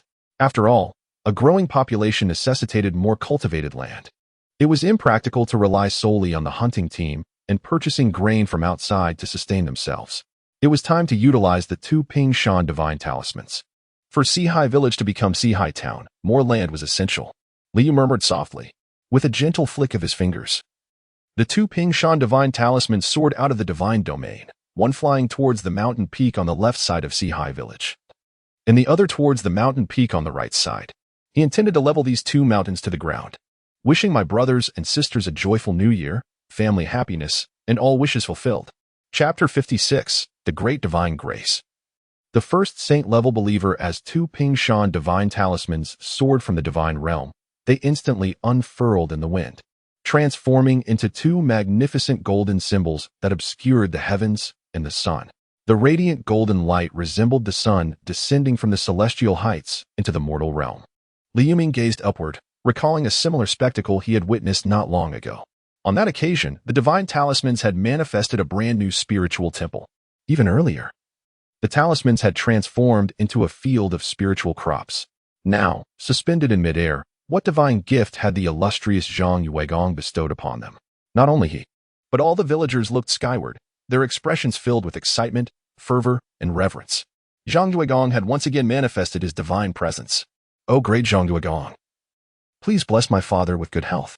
O great Zhang Yuegong, as your most devout believer, grant me prosperity. I wish to marry 2 wives. May Zhang Yuegong bless me with smooth sailing. I have fallen in love with my brother's wife. O great Zhang Yuegong, guide me on what to do. One by one, the believers prostrated, murmuring their petitions to Zhang Yuegong. The appearance of the divine phenomenon signified that Zhang Yuegong was indeed watching over Sihai Village. At this moment, their prayers might hold the greatest significance. Boom! A thunderous roar resonated through the clear sky. The two Pingshan divine talismans, now towering hundreds of feet, flashed and descended upon the peaks flanking Sihai Village. These mountains, not particularly high and gently sloping, occupied a considerable area. At that moment, as the Pingshan divine talismans landed, the earth trembled and the mountains shook. The two peaks were instantly flattened, leaving no trace behind. What remained in the area where the mountains once stood was an expanse of remarkably level land, exuding an implicit sense of fertility. Liu Ming was rendered speechless. Li Diang, Li Xiuwu, and the other villagers stood in stunned silence. Where are the mountains? Have they vanished? Flattened beyond recognition? The power of Zhang Yuegong is indeed boundless, effortlessly leveling the mountains. Their mouths agape, they expressed their astonishment. In that moment, the villagers' faith in Zhang Yuegong ignited with fervor. The strength to move mountains and part seas. The two peaks had been effortlessly transformed into flat land by Zhang Yuegong. Thank you, Zhang Yuegong, for leveling the two mountains and granting our Sihai Village an additional 30 acres of arable land. Liu Ming inhaled deeply and knelt once more, expressing his gratitude. Each of the flattened peaks covered over 15 acres of land. The total area of Sihai Village was barely around 80 acres. Now, they were blessed with an immediate increase of 30 acres. How could he not be elated? Just a moment ago, he had leaped to glance at the newly formed expanse, realizing it could be cultivated into farmland without the need for clearing or fertilizing. Crops could be planted immediately. This was the land bestowed upon them by Zhang Yuegong. 30 acres equated to 3,000 mil. The sudden addition of 3,000 acres of fertile land filled his heart with immense joy. At that moment, he once again witnessed a divine talisman soaring forth from the land spirit temple. The talisman radiated brilliance, shimmering with golden light, and in an instant, it transformed into a plot of land of considerable size. This plot, akin to an acre, descended beside the previously established spiritual field, and then suddenly plunged downward. Instantly, ethereal energy surged forth, coalescing into a second-grade B-level spiritual field. A spiritual field. The illustrious Zhang Yuegong had bestowed yet another acre of spiritual land. Liu Ming, Li Diang, Zhang Rongui, and others were overwhelmed with excitement. They comprehended the formidable significance of a spiritual field. It represented the very foundation of a powerful faction. With 2 acres of B-level spiritual fields, their village would soon witness an unending stream of warriors emerging. As the number of warriors increased, they would inevitably give rise to more second-tier True Qi realm masters, and even third-tier Yuan Gang realm grandmasters. Moments later, 100 strands of white light, 16 strands of pale blue light, and 1 deep blue light burst forth from the land spirit temple. The 100 strands of white light swiftly enveloped many of the faithful, resulting in 80 young commoners ascending to the rank of mid-tier first-level warriors. Additionally, 20 original mid-tier first-level warriors received further blessings and advanced to the pinnacle of the first level. Meanwhile, the 16 strands of blue light enveloped the village's upper echelons. Li Deyong, Liao Jingxian, Chen Matzi, Li Xiuwu, Li Xiuling, and Zhang Qianan, who were originally mid-tier second-level warriors, instantaneously ascended to the pinnacle of the second level. Those who were at the pinnacle of the first level, Zhang Rongwei, Chen Ergu, Deng Jui, Li Xiudao, and Li Xiuqi, were likewise enveloped by 2B-level blessing talismans, all advancing to the pinnacle of the second level. As for the deep blue light, it entered Li Deyong's body after he successfully ascended to the pinnacle of the second level. What is this? Li Deyong was astounded to discover. A surge of pure, true qi exploded within him. This formidable energy flooded into his dantian, rendering his recently expanded dantian even more substantial. The true qi within the dantian continued to increase, yet as it grew heavier, it ceased to expand further. Consequently, the true qi began to compress, gradually transforming into a quality far surpassing that of ordinary true qi, gang qi. As the gang qi manifested, Li Deyong's entire being underwent a metamorphosis, his physical form evolving vigorously. Have I become a third-tier Yuan Gang Realm Grandmaster? Li Deyong's expression was one of bewilderment. Just half a year ago, he had been merely a mid-tier first-level warrior, having undergone 2 transformations of his vitality. And now, in the span of merely 6 months, he had directly ascended to the rank of a third-tier Yuan Gang Realm Grandmaster. The might of Zhang Yuegong is truly awe-inspiring. He felt an immense gratitude for having altered his perspective. The belief that the sole path to martial prowess lay in unwavering devotion to Zhang Yuegong was indeed the singular truth. The Gang Qi continues to evolve? He realized that his ascension to the lower third-tier Yuan Gang realm was not the end. The quality of the Gang Qi within him was intensifying, its hue deepening, propelling him into the mid-tier of the third level. In but a few breaths' time, he was bestowed with blessings twice, directly transcending from the intermediate second tier to the intermediate third tier. He believed that if he were to share this with those beyond the village, no one would accept it as truth, not even himself. If it were not for his personal experience, he would find it difficult to believe. Grateful for the divine grace of Zhang Yuegong, he prostrated himself in humble reverence, tears streaming down his face, expressing his profound devotion. Has he truly reached the third tier? Li Yiming gazed at Li Deyong, his face alight with joy. Moreover, he observed that Zhang Rongwei and 9 others had also advanced to the pinnacle of the second tier. Additionally, the village had gained 80 new martial artists. This undoubtedly marked a monumental transformation in the village's strength. We are eternally grateful for the blessings of Zhang Yuegong. The Sihai village shall honor him with unwavering devotion for generations. Li Yiming proclaimed fervently, bowing deeply. The Sihai village shall honor him with unwavering devotion for generations. Li Deyong, Zhang Rongwei, and others followed suit in their reverence. The Sihai village shall honor him with unwavering devotion for generations. All the villagers shouted in unison. Having witnessed Zhang Yuegong bestowing abundant divine grace, elevating so many to martial artists, who could fail to be envious? Their faith surged in fervor once more. Only the most devout belief can receive the grace of Zhang Yuegong. In the divine realm, Liu observed the transformation of the believer's faith with satisfaction. This grand ritual not only yielded immense rewards but also significantly deepened the devotion of the faithful. Suddenly, his gaze shifted to the periphery of the territory, where a faith nearing the sanctified level had emerged. Now Zhou Yuan? He had surpassed Li Yiming on the verge of becoming a saintly believer? Li Yu was taken aback. What had transpired? How could one be so close to sanctification in faith? Regardless of the circumstances, he was filled with joy. It seemed that the first saintly believer might soon be within reach. Chapter 57. The Uniqueness of the Saintly Believer. Divine might like a prison to slay demons. Having ascended to divinity for a considerable time, Liu gradually comprehended the distinctiveness of a saintly believer. The path from A-class believer to saintly believer is exceedingly arduous. If one considers the A-class believer to dwell in the mortal realm, the saintly believer has transcended to a realm of the extraordinary. Through an unwavering and profound faith, the soul is sanctified, achieving a proximity to the divine. This is precisely why it is adorned with the title of saint. A saintly believer, if conferred as an attendant deity, can bypass half of the fragments of divine laws. This is due to the soul of the saintly believer already being sanctified, requiring only a modest amount of fragments of divine laws to transform the soul. Liu murmured to himself, such is the uniqueness of the saintly believer. It can be stated that the emergence of a saintly believer is a formidable endeavor. Over the course of 6 months in the village of Sihai, with its population exceeding 5,000, there are but 12 A-class believers. This clearly illustrates the difficulty of ascending to the rank of A-class believer, let alone transcending to become a saintly believer. Intriguingly, Zhao Zhou knelt before the Earth Spirit Temple for 10 days, witnessing its establishment, and subsequently attained the status of an A-class believer. Upon his return, he exhibited signs of sanctification. It is imperative for Li Yuming to gain a thorough understanding of what Zhao Zhou experienced during his absence. Perhaps this will illuminate the path to guiding A-class believers towards their own sanctification. Li Yu's countenance remained serene as his gaze lingered on the periphery of the jurisdiction. The 5 members of Zhao Zhou's family hurriedly entered the confines of Sihai Village, activating the Cloud Mist protective talisman he had once granted, evidently pursued by assailants. His eyes were fixed beyond the boundary of the jurisdiction. Although as the rightful deity of Sihai Village, his divine might is confined within this territory. Once he steps beyond it, departing from the radiance of divine laws, his divine rank would diminish by 1 tier.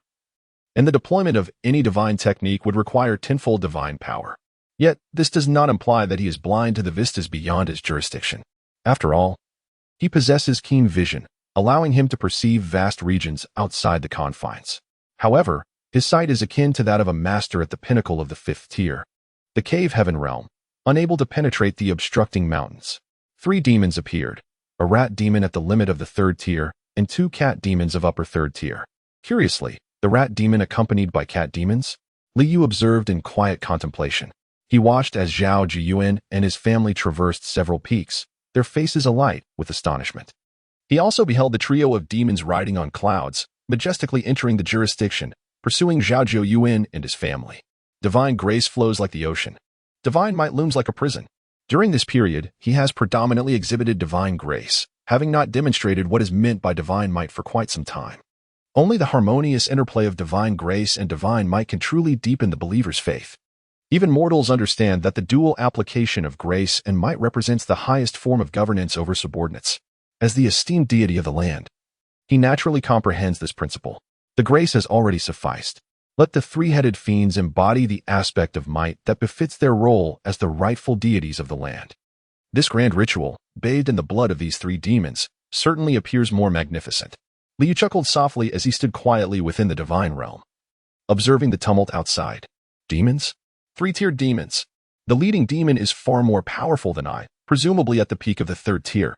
Li Yuming immediately sensed the overwhelming demonic aura approaching, his expression growing grave. The terror emanating from this aura surpassed that of any 3rd-tier demon he had previously slain in Sangmu Town. Li Diyang quickly discerned the situation, followed closely by Zhang Rongui, Li Xiaowu, and Li Xiaodao, who were all limit-stage 2nd-tier warriors. Behind them trailed 1st-tier warriors and the faithful mortals, the 3 demons. Riding a tidal wave of demonic energy that billowed like clouds made their presence unmistakable. A fearsome aura wafted in from afar, pressing down upon everyone like an immense weight, rendering their breaths labored. The terror of 3rd-tier demons is indeed formidable. In an instant, all the faithful became tense, many turning pale with palpable fear. Just months prior, most of them had been mere livestock for the demons, and now, witnessing the dread fiends capable of soaring through the skies and commanding demonic clouds, how could they not feel fear? May Lord Zhang Yue bestow his protection upon the faithful of Sihai Village and vanquish the demons. Li Yuming inhaled deeply and once again knelt respectfully, fervently proclaiming, May Lord Zhang Yue bestow his protection upon the faithful of Sihai Village and vanquish the demons. Li Diang, Zhang Rongui, and all the villagers bowed with utmost sincerity towards the Land Spirit Temple. In that moment, under the looming threat of the demons, even those with wavering faith found their beliefs rekindled. This was an imminent peril. If Lord Zhang Yue did not shield them, they would likely be devoured by the demons' ravenous jaws. Fear, anxiety, and trepidation coalesced into a potent catalyst for faith. Coupled with their previous envy and reverence for divine grace, it could be said that the faith of the vast majority of tier believers ascended to a higher plane. Indeed, many C-tier believers were elevated to B-tier believers, and even among A-tier believers, new acolytes emerged. Zhao Zhiyuan, is this your support? Ha ha ha. A horde of human ants. Their numbers are indeed substantial, and they seem well-fed. Amidst the rolling demonic clouds, the grotesque head of the rat demon let out a sinister laugh. The light spewing from its rat-like eyes flickered like blades, piercing the air with a terrifying shriek. Impudence! Before the rightful deity of Sihai Village, Lord Zhang Yue, how dare you fiends act with such arrogance?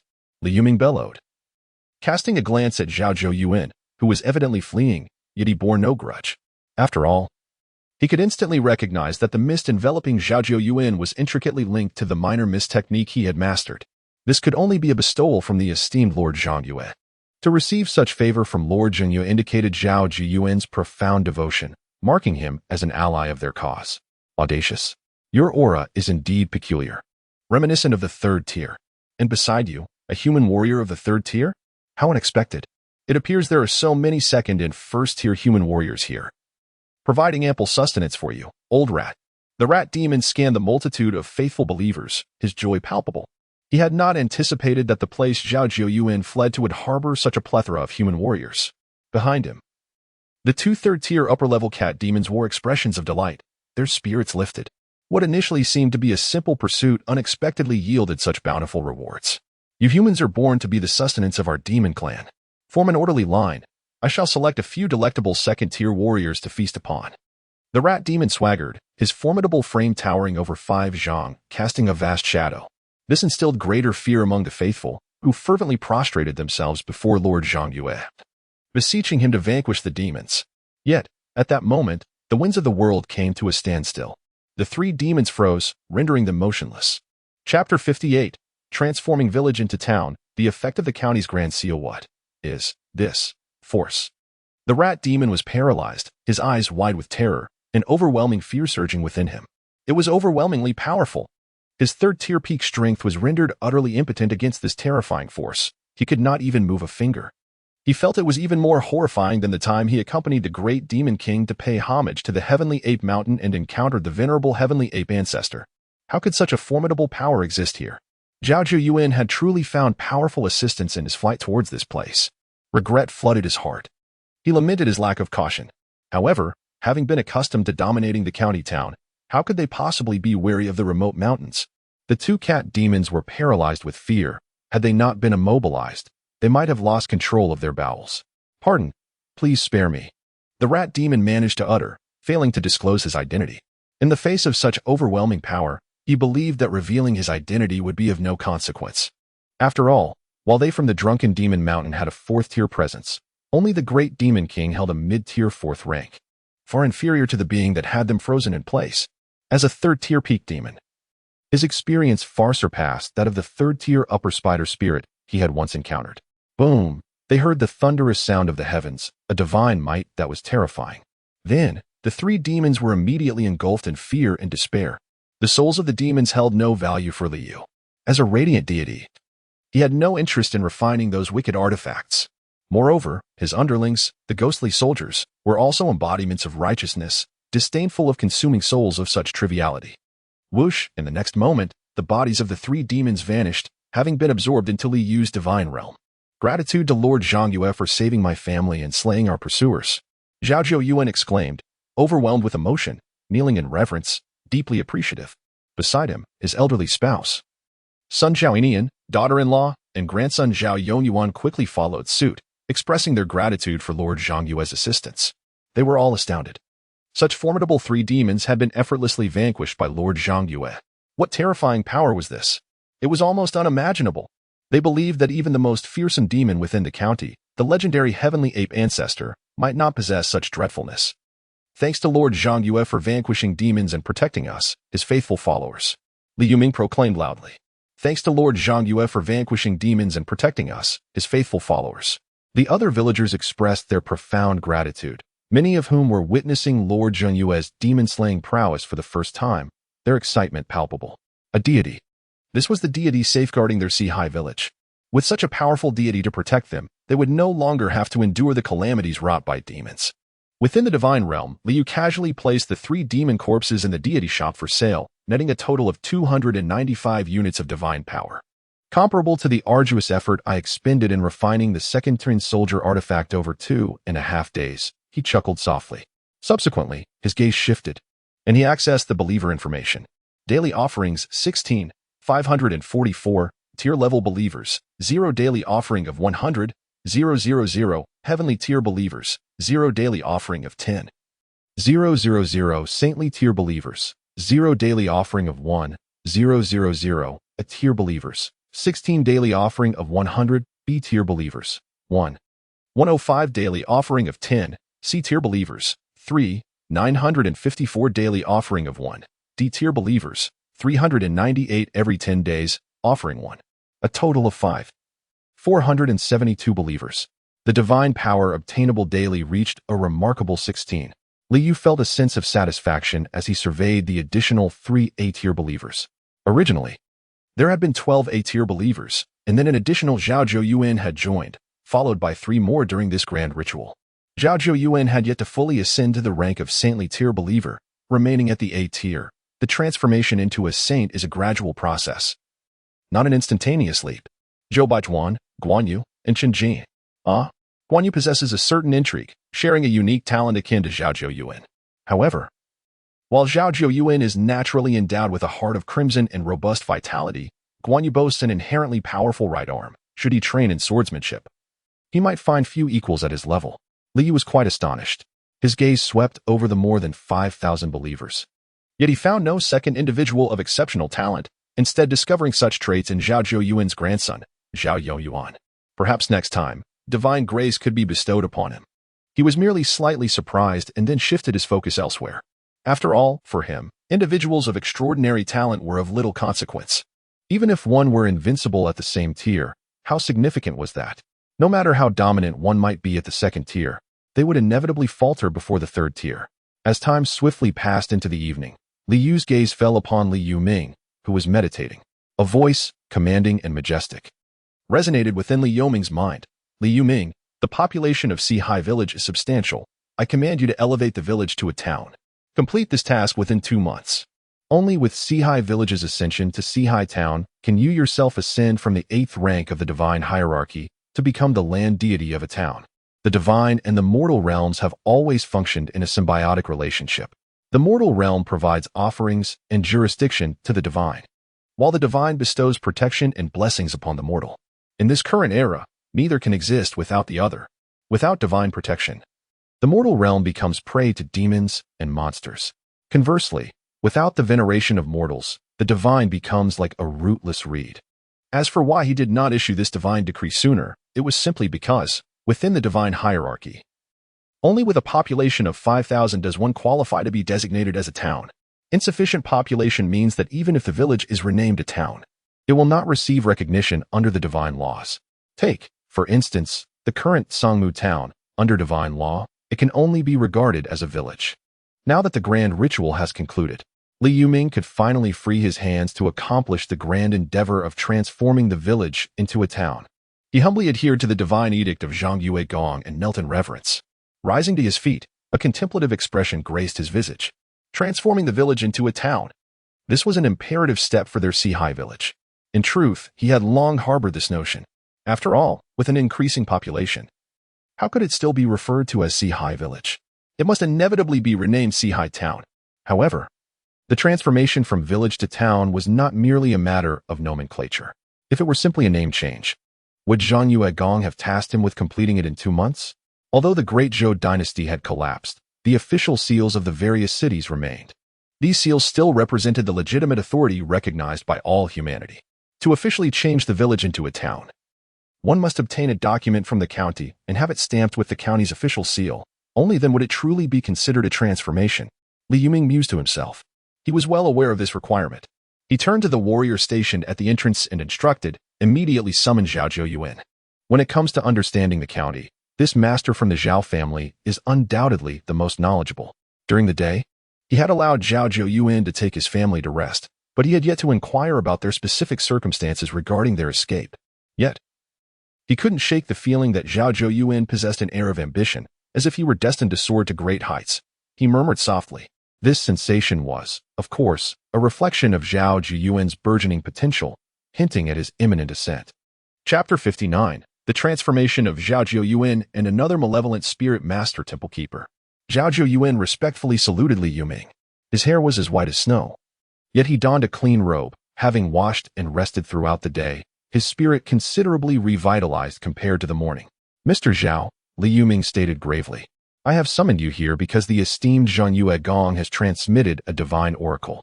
A divine oracle? Zhao Zhou's body trembled. and his countenance instantly grew solemn.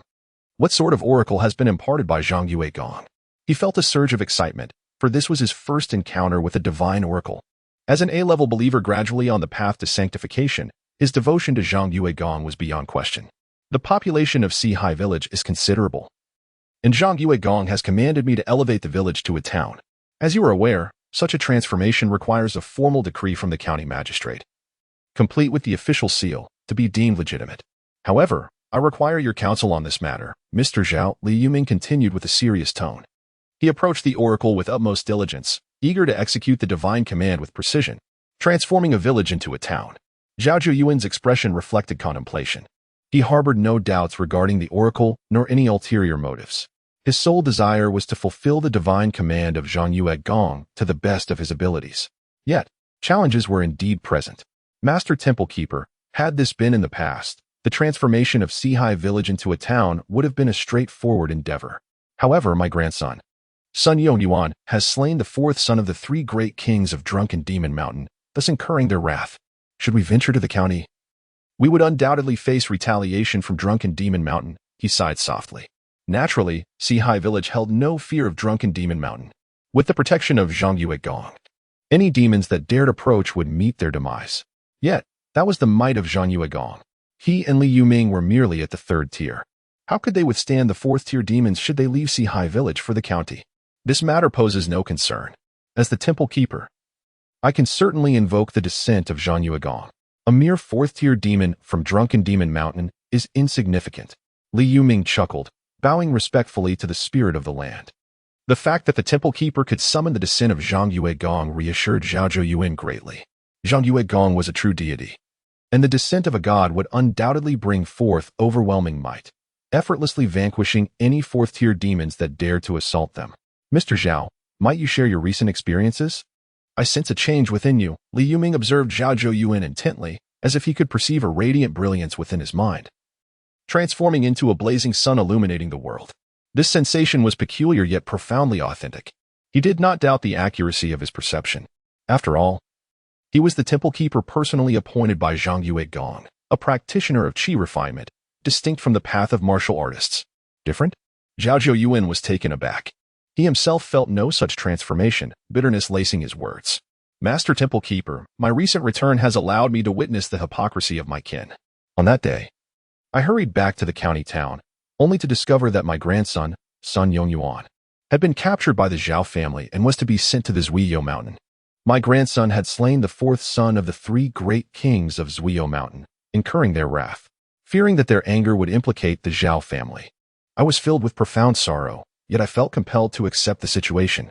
However, regarding my kin, at this juncture, Zhao Zhuyuan could hardly contain a flicker of fury in his eyes. Not only did they intend to send my grandson to Zuiyou Mountain, but they also planned to send my entire lineage, over 200 souls from the 7 branches passed down from my great-grandfather, to Zuiyou Mountain. This naturally included me, my wife, my son Enian, and my daughter-in-law. Moreover, at this point, his fists clenched tightly, and his expression turned frigid. They had secretly seized 500 infants, intending to offer them as blood sacrifices to Zuiyou Mountain. It was then that I understood. They were not merely afraid of Zuiyou Mountain, they sought to appease it. After all, the Zhao family was the largest clan in Xie County, with extensive connections to the demonic forces behind it. My son had killed the fourth son of the 3 great kings, and thus Zuiyou Mountain would find it difficult to truly implicate the Zhao family. At most, my family would pay the ultimate price. Yet the Zhao family chose this course of action. What sin had those 500 infants committed? In a fit of rage, I killed the clan leader and renounced the Zhao family. I also notified the county office, instructing the constables to return the 500 infants. Immediately afterward, I took my wife and children and departed the city, only to encounter demons sent by Zuiyou Mountain in pursuit. Li Yuming, upon hearing this, could already envision the immense fury of Zhao Zhuyuan. To have slain the clan leader, what disappointment must have filled his heart. Such despair must have reached its zenith. It was inconceivable that Zhao Zhuyuan would act in such a manner without being driven to the utmost depths of disillusionment. Emotions? Could Zhao Zhuyuan's transformation stem from such intense feelings? Li Yuming pondered. Although he did not know the nature of Zhao Zhuyuan's transformation, he sensed that it was likely something that would be welcomed by the public. Perhaps it was a crucial step towards a more devout belief. observing Li Yuming in contemplation. Zhao Zhuoyuan took a moment to calm his own emotions and awaited silently. Transformation? Did he truly experience any change? Yet since the temple master had mentioned it, there must be some alteration within him that he had yet to perceive. He mused silently. After a brief moment, Li Yuming collected his thoughts and addressed Zhao Zhuoyuan earnestly. Mr. Zhao, would you be willing to accompany me to the county town to ensure the proper establishment of the village as a town? I would be most willing. Zhao Zhuoyuan replied immediately. We shall depart at dawn, Li Yuming stated. The following morning, Li Yuming procured 2 Tier 1 warhorses from the splendid white steed of the horse demon. The 2 men mounted their steeds and swiftly departed from Sihai village, making their way towards Shan County town. He did not bring along anyone else, for the journey to the county town was bound to stir considerable ripples. The more individuals he brought, the greater the potential for complications. Temple Master, there is a particular matter you must be exceedingly cautious about during our visit to the county town. Zhao Zhuoyuan's expression grew solemn. Beside a stretch of official road, there lay a manor, the owner of which was known for his warm hospitality, often standing at the entrance to invite weary travelers to rest. However, dear temple priest, one must never enter that manor. It harbors malevolent spirits. Once, 4-tiered demons ventured within, never to return. In the divine realm, Liu. Upon hearing Zhao Zhuoyuan's words through the temple priest, Li Yuming felt a surge of excitement. Malevolent spirits? To him, they represented shards of divine law. Although he possessed 50 units of such fragments, more treasures of this nature would always be welcome. He was contemplating the moment he could enshrine a deity. Yet, to do so required a substantial 200 units of divine law shards. He pondered the nature of those malevolent spirits. If they were of the same caliber as the paper effigy shop from before, Li Yu's gaze turned intense. Even through divine descent, he would eradicate those spirits. As the rightful deity of the land, tasked with safeguarding peace, he could not allow malevolent forces to wreak havoc upon the innocent. Chapter 60. Is there merely 3 billion divine beings in Blue Star? Is that the place? Li Yuming brought his horse to a halt, casting his gaze towards a resplendent estate nestled to the left of the official road. At the entrance of the estate stood a beaming steward, his complexion radiant and eyes twinkling with a benevolent gleam. His round belly stretched the fabric of his official attire to its limits. Behind him, the vermilion gate stood ajar, its surface gleaming as if freshly painted. However, the interior beyond the half-open gate remained obscured from view. The estate's exterior walls were a pristine white, adorned with red tiles, emanating an aura of serene elegance. Indeed, that was the estate. Zhao Zhuoyuan's face was etched with apprehension. That is a cursed place. Anyone who enters never returns. Unlike demons, curses adhere to particular rules. As long as one does not fall victim to these rules, one remains unharmed. The governing principle of this estate was simply not to enter. A sudden glimmer of higher insight flickered in Li Yuming's eyes, causing Zhao Zhuoyuan to tremble. He promptly bowed before Li Yuming, his demeanor respectful. Far away, within the divine realm of Sihai village, Li Yu perceived the cursed estate through Li Yuming's eyes. It bore an intensity akin to that of a paper effigy shop. Reaching the 4th tier limit, a faint smile graced his lips. With the 4th tier cursed entity, Li Yuming could wield the summoning technique to vanquish it through divine descent. Indeed, the realm was rife with demons and curses. Having merely departed from Songmu town's vicinity, he encountered yet another curse. It seemed that within the entirety of Shan County, curses were still prevalent. Such curses, arising from the corruption of divine principles, might be inscrutable to both humanity and demons alike. This 4th tier cursed entity could very well be beyond the reach of a 5th tier cave heaven human or demon. Li Yu mused softly. The tainted divine principles endowed curses with a certain immortality. Only through the activation of divine principles by deities could the corruption be thoroughly purified, thus rendering the slaying of curses far easier. Hence, in this world, even demons shuddered at the mention of curses. Curses were synonymous with terror. With a gentle exhale, a commanding voice resonated within Li Yuming's mind. Li Yuming, enter the estate and employ the summoning technique. He issued the divine edict. Upon the destruction of this curse, he believed it prudent to allow Li Yuming to investigate the records of curses within Shan County. Each locale's curses, over the years, would undoubtedly have been documented. For instance, the paper effigy shop had legends in Songmu town, likely recorded in the county's archives as well. By vanquishing a sufficient number of curses, one could amass a considerable collection of divine principle shards to be used for the consecration of subordinate deities. Subordinate deities. Li Yu's expression remained tranquil. The divine war still had half a year remaining. Half a year later, in the deity warfare, subordinate gods hold immense significance. No matter how numerous your spectral soldiers may be, they cannot withstand the formidable might of a deity of the 9th rank. He firmly believes that among all the deities of Blue Star, he shall undoubtedly be at the forefront. After all, upon the transformation of his village into a town, he shall ascend to the 8th rank. Yet, a lingering concern haunts him. He fears that the adversaries who will initiate the deity warfare may not be the deities of Blue Star. The interface of deity warfare has never explicitly stated this. It merely indicates that during the initiation of deity warfare, it will match deities of a rank not inferior to one's own.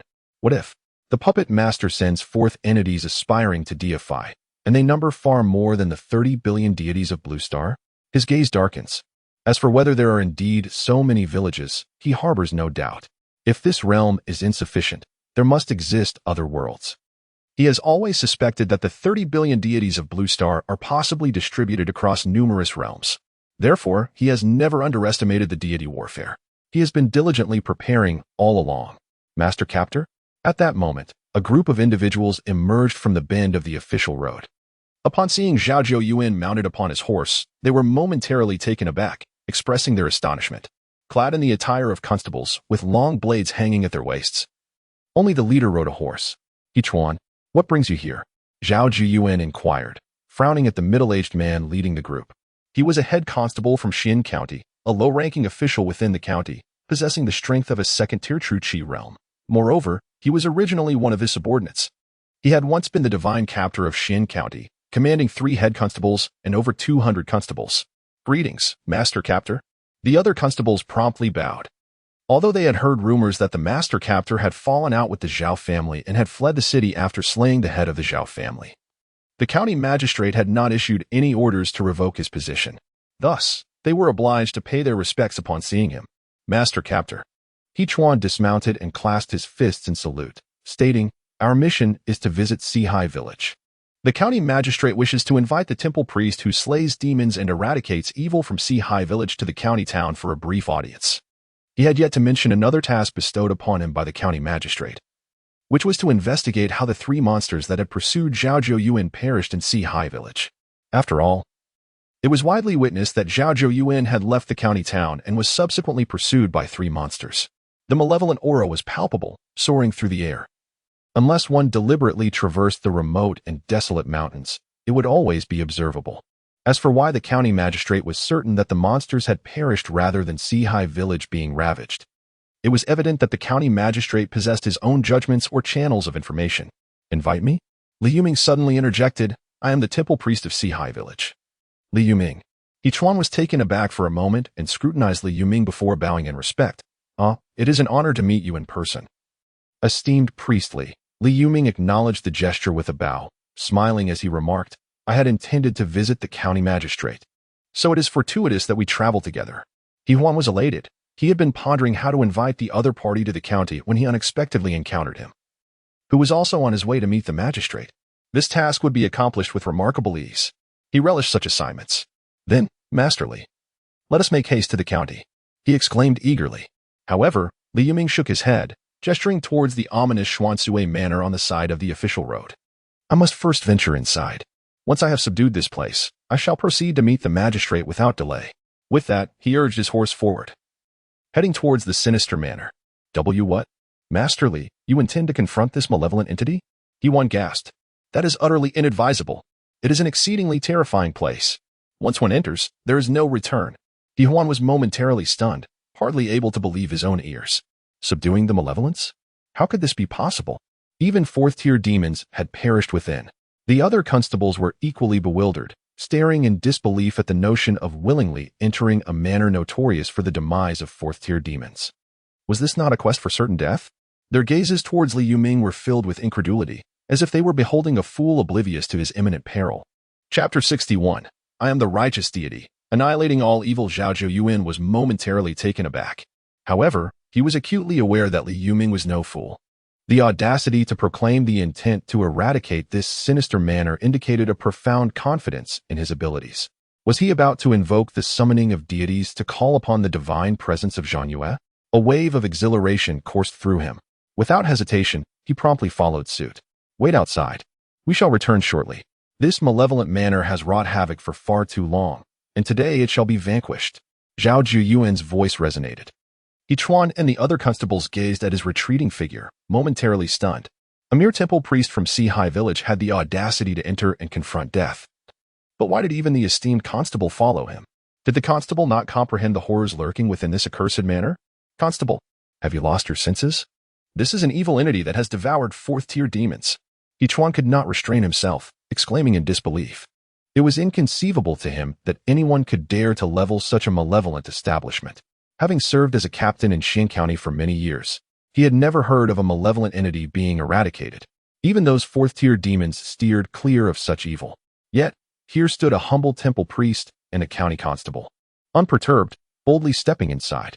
Was this not tantamount to courting death?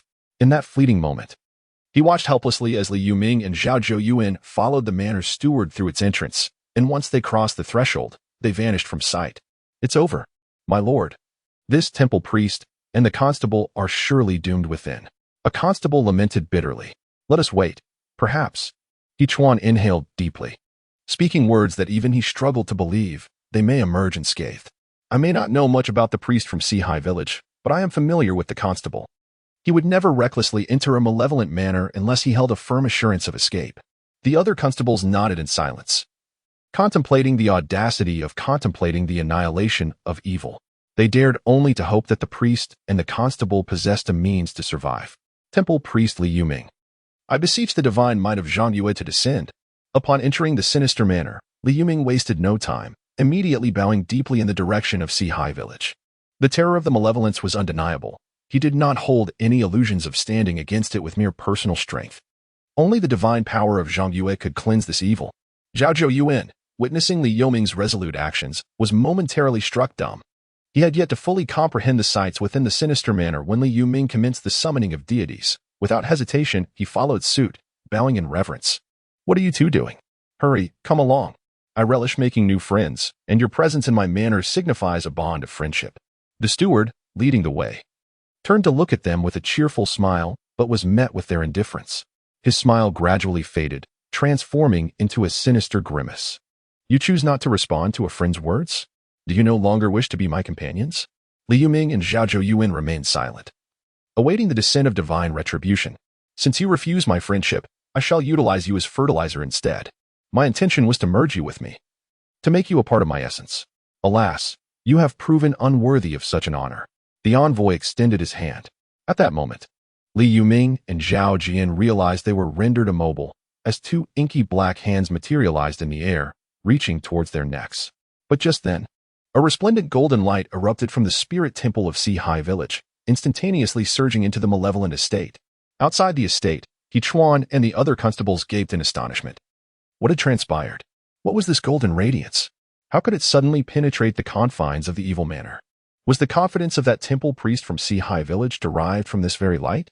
The voice from earlier echoed in their minds. Once I have subdued this place, I shall meet with the county magistrate without delay. Boom. The golden light swirled in the heavens and coalesced into a colossal, indistinct visage. This hazy countenance gazed down upon the earth, exuding an overwhelming divine presence. Merely the aura of divinity shattered the two inky hands conjured by the envoy. The envoy looked up, bewildered, clearly having never witnessed such a scene. Yet he did not truly comprehend. All actions stemmed from the rules, and in the next moment, he soared into the sky.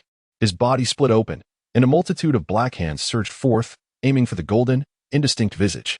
However, as these hands approached Li Yu's hazy countenance, they abruptly contracted into a small mass, landing in the palm of an emerging vague hand. The vague hand shimmered with divine radiance, ensnaring the small cluster of tainted fragments of divine principles. Suddenly, the vague hand flipped, crushing the envoy, who had torn asunder, into another small mass of corrupted divine principles. This was the legitimate 9th-rank divine technique, Five-Fingered Divine Mountain. If confronted directly, his 9th-rank divine technique would suffice to annihilate the 4th-tier extremity of malevolence. But in this state of divine descent, he was compelled to invoke the legitimate 9th-rank divine technique. Furthermore, having descended, he sensed that although this malevolent estate was also 4th-tier extremity, it was markedly more potent than a mere paper effigy shop, approaching 5th-tier status. I am the righteous deity, wielding heavenly thunder to obliterate all evils. A resounding voice echoed. In the next moment, dark clouds enveloped the heavens, and a bolt of heavenly thunder descended, tearing through all. That was the decree of the heavens. The thunder struck the estate, instantly saturating it with destructive power. Concurrently, the five-fingered divine mountain descended from the sky, gathering the scattered, tainted fragments of divine principles that had been shattered by the force of the heavenly thunder. Following this, Liu transformed into a radiant golden light, instantly vanishing along with the tainted shards of the divine law. Only Li Yuming and Zhao Zhou remained in the empty space where the malevolent manor once stood, now reduced to nothingness. Is this the magnificent power of Lord Zhongyue's divine descent? Zhao Zhou was awestruck. Such immense strength. The terrifying malevolent manor had not posed even the slightest resistance. In an instant, it was obliterated beneath the might of Lord Zhongyue. This is the true essence of divinity. Only a power as grand as this can be deemed a true deity. Meanwhile, He Chuan and the other constables stood in stunned silence. They had witnessed a terrifying flash of thunderous light, followed by the complete destruction of the malevolent manor, and a colossal golden hand that appeared and vanished in the blink of an eye. Li, Lord Li, did you truly flatten the malevolence? He Chuan stammered, utterly bewildered by the surreal scene before him. That was malevolence. Incredibly formidable malevolence. Just like that, it was gone? He felt as though he were in a dream. It is not my power, but the divine might of our village's land deity, Lord Zhongyue, Li Yuming solemnly explained. A land deity? Are there truly deities in this world? He Chuan and the other constables exchanged glances, each feeling an overwhelming sense of reverence. Chapter 62. Li Yuming enters the county town, beyond the divine domain of the three great kings of Drunken Demon Mountain. In his hand, Li Yu cradled a fragment of the divine law, tainted yet potent. Divine energy surged within him, 1 strand, 10 strands, 100 strands, until a total of 135 strands of divine power converged, fully activating the fragment and purging its sinister aura completely. 150 units. A smile graced Li Yu's lips. Indeed, this accursed estate surpassed the paper effigy shop, yielding 1.5 times more fragments of divine law. His efforts in invoking the divine descent technique and employing 2 ninth-grade divine arts, reinforced thunder technique and 5-finger divine mountain, were not in vain. In total, he expended 285 strands of divine power. Upon reaching the 9th-grade divine tier, responding to the priest's invocation of the summoning technique for divine descent now required not 10 strands, but 50. As the stakes rose, so did the rewards. Presently, he possessed 200 units of 9th-grade divine law fragments.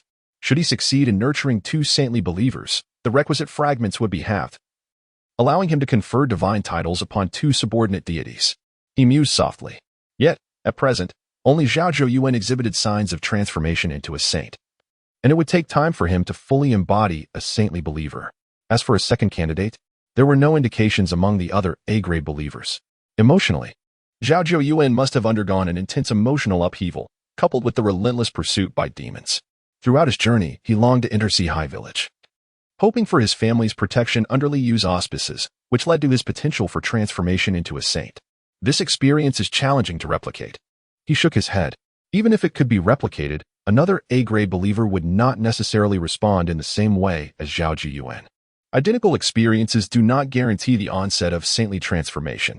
For now, he decided to let nature take its course, as it was possible that any A-grade believer might suddenly attain enlightenment. If I forcefully intervene, it may not yield the desired outcome. His expression remained serene as he resumed crafting second-tier soldier artifacts to accumulate divine power. For him, while he currently possessed a significant amount of divine power, no deity would ever deem it excessive. Once a second 9th-grade land deity emerged among the 100,000 blue star deities in this region and fortuitously vanquished a malevolent entity, his business might become more challenging. Thus, he resolved to maximize his efforts while conditions were favorable. As for rest, as a dignified land deity, he had no need for such frivolities. Li Yuming entered the county town of Xian County. It was a vast settlement, with houses lining both sides of the road, vendors hawking their wares, and pedestrians bustling about. All the passers-by were reasonably well-dressed, their complexions healthy, devoid of the gaunt appearance of the destitute. Furthermore, there were no beggars in sight along the roadside. Is this your first visit to the county town, esteemed priest? Zhao Zhou inquired. Not at all. I traveled here in my youth, came the reply. Li Yuming shook his head, contemplating the scene before him in the county town. On the surface, it seemed that the human populace lived quite well. Yet he understood the underlying truth. It was all an illusion. Why were there no beggars? Because anyone who fell to that fate would be captured and devoured by demons. Why did the people appear warm and well-fed? Because this place was a grazing ground for the demons. where all humans were raised as livestock for blood. The powerful demon factions in the county would never exhaust their resources. Instead, they ensured the humans were well cared for, making them more delectable. He even learned from Zhao Zhou that each demon faction in the county had a fixed quota of human prey and warriors they could harvest annually, prohibiting any private plundering of the townsfolk. It truly resembled the raising of poultry, Li Yuming mused. He longed to eradicate the demons within the boundaries of Xin County, just as he had in Songmu Town. However, he was acutely aware that his current strength was still insufficient. He could only wait for the divine decree from Lord Zhangyue to take action. As for why Lord Zhangyue had not issued a decree to slay the demons in the county, that was a matter of his own contemplation. And Li Yuming dared not speculate. Before long, under the guidance of Captain He Chuan, Li Yuming and Zhao Zhou arrived at the county office. Upon Zhao Zhou's appearance, expressions of shock surfaced among the officials within the office, who then quietly withdrew. In the hall of the county office, a maidservant presented tea. Shortly thereafter, a middle-aged man entered, his face marked by the passage of time yet exuding an air of authority. Clad in the robe of the county magistrate and adorned with the magistrate's crown, he strode in with a commanding presence. He cast a glance at Zhao Zhou, nodding in greeting, before turning his serious gaze toward Li Yuming and bowing deeply, saying, "Guosheng expresses gratitude for your slaying of a vile creature." Li Yuming quickly supported the magistrate, insisting, "Your Excellency, there is no need for thanks. I merely invoked a divine summoning technique. It was the land deity of Sihai Village, Lord Zhangyue, who vanquished the evil spirit. If you wish to express your gratitude, perhaps you could visit Sihai Village in the future to personally thank Lord Zhangyue." Guosheng remained somewhat astonished. After all, when he had first heard Captain He Chuan relay the news, he had thought it mere nonsense. Yet upon inquiring with all the constables, he found them to corroborate the tale, leading him to believe, though he had always thought it impossible for true deities to exist. Now he found himself wavering. If not for a divine being, who could possibly vanquish such malevolence? As the county magistrate, he was privy to many secrets and was well aware that evil spirits possessed immortality. Even if one were immensely powerful, they could at best inflict heavy injuries upon such entities, but never truly kill them. Yet now, the evil spirit manor on the side of the official road from Songmu Town to the county town had been entirely eradicated, leaving not a trace. Previously, Zhao Zhou had confidently insisted that there were indeed true deities. Now, hearing Li Yuming echo that sentiment, could it be that divine beings truly existed in this world? But why had no deity emerged before to eradicate the demons? The county would surely make a pilgrimage to Sihai Village to pay homage to Lord Zhangyue. Countless thoughts swirled in Guosheng's mind, yet his expression remained impassive as he nodded in agreement. He indeed wished to witness the truth personally, to ascertain whether this was genuinely a divine being. As both parties took their seats, Li Yuming, without any hesitation, directly articulated his purpose. "I, Li, have come to pay my respects to the esteemed county lord, with a request for your assistance." County Lord Guosheng smiled faintly. "Please, do not hesitate to speak, sir. Should it be within my capabilities, I shall not refuse." Li Yuming rose, clasping his fists in a gesture of respect, and solemnly stated, "I have come at the behest of divine revelation, hoping that the county lord will issue a decree, affixed with the county seal, allowing the transformation of Sihai Village into Sihai Town." Transforming a village into a town? Guosheng nodded thoughtfully. This was a mere trifling matter for him. "This is a simple task. I shall issue the decree shortly, affix the Great Seal, and notify all parties that Sihai Village shall henceforth be known as Sihai Town." However, at that moment, a chilling voice echoed from outside. "Halt. After slaying the demons of my Zuiyou Mountain, you dare to appear brazenly in the county city? Do you think Zuiyou Mountain is non-existent?" Accompanying the voice was a surging wave of blood-red, demonic energy that swept into the hall. In an instant, the entire hall was engulfed in demonic miasma. The three great kings of Zuiyou Mountain. County Lord Guosheng's expression changed drastically. A fourth-tier demon. Li Yuming narrowed his eyes. Yet he felt no fear. As a priest of the illustrious Gong Temple, he walked the earth as a representative of the divine. How could he possibly fear demons? Chapter 63. Divine Techniques and Spiritual Talismans. Annihilating the fourth-order demons. The heavy sound of footsteps echoed from outside. County Lord Guosheng rose, his expression somewhat grim. This was the county office, yet a demon brazenly intruded. Naturally, he felt a surge of anger. However, despite his fury, he had to suppress it. The human race had long since become prey to the demons. Although he held the title of county lord, he found himself powerless. At this moment, Zhao Zhou, the former divine constable of the county office, remained seated, unperturbed. He was well aware of the terrifying might of the three great kings of Drunken Demon Mountain. Furthermore, his grandson Yo Yuan had slain the fourth son of one of these kings, inciting a fierce desire for vengeance. Yet, he also understood the vast and unparalleled power of the illustrious Zhang Yue. That was a force capable of effortlessly obliterating malevolent entities. What was a fourth-order demon in the face of such greatness? It could only crawl and tremble. Boom. The entire hall of the county office trembled slightly. The sunlight streaming through the door was blocked as a towering figure approached, nearly 10 feet tall, with a bare upper body and animal hide wrapped around its waist. This muscular man possessed a terrifying bull's head with large, brass-like eyes, gazing down upon Li Yuming, Zhao Zhou Yuan, and Guo Xing within the hall. Seeing Li Yuming and Zhao Zhou Yuan remain motionless, a cruel smile curled upon its lips. Your village is suspicious, yet now that you are outside, do you two third-order humans dare to show me anything less than utmost respect? It continued. So, how do you wish to die? Shall I roast you? Or devour you whole? If it were to venture into that peculiar village, it would certainly be cautious. After all, its own third-order elite rat demon had perished there. The moment the rat demon met its demise, it became aware of the situation. Drunken Demon Mountain had its own heritage. It possessed the knowledge to create demons' lifelong lanterns to monitor conditions.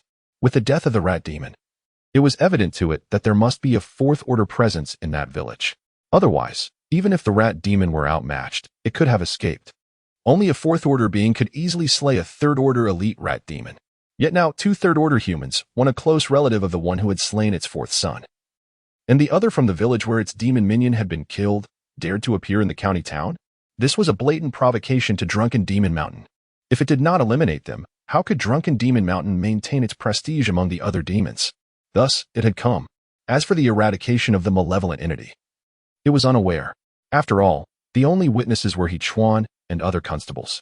I, Li Yuming, am the temple priest personally appointed by the earth deity, acting on behalf of the divine spirit among mortals. You, a mere demon, are hardly worthy of my respect. Li Yuming remained calm, seated in his chair, even lifting the cup of tea before him to take a gentle sip. The three kings of Drunken Demon Mountain, enraged yet mocking, scoffed. What divine spirit? Merely a charade. Only lowly bipeds like yourselves would believe such nonsense. Tomorrow, I might declare myself the great bull deity, compelling you to worship me. Now, let me feast upon you two wretched bipeds. With those words, the atmosphere grew tense. It extended its right hand, suddenly reaching out to grasp Li Yuming. From the outstretched hand sprouted a multitude of black hairs, billowing in the wind like a colossal pillar descending. Mr. Li, quickly evade. County Magistrate Guo Xing exclaimed in alarm. He had not anticipated that one of the three great kings of Drunken Demon Mountain would act so directly. This was a fourth-tier demon. Had that formidable entity capable of vanquishing evil from Sea-High Village been present, he would have felt no trepidation. However, the only one here was the temple priest, Li Yuming. Though the aura emanating from him was peculiar, Guo Xing could still discern that it was merely that of a third-tier being. The chasm between the third and fourth tiers was immense. The third tier was the Yuan Gang realm, while the fourth tier was the Yin Yang realm. 10 third-tier Yuan Gang grandmasters, even when bound together, would be no match for a single fourth-tier entity. This was a fundamental disparity. How could Li Yuming possibly withstand the might of this king from Drunken Demon Mountain? Moreover, the county town was not near Sea-High Village. The entity that could eradicate evil was far out of reach. Today, I, Li Yuming, shall act as a proxy for the illustrious Zhang Yu and slay demons and vanquish evil. A fourth-tier demon? I shall sever it. Li Yuming remained seated, his expression serene as he gazed at the giant demon's paw descending upon him. In his hand appeared a pale golden talisman, which, upon activation by the chi within him, transformed into a mist that effortlessly blocked the attack. In the hands of this chi-refining master, such a talisman was far superior to one in the hands of Zhao Zhou Yuan, a martial artist. What? It actually blocked my strike. The king of Drunken Demon Mountain exclaimed in shock. A cloud of mist? How could something so ephemeral possess such power? Soon after, it beheld a second pale golden talisman appear in Li Yuming's hand. Li Yuming remained unperturbed, still seated, quietly observing the fourth-tier demon at the doorway. This talisman, too, was activated by the chi within him, and in the next instant, a thunderous clap resonated from the clear sky as a colossal bolt of lightning descended, shattering half of the county office's hall and engulfing the king of Drunken Demon Mountain in destruction. No, the king cried out in terror, desperately unleashing its demonic power to resist the force of the lightning. Yet, the lightning annihilated everything in its path. In the blink of an eye, it was reduced to a charred corpse, its eyes wide open, unblinking as it fell stiffly to the ground. Its true form emerged, a massive black bull. The aroma of its flesh wafting through the air, provoking involuntary salivation. Dead. Dead? County Magistrate Guasheng stared in disbelief. The king of drunken Demon Mountain. A fourth-tier great demon had perished just like that? He recalled Li Yoming's earlier proclamation of acting as the divine presence walking among mortals. With a third-tier physique, he had effortlessly obliterated a fourth-tier demon. No wonder he dared to utter such words. A fervent heat surged within Guasheng's heart. Could it be that the existence from Sihai Village was indeed that of a legendary deity? If not a deity, how could a mere temple priest slay a fourth-tier demon with a third-tier form? At that moment, he glimpsed a glimmer of hope that the people of Xin County might escape the fate of becoming the blood food of demons. I implore you, esteemed county official, to draft a document and affix the Grand Seal, so that I may take a copy back with me, Li Yuming said solemnly. After employing the summoning technique today, he discovered several spiritual talismans in his possession. This was undoubtedly a bestowal from Lord Zhang Yue. As for the reason behind the granting of these talismans, he was well aware. After all, this journey to the county town would undoubtedly be fraught with peril. Hence, he must wield these talismans to carve out a formidable reputation. And as for the summoning technique, what qualifications do the fourth-tier demons of Xian County have to warrant the divine intervention of Lord Zhang Yue? I shall proceed at once. Guasheng inhaled deeply and declared. Although the three great kings of drunken Demon Mountain had perished before him, their demise was not at his hands. What connection did it hold for him? To seek vengeance? He should go to Sihai Village. No, it is Sihai Town. Soon, he presented a freshly penned document. Bearing the Grand Seal, to Li Yuming, Mr. Li, I shall promptly arrange for the dissemination of the remaining documents far and wide. However, it is unwise to linger here. I urge you to return swiftly, Mr. Li. Li Yuming accepted it, clasping his fist in gratitude. Thank you, esteemed county official. I shall not impose any further and will take my leave. Accompanied by Zhao Yuan, he departed the county office and subsequently exited the city of Xin County. Yet, at the very moment they stepped out of the city, 6 third-tier upper-level demons, at the pinnacle of their third tier, appeared from all directions. Snarling with intent to breach his protective mist and deplete his talismans, Li Yoming's expression turned fierce. Slaying demons within this county town was indeed somewhat disadvantageous, for the demon corpses could not be returned as offerings to Lord Zhang Yue. Nevertheless, he would never allow Lord Zhang Yue's divine might to be diminished. Another talisman materialized in his hand. This was the Rain Summoning Talisman. Chapter 64. The Rise of Sihai Town, ascending from the 8th rank of Divine Order since I, Li Yuming, have taken on the role of Temple Keeper. I have repeatedly received divine blessings from Lord Zhang Yue. Today, I wield the divine talisman of the Rain God technique, bestowed by Lord Zhang Yue, to vanquish the myriad of demons here, Li Yuming proclaimed with a cold voice. Suddenly, a surge of qi erupted from within him, activating the Rain God technique talisman in his hand. Boom. In an instant, the sky darkened with ominous clouds, and torrential rain poured down. This was no ordinary rain. It possessed ascension essence. The deluge swirled in the air, coalescing into 6 mighty rain dragons. The rain dragons roared, their tails lashing against the darkened heavens as their colossal forms swooped down. In a fleeting moment, the 6 third-tier upper echelon demons were swallowed whole by the rain dragons. Their bodies subsequently corroded into mere white bones. The rain technique can manifest as spiritual rain, nurturing all life, or as corrosive rain, obliterating everything in its path. The marvels of divine arts lie within the heart's intent. This particular Rain God technique talisman conjured forth the latter. The relentless downpour fell steadily, with the grand rain dragons leading the way. Yet, aside from eradicating the 6 demons, the rain caused no harm to the surrounding flora.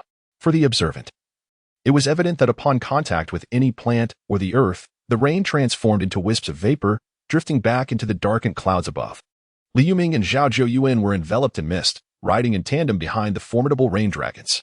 The rolling clouds moved with them, signifying that the power of the Rain God technique talisman had yet to be fully expended. In the distance, atop a mountain peak, the great king and second king of drunken Demon Mountain stood, their brows furrowed in concern as they beheld this spectacle. Both were massive bull demons, their bodies adorned with jet black fur that stood erect like steel needles. What a formidable downpour! With a mere breath, it reduced third-tier ultimate demons to bones, truly terrifying. The great king of drunken Demon Mountain mused. He felt a twinge of relief. Thankfully, he had allowed his subordinate third-tier demons to probe the situation rather than intervening personally. Otherwise, should that colossal rain dragon descend, he believed he would likely fare poorly. A mere third-tier human, wielding such a piece of paper, could summon a reign of such dread. The entity behind Sea-High Village cannot truly be a deity, can it? The second king of Drunken Demon Mountain felt a slight shiver. Impossible. There are no deities in this world.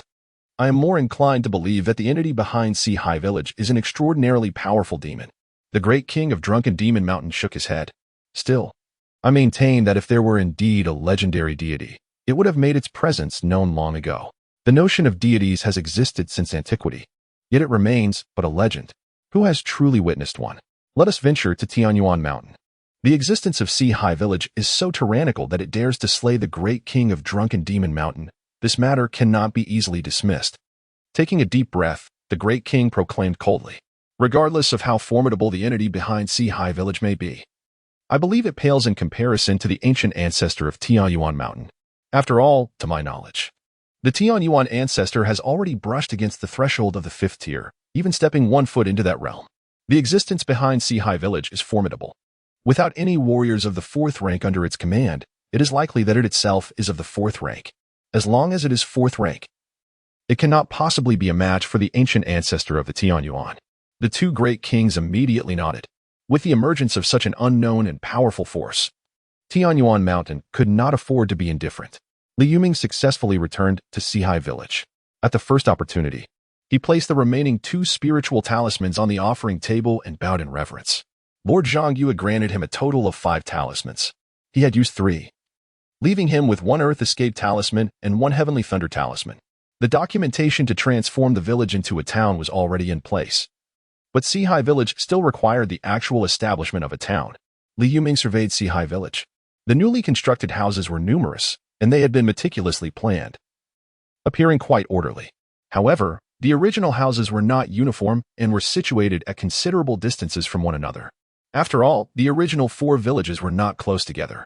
He summoned the village chief, Li Deyong, and after much discussion, they finally drew up a blueprint. This blueprint outlined their vision for Sea-High Town. They intended to expand the newly built area and relocate all villagers there. The town's plan included designated residential areas, trading zones, and even recreational spaces. As for the Land Spirit Temple, it would be situated directly to the north of Sea-High Town, overlooking the entire settlement. Li Yuming commanded the immediate commencement of construction.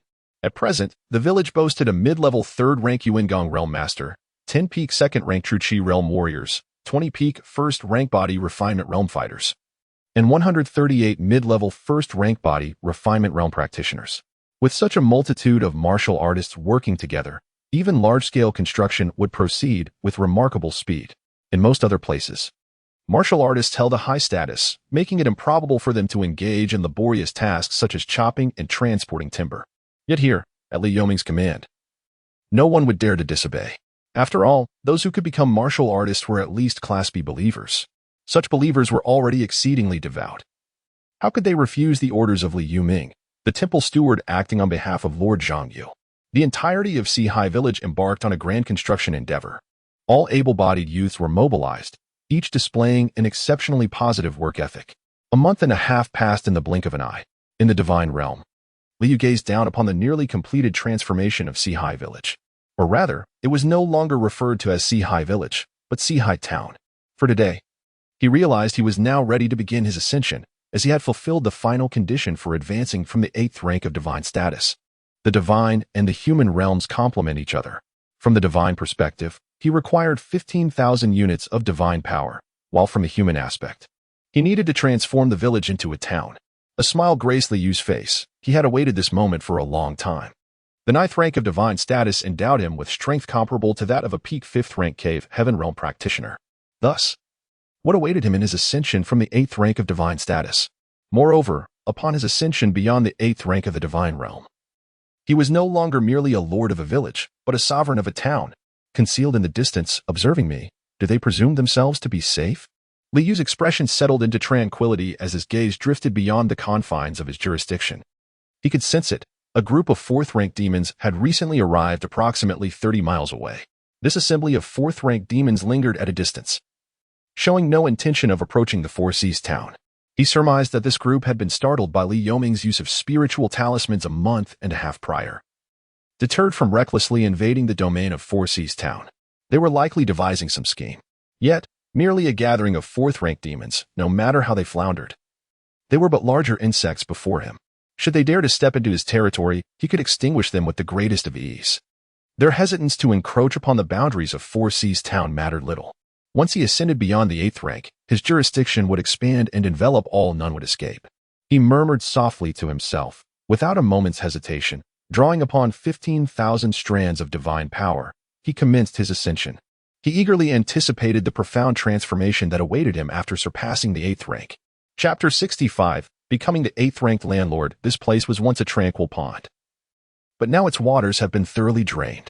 A thick, viscous blood churns within the basin, bubbling ominously to the surface. A low-ranking third-tier wolf demon stands at the edge of the pond, slicing open its palm to let its demon blood drip into the murky depths. After a brief moment, its complexion pales slightly before it turns away and departs. Behind it, a line of third-tier demons follows suit, obediently lacerating their wounds under the watchful gaze of several fourth-tier demons surrounding them. The great king of Drunken Demon Mountain, a fourth-tier demon itself, gazes in awe at this spectacle. Truly, this is the legendary Tianyuan Mountain. Such grand gestures accompany their decision to take action. Its earlier suspicions are confirmed. Tianyuan Mountain would never allow another formidable power to rise within the jurisdiction of Sioux County, threatening their supremacy. This is entirely reasonable should another top-tier power emerge. How significantly would Tianyuan Mountain's interests be compromised? Over the years, their strength would inevitably wane. Now, seizing the opportunity while their adversaries are still nascent and unstable. Gathering the collective might of the county's demons to decisively eliminate the threat is undoubtedly the most prudent course of action. One wonders where Tianyuan Mountain procured a drop of blood from the ancient beast, Zhujian. By forcibly activating this singular drop with an abundance of third-tier demon blood and integrating it into a fourth-tier Tianyuan entity, upon completion, it may very well unleash fifth-tier prowess. Fifth tier, how terrifying. Such is the profound depth of Tianyuan Mountain's resources, truly awe-inspiring, the great king of Drunken Demon Mountain muses. Yet, it is evident that the entity infused with the blood of the ancient beast Zhujian will not endure for long. The ancient beast's ferocity is unparalleled. Even a single drop of its essence possesses overwhelming power. While Tianyuan Mountain may employ secret techniques to suppress its monstrous might temporarily, such control can only last so long. The day the suppression falters will herald the demise of that existence. However, what concern is that to it? After all, it is merely a fourth-tier Tianyuan being that will perish, not its own life at stake. As long as it can assist in avenging its fallen comrade, it matters not. The ancestor of Tianyuan truly exhibits caution. It seems to me that it could have acted directly. Could the formidable demons behind Sihai Village truly withstand such force? To think it would squander such an exceedingly precious drop of ancient beast blood. It shakes its head, feeling a pang of anguish over the ancestor's wastefulness. Must such meticulousness be exercised? A dignified ancestor of Tianyuan, on the brink of fifth-tier strength, still treads with trepidation. Were it endowed with the ancestor's power, it would have charged into Sihai Village without hesitation, wreaking havoc. Wasteful as it may be, let Sihai Village enjoy a little more time. This village is inhabited by many humans. Who knows how many-legged sheep Drunken Demon Mountain might claim? Perhaps they could all be roasted for a feast. It begins to scheme within its mind. Perhaps some should be left for steaming? What are they doing? Liu Tang furrowed his brow. He stood atop a mountain, gazing down at the distant demon blood pond and the fourth and third-tier demons congregating there. The distance was sufficient, and as a ghost emissary, even the fourth-tier demons were oblivious to their presence. They must be preparing some nefarious scheme against the revered deity. Liao Xiaoer's lips curled into a cold smile. What kind of existence is the revered deity? Do these fourth-tier demons dare to conspire against him? As an inspector of the soul-reaping division, she was acutely aware that the revered deity had effortlessly annihilated malevolent entities in the past. She had heard of the terror that malevolent beings could instill. Even fourth-tier demons found no escape from them. These foolish demons, ignorant of the revered deity's might, dared to employ tricks here. Should we report this to Lord Zhangyue? Liu Tang inquired. Liao Xiaoer gently shook her head. What kind of existence is the revered deity? This group of demons is certainly already known to him. Our duty is simply to fulfill our responsibilities. Liu Tang nodded in agreement. The two, clad in ghost emissary attire, vanished in a flash, soaring back towards the village of Sihai. Time swiftly passed, and 10 days had gone by. Within the divine realm, Liu slowly opened his eyes. A terrifying aura emanated from him, suffusing the entire divine realm. At this moment, the divine realm expanded from its original 10 zhang radius to a 100 zhang expanse. covering an area exceeding 5 hectares. Observing the seemingly vacant divine realm, Liu paid it no mind. He rather appreciated this emptiness. His divine physique had grown immensely. Is this the power of the 8th tier? Feeling his divine form, now 5 times stronger than before, a smile graced his lips. With a 5-fold increase in divine strength, his actual prowess exceeded mere quintuple enhancement, the 6th tier limit. Indeed, upon ascending from the 8th tier, my utmost strength has reached the pinnacle of the 6th tier. This level, in the martial arts of humanity, is referred to as the Dharmakaya realm, is it not? Initially, he was unaware of what the 6th tier was called in human martial arts. However, after his ascent from the 8th tier, the laws of divinity expanded, allowing him to naturally glean such information from the cosmos. The heavens record all things, yet ordinary beings cannot access these records. As an 8th tier deity, he could now consult certain fundamental information. Although basic, some of it was indeed advanced knowledge, inaccessible to 2nd or 3rd tier human warriors. Now, even without employing any divine techniques, I can exert peak 5th tier strength within my jurisdiction, rivaling the power I wielded before when performing 9th grade divine techniques. Liu felt a sense of satisfaction. This is the essence of divinity. With the elevation of divine rank, strength surges. How arduous must it be for humans and demons to ascend from the 5th tier limit to the 6th tier limit, based on the fundamental information he acquired from the world.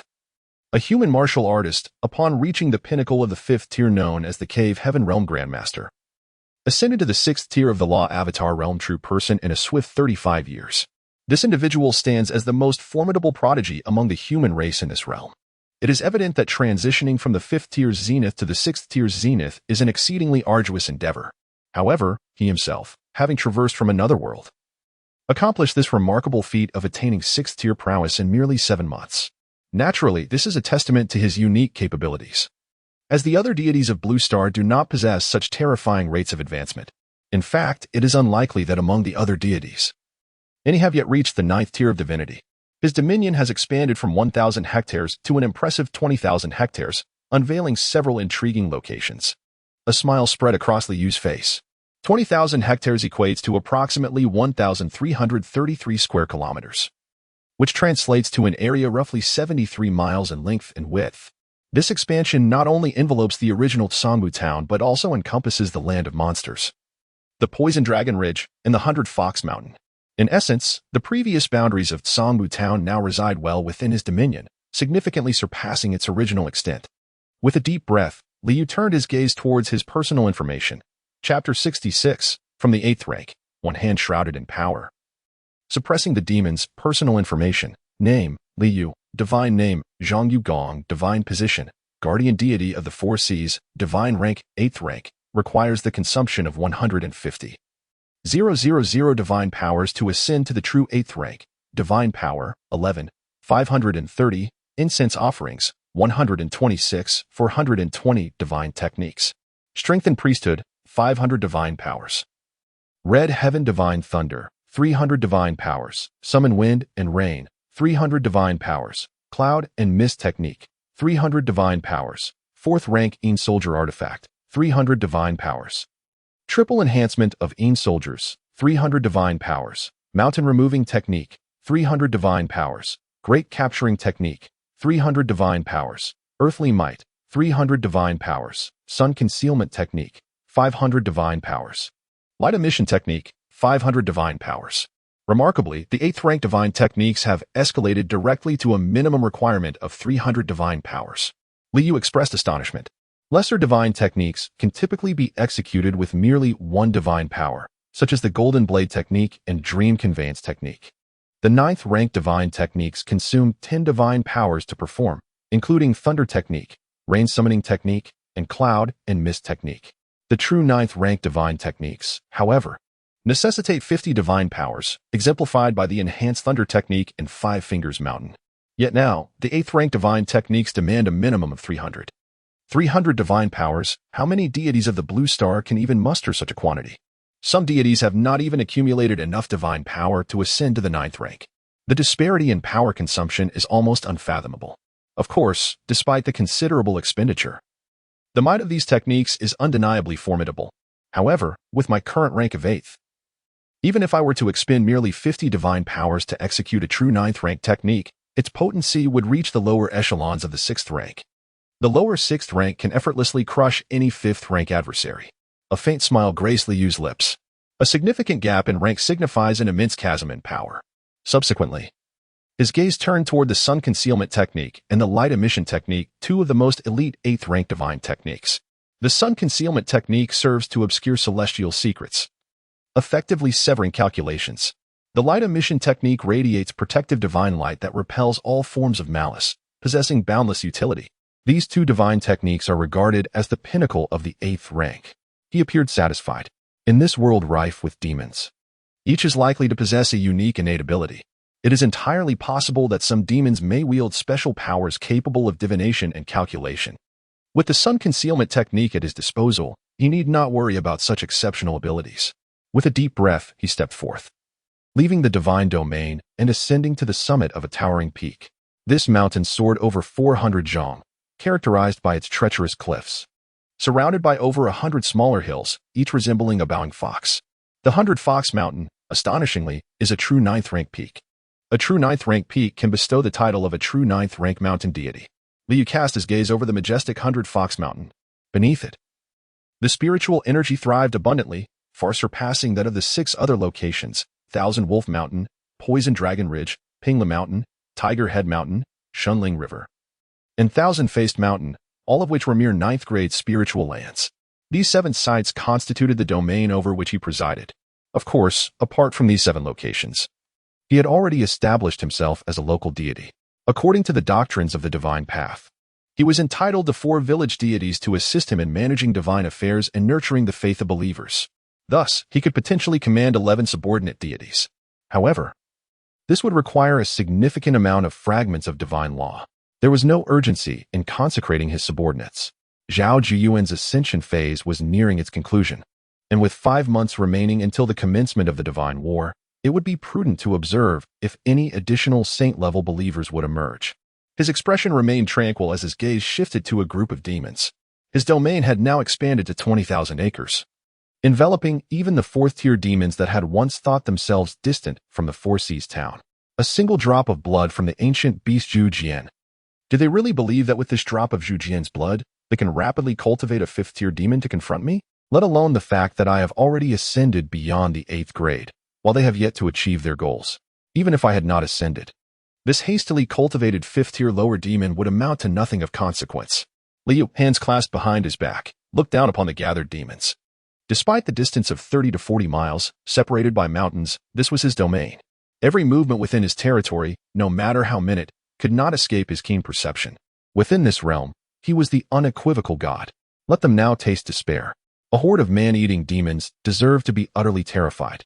With a subtle wave of his hand, what is this sense of oppression? The great king of Drunken Demon Mountain furrowed its brow, feeling an unexpected weight in the air. It was as if something had changed in this region, though it could not articulate what exactly had shifted. I share this sentiment. It must be that figure from Tianyuan Mountain approaching a breakthrough. The presence of a 5th-tier being instilled a faint sense of oppression among us, murmured the 3rd master of the 3 caves from the 5 Immortals Cave. A colossal hedgehog, adorned with razor-sharp spines resembling swords, stood ready. There was no doubt about it. The blood pool was rapidly diminishing, indicating that my kinsman was on the verge of success. A 5th-tier celestial ape from Tianyuan Mountain loomed nearby, towering over 6 zhang. Wielding a massive iron staff, its voice deep and resonant. A 5th-tier celestial ape would easily flatten Four Seas Village. My friends, we must restrain our 3rd-tier demons and allocate the 2-legged sheep in accordance with our previous arrangement. Spoke the scorpion spirit from Demon Moon Mountain, its body enveloped in a ghastly green aura. It was simply unbearable, eager to witness the 5th-tier celestial ape unleash its formidable power with its own eyes. I have yet to encounter a 5th-tier being. The 2nd king of Drunken Demon Mountain expressed his eager anticipation. The remaining 4th-tier demons nodded, their expressions revealing varying degrees of expectation. Even the 4th-tier celestial ape from Heavenly Ape Mountain shared in the anticipation, having never witnessed a 5th-tier celestial ape either. Here, there are a total of 6 4th-tier demons, 2 from Drunken Demon Mountain, 2 from 5 Immortals Cave, 1 from Demon Moon Mountain, and 1 from Heavenly Ape Mountain. Boom. In the blood pool, the crimson liquid erupted violently. A blood-colored celestial ape, towering 8 zhang, leaped forth, exuding an overwhelming aura of ferocity. Roar. The blood-colored celestial ape howled towards the heavens, its voice reverberating, causing all stones and vegetation within a 20 zhang radius to shatter into dust. The fourth-tier demons felt a profound weight descend upon them, stunned and elated by the terrifying presence of the fifth-tier creature. The fifth-tier celestial ape was formidable. Who could withstand such a terrifying fifth-tier being? Even those at the pinnacle of the fourth tier behind the Four Seas village would be torn apart by the fifth-tier celestial ape. At that moment, a tempest brewed in the sky. A colossal golden hand, exceeding 100 zhang in size, emerged, radiating a brilliant golden light, dazzling as the sun. An overwhelming divine might descended, as if a celestial decree, freezing the fifth-tier celestial ape, 6 fourth-tier demons, and 19 third-tier demons in place, rendering them utterly motionless. Brothers and sisters, there are 2 more chapters to be released this afternoon. Rest assured, I will not fall short of my daily updates. Love you all. Chapter 67. The Remains of Humanity. Embodying the virtues of humanity, what does 100 zhang signify? It is akin to a mountain suspended above one's head, dwarfing even the smaller hills.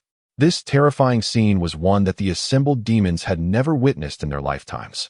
The looming shadow obscured the blazing sun, instilling an overwhelming dread within the hearts of all the demons. The fifth-tier blood-colored sky monkey felt its malevolent aura dissipate instantly, its eyes filled with sheer terror. It could scarcely fathom that, despite having integrated a drop of the ancient ferocious beast's blood of Zhu Qian and ascending from the fourth-tier lower level to the fifth-tier lower level, it was still as powerless as an ant before this unknown presence. What manner of terrifying existence was this? The divine might, so resplendent, seemed to suppress all, towering above the heavens and the earth. Could it truly be a legendary deity?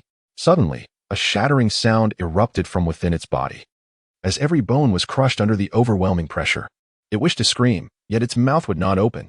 Beneath the colossal hand that overshadowed the sky, under that immense divine power, the blood of Zhu Qian, which it had only just successfully integrated, was forcefully wrenched from its body, causing its fifth-tier lower-level aura to plummet back to the fourth-tier lower level, weakened and gravely injured.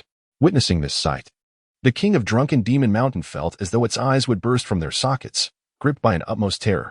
It was too powerful, too horrifying.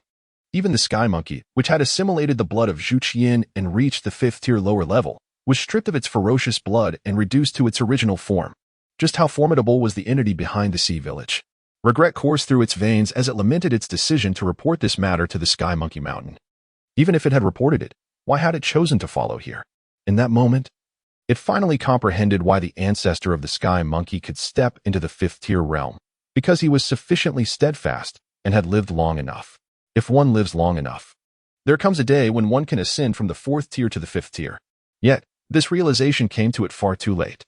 Could it be that the entity behind the sea village was indeed a deity? If not a god, how could it be so terrifying? Despair gripped its heart. Had it known that the being was truly a divine entity, it would have never ventured forth. The remaining fourth-tier demons were equally paralyzed by fear. They had not felt the threat of death in a long time. They once believed that perhaps they would only encounter death again at the end of their days.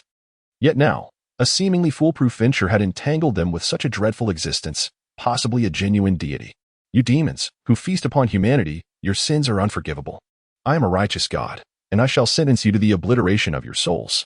A voice, indifferent and authoritative, resounded powerfully.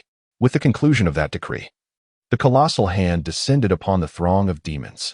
Whether fourth tier or third tier, they could only stare in terror, utterly incapable of mounting any form of resistance. In an instant, they were seized by the colossal hand of the heavens. Its divine might was like a blade, each stroke cleaving the very essence of their souls. Ah! Spare me.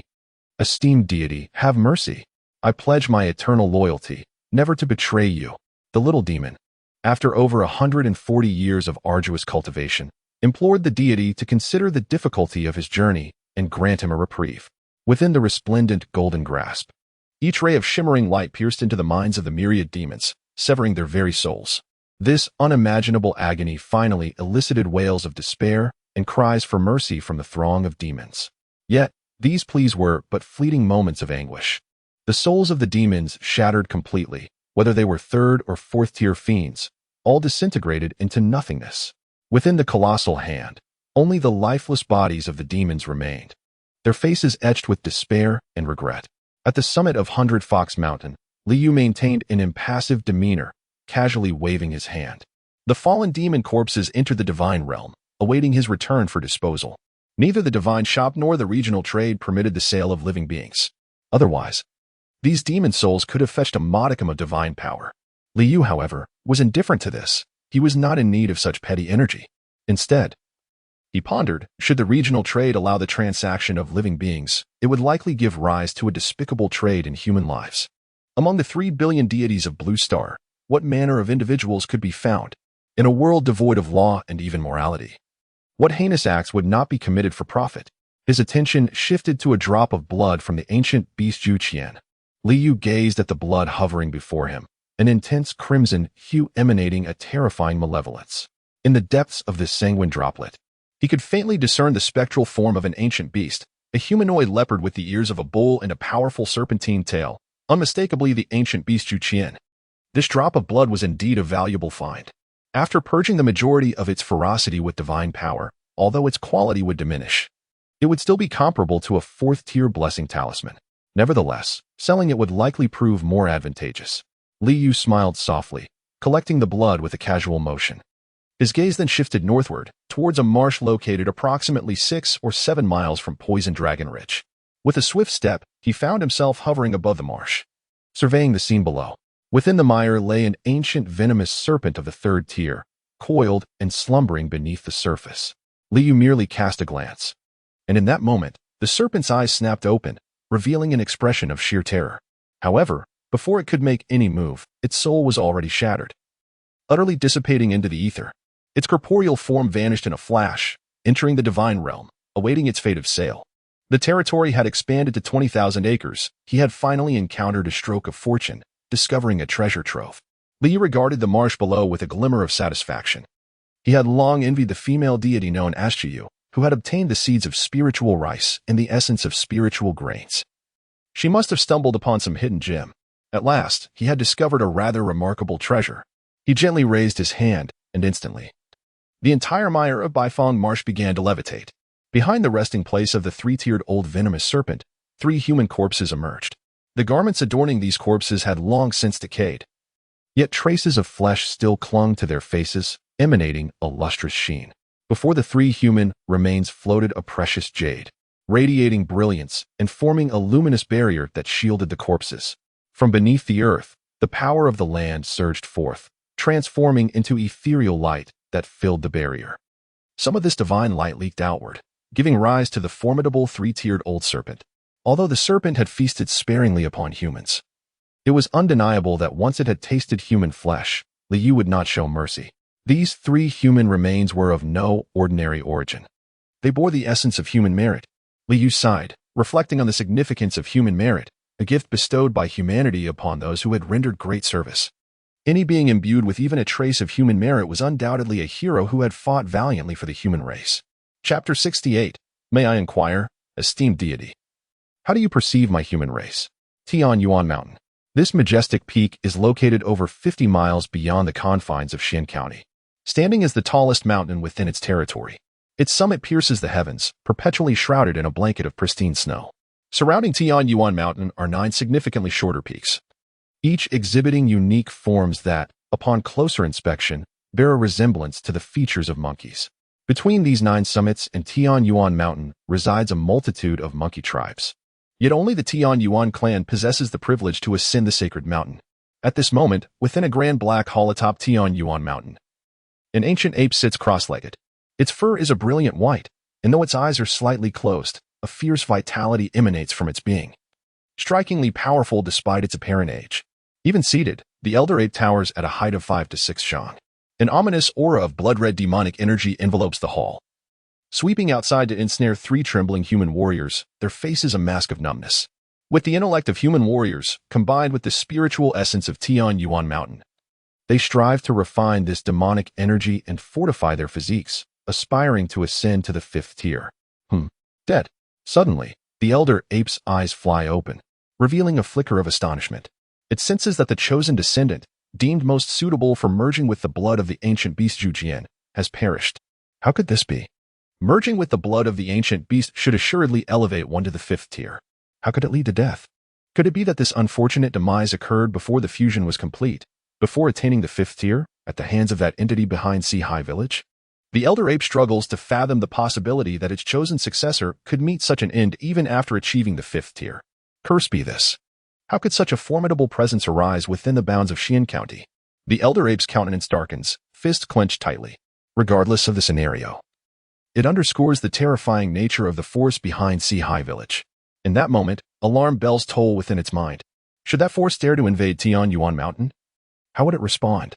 Though it can wield the power of the 5th tier through its inherent advantages, the sense of safety it derives from this is negligible. It appears that assistance from several elder brothers is indispensable. The Elder Ape muses. As for the thought of retreating, this notion briefly flickers through its mind before being promptly dismissed. If it were to abandon the stronghold of Xian County, where would it find sustenance in the form of human warriors? If it cannot regularly consume human warriors, how long will it take to genuinely ascend to the 5th tier? Moreover, it is not without its own formidable lineage. In its youth, it forged brotherly bonds with several exceptionally gifted demons, each of whom has since attained the 5th tier.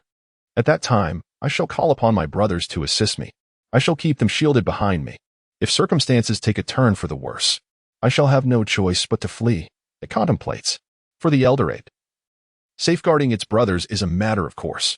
After all, the effort invested in forging bonds with those few brothers was not merely for the sake of camaraderie. It was ultimately to protect them when the time came. Liu stood suspended in midair, raising his hand gently. A precious jade trembled slightly before soaring into his grasp. It was a 5th-tier item, having reached the pinnacle of its classification, valued at no less than 2,000 or 3,000 units of divine power. A satisfied expression graced his face. This was indeed a windfall. Divine power accumulates gradually, piece by piece. Although ascending to the 8th level of the divine hierarchy requires a staggering 150,000 units of divine power, with patience and persistence, one will inevitably reach that milestone. Now, having surpassed the 8th tier, he believed he had transcended 2 levels beyond the other deities of Blue Star. His patience was unwavering. Moreover, there lay 3 human corpses before him. Intriguing.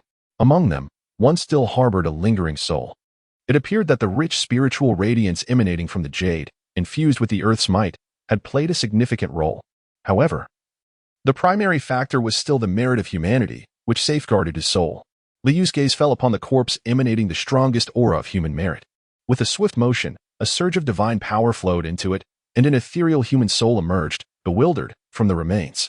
This figure, a middle-aged man clad in official robes and adorned with a cap of authority, projected an aura of inherent dignity. After a moment of confusion, clarity returned to the man's gaze. He looked up at the indistinct face of Liu, bowed deeply, and proclaimed, Wei Xiangyang, pays respects to the esteemed elder.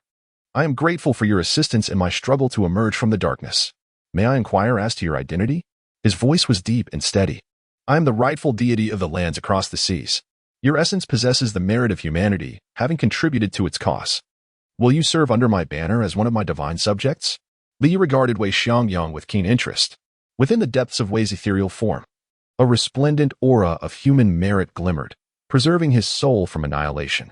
It dawned on Liu that this merit could indeed alleviate the consumption of fragments of divine laws required for bestowal. This revelation stirred him. It was no wonder that in the myths of yore, most deities who were conferred titles bore the weight of merit. Human merit held such profound significance. The rightful deity of the lands. Wei Xiangyang's pupils constricted in shock, disbelief etching his features as he gazed at Liu. A true deity? Was this not the realm of myth? How could a genuine deity exist? Yet, as he felt the overwhelming divine presence emanating from Liu, magnificent as the blazing sun, majestic as the heavens, he found himself compelled to believe. This was no mere demon or malevolent spirit. Such entities could never embody the righteousness of humanity or the resplendent authority of the blazing sun. Could it be that during the time of his demise, the world had undergone a tremendous transformation, giving rise to deities? Dare I inquire, revered deity, what is your perspective on the human race? He took a deep breath, bowed deeply once more towards Liu, and solemnly declared, as humanity wanes, it is the divine that must forge a path through the thorns. I am the rightful deity, and I shall protect the multitudes of humankind. Liu responded with tranquility, reflecting his genuine thoughts. As his followers devotedly worshipped him, it was only natural for him to offer them his protection. To neglect even his followers would render him no better than a malevolent god. Wei Xiangyang, I wish to serve under the revered deity. Wei Xiangyang, I pay my respects to you, revered deity. Upon hearing this, Wei Xiangyang did not hesitate. He immediately bowed respectfully before Li Yu. Having sacrificed his life for humanity, how could he refuse the opportunity to continue safeguarding his people in the afterlife as a deity? However, he turned to glance at the remains of his two other kin, a profound sorrow glimmering in his eyes. They were his two sons, who had also given their lives for humanity. While his soul lingered, his sons had perished eternally. Good. Li Yu nodded slightly and gestured.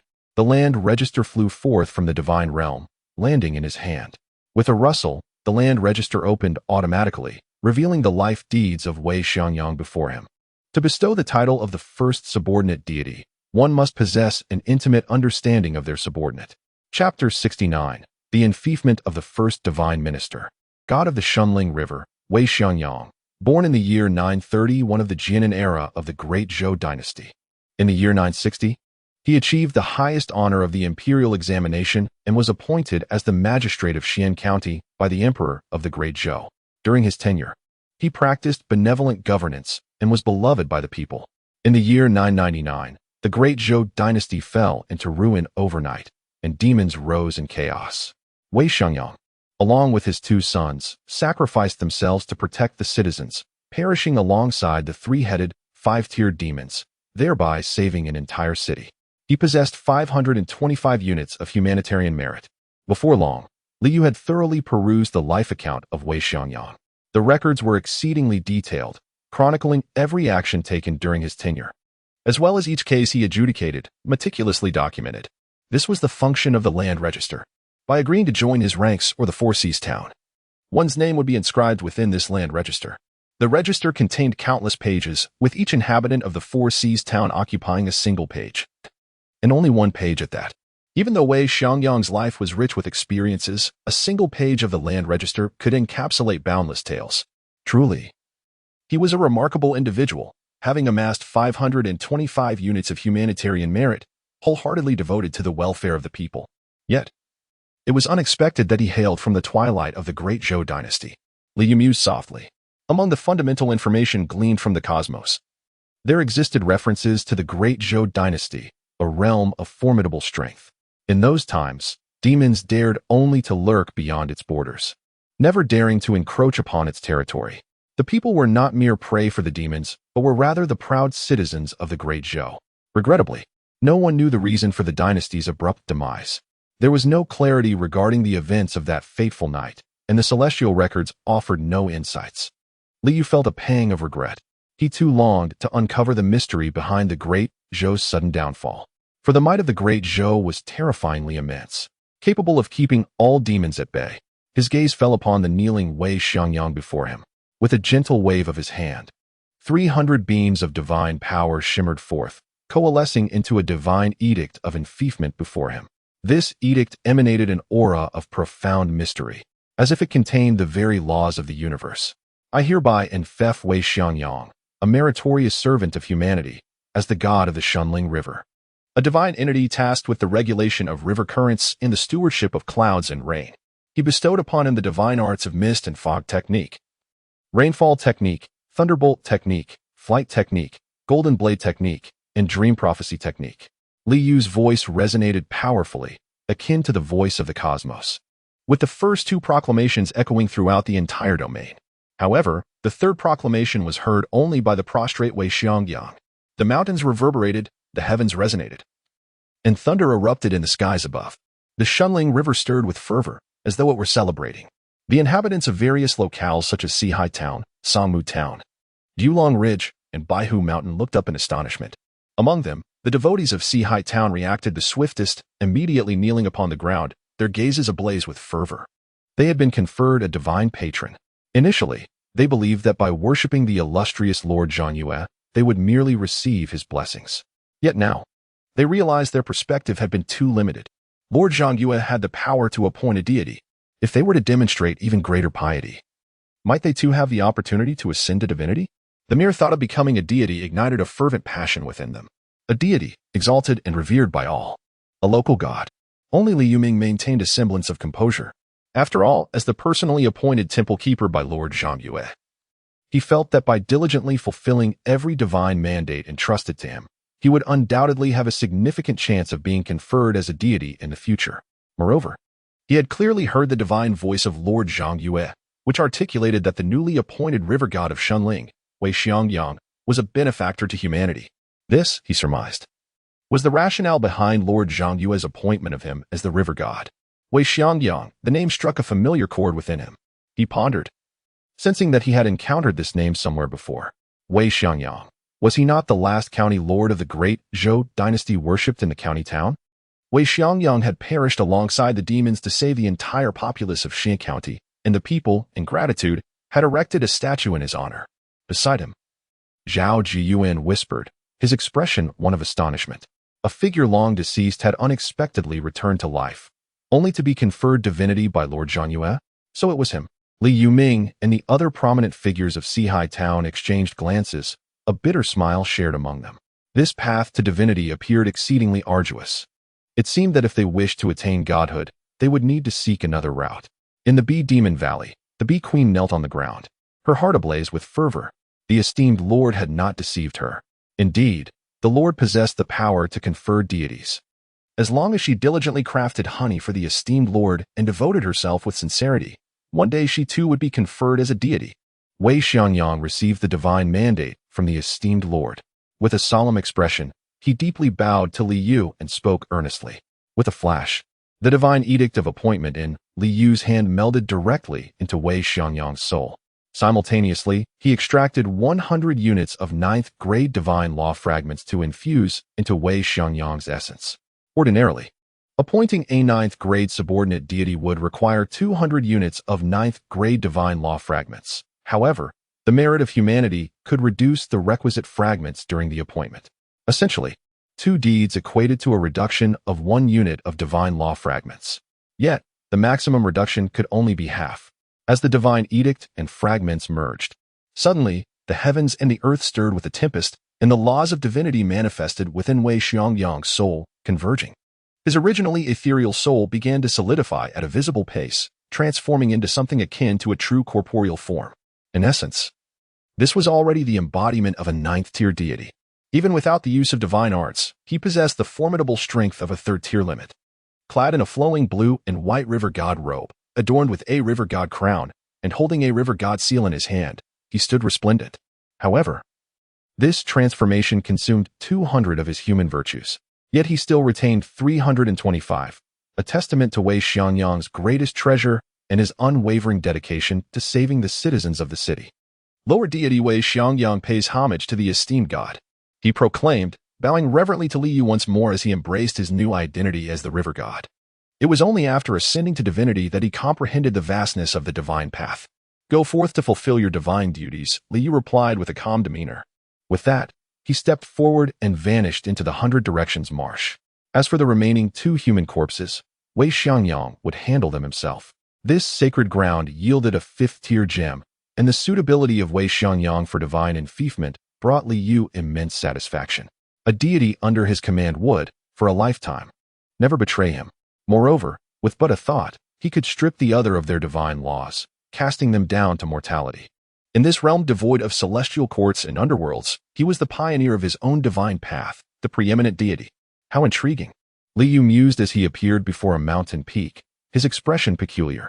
Before him lay a cave from which the clear sounds of reading emanated. The reader was none other than a fox, accompanied by an elderly human scholar who was teaching the fox to read. The grand proclamation he had made while enfeoffing Wei Xiangyang had not reached this place. Chapter 70. The Scholar Who Abandoned His Humanity, the second specialty Xiaojiu. Why are you slacking off again? How can you cultivate the righteous spirit if you do not study diligently? The cave was not dim. Luminescent pearls hung from the walls, casting a gentle glow. Guanji gazed sternly at the diminutive white fox before him, whose height was scarcely a foot, clad in an ordinary, worn robe. His hair had turned mostly gray, indicating his considerable age. Yet, his spirit remained vigorous, his gaze intense. Teacher, I was wrong. The little white fox lowered its head shyly, its eyes reddening with tears, evoking a sense of pity that stirred the heart. Though it bore the form of a fox, it exuded an air of vulnerability that made one reluctant to witness its sorrow. I promised to Li that I would ensure all of you cultivate the righteous spirit. Your 8 elder sisters are all obedient. Even the slowest, little Lu, mastered it 6 months ago. Xiaojiu, Why do you persist in your lack of seriousness towards your studies? Only by cultivating the righteous spirit can you enter the nine-hearted demon lotus, allowing you and your 9 sisters to seize its essence, purify your bloodlines, and transform into 3-tailed spirit foxes. Guanji's expression was one of frustration, his voice raised in admonition. Teacher, I want to study earnestly, but I just can't absorb the material. Xiaojiu whimpered, tears streaming from its eyes, clutching a book filled with neatly inscribed sage writings. Ah, Xiaojiu, Ali and I shared 20 years of love. Before her passing, she entrusted you to me, and I vow to elevate all of you to 3-tailed spirit foxes. You must apply yourself. As a member of the Fox clan, you should understand the significance of becoming a 3-tailed spirit fox. I await your ascension so that you may rise in cultivation and eventually. Guanji gently patted Xiaojiu's head, letting out a deep sigh. Teacher, I will certainly work hard. Xiaojiu nodded vigorously, and once more began to recite from the Book of Sages. The soft, youthful voice resonated through the cave, bringing a flicker of satisfaction to Guanji's face. He took an umbrella and ventured to the innermost part of the cave, where a waterfall cascaded down, the torrents crashing onto the boulders and splintering into countless droplets. Most of the water pooled beneath the rocks, while some splashed onto Guanji's umbrella. Unperturbed, he crossed through the veil of water and arrived behind the curtain of falls. There, a magnificent purple demon lotus thrived, adorned with 9 lotus pots. At that moment, 8 of the pods cradled sleeping little foxes, lost in slumber. Almost there. Just Xiaojiu remains. Once Xiaojiu cultivates the righteous spirit, it can enter the 9-hearted demon lotus and transform into a 3-tailed spirit fox. Ali, I have consumed your heart. I have drained your blood and shattered your bones. With all that belonged to you as a 3-tailed spirit fox, I forged this half-demon foundation within myself. As the little 9 and her companions transformed into 3-tailed spirit foxes, a sinister expression crept across Guanji's face. With the essence of 10 3-tailed spirit foxes, he was certain he could refine himself into the blood spirit fox body. At that moment, he would instantly ascend to the 4th tier, perhaps even rise to the upper echelon of the 4th tier, becoming a formidable presence within Shan County. However, he wondered if little 9 had sensed something amiss. The thought of her habitual laziness darkened his countenance. Nevertheless, it was futile to delay, with him watching closely. Little 9 would soon condense righteous energy, allowing her entry into the 9-heart demon lotus to purify her bloodline. And when that time came, Guanji would soar to greatness. To cultivate demonic arts through the human form, one must first transform into a half-demon, subsequently evolving into a true demon. Abandoning his identity as a member of the human race, he would wholly embrace the demonic essence. Li Yu's expression remained composed. In a world rife with demons, it was not surprising for a human to forsake their corporeal form and join the ranks of demons. Yet, it was concerning that even before becoming a demon, he had already begun to consume humans to enhance his cultivation, and he had devoured quite a few. In contrast, the 9 second-tier little foxes emanated a pure aura, untouched by human flesh. Yet, such matters held little significance for him. They were merely 3rd-tier human traders. What truly piqued his interest was the drop of earth spirit milk concealed 100 fathoms beneath the 9-heart demon lotus. The growth of this 4th-tier 9-heart demon lotus was entirely attributed to the aura emitted by the earth spirit milk below. The earth spirit milk, a 5th-tier substance, elicited a faint smile from Li Yu. This was yet another treasure worth 2,000 to 3,000 units of divine power. Furthermore, he would gain 9 3-tailed spirit foxes. While he regarded the strength of the 3-tailed spirit foxes with disdain, their innate abilities were indeed beneficial to him. Their aptitude for alchemy was remarkable. They could blend various spiritual herbs and crush them into medicinal pastes. After absorbing the essence of the 9-heart demon lotus, these 9 little foxes would directly evolve into 3rd-tier 3-tailed spirit foxes. These 3rd-tier foxes would be capable of concocting 3rd-tier medicinal pastes, which could be sold in the regional trade, generating a continuous stream of income. Li Yu felt a sense of satisfaction. The bee queen of the Bee Demon Valley, having significantly expanded her nectar-gathering range, now provided him with 20 pounds of black pattern bee spirit honey each month. Calculating at 4 units of divine power per pound, that amounted to 80 units of divine power. Over the course of a year, this would total 960 units of divine power, with the quantity steadily increasing as the queen diligently developed her bee colony, leading to a natural rise in production. Moreover, the output from the 9 3-tailed spirit foxes focused on alchemy would surpass that of the Bee Demon Valley. What was a 4th-tier 9-heart demon lotus worth? Merely 300 to 400 units of divine power, a sum the 9 three-tailed spirit foxes would quickly earn back for him. He gently raised his hand. Suddenly, the mountain peak before him split apart, and a colossal 9-hearted demon lotus surged forth from the gaping chasm. Guanji gazed at the departing 9-hearted demon lotus, utterly bewildered. What was happening? Why had the mountain cracked? Why was the 9-hearted demon lotus flying away? In the next moment, he realized he was ensnared, his eyes reflecting sheer terror. He attempted to struggle, but it was futile. With a resounding crash, his body shattered instantaneously, dissipating into a cloud of dust. Even his soul was left in utter disarray in that fleeting moment. Until his last breath, Guanji remained oblivious to the identity of the force that had claimed his life. Whimper. The little fox, Little Geo, sensed an irresistible divine aura enveloping it. Before being cast into the 9-hearted demon lotus, instantly it was petrified with fear, its fur bristling as it emitted a terrified whimper. Could it be the perverse Guanji, intent on targeting the adorable and beautiful creature? But surely, the twisted Guanji could not be this terrifying. Through the 9-hearted demon lotus, its stunning eyes caught a glimpse of a towering, indistinct figure suspended in the air, coldly gazing down upon it. In that moment, Little Geo's mind went blank. A deity. It was a magnificent god. Chapter 71. The deities of Blue Star Dash, the first divine assembly. Half a day later, Liu returned to the divine realm. As for the 9 little foxes that had completely transformed into three-tailed spirit foxes, he entrusted them to Liu Ming, instructing him to prepare various medicinal herbs for the foxes to concoct into ointments. Within the territory, there were also 2 small treasures, albeit only first and second-tier items, which Liu Ming was to handle. Liu remained calm. He had long since deemed first and second-tier items trivial if their quantity was not substantial.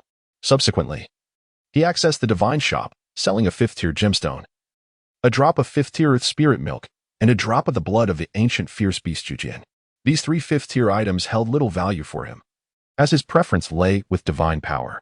The 5th-tier gemstone was worth 2,100 units of divine power, the earth spirit milk 2,400, and the blood of Jujin 2,800, totaling 7,300 units of divine power.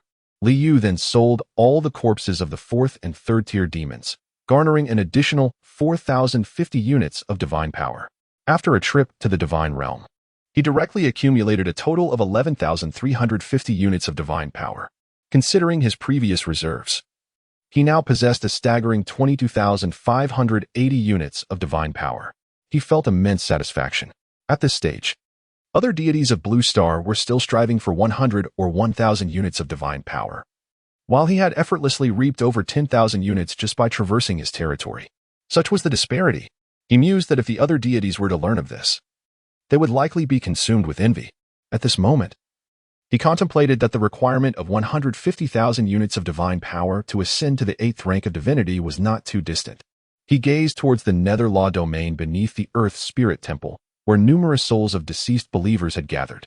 Among them were 15 Grade B believers, 60 Grade C believers, and 5 Grade D believers. The Grade B believers could be appointed as ghost messengers, while the Grade C and D believers could choose reincarnation or erasure of their memories to become spectral soldiers. Liu shook his head. Currently, he lacked sufficient subordinate deities. Otherwise, such matters would not require his direct involvement. His subordinates could manage them adeptly.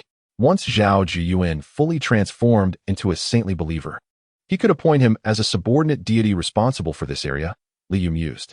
Just as he was about to take action, a sudden interface materialized before him, revealing lines of text that captured his attention. His pupils contracted slightly, and his expression became serious. Having reached the 9th rank of divinity, a formal breakthrough of 1 billion has been achieved. The first divine assembly of the Blue Star deities is now open. Prepare to head to the Sun God Court in 1 hour. The inaugural Divine Path Conference will rank participants based on their performance, with the top 10,000 receiving rewards. The very notion of such a grand event orchestrated by the puppet master is truly absurd, thought Liu, his lips twitching slightly. It did not surprise him that 1 billion Blue Star deities had ascended to the 9th-tier divine rank.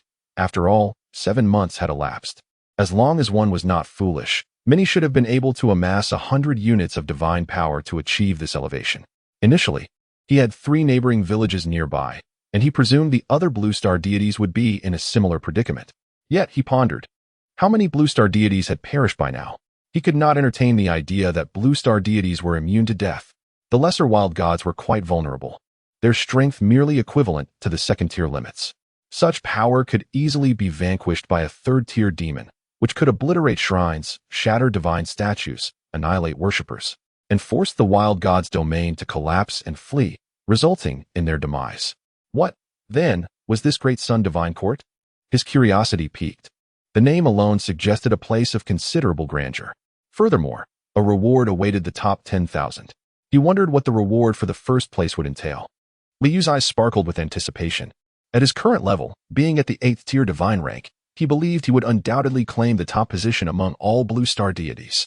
He glanced at his domain, pondering how long his participation in the Blue Star Divine Path Conference would take. Would there be any issues in the Four Seas town?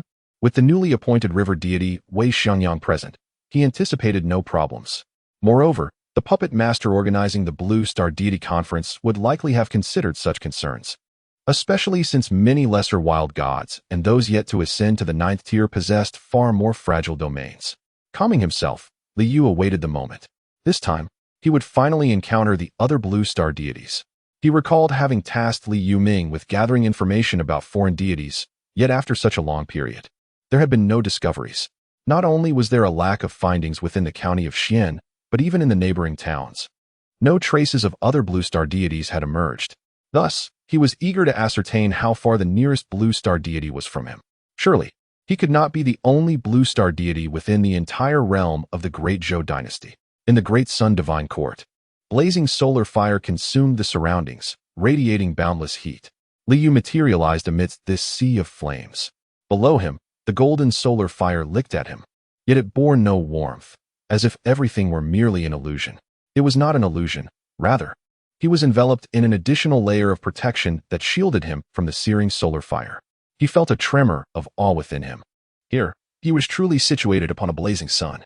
The blazing sun, if not for the protective layer enveloping him, would surely reduce him to ashes in an instant. After all, though he is a deity, he is merely an 8th tier god, still not at the level where he can withstand the searing flames of the sun without fear. Surrounding him, the silhouettes of numerous deities from Blue Star emerged, each exuding divine authority, some potent, others feeble, a seemingly endless multitude. Such an abundance of gods would surely leave any demon in a state of sheer terror. Liu marveled at the sight. A mere glance revealed that among the over 1 million deities before him, some belonged to the 9th tier, while others were merely obscure, lesser gods. As for the true 9th tier gods, none were in sight. He could not ascertain whether any existed among the Blue Star deities at that moment. Suddenly, a thunderous roar erupted. Before the assembly of Blue Star deities, 3 colossal towers, reminiscent of celestial bodies, rose majestically from the sun. The instant Liu beheld these towers, the rules of the first divine assembly surfaced in his mind. Intriguing, he murmured, a hint of interest illuminating his countenance. Chapter 72. The Trials of the Tower of the Past. The 3 divine towers, known as and the pivotal challenges of this divine assembly, serve as the gateways to participation in the rankings.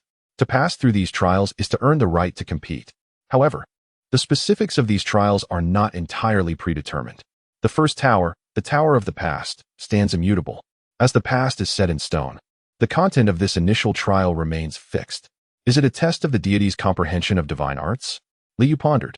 The Tower of the Past is everlasting. Thus, the deeper one's understanding of divine arts, the higher the sun points one can attain. These sun points serve as the sole criterion for ranking. In this trial, one must exhibit their most proficient 9th tier divine art and earn sun points based on their comprehension of it. As for those lesser deities who have yet to master a 9th tier divine art, they will naturally earn not a single sun point. What a predicament! Are we lesser deities merely here to run alongside? The first trial offers no participation qualifications whatsoever. Nearby, a middle-aged figure resembling an uncle among the Blue Star deities lamented. There is no remedy. Our lack of progress leaves us unable to ascend to the 9th tier divine rank. Ah, how swiftly they advance. Billions have already become 9th tier, while I remain among the lesser ranks. Oh, foolish youth, contemplate your own shortcomings. Have you not strived enough? And what of striving? What is wrong with engaging in romance with female devotees? What harm in having devotees dedicate their wives and daughters to this deity? Were it not for that 2nd tier limit demon that injured me, I would not still be unascended to the 9th tier. The heavens did not birth me, Chu Kuan. The divine path stretches eternal like a long night. 30 years in the east, 30 years in the west. Do not mock the impoverished deity. One day, I shall become the celestial emperor and subdue all adversaries in this realm. Nearby, numerous lesser deities expressed their grievances, with many voicing their indignation. Such blatant discrimination truly unsettled many lesser deities.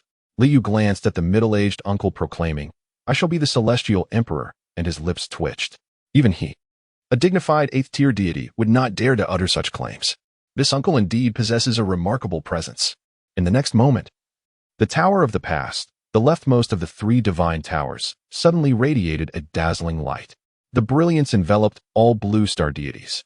Li Yu found himself in an empty, desolate space as all other blue star deities vanished. Please demonstrate a 9th-tier divine art. A line of text appeared before him. His most proficient 9th-tier divine art. Li Yu mused. Now that he was here, he was determined to seize the first position. The rewards for being first were undoubtedly appealing. Without a doubt, the first prize would significantly enhance his faction's power. Each ascension in divine rank profoundly enriches one's understanding of previous tiers of divine arts. When I ascended to the true 9th-tier divine rank, my comprehension of 9th-tier divine arts surged dramatically. Upon ascending to the 8th-tier divine rank, my understanding of 9th-tier divine arts experienced yet another substantial enhancement. Twice elevated. Surely, no one comprehends the intricacies of the 9th-rank divine art better than I do. Li Yu chuckled softly. With a gentle wave of his hand, dark clouds began to gather ominously above the vast expanse, accompanied by the crackle of lightning and the roar of thunder. In the next moment, a magnificent and terrifying bolt of heavenly lightning descended, as if intent on obliterating all in its path.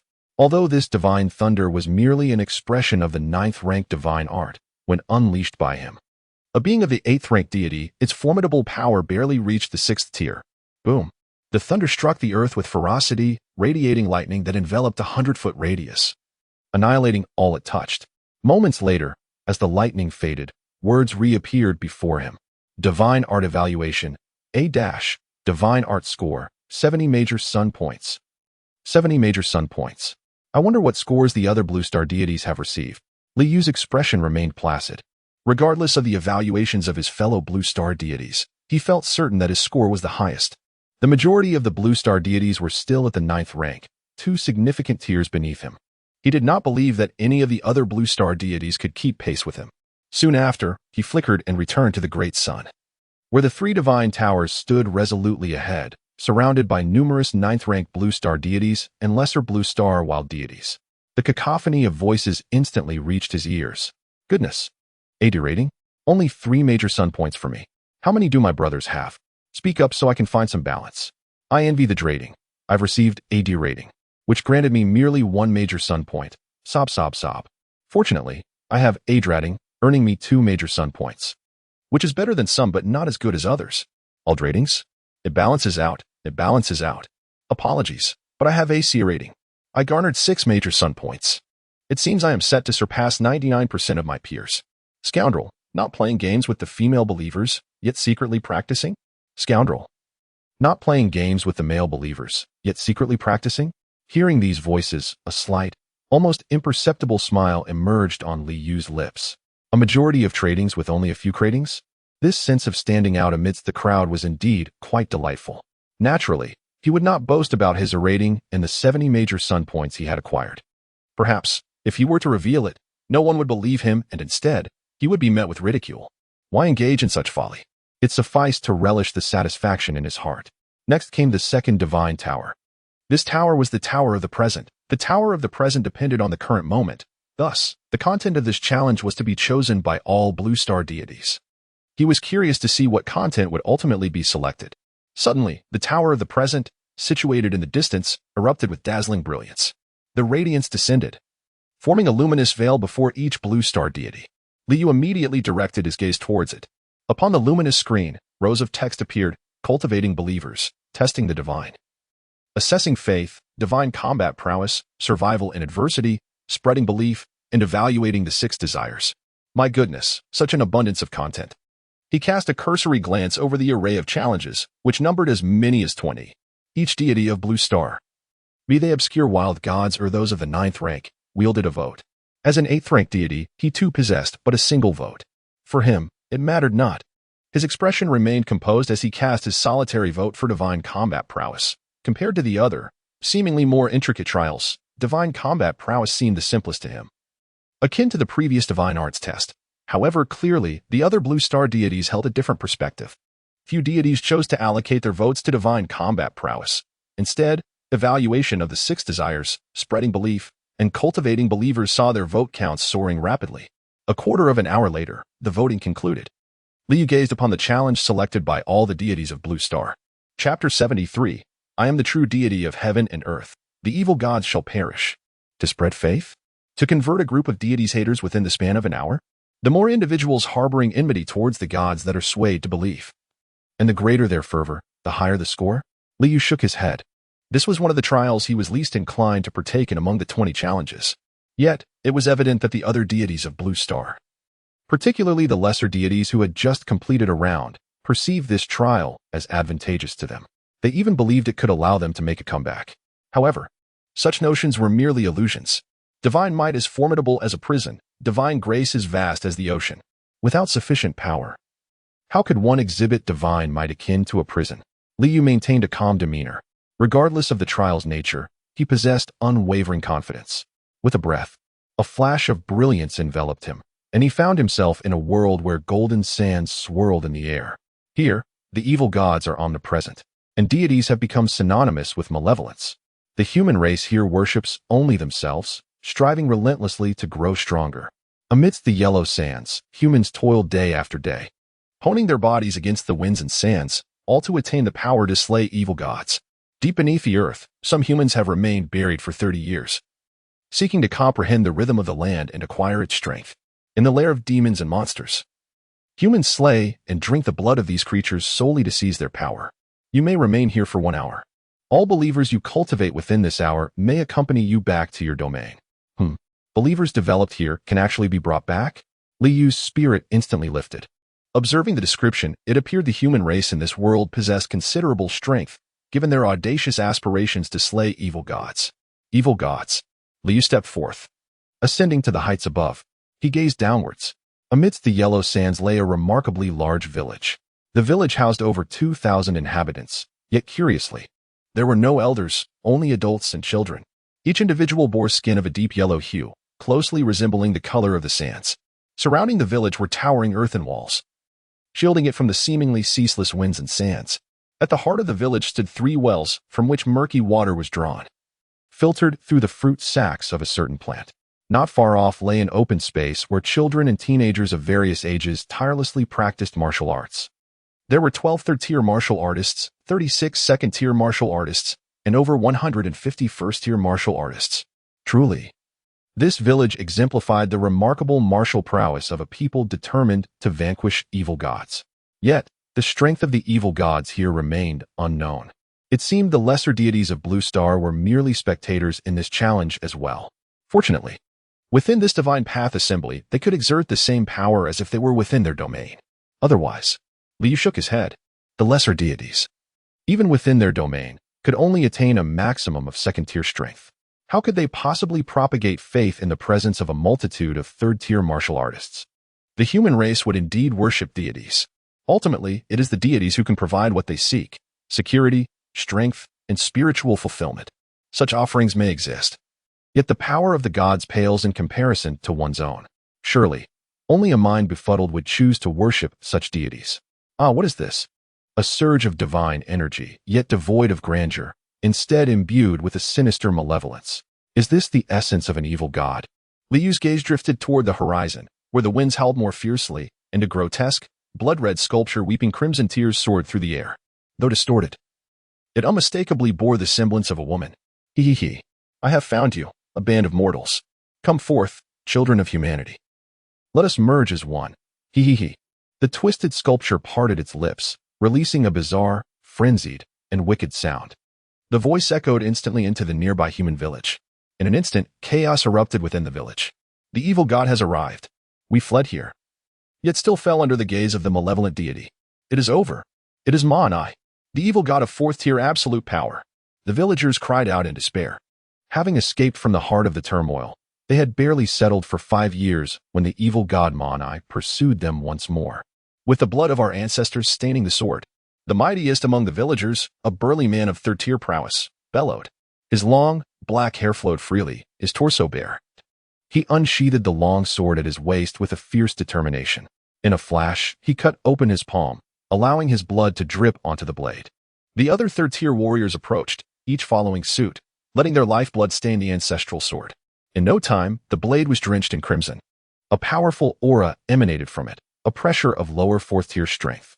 Yet, in comparison to the approaching evil god, it remained vastly inadequate. How intriguing. This sword has developed a spirit of its own. Liu observed from the air, his expression serene as he beheld the scene unfold. He refrained from intervening hastily. The humans harbored a deep-seated animosity towards deities. To act before the direst moment would scarcely inspire their devotion.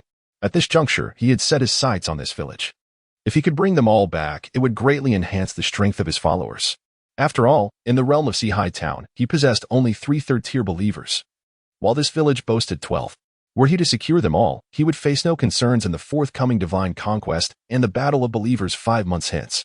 He. Come forth and merge with me. It is your honor to become a part of a great deity. You should be grateful for my bestowal. He. The blood-tearing, twisted sculpture glided over the earthen walls, its uneven, greedy eyes surveying the villagers. It opened its mouth wide. A scarlet tongue suddenly pierced forth, reaching toward the man wielding the ancestral sword. A strange and formidable divine power erupted, freezing everything in its vicinity. The man, a third-tier warrior wielding the ancestral sword, was also immobilized. The expressions of the remaining members of the human race were etched with fear and despair, their bodies rendered motionless. Ah, ancestors, assist me. The man ground his teeth, a roar of fury echoing within him. The ancestral sword in his grasp unleashed the might of a lower fourth tier, allowing him to momentarily break free from the divine restraint, positioning the sword before him. Bang! The crimson tongue collided with the ancestral sword, bending it into an astonishing arc, crashing into the man's chest and sending him sprawling, blood spurting from his mouth. He, come forth. The twisted statue emitted a sinister laugh, its scarlet tongue splitting into over 2,000 tendrils, sweeping toward all inhabitants of the village. No. The severely wounded man's eyes bulged with desperation.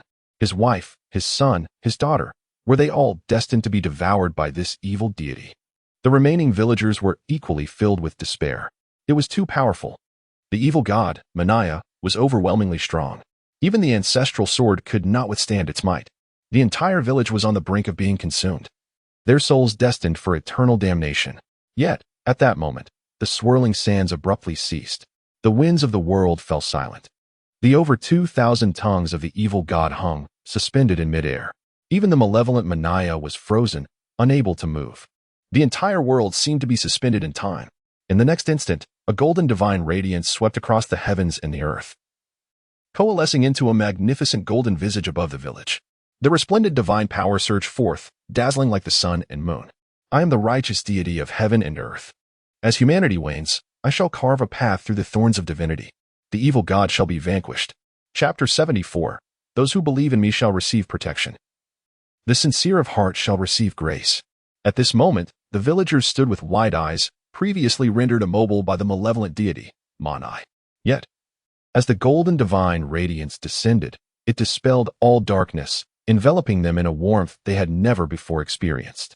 Beyond this newfound comfort, they were more astounded by the words that echoed around them. The righteous gods of heaven and earth? The path of the divine, cutting through thorns and brambles? The malevolent gods shall be vanquished? Could it be that righteous gods still exist in this world? The man, grievously wounded and spitting blood, stared blankly at the indistinct, colossal visage hovering above the village. An unimaginable divine might surge through the heavens and the earth, halting the swirling sands beneath its overwhelming presence. This vast divine power, while instilling a sense of invincibility and awe, bore no hint of malevolence.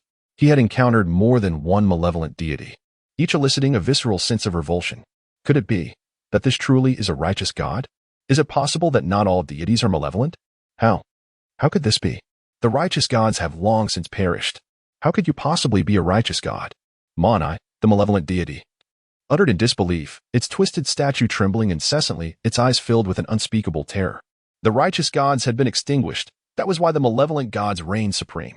Its very existence stemmed from the corruption of a sacred idol, gradually harnessing divine power to become a malevolent entity. While the righteous gods gathered power through the offerings and aspirations of mortals, It derived its vile strength from the flesh and souls of humanity. The grand golden visage in the sky gazed down with indifference, possessing a majesty akin to that of the heavens. The righteous gods have returned.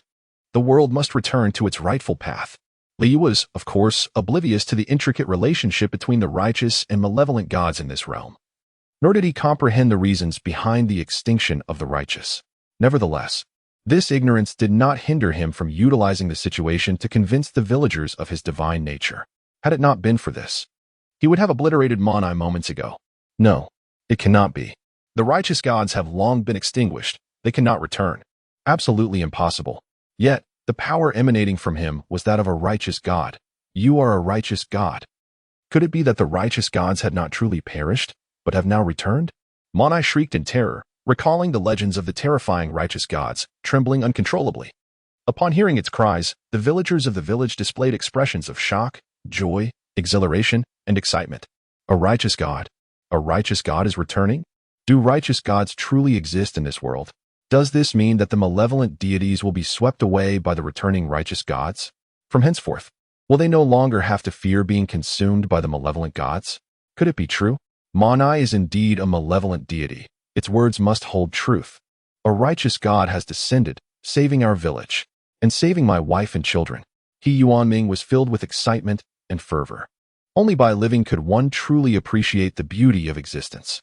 Now, with the emergence of a righteous deity, hope had dawned upon their future.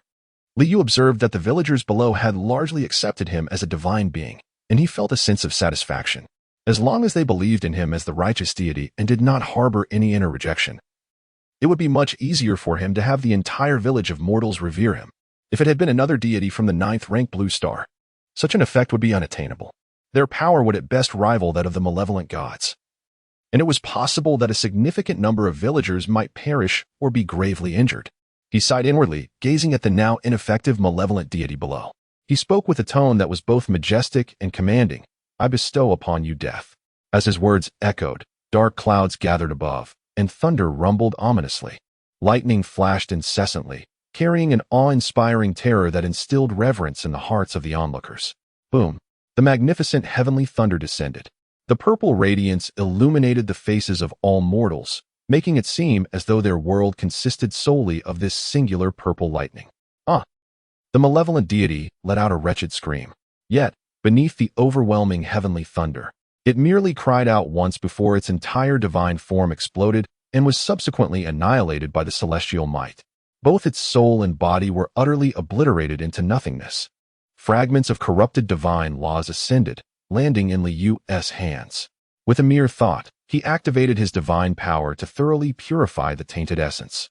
Remarkably, there were only 10 units, far inferior to the same-tier malevolent entities of the Great Zhou dynasty. It seemed that the malevolent deity here possessed very few divine laws. Liu collected the 10 units of divine law fragments. Even the smallest morsel is still sustenance. He was indeed in need of these divine law fragments. After all, the more fragments he possessed, the more he could confer divine titles upon his subordinates. Below, the villagers were in a daze. Had the malevolent deity, which had threatened to devour their entire village, truly met its end? They could scarcely believe it. That was a malevolent deity, yet before the righteous being who loomed above, it appeared so feeble. The magnificent heavenly thunder indeed possessed unparalleled might. If only this righteous deity could protect them. With such a divine protector, they would no longer have to fear the threats of malevolent beings. Although it was said that the righteous deity was returning, who could fathom how long that process would take?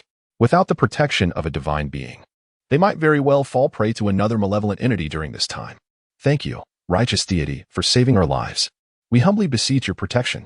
He Yuanming struggled to rise and knelt reverently before the golden visage in the heavens. He shared the same sentiments as his fellow villagers.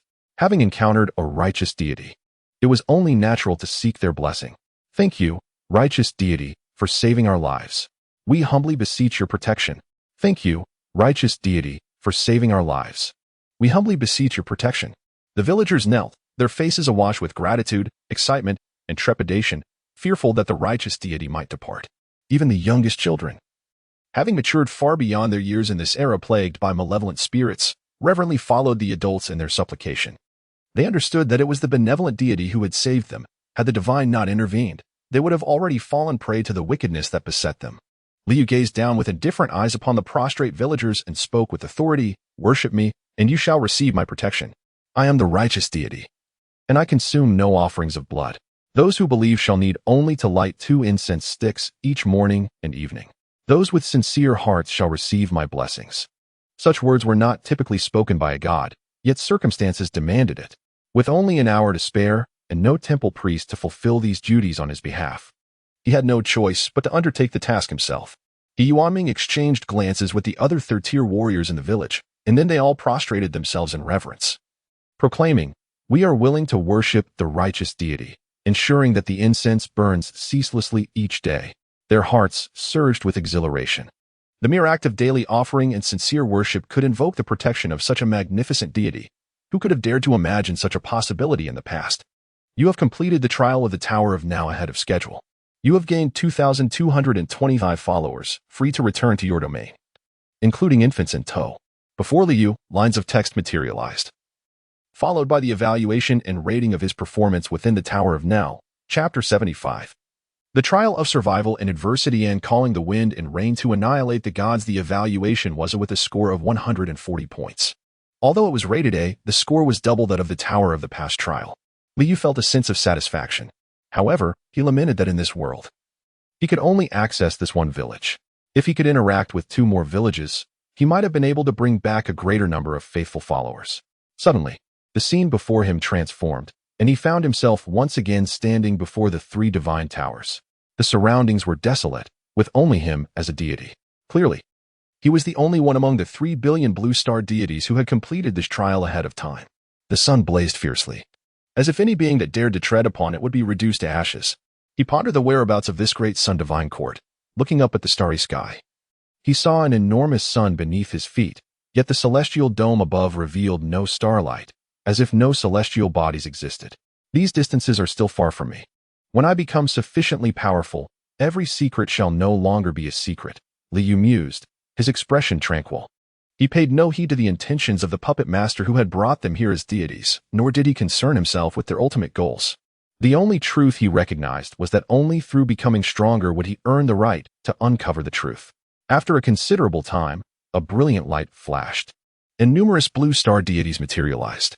Clearly, the trial of the Tower of Now had concluded, and all the blue star deities emerged. In an instant, a cacophony of voices flooded Liu's mind. What on earth? The malevolent deity we faced was a 4th-tier limit? As a mere insignificant wild god, I was obliterated in an instant. Thank goodness I survived. I was pursued by the malevolent deity for 100 miles, only to be swallowed whole. This was my first time being devoured. This trial is too difficult. I barely repelled the malevolent deity, yet no one believes I am a righteous god. Damn it. Same here. I didn't develop a single follower, received age rating, and earned just a single sun point. Is this not merely a consolation prize?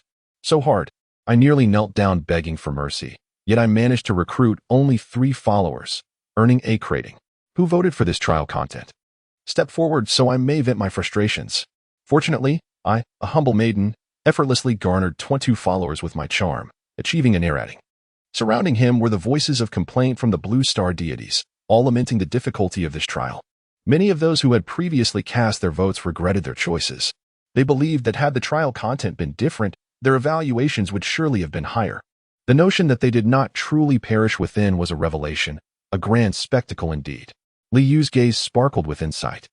He had previously speculated that a significant portion of the insignificant wild gods would likely perish against the 4th-tier limit malevolent deity, yet he had not anticipated. The puppet master displayed a surprising degree of mercy. In this trial of the grand event, death did not equate to true demise. It was only natural. For had it been genuine death, it was likely that 7 or 8 out of 10 mediocre wild deities would have perished in that previous challenge. Liu murmured to himself.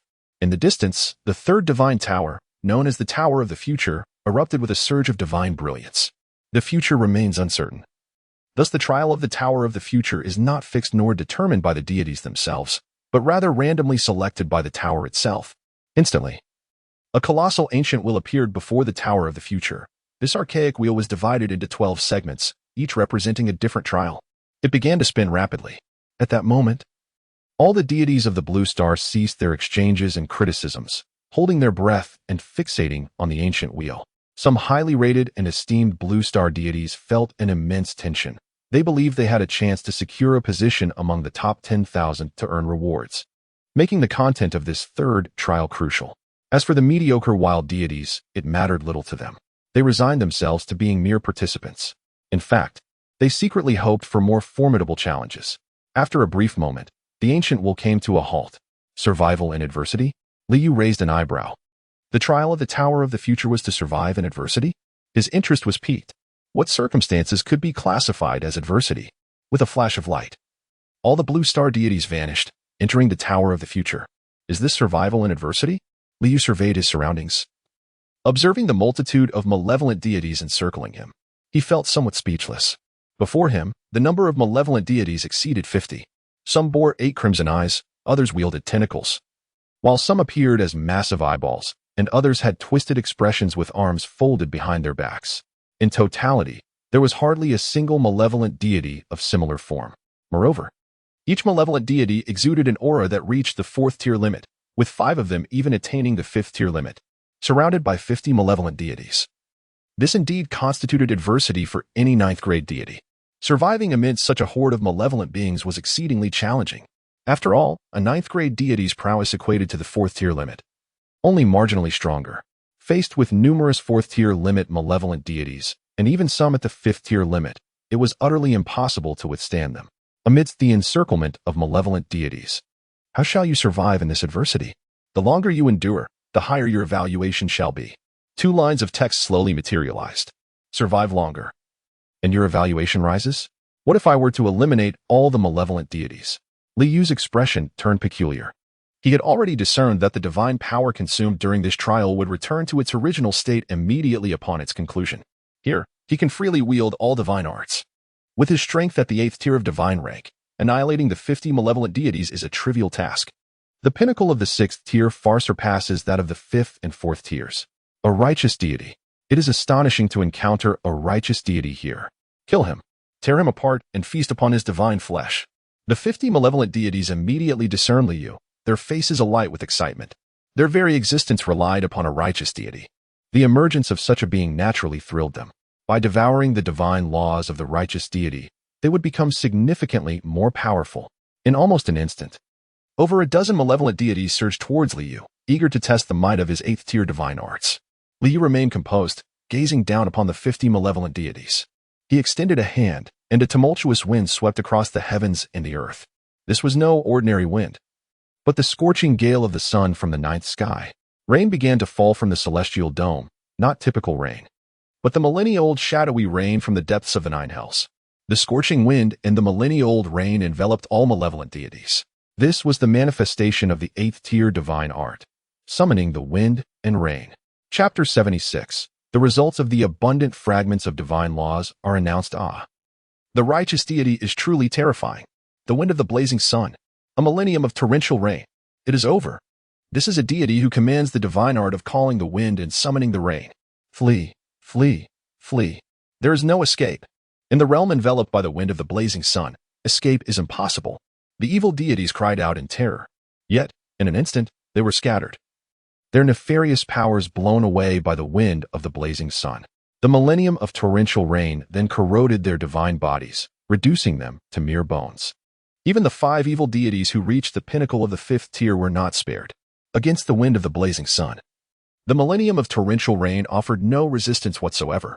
In the blink of an eye, only a field of bones remained suspended in the air, which the wind of the blazing sun turned to dust, dissipating into the ether.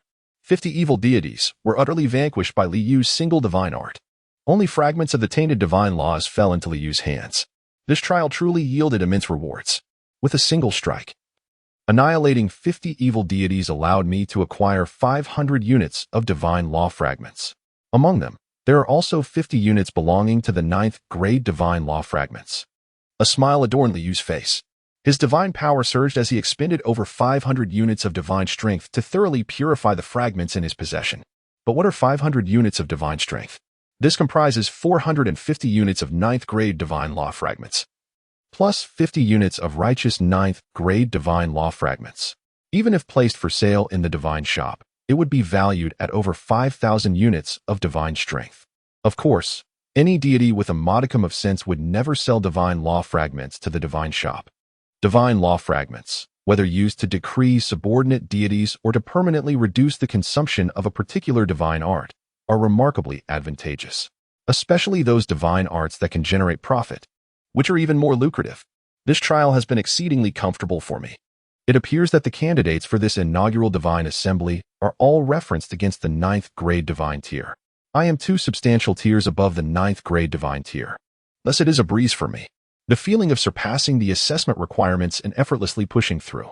Liu felt a sense of satisfaction within. A line of text materialized before him. Evaluation, a grade, score, 210 points. In a flash of light, Liu returned before the 3 divine towers. Brother, you emerged so quickly? This trial was simply terrifying. A multitude of evil deities appeared, and in a single encounter, I was done for. A seemingly young 9th grade deity spoke, his face etched with worry. Who could argue otherwise? Goodness. A dozen or more evil deities attacked in an instant. How is survival even possible? Another 9th grade deity, a middle-aged man, expressed his discontent, maintaining his original appearance even after becoming a deity. I too was killed in a heartbeat. Liu nodded, wearing an expression of deep empathy. After all, it was in his presence. The 50 malevolent deities indeed perished in an instant, albeit with a measure of suffering. Brother, how many great sun points did you accumulate? After 3 trials, I managed to secure a mere 13 points. The middle-aged man gazed at Liu with palpable hope. Me? Liu smiled faintly and replied nonchalantly, I only gathered a few hundred. After all, everyone was scattered across distant realms. What was there to fear? They were likely not even in the same world. I have gathered over 1,000. Scoffed the young deity, rolling his eyes. How could anyone possibly believe such a claim?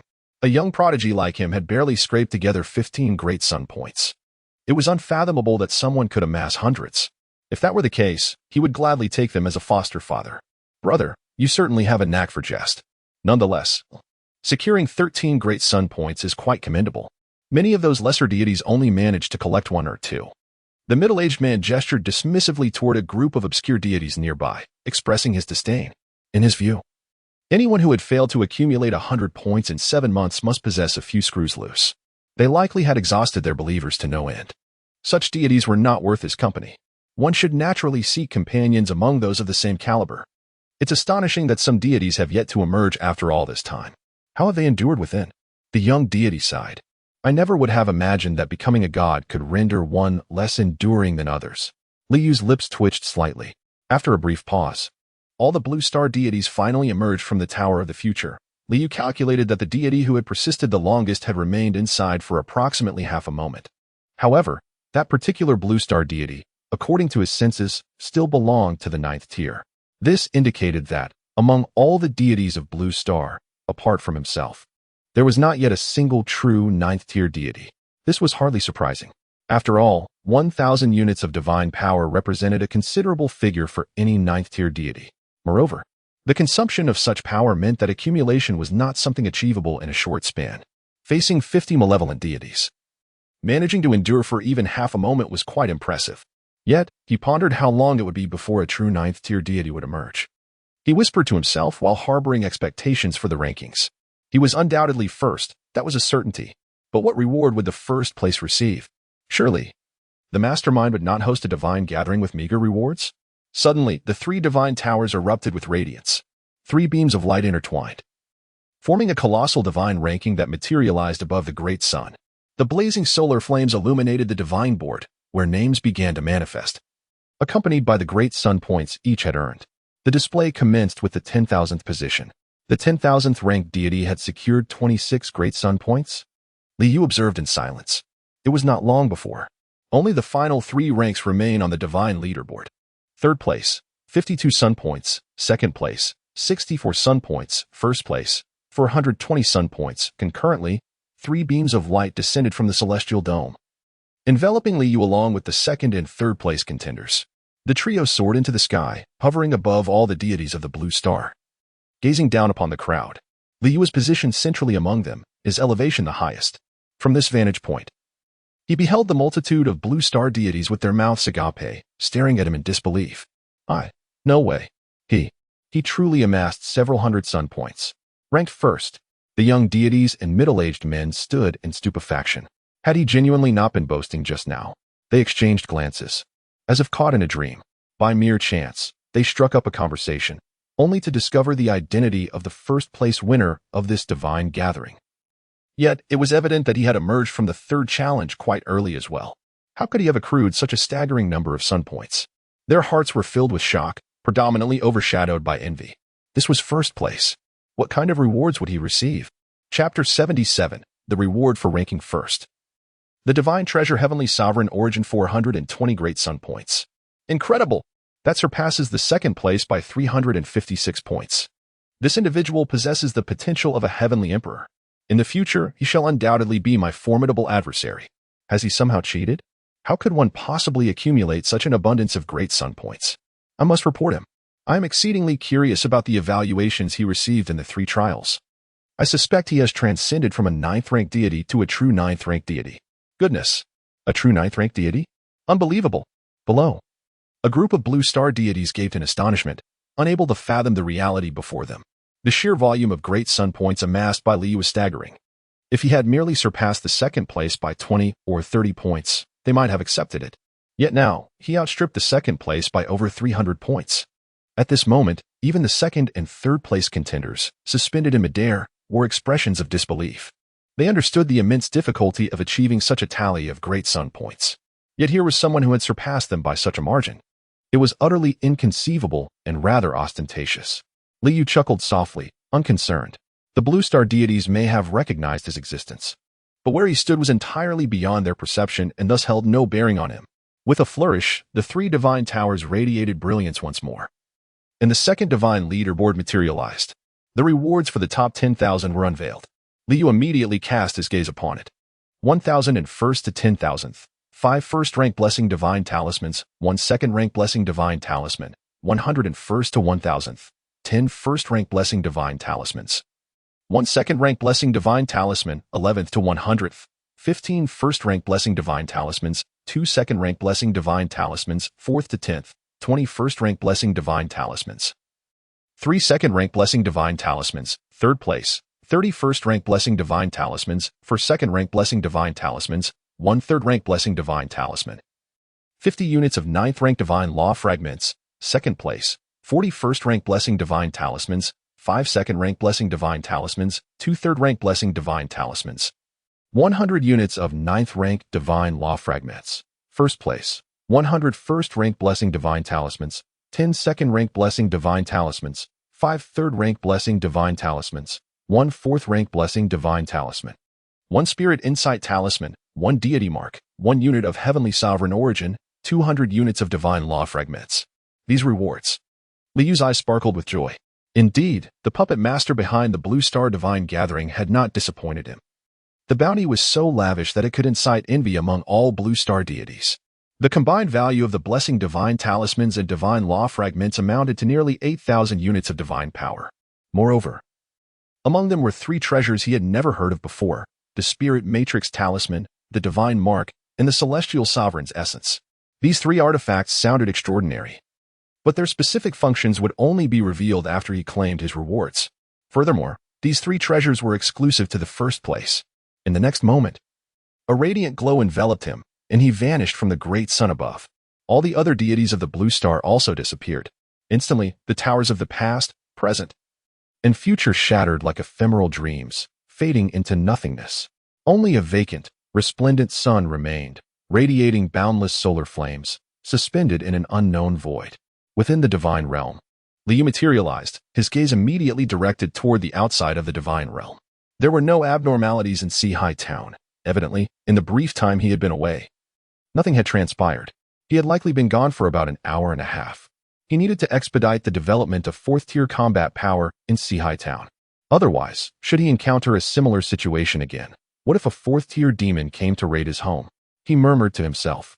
Nevertheless, his journey to the Divine Path Conference had undeniably yielded bountiful rewards, particularly the Divine Mark and Celestial Sovereign's Essence from the first-place prize, which evoked a profound sense of their rarity. His gaze fell upon a stretch of flat land approximately 30 miles from Seahai Town. This area had previously been barren, strewn with rubble, and devoid of human habitation. as it lacked a water source suitable for life. However, at this moment, a village had emerged on that very plain, identical to the one he had encountered during the trials in the Tower of the Present. Remarkable! Not only had all the villagers arrived, but the entire village had relocated? Could this be the minor reward for converting all the villagers into believers? Liu smiled. Yet, he pondered for a moment. Sihai Town was undoubtedly his primary stronghold, the core of his territory. The expansion of his domain revolved around the Land Spirit Temple within Sihai Town. However, now his territory had expanded to encompass a full 20,000 hectares, and it was unwise to concentrate all inhabitants in Sihai Town. Such a concentration would hinder agriculture. The more believers he had, the more Li Yuming found himself overwhelmed. With that in mind, he decided to appoint several more high priests. Li Yu's expression remained composed. Beneath a deity, a dedicated organization was essential to manage believers and propagate faith. Now that the village had arrived from another world, one could only imagine the unease that would settle in the hearts of the villagers. Even the other human inhabitants within the territory would likely feel unsettled upon discovering this. After all, the villagers had skin that appeared more yellow, reminiscent of yellow sand. High priests. He surveyed the ranks of A-grade believers in Sihai Town, ultimately fixing his gaze upon Zhang Ronggui, Li Xiudao, and Zheng Xinlan.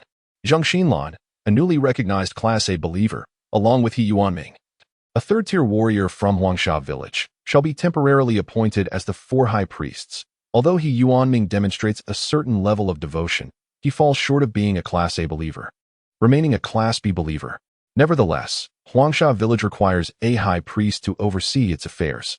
With this resolution in mind, Liu turned his attention to the rewards from the divine assembly within the divine realm.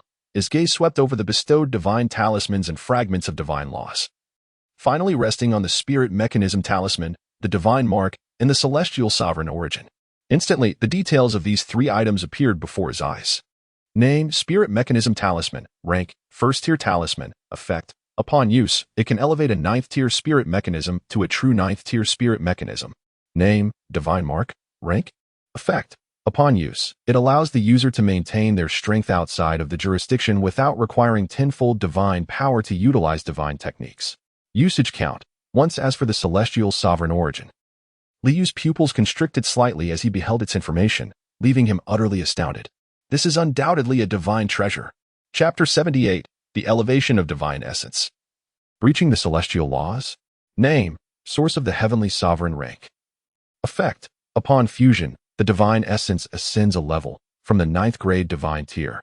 The strength is elevated from the 4th stage limit to the lower 5th stage, from the correct 9th grade divine tier. The strength ascends from the 5th stage limit to the lower 6th stage, from the 8th grade divine tier. The strength rises from the 6th stage limit to the lower 7th stage, up to the correct 4th grade divine tier. The elevation of divine essence. Liu's breath quickened. He had never imagined that the 6th stage limit was not the ultimate of the 8th grade divine tier. Astonishingly, by merely fusing this source of the heavenly sovereign, one could transcend the 6th stage limit to attain the lower 7th stage. Among the 8th grade deities, one at the 6th stage limit and another who has reached the 7th stage, the disparity is monumental. It could be said that even a coalition of 3 to 5 6th stage limit 8th grade deities would falter against a single lower 7th stage 8th grade deity. Moreover, this enhancement does not merely elevate the essence of 8th grade deities, it extends all the way to the correct 4th grade divine tier. This implies that the elevation of divine essence would ensure that his strength, upon ascending the divine tiers to the correct 4th grade, would surpass that of his peers significantly. This source of the heavenly sovereign is exceedingly precious. Truly, it is worthy of the divine gathering orchestrated by the mastermind. The reward for the first place is astonishing. That such a divine treasure could be bestowed is remarkable. Liu's eyes sparkled, his face illuminated with joy. Although it merely seemed to elevate him from the 6th stage limit to the lower 7th stage, the intrinsic benefits contained within were enough to drive all deities into a frenzy. After all, the divine warfare is merely 5 months away. Achieving a significant elevation in strength would undoubtedly grant deities an unimaginable advantage in the divine warfare, even if the battles of believers and divine entities were to fall. Their strength diminished by 50%, they would still be capable of vanquishing deities of the same tier in the 3rd segment of the divine conflict. A lower 7th stage deity, even with a 50% reduction in strength, remains superior to a 6th stage limit deity. The heavenly sovereign. One wonders what tier the heavenly sovereign belongs to within the divine system. A single source could elevate the essence of a deity by an entire level. Truly unfathomable. Liu murmured. Regardless of the tier, he possessed ample confidence to eventually step into that realm. Without hesitation, he extended his hand and grasped the source of the heavenly sovereign that floated before him. Such an exceedingly precious divine treasure must be utilized at the earliest opportunity. The source of the heavenly sovereign radiated a soft, golden-purple glow. This source of the heavenly sovereign resembled a swirling taiji ball, half golden and half purple. The interplay of gold and purple merged into a supreme and noble hue of purple gold. Simply gazing upon this source of the heavenly sovereign bestowed upon Liu a sensation akin to gazing directly at the grand principles of heaven and earth.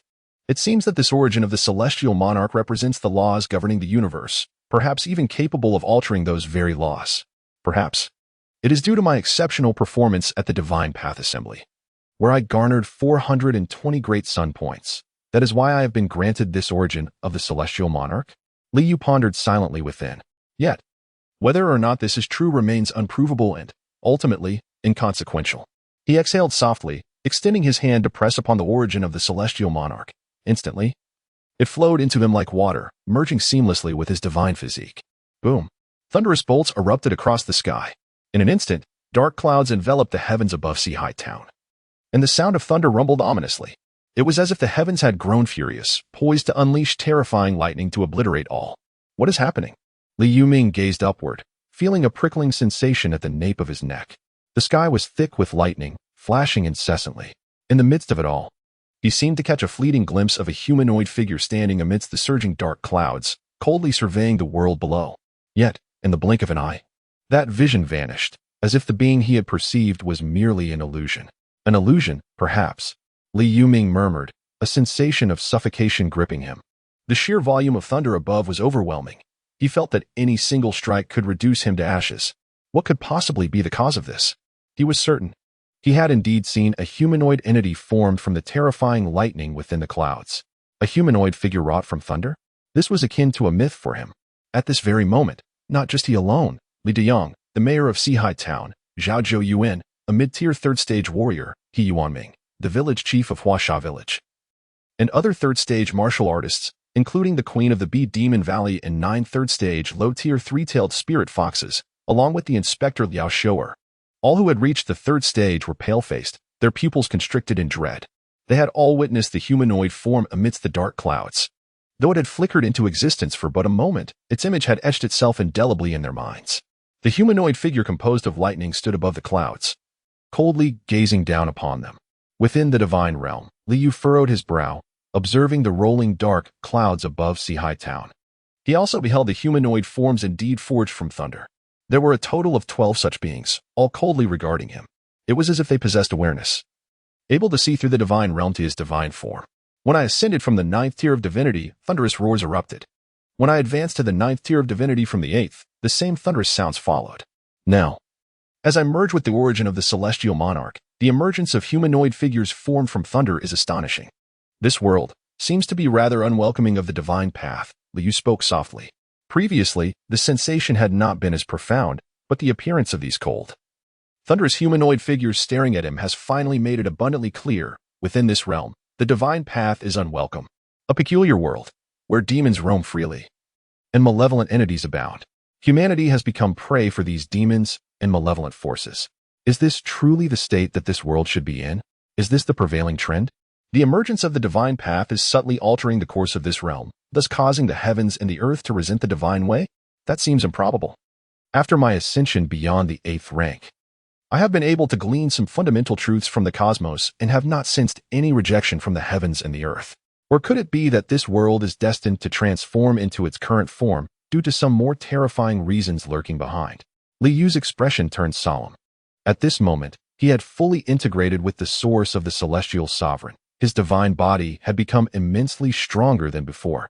And within his domain, the divine might he could unleash had surged from the 6th tier limit to the lower 7th tier. With a single step, he had exited the divine realm and stood upon the celestial firmament. Billowing dark clouds enveloped the sky and earth, casting a shadow upon him. Before him stood 12 entities entirely formed of thunder, their cold gazes fixated upon him as they uniformly raised their radiant thunderous weapons. To violate the celestial laws is to be executed.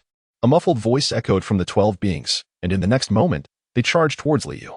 Surrounding him, a vast accumulation of thunder coalesced, forming a tempestuous thunder pool that engulfed him entirely. Chapter 79. The Annihilation of Humanoid Beings and the Acquisition of Sixth-Order Entities' Heavenly Rules. Liu faintly discerned these two words, causing his heart to leap. What are the heavenly rules? Before his transmigration, the celestial realm and mythological tales adhered to heavenly edicts that constrained all deities. And now, this humanoid being formed from thunder dares to utter the words heavenly rules? Who established these rules? What do they entail? Regardless of their nature, this is my domain. He calmed his expression, and a profound radiance enveloped him. The brilliance erupted, swiftly radiating outward, dispersing the thunderous pool that had formed around him, a manifestation of the 8th-tier divine technique, method of radiance. Then, without a hint of emotion, he cast his gaze upon the 12 humanoid beings. Extending his right hand, he made a subtle motion. Boom! 12 terrifying crimson divine thunders surged forth from the unknown, reminiscent of 12 true dragons of thunder roaring, enveloping the 12 humanoid beings entirely. Wherever the crimson divine thunder passed, it devoured all other thunders in its path. Even the very thunder that had coalesced into the 12 humanoid forms was incessantly consumed by the crimson divine thunder. In but a moment, the 12 humanoid beings vanished without a trace, entirely consumed by the crimson divine thunder. The next instant, 12 crimson divine thunders roamed the heavens, and the billowing dark clouds dissipated instantly as all heavenly thunders were absorbed by these 12 crimson divine thunders. Liu extended his hand. The 12 crimson divine thunders descended into his grasp, prompting him to gently close his eyes. His mind was flooded with a multitude of insights regarding the thunder element. These contained the essence of the 12 humanoid beings and the multitude of heavenly thunders. The 12 beings, transformed from thunder, possessed the limit of 6th-order strength. Alas, they were merely manifestations of ordinary heavenly thunder, one tier beneath the crimson divine thunder, easily subdued. Moments later, Liu opened his eyes and stepped back into the divine realm. The skies above Seahai Town once again became clear and serene, as if the preceding events had merely been an illusion. Those 12 crimson divine thunders. Zhao Zhou exclaimed in astonishment. He had witnessed it clearly. The 12 crimson divine thunders swept through effortlessly, and the dense array of thunders vanished entirely. All traces of the humanoid beings had disappeared. Moreover, from those 12 crimson divine thunders, he sensed an overwhelming divine might. It is Zhang Yuegong.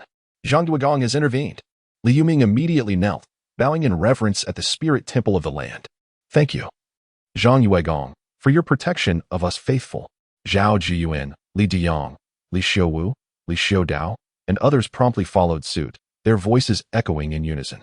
Thank you, Zhang Yuegong, for your protection of us faithful. Then, a multitude of warriors knelt down, expressing their devotion. Thank you, Zhang Yuegong, for your protection of us faithful. Soon after, the entirety of Seahai Town's faithful joined in the reverence. Indeed, it is a righteous deity. He is the divine protector of us all, driving away the darkness with his supreme divine thunder. Our arrival here must surely be the result of the great deity's unparalleled power guiding us. This place is free from sandstorms, the soil is fertile, and the vegetation is lush. It is nothing short of a paradise. We offer our gratitude to the mighty deity for your protection. In Huasha village, the village chief, He Yuanming, immediately knelt and proclaimed aloud. We thank the great deity for your protection. The other villagers followed suit, kneeling with expressions of excitement, fervor, and gratitude. At this moment, many villagers firmly reaffirmed their faith, becoming significantly more devout. After all, the divine protector had led them out of the desert and into this bountiful land, a place they could only dream of in the past. Here, they would no longer be threatened by malevolent forces. With fertile land, their safety was assured. All of this was bestowed upon them by the divine protector, and naturally, they would sincerely worship the one who granted them all these blessings. In the divine realm, Liu observed the deep purple thunder bead that had appeared in his hand. This bead was formed from the 12 strikes of the crimson sky divine thunder, which had consumed all heavenly lightning. Within this bead lay the essence of 12 humanoid beings along with the power of all heavenly thunder. As for the 12 strikes of the crimson sky divine thunder, they had naturally dissipated. This was a manifestation of the 8th tier divine art, crimson sky divine thunder, by unleashing 12 strikes simultaneously. He was able to engulf the vast heavenly lightning, culminating in the creation of this singular thunder bead. Had even one strike been absent, he would not have been able to absorb the overwhelming heavenly lightning nor the 12 humanoid beings. The battle had expended 4,100 units of divine power. But it was not in vain. This thunder bead was a 6th tier item. A smile crept across Liu's lips.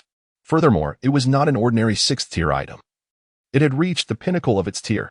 It was far more precious than the Lotus of the Earth he had procured a month prior, which had been enhanced 100-fold.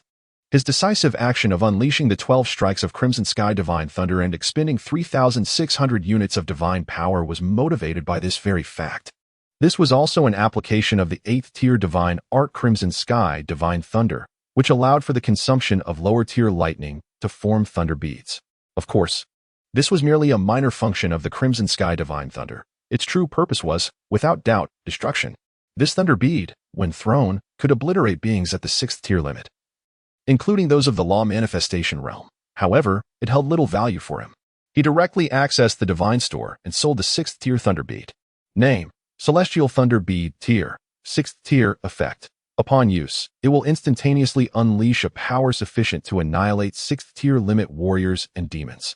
Price: 19,000 units of divine power. 19,000 units of divine power. A smile graced Li Yu's face. 3,600 units of divine power exchanged for 19,000 units, including the 500 divine powers expended in the application of the Radiance technique. I have still accrued a total of 14,900 divine powers. At present, my divine power has reached 37,480, bringing me one step closer to the coveted goal of 150,000 divine powers. A glimmer of anticipation flickers in his eyes as he envisions the moment when he will amass the necessary divine power to ascend to the 8th tier of divinity.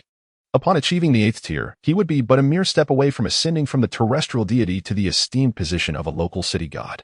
City god. He murmurs softly. If the terrestrial deity represents the foundational tier of the divine hierarchy, then a local city god signifies a position within the mid-tier of this celestial order. Shaking his head, he sets these thoughts aside. One must consume their meal bite by bite and traverse their path step by step. With a deep breath, he directs his thoughts and opens the personal tasks, glancing at the tasks that have already appeared before him. This particular task is one he can complete now. In fact, had it not been for the commencement of the Divine Festival, he would have already accomplished it. The expansion of the spectral soldiers is timely, as it is now the moment to dispatch them to vanquish the monsters that lurk within the borders of Xian County. Li Yu's expression remains composed. Not only does he possess formidable divine power, but he also commands a plethora of resources. It is only natural that he elevates the strength of both the Four Seas town and the spectral soldiers under his command to a new echelon. Thus, he can truly manifest the overwhelming might of a deity who once stood as an 8th-tier terrestrial god. Chapter 80. Zhaojiu Yuan. Do you wish to become a deity? Gazing upon the underworld law domain, where a dozen Class C and Class D believers chose to enter the cycle of reincarnation, Li Yu maintained a calm demeanor. He held little regard for the Class C and Class D believers, as these tiers were the most easily attained. It was only the ascent to Class B that posed a significant challenge, and the leap from Class B to Class A was an even greater hurdle. There remained 48 souls, all appointed as underworld soldiers. He looked down upon the underworld law domain and with a gentle wave of his hand, a series of decree of the underworld soldiers materialized. Simultaneously, 48 second-tier underworld soldier artifacts took flight. Previously, upon completing personal task 9, he had received 22nd-tier underworld soldier artifacts as a reward. Moments later, the memories of the 48 believer souls were entirely erased, transforming them into Class D underworld soldiers clad in armor, wielding spectral weapons. Next, he turned his gaze to the 2 Class B believer souls kneeling before him. These individuals were designated to lead his underworld soldiers. He intended to elevate them directly to the rank of Class A underworld soldiers.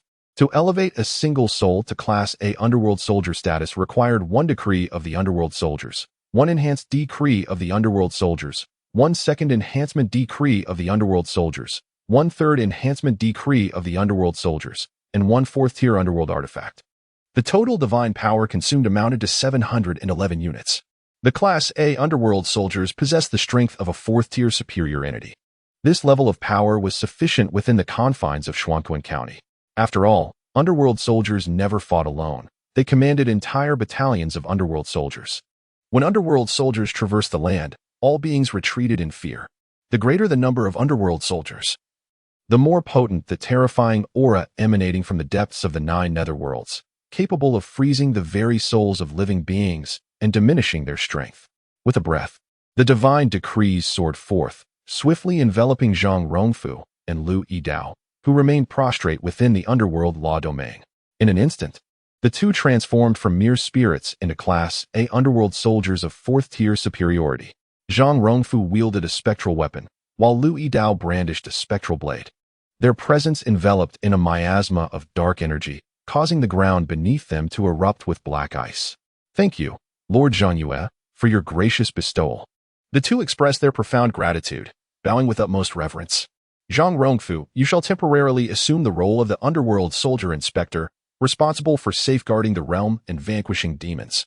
Lu Yidao, you shall serve as the deputy inspector of the underworld soldiers." Li Yu's voice resonated within their minds, both indifferent and authoritative. "We shall faithfully adhere to your divine mandate." They replied with utmost respect. They then led their contingent of underworld soldiers to the underworld law domain beneath Qianling Mountain, where an additional 22 underworld soldiers awaited, all under the jurisdiction of the underworld soldiers. As time passed, 3 months swiftly elapsed. During this period, Li Yu elevated the cultivation of the temple priest Li Yuming to the mid-4th tier. He also conferred titles upon Zhang Rongui, Li Xiudao, Zheng Xinlan, and He Yuanming, appointing them as chief priests. Among them, Zhang Rongui, Li Xiudao, and Zheng Xinlan all possess mid-tier 3rd stage cultivation, while only He Yuanming has achieved the pinnacle of the 3rd stage. After all, He Yuanming was originally a superior 3rd stage warrior. Following his consecration, his formidable energy transformed into qi, allowing him to become a qi refiner and elevate his cultivation by a notch. The ranks of the ghost messengers and the legion of spectral soldiers have expanded once more. Among them, Liao Xiuer and Li Yutang, the chief and deputy inspectors of the Soul Snatching Division, have ascended to the rank of Class A ghost messengers, boasting superior 4th stage strength. In the dead of night, the sky was adorned with twinkling stars, and a solitary cold moon concealed behind ominous clouds. Li Yu stood within the divine realm, yet his gaze was fixed beyond its confines. Zhao Jiyuan had finally achieved complete sanctification, becoming my foremost holy level believer. A hint of a smile graced his lips as he gently waved his hand, sending a soft breeze towards Zhao Jiyuan's abode. Zhao Jiyuan stared in astonishment at his own hands, feeling an extraordinary radiance emanating from within. Though his eyes could not perceive it, he sensed an inner brilliance illuminating his very essence. In that moment, his soul became remarkably pure, akin to a flawless crystal devoid of any impurities. His spirit shone with strands of divine light, and under this sacred illumination, Zhao Jiyuan felt his physical form undergoing a rapid metamorphosis. In an instant, he transitioned from mid-tier 3rd stage to superior 3rd stage. And that was not the end. Enveloped by the divine light, having just attained the superior 3rd stage, he surged forward, crossing the threshold into the pinnacle of the 3rd stage. This was a realm he had previously deemed unattainable. Yet now, it was as if he had reached it in the blink of an eye. He experienced no sensation of breaking through barriers. It felt as effortless as eating or drinking. "Is this the transformation that the temple master spoke of?" he murmured to himself. As a former divine constable of Xian County, he was no fool. From the temple master, Li Yuming, he had learned that he was undergoing a certain transformation, though he had never sensed it until today. Finally aware of this change, he was taken aback by its intensity, which had enabled him to leap across 2 minor realms in cultivation. This revelation filled him with astonishment. What exactly is this transformation? Zhao Jiyuan, come to meet this deity. Suddenly, a voice, lofty yet exuding a detached authority, resonated within his mind. The instant the voice echoed, a divine power radiated outward, compelling reverence and submission. "Lord Zhangyue? Lord Zhangyue has summoned me for an audience." Zhao Jiyuan felt an exhilarating rush at this thought. Initially, his most significant purpose in coming here was to meet Lord Zhangyue, yet so much had transpired that he had become the most devout believer of Lord Zhangyue. A gentle breeze swept by, lifting Zhao Jiyuan into the air. Moments later, he arrived at Baihu Mountain, which lay over 40 miles from Sihai Town. Li Yu stood atop the summit of Baihu Mountain, hands clasped behind his back. He was adorned in a robe of the 8th rank, its style and aura far surpassing the former 9th rank robe of the local deity. Upon his head rested a crown, radiating an immense presence akin to that of the heavens and the earth. To Zhao Jiyuan, the figure standing ahead seemed to encompass the entirety of the world. As for the other figure, bowing respectfully to one side in a deep blue robe, he naturally overlooked it, for that figure appeared so towering in his eyes, even more so than the majestic peaks beneath his feet. Devotee Zhao Jiyuan, I pay my respects to Lord Zhang Yue, he exclaimed, overwhelmed with excitement and emotion as he knelt down. At long last, he had finally met Lord Zhang Yue.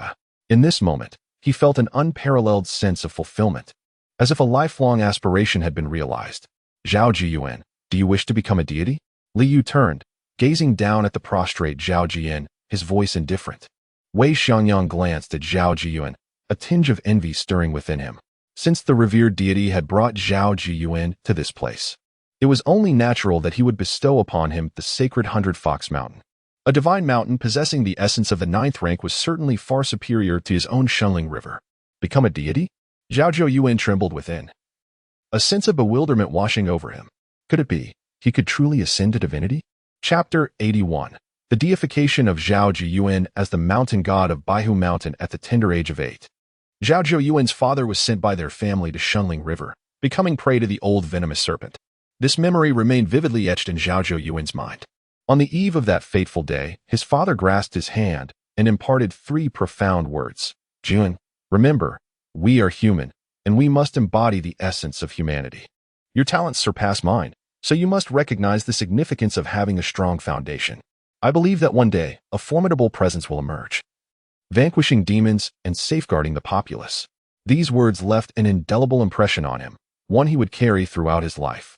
As a human, he dedicated his existence to relentless effort, aspiring to ascend to the 4th tier, the Yinyang realm, to become a master and forge a future for the human race of Xian County. He joined the county office and rose to the position of Divine Constable, which deterred various demon factions from targeting him. The county office served as a crucial equilibrium for the competing demon powers in Xian County, thus entangling them too deeply to act recklessly. At that time, he believed that the county lord was his steadfast ally. However, upon arriving at Sihai Village, he realized that only the divine could serve as a true pillar of support. Upon confirming that Zhang Yuegong was indeed a genuine deity, he immediately knelt before the land spirit temple for 10 days, devoutly embracing his faith in Zhang Yuegong. He yearned to grow stronger, to slay demons, and to protect the common folk of humanity. This vow had been etched into his heart ever since he witnessed his father's fate as a sacrifice to the demons. Yet, as the years passed, he found himself stagnating at the 3rd tier's mid-level, with no glimmer of hope for ascending to the 4th tier. Without reaching the 4th tier, he remained but an ant, incapable of safeguarding the populace. Now, at this moment, when Zhang Yuegong personally inquired whether he wished to ascend to divinity, his mind was flooded with memories of his past impotence. The exhilaration and fervor experienced during Zhang Yuegong's manifestation, and the piety he had embraced thereafter. I, the faithful Zhao Jiyuan, am willing to become a deity. I express my deepest gratitude to Zhang Yuegong for this blessing. He took a deep breath, suppressing the tumult of excitement and emotion within him, and respectfully bowed once more. With this bow, he transcended his mortal existence to become a deity. Liu maintained a serene demeanor as he gazed down upon the prostrated Zhao Jiyuan. He extended his hand, unleashing 300 strands of divine power that coalesced in the air, forming the decree of divine authority. Following this, another 100 units of fragments from the 9th grade divine path laws soared forth, illuminating the decree of divine authority in a dazzling display, akin to stars encircling a radiant sun, ascending majestically. Subsequently, the decree of divine authority and the 100 units of 9th grade divine path law fragments surged into Zhao Jiyuan's body in an instant. I, the rightful deity of the Sihai town, hereby decree that my devout believer, Zhao Jiyuan, is appointed as the mountain god of Baihu Mountain, a divine entity tasked with the stewardship of the mountains and earth's veins. Li Yu's voice, both authoritative and detached, resonated across the vast expanse of his domain. As his words echoed, Baihu Mountain trembled, and the spiritual energies beneath the earth became unusually vibrant. It seemed as if a jubilant cheer echoed forth, welcoming the long-awaited master of 100 Fox Mountain. The mountains trembled, and the heavens above erupted with thunder. Zhao Jiyuan immediately sensed his radiant soul becoming even more resplendent and crystalline. A terrifying force surged within him. The divine talisman shimmered brilliantly, as his original true energy was completely obliterated, vanishing into thin air. Waves of divine power manifested from the talisman, circulating throughout his body. His form was undergoing a transformation, transcending from mortal to divine. The 100 units from the fragments of the 9th grade divine laws coalesced into radiant light, merging with his translucent soul. A tremendous divine might erupted from him. Within his mind, 7 divine techniques emerged: Cloud Mist Technique, Heavenly Thunder Art, Flight Technique, Golden Blade Art, Dream Invocation, Summoning of Een Soldiers, and Reinforcement of Een Soldiers.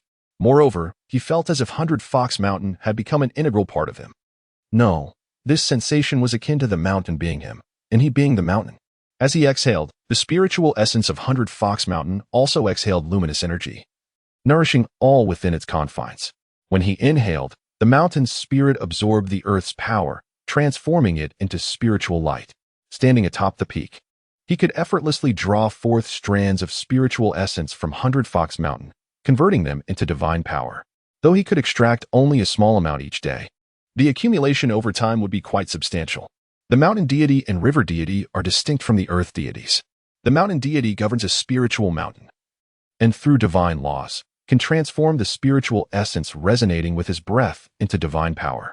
The river deity presides over a sacred river, functioning similarly. This is not merely a territory, but rather their physical form. Extracting divine power from this form is a unique ability possessed solely by mountain and river deities. Only they hold such a body. The earth deities lack this capability. Naturally, the divine power extracted from spiritual essence is limited. It requires long-term accumulation and pales in comparison to the fervent offerings of devotees. As for territories, both Zhao Zhuoyuan and Wei Xiangyang, as 9th-grade deities, have a territory spanning 50 acres. However, their territories are irregularly shaped. For instance, Wei Xiangyang, as the river deity of Shunling River, has his territory along both banks of the river. Yet, in truth, their territories are not of paramount importance. As my subordinate deities, their strength will not diminish within my territory. Liu gazed down at his 2 subordinate deities, feeling quite satisfied. At this stage, he mused. There should be no other Blue Star deity possessing 2 subordinate deities, even among those who attained a 2nd or 3rd subordinate during the Divine Assembly. Having received rewards from the 9th-grade Divine Law fragments, it is unlikely they could bestow 2 subordinate deities. Nevertheless, these 2 ought to begin making rapid progress. He pondered softly. Becoming a deity, one must advance swiftly, step by step. Those 2, having received fragments of divine law, if they are wise, they should realize the potential to mitigate the divine power of 2nd-grade Een Soldier artifacts, then profit immensely from selling such artifacts to amass divine power. Even in these past 3 months, those 2 may have ascended to the esteemed rank of 9th-grade deity. He maintained a tranquil demeanor. Of course, those 2 were not in the same realm as him, which did not affect his business. However, it could not be ruled out that they lacked the ingenuity to consider utilizing the 2nd-grade Een Soldier artifact to accumulate divine power. Zhao Zhuoyuan.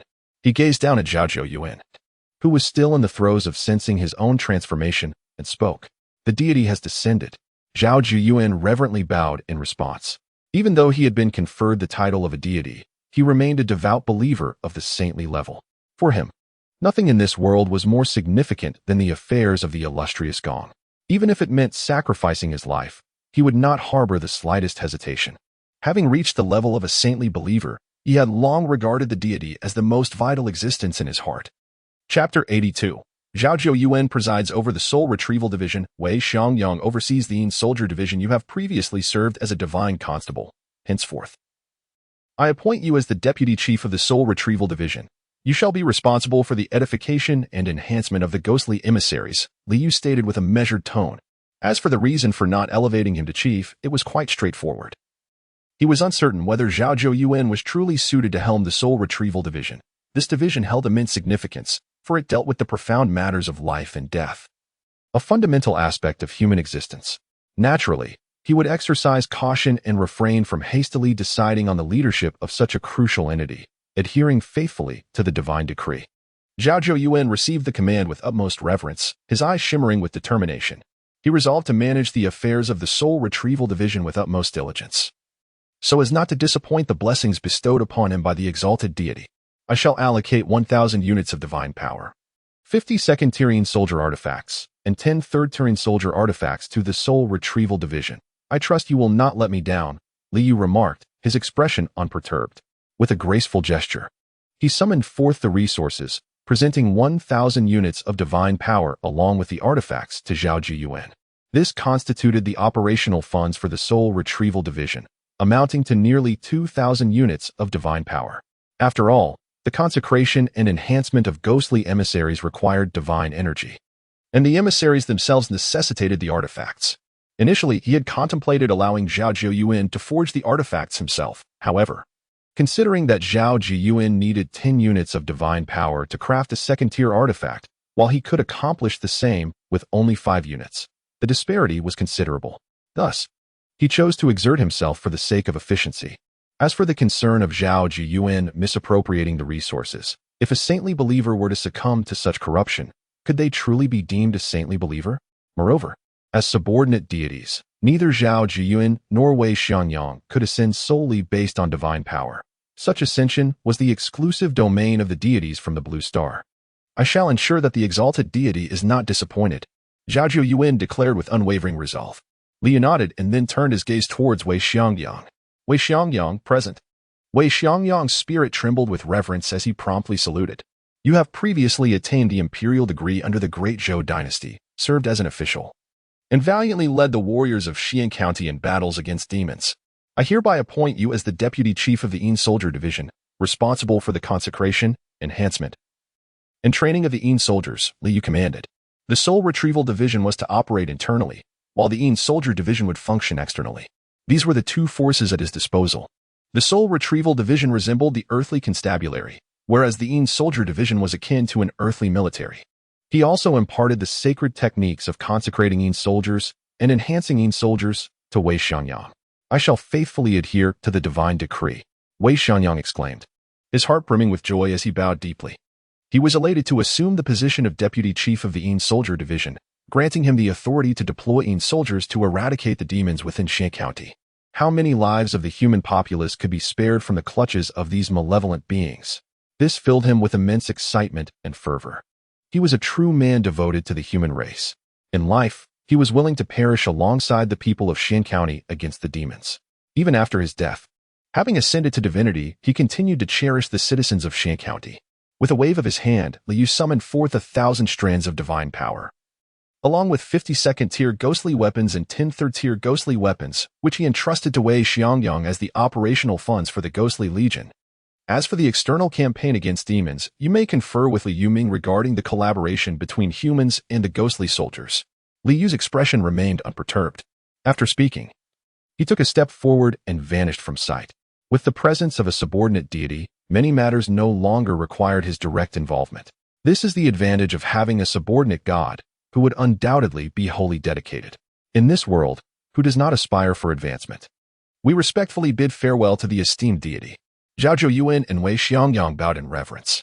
In Zhou County's town, an elderly man rode slowly into the city on a donkey. On either side of the streets, numerous vendors were peddling their wares. Candied hawthorn for sale, crisp and sweet candied hawthorn, steamed buns, soft and fragrant steamed buns, affordable flatbreads, sugar figurines, a variety of sugar figurines. The old man, intrigued by the array of delicacies, tugged at the ears of his black donkey and halted before the candied hawthorn stall. One skewer, please. Certainly. Only 3 copper coins. The vendor grinned widely, handing a skewer of candied hawthorn to the old man. The elder rummaged through his belongings and produced 3 coins for the vendor. So sweet, he murmured, taking a bite of the candied hawthorn, his eyes narrowing in delight. The black donkey continued its journey, and soon they arrived at a modest courtyard. The courtyard appeared ancient, evidently aged with time. The donkey did not stop. Even with the gate closed, it charged straight toward it. The water rippled as the donkey seamlessly passed through the gate. Entering the courtyard, members of the Gu family, come forth to see me. The old man half reclined upon the donkey's back, speaking calmly. His voice, though soft, resonated throughout the entire courtyard, startling all within. Before long, a dozen individuals of various sizes emerged, led by a middle-aged man who bowed respectfully. Gu Xia pays respects to the esteemed one. Where is Guanji? The old man glanced at the middle-aged man, his tone indifferent. Uncle has passed away. Gu Xia replied, his face sorrowful and anxious. Passed away? The old man's eyes narrowed, and he took a gentle bite of the candied hawthorn, his voice turning icy. Since Guanji is dead, what use do you have left? As his words fell, he lightly shook the skewer of candied hawthorn. Instantly, all the members of the Gu family present, including Gu Xia, as well as several women and children who had not emerged from the depths of the courtyard, were lifted into the air, bursting forth in a spray of blood that coated the old man's candied hawthorn, rendering it an even deeper crimson. It has become sweeter. The taste is utterly delightful. The old man took a bite of the enchanting candied hawthorn, his satisfaction evident. Such candied hawthorn was his favorite. However, Gu Anji has actually perished, a waste of a 9-hearted demonic lotus and 10 members of the Fox clan, each possessing the bloodline of the 3-tailed spirit fox. Without him, the one who had perfected the blood spirit fox body, I cannot ascend to the mid-tier of the 5th rank, he murmured to himself. Gu Anji was but a pawn in his grand scheme, a plan meticulously crafted over 30 years. Yet now, this crucial piece has met its demise. How can I hope to elevate to the mid-tier of the 5th rank with such an important piece gone? In my sect, I am the sole remaining individual still languishing in the lower 5th rank. Even my junior sister, who entered the sect 50 years after me, has already advanced to the mid-tier of the 5th rank. My pawn has been destroyed. I shall see who within Xian County dares to be so audacious. The old man's expression darkened. As a being of the lower 5th rank, he was invincible within the confines of Xian County. Those who dared to slay his pawn must be prepared to face their own demise. Mounting his black donkey, he turned it towards the peak where Gu Anji was instructing 9 little foxes in their studies. Yet, halfway there, he halted. It would be prudent to inquire further. Though merely a county town, one must not be overly careless. He murmured to himself. Having survived until now, he was far from a reckless individual. Chapter 83. The Formation of Een Deity Image Bestowed upon the Human Race. Personal Task 11. Task Description. As a pioneer of a divine path, you have sheltered an increasing number of human believers, and you require sufficient divine assistance to manage the ever-growing array of responsibilities. Task Objective. Infef 2 Deities. 2-2. Task Reward. Een Deity Image Formation. 1 Battle Body Divine Talisman. And 300 units of divine power. Li Yu stood within the divine realm, receiving his task rewards. The previous task, Personal Task 10, involved in feffing over 50 Class D soldiers, while Personal Task 9 required the enfeefment of over 50 Class D Ghost Messengers, both of which he had completed 3 months prior, earning 20 second-tier soldier artifacts, 3 third-tier soldier artifacts, and 200 units of divine power as rewards. Now he had just completed Personal Task 11. With a soft breath, a formation and a divine talisman materialized before him, and he felt an infusion of 300 units of divine power within him. His divine power had now reached a total of 43,525 units. Had it not been for the considerable consumption of divine power during the enfeefment of temple priests, enhancement of ghost messengers and Een soldiers, and the enfeefment of deities, he might have already approached 50,000 units of divine power. The Een Deity Image Formation and the Divine Talisman. Li Yu's gaze fell upon the 2 newly acquired items. They were remarkably precious artifacts. He had not anticipated such valuable rewards from a personal task. Name: Een Deity Image Formation. Rank: Special Effect. When the formation is deployed, it can accommodate up to 1,000 Een soldiers. A minimum of 100 Een soldiers is required to form an Een Deity image, with the rank of the image determined by the strength and number of the Een soldiers within it, starting from the lowest tier of a minor deity. This integration consolidates the scattered power of the Een soldiers. The weakest formation results in a minor deity, equivalent to the 2nd-tier limit. However, if the number and strength of the Een soldiers increase, they may very well form an Een Deity image ranging from the 9th grade divine tier to the legitimate 9th grade divine tier, or even the 8th grade divine tier. Li Yu's eyes sparkled with excitement. Undoubtedly, this formation would elevate the power of the Een soldier department by more than a single tier. Currently, the Een soldier department comprised 170 Een soldiers. Among them were 2 Class A Een soldiers of 4th tier upper strength, 3 Class B Een soldiers of 3rd tier upper strength, 15 Class C Een soldiers of 2nd tier upper strength, and 150 Class D Een soldiers of 2nd tier lower strength. He felt a surge of curiosity. After the formation of the Een Deity image by these 170 Een soldiers, what level of power could they attain? Would it be the 9th grade divine tier, or the legitimate 9th grade divine tier? The Een Deity image aligns with the ranks of deities, avoiding any discrepancies such as lower or middle 5th tier strengths. It would either be the 9th grade divine tier at the 4th tier limit or the legitimate 9th grade divine tier at the 5th tier limit. With the Shadow God formation in hand, the collaboration between the Een soldiers and the warriors of the 4 Seas undoubtedly enhances their capability to exterminate the demons within the territory of Xian County. Only through such means can they truly be regarded as one of the paramount forces under the aegis of a deity. A smile graced Li Yu's face, though this also implied that the impending divine war to commence in just over a month would become increasingly intricate. In this divine war, the outcome would hinge not solely on the deities but also on the potential influence of the Yin soldiers. At this stage, it seems he is the only one among the Blue Star deities capable of completing the personal task, retrieve, to obtain the Shadow God formation. Even the second and third rank participants in the divine gathering would find it unattainable. Name, Battle Body Divine Talisman rank. Special effect, upon use. It allows a believer to transform from a mortal form into a martial battle body. As for this Battle Body Divine Talisman, its enhancement to a believer's combat prowess is nothing short of astonishing. Among humanity, battle bodies are exceedingly rare. Those who possess them can typically fight above their level, particularly against demons. A smile tugged at Li Yu's lips. What exactly is a battle body? It is a physique inherently suited for combat and slaughter. Zhao Zhou Yuan, Zhao Yo Yuan, and Guan Yu are all exceptionally gifted, their aptitude for martial arts far surpassing that of ordinary humans. However, such extraordinary talent is merely a manifestation of peculiarities in specific parts of their bodies. For instance, Zhao Zhou Yuan possesses a heart that burns as red as fire, while Guan Yu boasts an exceptionally strong right arm. In reality, this exceptional talent only signifies that they possess a minuscule fraction of a battle body. A true battle body, however, is characterized by every organ being extraordinary, surpassing that of ordinary humanity. Not only does it exhibit remarkable combat capabilities, but its cultivation in martial arts also progresses at an astonishing rate. To whom shall this battle body divine talisman be conferred? Li Yu pondered. In the short term, acquiring another battle body divine talisman seems implausible, as it would require the other Blue Star deities to complete their respective personal tasks before it becomes purchasable in regional trade. This will undoubtedly take a considerable amount of time. Yet, perhaps not. Li Yu's gaze suddenly deepened. The divine war is about to commence. Fortune favors the bold, while the timid may perish. This scenario presents both a crisis and an opportunity. Each victory in the divine war yields substantial rewards. Shaking his head, he resolved to push his capabilities to the utmost. He would face the divine war with equanimity. This battle body divine talisman shall be bestowed upon Li Xiuwu. His resilient character and the adversity he faced, having grown up orphaned and nourished by the kindness of others, reveal his potential as a protagonist.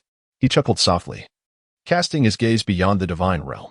With a flick of his fingers, this immensely precious battle body divine talisman transformed into a radiant beam of light, soaring out of the divine realm. In the battle of the faithful in divine warfare, one must truly honor the battle body divine talisman. Li Yu's expression remained calm. Unexpectedly, Zhao Duren has ascended to become the mountain god of Baihu Mountain. It is astonishing that after Lord Wei Xiangyang, the second individual to be conferred divinity by the illustrious Zhang Yue is none other than Lord Zhao. Yo Yuan, your grandfather has attained godhood, and you are now a descendant of the divine. We too should strive diligently, for perhaps one day we might also ascend to divinity. Lord Zhao was conferred this honor for his devout faith in the illustrious Zhang Yue, and we must certainly intensify our devotion as well. Within the temple hall, Li Yuming sat at the head. To his left sat Li Deyong, Chen Matzi, Liao Jingxian, Li Xiuwu, and Li Xiuling. To the right were Zhang Rongui, Li Xiudao, He Yuanming, Zheng Xinlan, and Chen Ergu. The faces of all present were still alight with excitement and fervor. Clearly, the elevation of Zhao Zhou Yuan to divinity had invigorated their spirits. If Zhao Zhou Yuan could be conferred godhood for his devout faith in the illustrious Zhang Yue, then why could they not aspire to the same? They held this conviction firmly within their hearts. At that moment, a radiant divine talisman of golden light soared in from outside, flashing and merging into Li Xiuwu's being. Instantly, a dazzling golden brilliance erupted from Li Xiuwu, lifting skyward and even threatening to overturn the roof of the temple hall, creating a stunning spectacle in the heavens. This is Zhao Youyuan, merely 23 years of age, has already attained second-tier upper-level cultivation, now suddenly rising to his feet, his eyes wide with shock as he exclaimed, The battle body phenomenon. Li Xiuwu has acquired the battle body. Astonishment rippled through the others, their bodies trembling at the revelation. They were no longer ignorant. Over the past 10 months, they had learned much and understood the significance of the battle body. Aha! The illustrious Zhang Yue has bestowed the battle body. Our Sihai town shall also produce a human battle body. Li Yuming laughed heartily, overwhelmed with joy. The might of a human battle body is sufficient to instill fear in demons and monsters. Simultaneously, in the center of an ancient and austere hall, the weathered bronze bell suddenly resonated with a chime. The venerable elder seated cross-legged nearby immediately opened his eyes, gazing toward the verdigris-covered bell. Chapter 84. The ninth battle body of the human race. The feathered battle body. Has our human race finally produced another battle body? I wonder which kind it is. The old man, clad in a simple gray robe, with white hair and beard, and a visage as gaunt as a withered branch, murmured to himself. He slowly rose to his feet, his hands reduced to mere skin-enveloping bones, resembling the delicate claws of a chicken. This marks the seventh battle body to emerge from Tianlin County in 50 years. This particular human battle body is bound to attract considerable contention. The old man stood, his gaze profound and contemplative. He gently pushed open the grand hall's door, and the blinding sunlight poured in, causing him to squint. Standing at the threshold of the hall, gazing at the undulating mountains in the distance, he felt a surreal sense of detachment from the world. Over the past 50 years, he had opened this door only 7 times. After all, each day, someone brought him meals. His sole duty was to vigilantly guard the battle body bell, awaiting the resonant chime of this ancient relic passed down through the ages. Where could this new battle body have originated? He whispered softly. Trembling, he retrieved a sheet of purple paper from his bosom, turned, and struck the weathered battle body bell with it. Instantly, the bell swayed gently, and a trace of verdigris coalesced, imprinting upon the purple paper to form a map. The old man stepped forward to unveil the paper. Examining the map above, it astonishingly indicated the territory of Xian County. It had been many years since a battle body had appeared in Xian County. Yet, I wonder which faction will seize this battle body. Ah, our human battle bodies. Once they fought valiantly against the heavens and the earth, slaying countless demons for the great Zhou Empire. In days gone by, even the mightiest demon kings were vanquished by our human battle bodies. But now, the old man lamented. His heart heavy, they have been reduced to nothing more than great medicine for the demons. Without hesitation, he slowly exited the grand hall, intent on relaying the news to various factions of demons. As for which demon faction would capture this human battle body and consume it as a potent elixir, that depended on the cunning of these demonic forces. Alas, I am confined here. If only I could partake of this battle body of my kin. The old man licked his lips, a strange green glimmer flickering in his eyes. He felt no remorse for the fate of the human battle body at the hands of the demons. Merely regret lingered within him, regret that he could not share in the feast. He too wished to consume the human battle body, to advance further in strength. Returning to the grand hall, he closed the door behind him and resumed his seated meditation, awaiting the next chime of the battle body bell. In the Four Seas town, a resplendent blazing sun materialized in the sky, radiating its brilliant light. Under the sun's fierce illumination, the world shimmered in splendor. However, the blazing orb soon transformed into a cascade of golden feathers, drifting upon the wind and dissolving into a shower of light. This is the legendary feathered battle body, Zhao Youyuan exclaimed, gazing in astonishment at the celestial phenomenon above. The Ascendant War Body, among the 9 formidable war bodies of the human race, it holds a prestigious rank. At this moment, an overwhelming sense of envy surged within him. Although he possessed extraordinary talent from a young age, with exceptional martial arts aptitude and unique vitality, achieving the second-tier upper level at merely 23 years of age, such distinctiveness paled in comparison to a human war body. Moreover, it was none other than the illustrious Ascendant War Body. How he longed to possess a war body himself. With his grandfather having been officially enshrined as the deity of 100 Fox Mountain, he resolved to devote himself more fervently to the worship of Zhang Yue, hoping that one day he too might receive the boon of a war body. His heart was ablaze with fervor. Witnessing the birth of a human war body was an exhilarating experience for him. He yearned for progress, fully aware of the immense power a human war body could wield. Should it flourish successfully, it could undoubtedly ascend to the pinnacle of strength within the great Zhou Empire. The mention of the Ascendant War Body ignited the eyes of Li Yuming, Li Deyang, and others. This was a legendary war body, a tale that had long circulated among the people. The emergence of an Ascendant War Body would undoubtedly bolster the might of the Four Seas town. It was imperative that the citizens of Four Seas town, Sangmu town, Huangsha village, Diulong village, 100 Fox village, and Zhanyao village be made aware of this. They must understand that through sincere devotion to Zhang Yue, not only could they aspire to be enshrined as local deities, but they could also hope to receive the grace of Zhang Yue and attain a human war body. Li Yuming promptly commanded that such a miraculous event be proclaimed, inspiring the populace to deepen their reverence for Zhang Yue. As for the potential risk of demonic entities learning of this, he welcomed the idea of them coming forth to meet their doom. Just yesterday, Wei Xiangyang, The river god of the Shunling River had consulted him regarding a campaign to eradicate the demons plaguing the vicinity of Xian County. Yes, Li Shoudao replied, maintaining a composed demeanor. Moments later, enveloped in a golden radiance, Li Xiuwu opened his eyes. His cultivation had previously reached the limit of the second tier, but he had now undergone a remarkable transformation, ascending to the mid-tier of the third level. His appearance, once merely ordinary, now emanated an ethereal charm, resembling a young gentleman stepping forth from an exquisite painting. A serene and transcendent aura radiated from him, marking a profound metamorphosis. Standing there quietly, he seemed to exude an essence of ascendance, as if he were on the verge of soaring beyond the confines of the world. Despite still donning his original robe, which appeared quite mundane, the fabric billowed with an otherworldly grace. The young men in the hall gazed upon him with profound envy, each wishing to attain such perfection. Strengthened, more handsome, who among them did not desire this? Li Xiuwu himself struggled to believe this transformation was indeed his own. He felt as though every movement could unleash power surpassing his previous cultivation, and any strike could obliterate the vital energies of his foes. Any attack from the enemy would naturally be diminished by his current physique. Grateful for the divine grace of Zhang Yue, he immediately prostrated himself, bowing reverently towards the temple of the Earth Spirit. His heart swelled with indescribable excitement and fervor. In the past, his greatest desire had merely been to be well-fed, warmly clothed, and to avoid being devoured by demons. He had never envisioned, not even in his wildest dreams, that one day he would possess the legendary human warrior physique. And all of this was bestowed upon him by the great grace of Zhang Yue. Thank you for this divine blessing. Li Yuming, Li Deyong, and others also knelt down, expressing their heartfelt gratitude. This was the grant of the human warrior physique to the inhabitants of Sihai Town. In the divine realm, Li Yu gazed at Li Xiuwu, who was kneeling on the ground, his eyes seemingly able to pierce through Li Xiuwu's very essence. So, this is the human warrior physique? The feathered warrior physique. Quite remarkable indeed. I possess 5 third-tier blessing talismans and 1 4th-tier blessing talisman.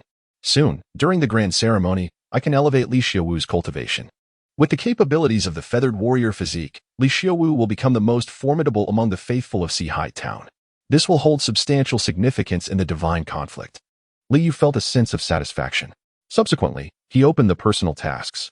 The rewards for Personal Task 11 were already exceedingly generous. What about Personal Task 12? According to the rules, this should be the final task of the 9th tier divine level. Li Yu turned his attention to the newly refreshed Personal Task 12. Chapter 85, The Task Requirements for 20,000 Believers. Territory Planning Personal Task 12. Task Description. You have already acquired a deity. Yet the number of believers remains woefully insufficient to propel both yourself and your deity to new heights. Strive to cultivate your believers, for they are the very foundation of a divine presence. Task Objective. Achieve a believer count exceeding 20,000. Task Rewards. 100 first-tier blessing talismans, 20 second-tier blessing talismans, 5 third-tier blessing talismans, 3 spirit field talismans, and 500 units of divine power. The task of developing believers. 20,000 believers. The rewards are quite appealing. A faint smile graced Li Yu's lips. He extended his hand, and instantly, the land register soared into his grasp. He gently flipped it open, revealing the clear inscription of 2,152 souls residing within his territory. Whenever his territory expands, the names of those who dwell within its confines for an extended period will inevitably appear in the land register. This duration is approximately 2 months, implying that as long as one resides within his territory for 2 months, they will be recorded in the land register. Of course, at present, he is at the 8th tier divine level, and the land register cannot document the 6th tier law manifestation entities. Once a name appears in the land register, the entirety of that individual's life experiences will unfurl in intricate detail, and their fate will henceforth lie within his dominion. It may sound tyrannical, but such is the authority of a terrestrial deity unbound by heavenly jurisdiction. Within his territory, he reigns as a legitimate deity, wielding the power of life and death. Furthermore, even in the absence of the land register, he can extinguish the life of any individual within his territory with a mere thought. 2,152 souls. The population has indeed surpassed 20,000. Yet the number of believers remains inadequate. Li Yu's expression remained tranquil as he accessed the believer information, directing his gaze toward the details. Daily offerings, 58,826 units, Dao-level believers, 0 daily providing 100,000 offerings, Heaven-level believers, 0 daily providing 10,000 offerings, Saint-level believers. 1 daily providing 1,000 offerings, Class A believers. 19 daily providing 100 offerings, Class B believers. 4. 250 daily providing 10 offerings, Class C believers. 13. 272 daily providing 1 offering, Class D believers. 1. 540 providing 1 offering every 10 days. The total number of believers has reached 19,082. Over the past 3 months, Li Yuming and others have performed admirably. Liu is highly satisfied with their efforts. Naturally, the ability to inspire such a large populace within his territory to revere him is significantly influenced by his 2 consecrations of deities. Each consecration is a grand affair. And such miraculous occurrences, coupled with the persistent promotion by Li Yuming and his associates, undoubtedly fosters devotion among the people. Moreover, their level of piety is commendable, with the majority ranking above Class C believers. As for the over 2,000 individuals who have yet to embrace him, they are likely to be children aged 5 and under. Currently, he reaps a divine power of 58 units daily. Calculating on this scale, this amounts to over 1,700 units of divine power per month. Such figures are almost unimaginable for the other deities of the Blue Star. After all, there still exists a small fraction of Blue Star deities in the realm of minor gods who can scarcely gather any offerings daily. Most of those who have ascended to the 9th rank of divinity are fortunate to gather merely 3 to 4 units of divine power daily, tenfold less than he does. Even without expenditure, it would take nearly 8 or 9 months to elevate to the rank of a true 9th-tier deity. Yet, as a deity of a particular domain, how could one refrain from consuming divine power? No matter how abundant one's resources may be, it is simply unfeasible. However, he is still short by 918 believers, which is not insurmountable. Wei Xiangyang has reached an agreement with Li Yuming to commence the eradication of the demonic forces within the jurisdiction of Xian County in 3 days. Once the demonic presence is vanquished and Li Yuming spreads the word, it will naturally attract a multitude of human citizens. Li remains calm, as he simply needs to wait a little longer, which does not concern him. Nonetheless, his territory currently appears quite chaotic, primarily due to the disorganized settlement patterns. There are too many villages, each with a scant population. He needs to reorganize the believers within his territory, merging some villages. He has the capacity to designate 4 land deities for 4 villages, thus excluding Sihai Town. He should only require 4 villages within his jurisdiction. With Sihai Town as the focal point, he plans to establish 4 large villages around it. Once Sihai Town evolves into Sihai County, these 4 large villages can be upgraded to towns. Li's gaze drifts beyond the divine realm. His jurisdiction spans 20,000 acres. He intends to erect these 4 large villages 50 miles in each direction from Sihai Town. These villages will serve as the future seats of the 4 land deities he will bestow. Following the first grand festival next year, they will commence construction, which will be expedited by the presence of numerous warriors. As for the population, he chuckles softly, for there are myriad ways to encourage the residents of Sangmu Town, Yulong Village, Baihu Village, and Zhanyao Village, among others, to relocate willingly. Yet, as of now, he still has not perceived any signs of a second saint-level believer. Is it truly so challenging to give birth to a saint-level believer? He shakes his head, feeling somewhat helpless. If no saint-level believers emerge, he will have to expend 200 units of 9th-tier divine law fragments to consecrate a deity. Regarding those who possess human merit, Li Yuming has garnered 20 units of human merit, obtained from his previous demon-slaying endeavors in Sangmu Town. However, since Li Yuming serves as his temple steward, he currently has no intention of consecrating him as a deity. The role of a deity is significant, but that of the temple steward is even more so.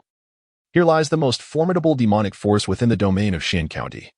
Known as Tianyuan Mountain, it is reasonable to presume that this place harbors the most comprehensive intelligence regarding the entirety of Xian County. An elderly man, mounted on a black donkey, stood beneath Tianyuan Mountain, murmuring to himself. The string of candied hawthorns in his hand had dwindled to 2, yet they appeared even more vividly crimson, as if freshly pulled from a pool of blood. Faintly, one could discern the souls of mortals struggling within, their anguished wails echoing, reflecting a torment that was both profound and grotesque. Just as he was about to venture into Tianyuan Mountain to inquire about some intelligence, a dense and ominous cloud of demon energy suddenly descended from the heavens, landing within the confines of Tianyuan Mountain. The cloud, dark as ink and imbued with a terrifying aura, was enough to instill dread even from a distance. The old man immediately tugged at his black donkey, his brow furrowing. Is this a lower-tier 5th-level demon? The essence of this demonic cloud originates from Juduan Mountain? What brings the 5th-level demons from Juduan Mountain to this locale? Before long, he was astonished to see 4 clouds of demons erupting from Tian Yuan Mountain. One of these exuded a fearsome aura, unmistakably a mid-tier 5th level. Among the other 3, 2 radiated an energy comparable to his own, representing lower-tier 5th-level demons. Only one trailing cloud possessed a significantly weaker essence, insufficient to reach the 5th level. Good heavens! 5th-level demons from Juduan Mountain, Blood Demon Abyss, and Golden Flood Cave. Where could they possibly be headed? Could it be that a precious treasure has been uncovered within Xin County, prompting these 3 factions to converge? The old man's eyes sparkled with intrigue. He stealthily pursued them, undeterred by the presence of a mid-tier 5th-level demon, daring to seize whatever treasure they might have discovered. Fortune favors the bold. Chapter 86. The elder brother of the heavenly ape ancestor storms into the Four Seas town. 4th brother, it is not my intention to criticize you, but remaining confined within this diminutive territory of Xin County offers little promise for your future. Although you may revel in your dominion here and partake in a considerable amount of human blood food, the quality is lamentably poor, with 3rd-tier human warriors being a rarity.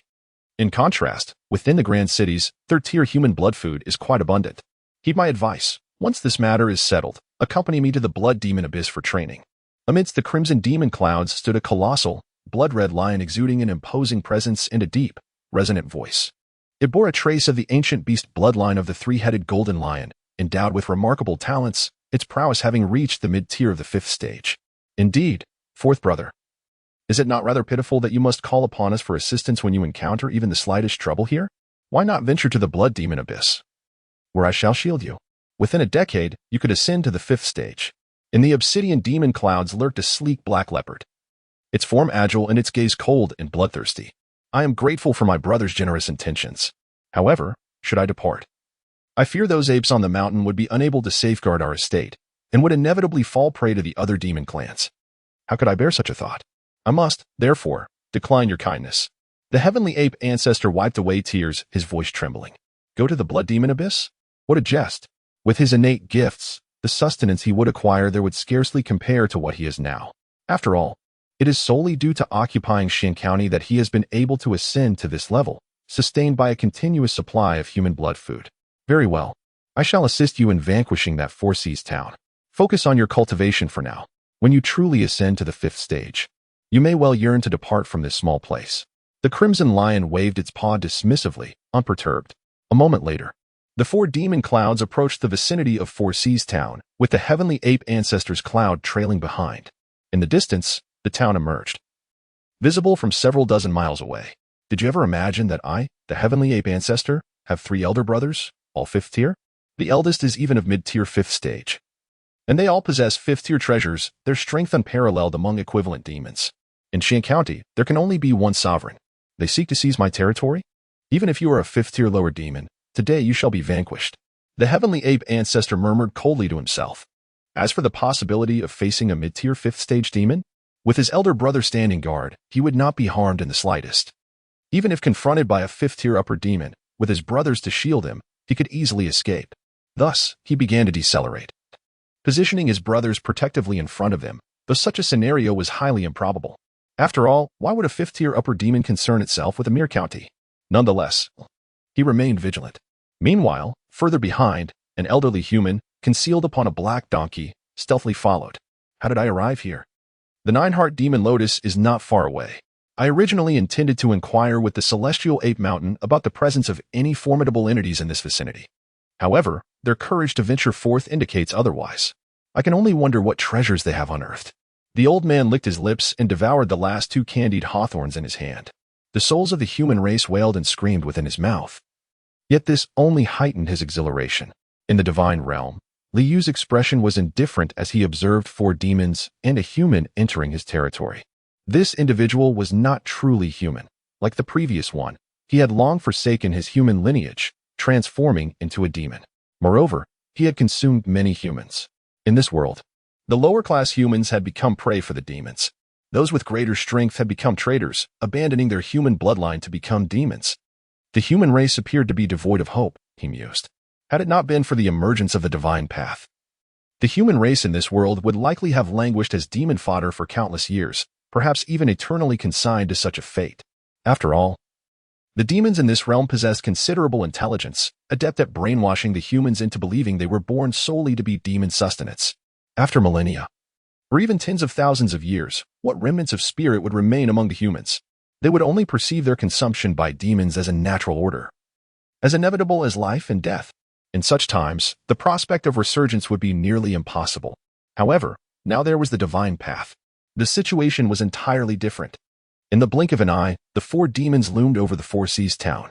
The celestial ape ancestor maintained a distance. A swirling miasma of demonic energy enveloped the heavens, as the crimson lion, the pitch-black leopard, and the emerald serpent gazed down upon the town. The three demons, colossal in stature, appeared as small mountains under the oppressive aura of malevolence. Reveal yourselves, demons lurking behind the scenes. The crimson lion roared, its voice echoing like thunder, sending visible ripples radiating outwards. A multitude of these ripples surged toward Four Seas town, threatening to annihilate all mortals beneath their terrifying force.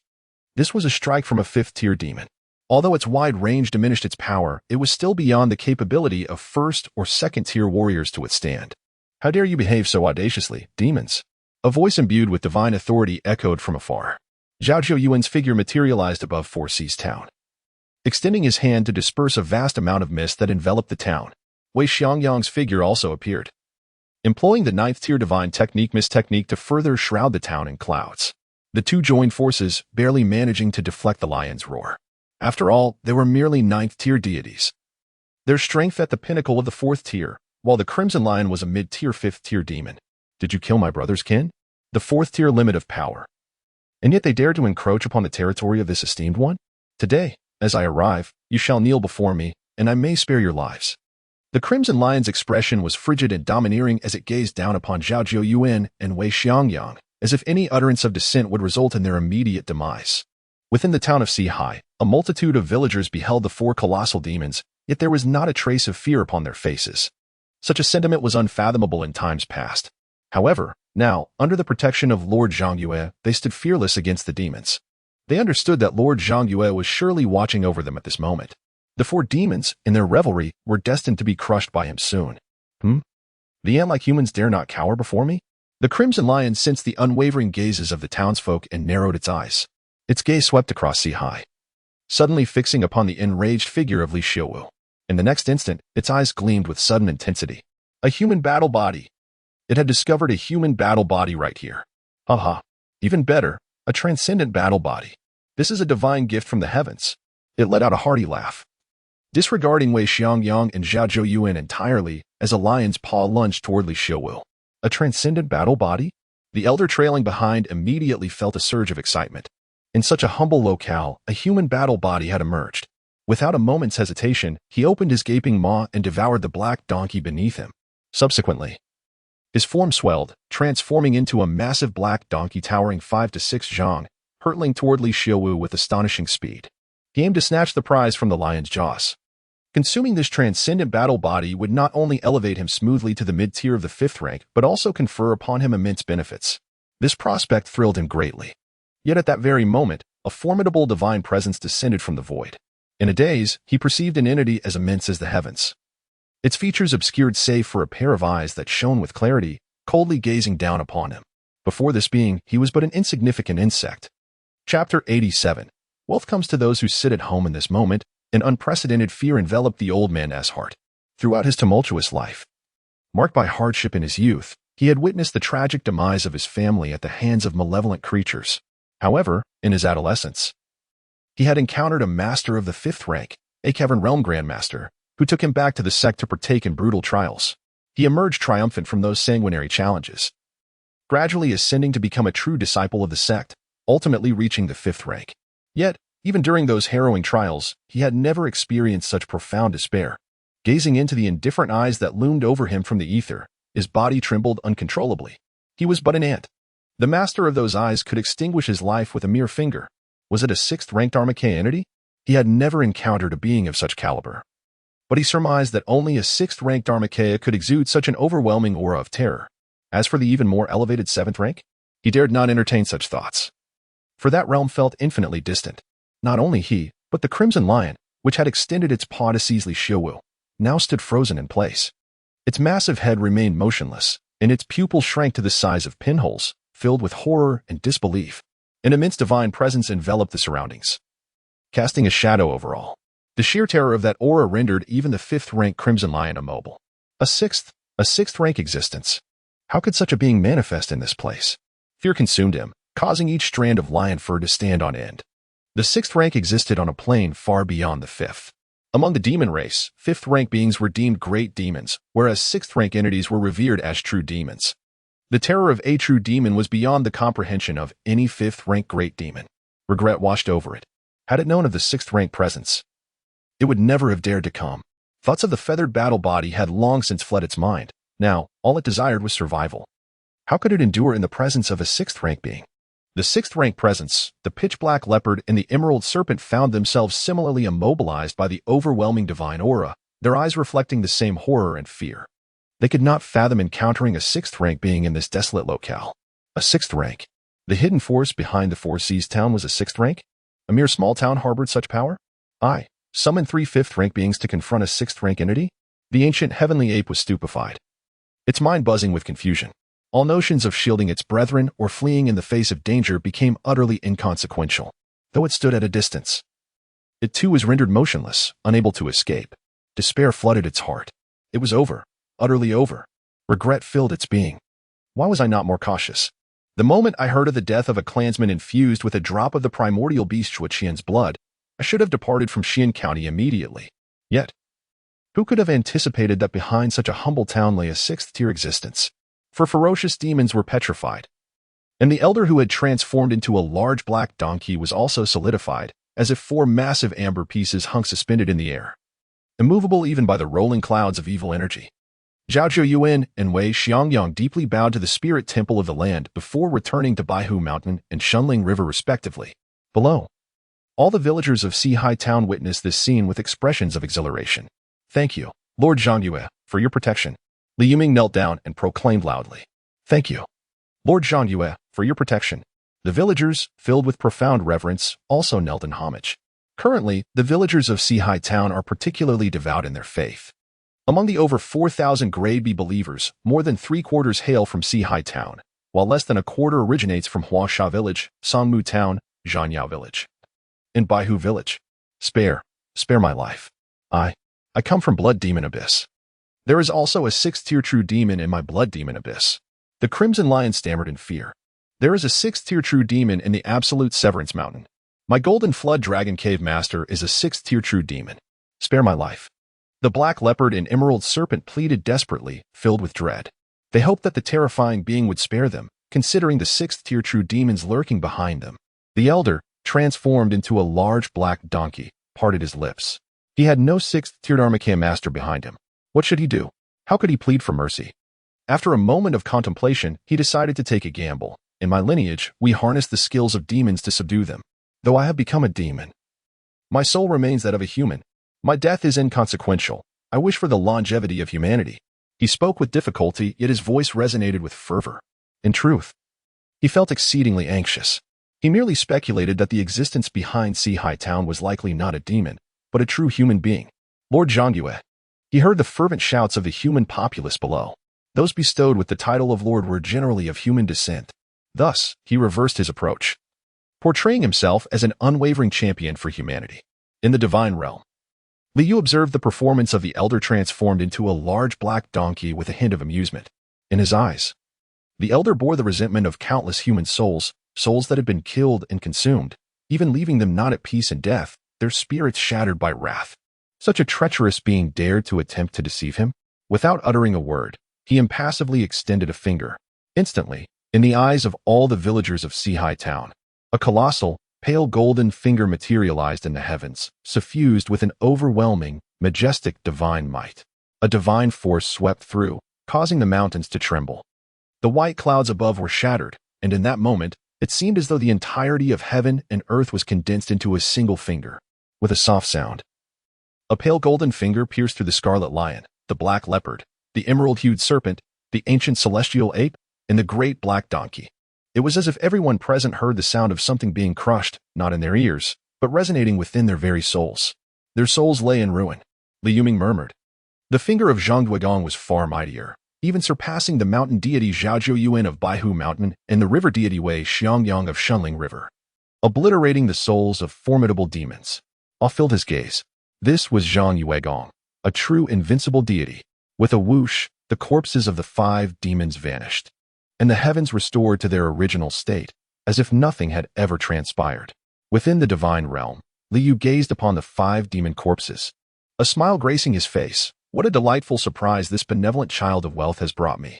Not only did he deliver 4 fifth-tier demon corpses, but he also presented 5 fifth-tier treasures.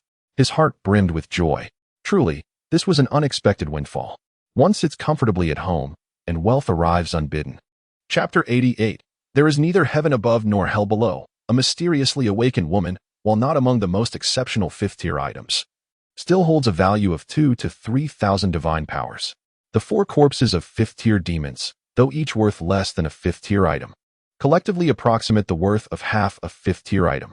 Li Yu chuckled softly, relishing the sensation of wealth arriving at his doorstep without effort. Were it not for these fifth-tier demons presenting themselves, neither the Four Seas Town nor the Yin Soldier Division could contend with such formidable foes. This one, presumably the ancient ancestor from the Sky Ape Mountain, indicates that the Sky Ape Mountain is indeed affluent. Previously, they had offered a drop of the ancient beast's blood, and now they present a fifth-tier item. He gazed upon the solitary 4th-tier demon corpse among the 5. This caused him to ponder. Had the Sky Ape ancestor remained at the Sky Ape Mountain, awaiting the encirclement by Four Seas Town and the Yin Soldier Division, would this 5th-tier item have eventually fallen into the hands of Li Yuming? Should it have reached Li Yuming, it would undoubtedly become an offering for the next grand ceremony.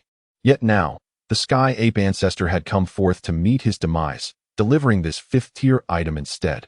The possibility of it becoming an offering had dissipated. Of course, the Sky Ape ancestor was nearing 5th-tier strength. Should the Four Seas Town and the Yin Soldier Division attempt to encircle him, he might very well escape. If he fled, he would naturally take this 5th-tier item with him, leaving no offerings of that caliber behind. Every action has its consequence. In this vast universe, all beings are entangled in the web of cause and effect. Li Yu mused. Even as a deity, he could not sever such ties. Indeed, he himself was ensnared in the complexities of causality. Shaking his head, he acknowledged that the path of cause and effect was far beyond his current capacity to resolve.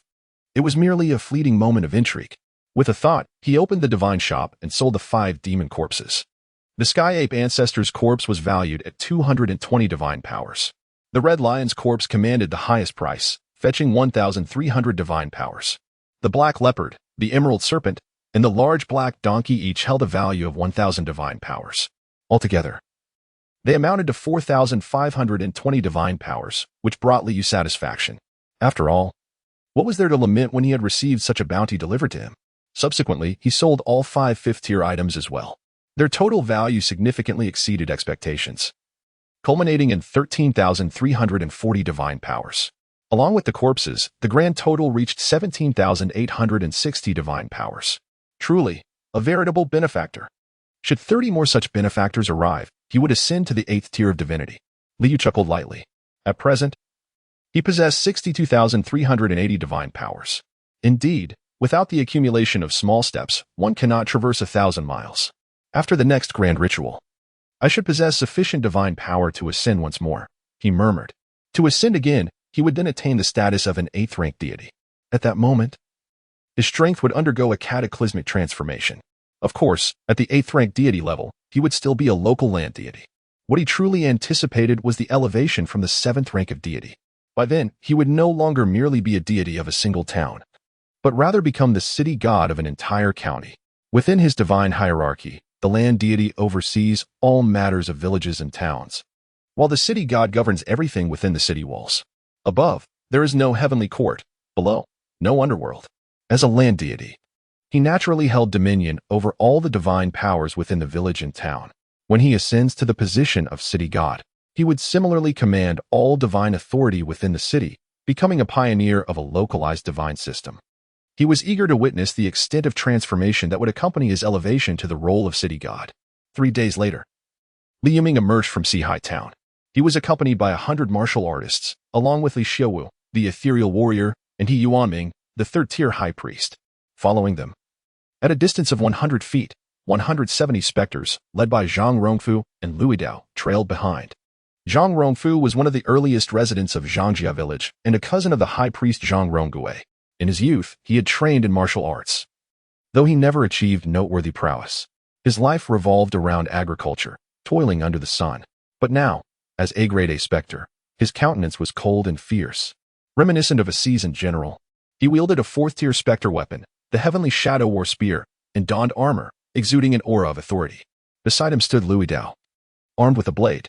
Lui Dao hailed from the early lands of monsters and was among the villagers that Li Yuming brought back to Sihai Town. He had once had a wife and children, but they perished at the hands of the monsters. Now, as A-grade A specter, he was filled with excitement and murderous intent at the prospect of hunting demons. Throughout his life, he harbored a profound hatred for these monsters, yearning to cleanse the world of their presence.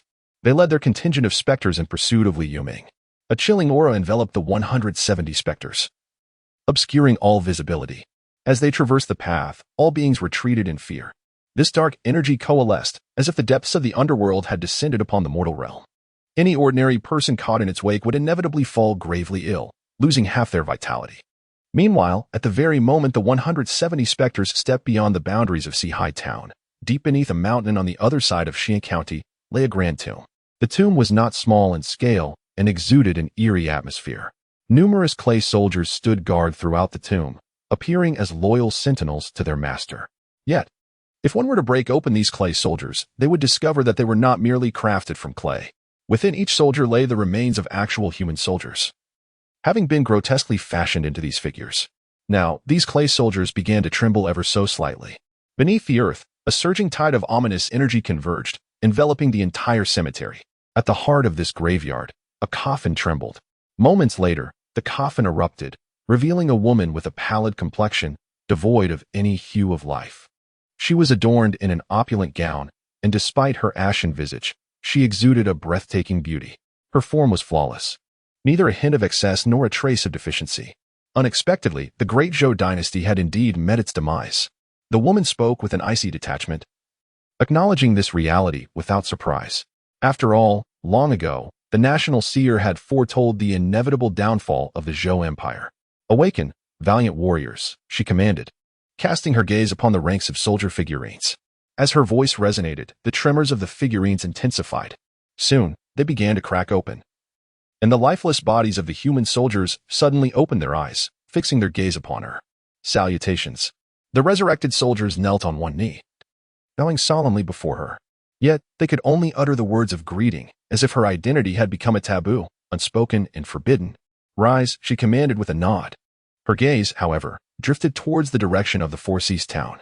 The reason for her revival lay in the dense, otherworldly energy that permeated the air. Though it was far away, she could still sense it. That direction, she mused with a furrowed brow. It emanated an oddly compelling aura. She resolved to investigate further. Chapter 89, The Princess of the Great Zhou Dynasty.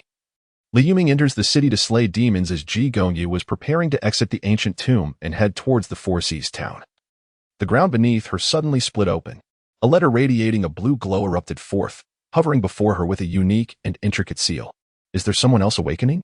Ji Gongyu arched her delicate brows and reached for the luminous letter. Her eyes shimmered with a myriad of complex and profound runes, coalescing into a singular character that abruptly branded itself onto the blue missive. With a whoosh, the letter ignited spontaneously, transmitting a torrent of information into Ji Gongyu's mind. Her countenance darkened with fury. How dare these fiends? They treat our human populace as mere fodder. Ji Gongyu vowed, "I shall eradicate every last demon within the realm of the Great Zhou dynasty." Her voice was frigid, and an unquenchable aura of vengeance flickered in her gaze. Disregarding the peculiar sensation emanating from the direction of Four Seas town, she led her soldiers into the depths of the earth, vanishing from sight. She was determined to seek out certain individuals. Moreover, she felt weakened after an extended slumber. She needed to restore her strength. With their assistance, her recovery should accelerate. As the princess of the Great Zhou dynasty, even though her empire had fallen, she would uphold the aspirations of her ancestors, forging ahead through obstacles to safeguard humanity's future. This was the mission of the Ji clan. As long as the Ji clan endures, it must shield humanity from the storms of fate. In the divine realm, Liu suddenly furrowed his brow, his gaze piercing through the territory to the distant horizon. He sensed a presence, a gaze directed towards him from afar. The owner of that gaze was formidable and bore no concealment, allowing him to perceive it. A sixth-tier law manifestation realm? There was no trace of malevolence in that presence. It was likely a member of humanity. In the territory of Xian County, such a powerful human exists? He murmured, though he regarded the sixth tier as a trivial matter, easily extinguishable. In truth, even within the great Zhou dynasty of yore, a sixth-tier law manifestation realm was not to be underestimated. After all, those of the sixth tier were referred to as true beings. What is a true being? One who sleeps without dreams, awakens without worries, eats without desire, and breathes deeply. They manipulate the heavens and earth, grasp the duality of yin and yang, inhale the essence of life, and guard their spirit in solitude. Neither life nor death, neither emptiness nor fullness. In essence, a true being has cultivated martial arts to an extraordinary level, transforming the false into the real, discerning the illusory from the genuine. With a reservoir of true power that can manifest as a law form, overlooking all existence. However, in this world, the majority of human powerhouses have become traitors, mingling among demons. Whether this sixth-tier true being is a traitor remains uncertain. If not a traitor, they may easily fall victim to one. Liu shook his head. Such matters were of no concern to him. As a deity of this realm, he only protected the human populace within his territory. It remains as it always has been. To believe in him is to receive his protection. To disregard him? How could he concern himself with the demise of others? I earnestly hope that Li Yuming can uncover more malevolent entities during this journey. Although I currently possess 660 units of the 9th rank Divine Law Fragments and 50 units of the true 9th rank Divine Law Fragments. Once I ascend to the true 8th rank deity, I shall bestow titles upon several subordinate deities. Furthermore, I may elevate Wei Xiangyang and Zhao Zhouyuan's divine ranks. Their strength at the 4th rank is somewhat lacking. Should they encounter 5th rank demons, I would still need to intervene personally. If I possessed the strength at the 5th rank, they would be capable of vanquishing any 5th rank demons that dared to approach. Li Yu's expression remained calm. In his view, as the highest deity of a divine pantheon, he ought to minimize his personal involvement in the affairs below. Tasks that can be accomplished by his subordinate deities should indeed be left to them. Thus, he would appear more enigmatic and formidable, instilling greater reverence among his followers. However, all of this must be approached with patience. In Xian County, Li Yuming stood before the towering city gates, feeling a sense of nostalgia. He recalled not long ago, when he had been granted a spiritual talisman by the illustrious Zhang Yuegong, which had permitted his departure from this place. Now, he had returned, but this time, he possessed mid-level strength at the 4th rank. Behind him, 170 spectral soldiers awaited his command. Let us proceed into the city, he instructed. Li Xiaowu and He Yuanming flanked him, both gazing curiously at the grand metropolis. Li Xiaowu, an orphan, had never set foot in a county city and was awestruck by its sheer magnitude. He Yuanming, hailing from the world of the Tower of Now, had spent his life overshadowed by the menace of the evil gods, surrounded by endless sands, and had never before witnessed such a vast city. As for the over 100 martial artists from Sihai Town, they did not accompany them into the city. Soon after, Li Yuming, along with Li Xiaowu and He Yuanming, arrived at the county government office to pay a visit to County Magistrate Guosheng. Mr. Li? Magistrate Guosheng looked at Li Yuming in astonishment and promptly rose to offer his respects. What brings you here today, sir? He adopted a very humble demeanor, for he had already received word that the last 2 4th-rank demons from Zuiyou Mountain had been slain, not far from Sihai Town. The once dominant demonic force of Zuiyou Mountain, which had ranked among the top 10 in Xian County, had been completely eradicated. Even within Wuxiandong and Moyushan, 4th-rank demons had met their demise. Upon receiving this news, he had been left in shock for quite some time. The power behind Sihai Town was formidable. His heart burned with hope, yearning for the entity behind Sihai Town to emerge and vanquish all demons within Xian County. However, as 3 months passed without any further developments, he gradually regained his composure. Yet he still held on to his expectations, hoping that the being known as Zhang Yuegong would come forth to slay the demons plaguing Xian County. County Magistrate, he addressed respectfully. I, Li Yuming, humbly convey the divine edict of Lord Zhang Yue, tasked with vanquishing demons. I kindly request your cooperation, esteemed County Magistrate. Li Yuming spoke with calm assurance. He did not shy away from expressing his respect for Magistrate Guosheng, for he was a representative of Lord Zhang Yue in the mortal realm. As an emissary of the divine, he maintained a certain decorum towards others, yet he would never consider himself unworthy of their reverence. Vanquishing demons? May I inquire if Lord Zhang Yue himself has descended? Magistrate Guosheng's breath quickened with excitement. Such trivial fourth-tier demons hardly warrant the personal intervention of Lord Zhang Yue, do they? I, Li Yuming, stand as the earthly proxy of the true God, and I shall single-handedly eliminate them, Li Yuming replied with a serene demeanor. Commanding the spectral soldiers to slay the demons could indeed be considered his solitary effort in this endeavor. Are you truly intending to eradicate the fourth-tier demon of Xian County by your own strength? Magistrate Guosheng's eyes widened in astonishment. Although he was previously awed by the temple priest's summoning of thunder to annihilate the three kings of Drunken Demon Mountain, he recalled how the priest had hastily departed in the face of retaliation from the mountain's forces. Now, how much time had elapsed since then? Had he begun to regard fourth-tier demons with such disdain, dubbing them merely trivial? By the way, where is Zhao Zhou Yuan? I noticed he did not accompany you on this occasion. Guosheng inquired, taking a deep breath. Such a significant matter surely warranted Zhao Zhou Yuan's involvement. Perhaps the esteemed county magistrate is unaware. But Zhao Zhou Yuan has been appointed by Lord Zhang Yue as the mountain deity of Hundred Fox Mountain, thus becoming a divine being of immortality, Li Yuming replied with a smile. He has ascended to divinity? Magistrate Guosheng's eyes widened in disbelief, his mind reverberating with the weight of this revelation. Chapter 90. The Radiant Divine Authority, guided by the sword to ascend to divinity. For Guosheng, this was a matter confined to the realm of legend. He had long been skeptical of the existence of deities. It was the manifestation of the Zhanyu Gong in Sihai Town that had instilled a sense of doubt within him regarding the divine. To be candid, even now, he could only muster an 80% belief that the Zhanyu Gong worshipped in Sihai Town was indeed a true deity. After all, the concept of divinity seemed too ethereal and insubstantial. Throughout the years, who had ever witnessed a genuine God? All that remained were mere whispers of elusive tales, hardly worthy of credence.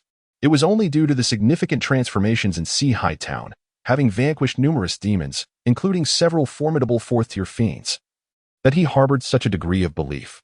Yet, without a personal encounter, he could never fully embrace the truth. Initially, he had intended to journey to Sihai Town to ascertain whether the Zhanyu Gong was indeed a deity. However, he soon pondered the consequences. If the entity was not divine and he uncovered this truth, would it not lead to adverse repercussions? Presently, this being protected humankind, ridding Xian County of demons and malevolence. Regardless of the authenticity of their divine nature, he ought to regard them as such. Thus, he refrained from venturing to Sihai Town. But now, what had the temple steward Li Yuming proclaimed? That Zhao Zhou Yuan had been conferred the title of the mountain god of Baihu Mountain, thus attaining eternal life as a deity? Could this be true? Although he had received word previously that the Zhanyu Gong had appointed a river god of the Shengling River, named Wei Xiangyang, suspected to be the county magistrate of Xian County during the collapse of the Great Zhou dynasty, he was not well acquainted with Wei Xiangyang. Yet, Zhao Zhou Yuan was an old friend.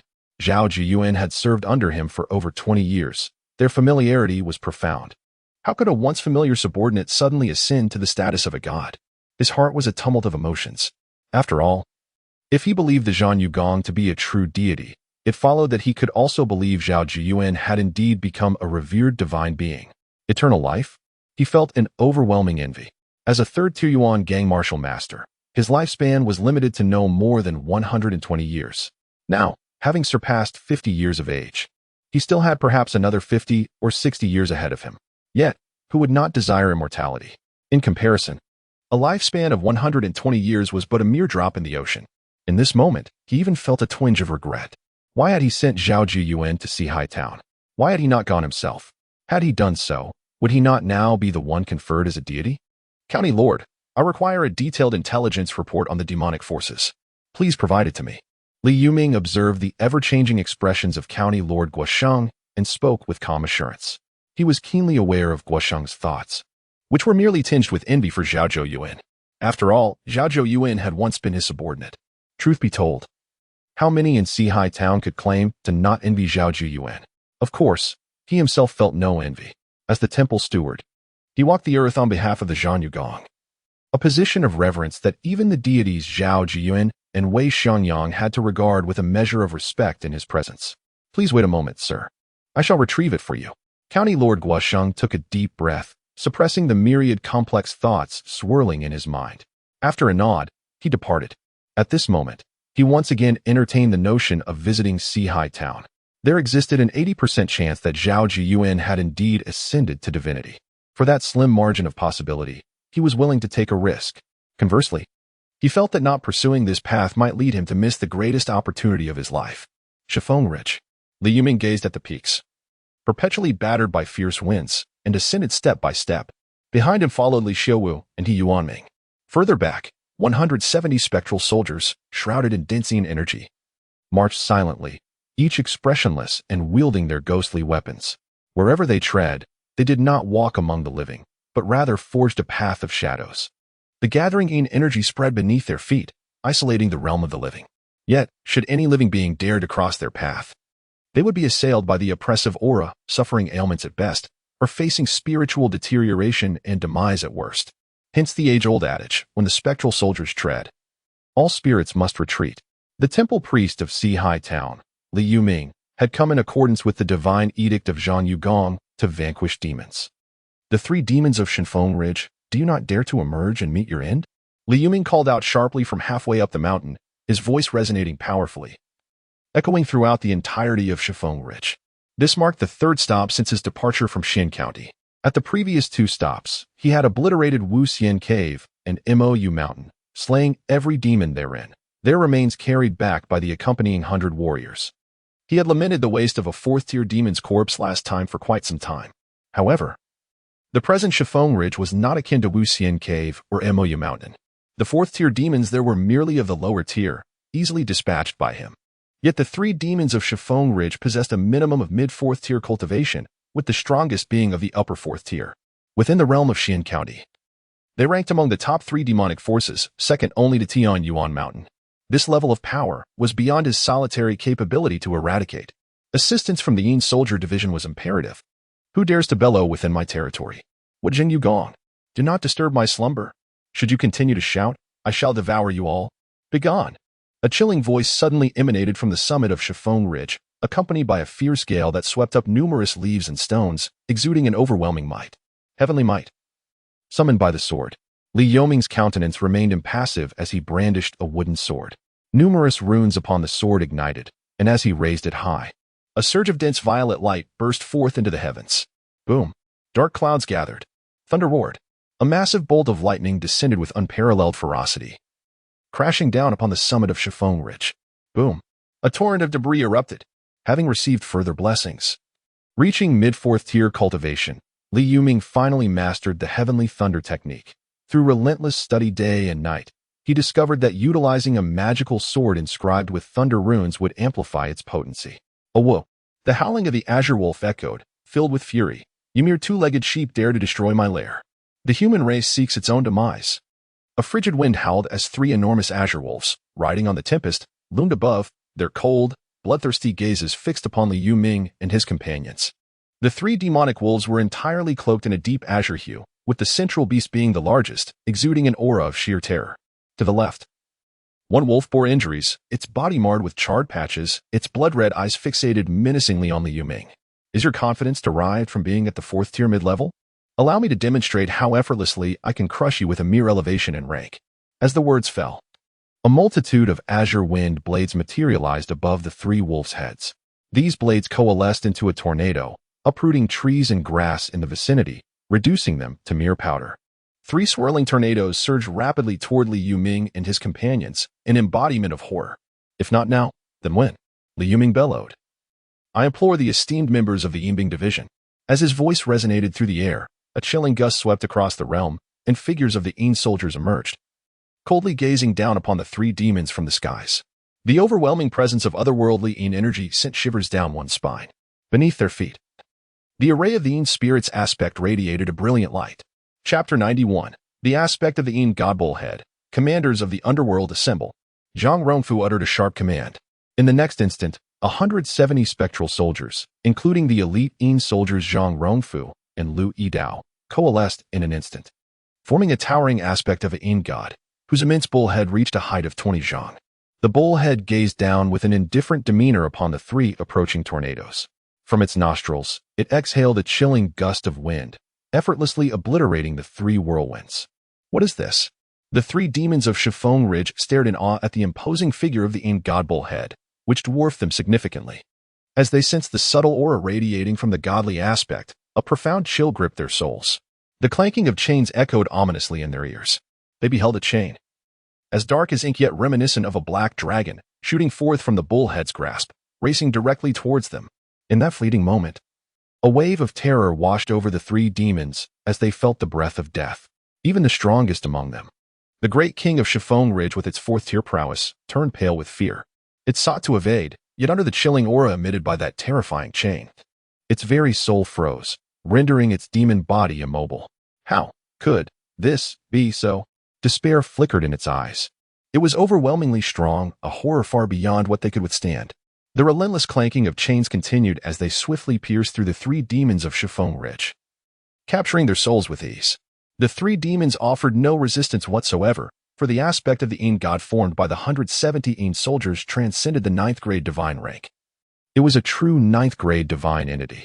Possessing the power of the 5th tier limit, it was evidently beyond the capacity of 4th tier demons to resist. As the chains retracted, the souls of the three demons were consumed by the opened maw of the Een God aspect bullhead. It smacked its lips in satisfaction before disintegrating back into the 170 Een soldiers. However, at this moment, the energy of all the Een soldiers, including Zhang Rongfu and Louis Dao, appeared somewhat diminished, clearly indicating that the formation of the Een God aspect had imposed a significant burden upon them. Is this the method of the Een soldier division? Truly formidable. Li Yuming murmured to himself. Behind him, Li Xiaowu and He Yuanming widened their eyes in astonishment, clearly shaken. They were aware that there existed a multitude of Een soldiers in Thousand Wolf Mountain. Though they seldom ventured there, it was still their first encounter witnessing the Een soldiers in action. They never anticipated it to be so terrifying. A 4th-tier upper demon and 2 4th-tier mid-demons were rendered utterly helpless before the bullhead formed by this legion of Een soldiers. Follow me into the mountains.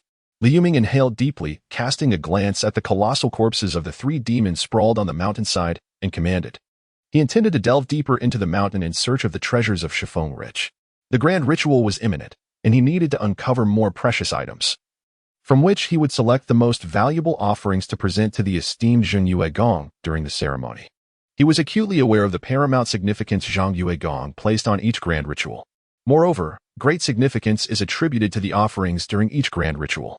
After all, during such occasions, the bountiful gifts from the Lord Zhang Yue are numerous. This naturally signifies his fondness for the grand ceremonies. As the temple guardian, it is imperative for him to ensure that each grand ritual is executed to perfection. In the realm of Sihai Town, within the divine domain, Li Yu, through the eyes of Li Yuming, beheld the manifestation of the Een God in the form of Oxhead from the Een soldier division. He witnessed the Oxhead devouring the souls of three. Prompting a slight furrowing of his brow, where did the souls consumed by the Oxhead go? The 170 Een soldiers exhibited not the slightest enhancement. Oddly enough, under normal circumstances, the act of the Oxhead consuming three souls should have empowered the many Een soldiers of the Een soldier division to some degree. He murmured to himself, although he disapproved of his underlings. The Een soldiers, augmenting their strength through the consumption of living souls. He understood that once they transformed into the Een God manifestation of Oxhead, their actions would be influenced by their collective consciousness, but more significantly by the will of the Een God itself. The influence of the Een God manifestation, the Oxhead, Li Yu pondered. Was the act of devouring the three souls a notion of the Een God Oxhead? If so, did this act confer some advantage to the Oxhead? Could the soul power of the three have impacted the Oxhead? In myth and legend, the underworld is home to 10 great Een commanders, of which the Oxhead is one. The Een God formation diagram, which I acquired through a personal task, must surely bear some connection to the true Een God Oxhead. He furrowed his brow. Perhaps within that Een God formation diagram lies something significant? Did the consumed soul power of the three enhance something within the Een God formation diagram? In time, all will be revealed. Li Yu's expression settled into calmness. Moreover, the Een God formation diagram is a reward from the personal task. As for the area I inhabit, a thought crossed his mind, and he opened the regional trading interface.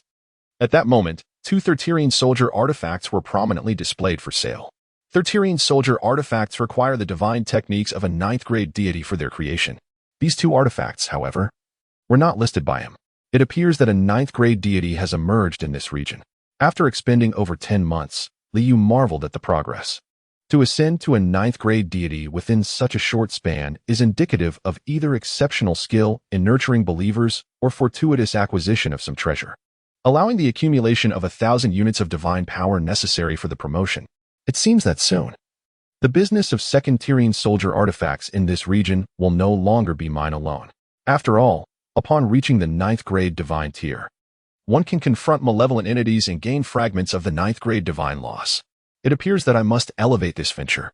Liu gently raised his hand. Suddenly, 50 units of 9th rank divine law fragments soared into the air, quietly hovering. He intended to utilize these 50 units of 9th rank divine law fragments to alleviate the divine power consumption of the 3rd order Een Soldier artifact from the 9th rank divine technique. If he were to use fragments from the 9th grade divine law, it would only reduce the divine power consumption by 10%. However, employing the 9th rank divine law fragments would allow for a remarkable 50% reduction in divine power expenditure. The 3rd order Een Soldier artifact necessitated 50 units of divine power for its invocation. Thus, after the reduction, he would only require 25 units of divine power to perform the technique. At that point, he could still sell it at the price of 50 units of divine power, thereby earning a profit of 25 units for each 3rd order Een Soldier artifact. This far surpassed the profits of a 2nd order Een Soldier artifact. With a thought, he directly employed the sole 50 units of 9th rank divine law fragments in the crafting of the 9th rank divine technique's 3rd order Een Soldier artifact. Instantly, he felt an elevated comprehension of this divine art and understood the nuances of conserving divine power during its refinement. He could now slowly commence the sale of the 3rd order Een Soldier artifacts. Liu felt satisfied and promptly began crafting the 3rd order Een Soldier artifact. He was confident that the deities of the Blue Star in this region would, even if they had to sell their possessions, be inclined to purchase 1 or 2 pieces. After all, the divine war was approaching rapidly. What sold best before a war? Some distance away from Four Seas Town, a handsome young deity stood earnestly within the divine realm, diligently crafting the 3rd order Een Soldier artifact. The cost for the 3rd order Een Soldier artifact was 50 units of divine power. Selling it for 80 units per piece seemed reasonable. Did it not? Finally, it was my turn, Chu Jiang, to reap substantial profits. Indeed, a swift step paves the way for further speed. He withdrew his hand, gazing with satisfaction at the freshly forged 3rd order soul binding chain. He opened the regional trading interface, intending to list the 3rd order soul binding chain for 80 units of divine power. However, a casual glance left him frozen in place, staring blankly at the interface before him, as if turned to stone. Chapter 92. The task of defeating the evil spirits. Chu Jiang rubbed his eyes, questioning whether he was hallucinating. How could it be possible that someone was offering a Tier 3 Een Soldier artifact for the price of 50 divine powers each? The production cost of a Tier 3 Een Soldier artifact was already 50 divine powers, and as a legitimate 9th rank land deity, it required 4 hours to craft one. What madness is this? To labor for 4 hours to create a Tier 3 Een Soldier artifact, and then sell it at cost? Has he lost his mind? There was already a lunatic selling Tier 2 Een Soldier artifacts at cost, and now another madman appears with the same absurdity for Tier 3 Een Soldier artifacts? Is this the standard now?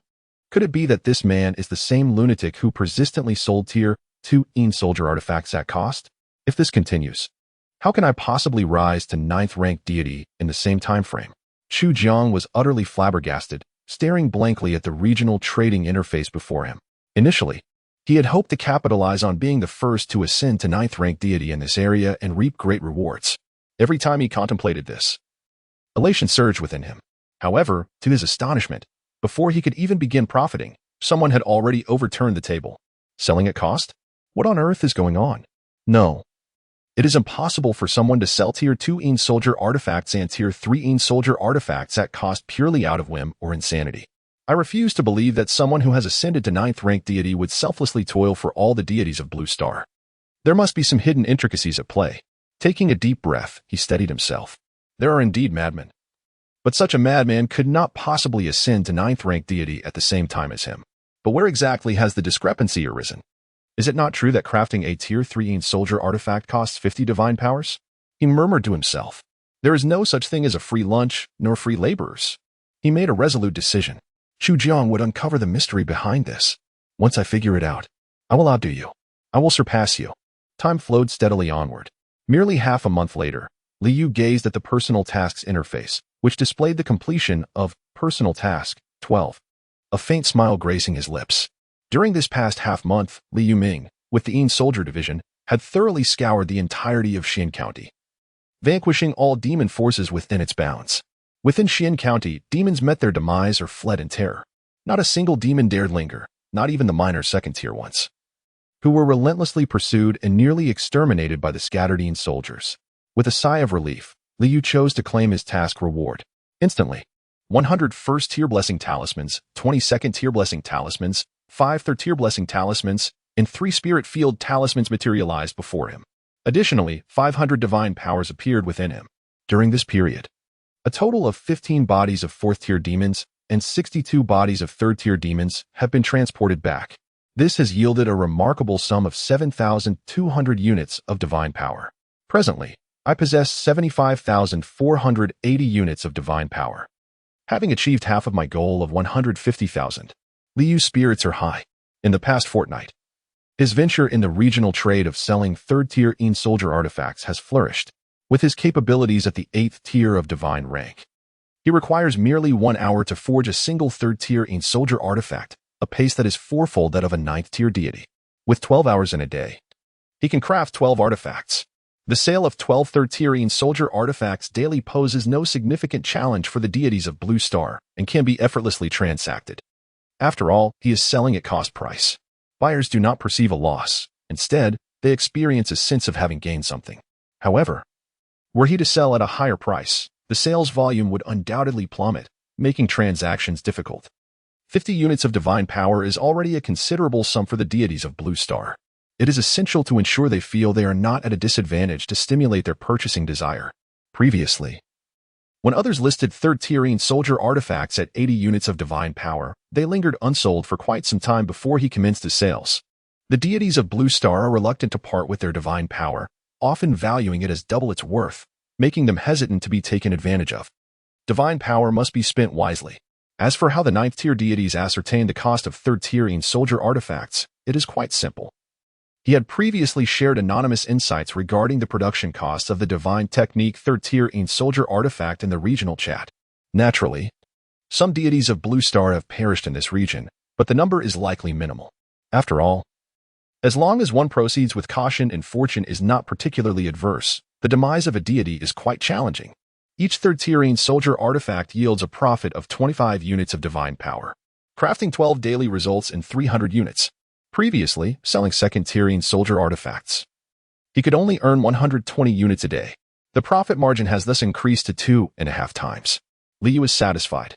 Earning 300 units of divine power daily translates to 9,000 units monthly.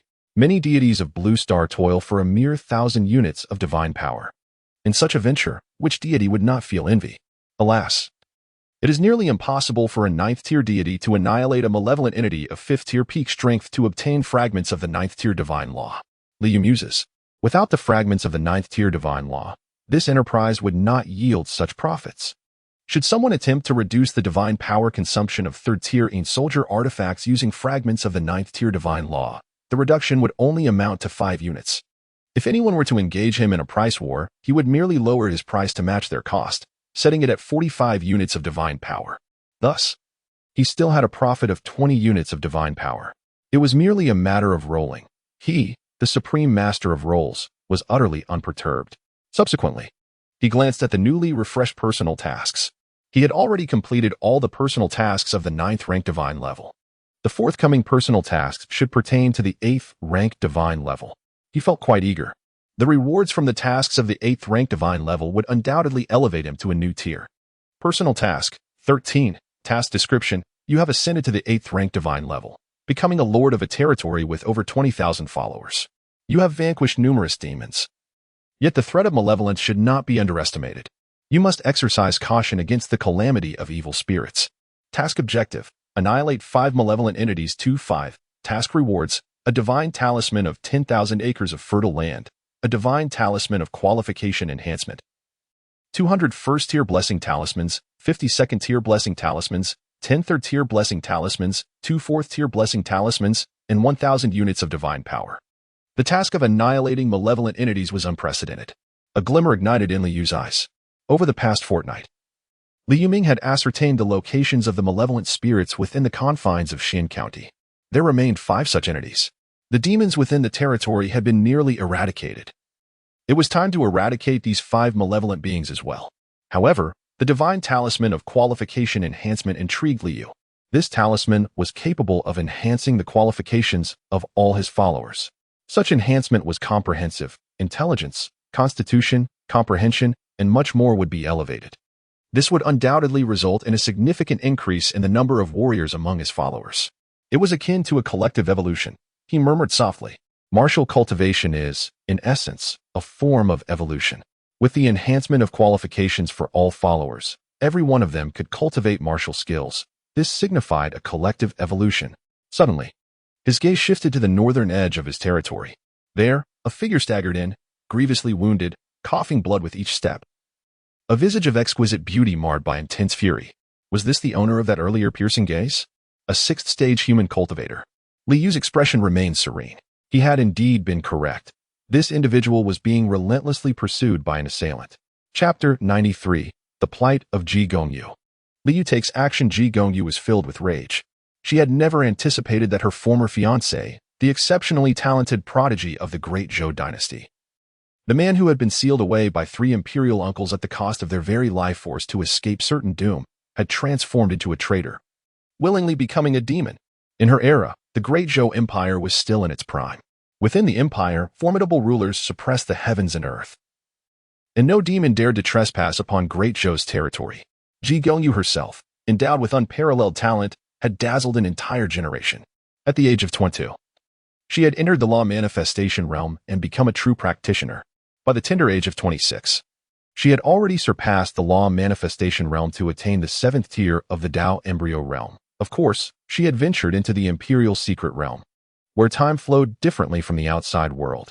In truth, her cultivation spanned more than 26 years. Yet, her age was still considered to be 26. Her former fiancé was only slightly inferior to her in prowess. The officials and ministers of the Great Zhou Empire believed that the future of the dynasty would shine ever brighter in their hands, envisioning conquests and the reclamation of land from the demons, thereby providing humanity with more fertile ground to thrive. Even Ji Gongyu had shared this belief. Though she held no affection for her fiancé, the union had been decreed by the imperial court, and she had not objected. After all, among the men of the Great Zhou Empire, he was the only one worthy of her. However, she never imagined that upon awakening, he would have become a demon, preying upon the blood of the human populace. Moreover, he had the audacity to invite her to join him. Had she not awakened in a weakened state while he had been thriving for decades, far surpassing her in strength, she would have undoubtedly sought to slay him herself. Ji Gongyu, accept your fate. The Great Zhou Empire has collapsed, and humanity has become demon fodder. Unless you transform into a demon, there will be no refuge left for you.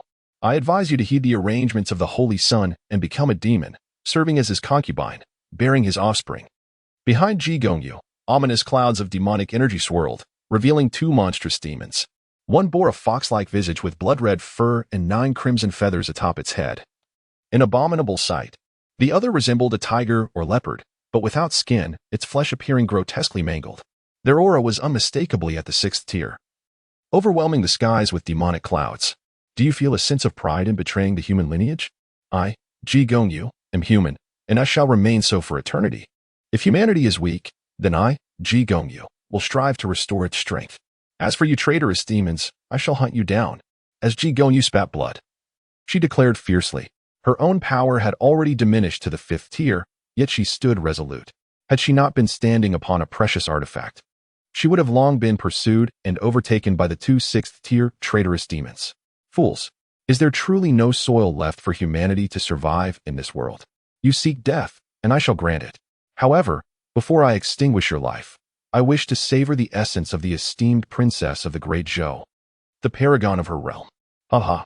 The colossal demon with a fox-like visage sneered. Just then, it noticed a human settlement below, teeming with inhabitants who, astonishingly, gazed up at it without a trace of fear. This incited a surge of irritation within it. A horde of insignificant humans, failing to grasp the reverence due to it? Truly, they are courting death. With a slight shift in thought, it bellowed again at Ji Gongyu. Ji Gongyu, should you persist in your defiance? I shall annihilate every last one of the humans below. They will perish by your hand, and when they reach the underworld, they shall curse you. The princess of Great Zhou, you claim to be devoted solely to the human race, yet you refuse to save these countless lives? Do not blame me for my actions. Ji Gongyu's countenance turned frigid. She cast her gaze upon the thousands of humans in the town of Tsangmo. Noticing their lack of fear, replaced instead by curiosity, she gently closed her eyes. Slowly, she came to a halt. As the princess of Great Zhou, she could not allow the common folk to perish for her sake. She could not bear such cold-bloodedness. Though she understood fully that she ought to depart, that only her survival would offer hope to her people. Her extraordinary talent had dazzled an entire era, and she was confident she could reach, if not surpass, the level of her forebears.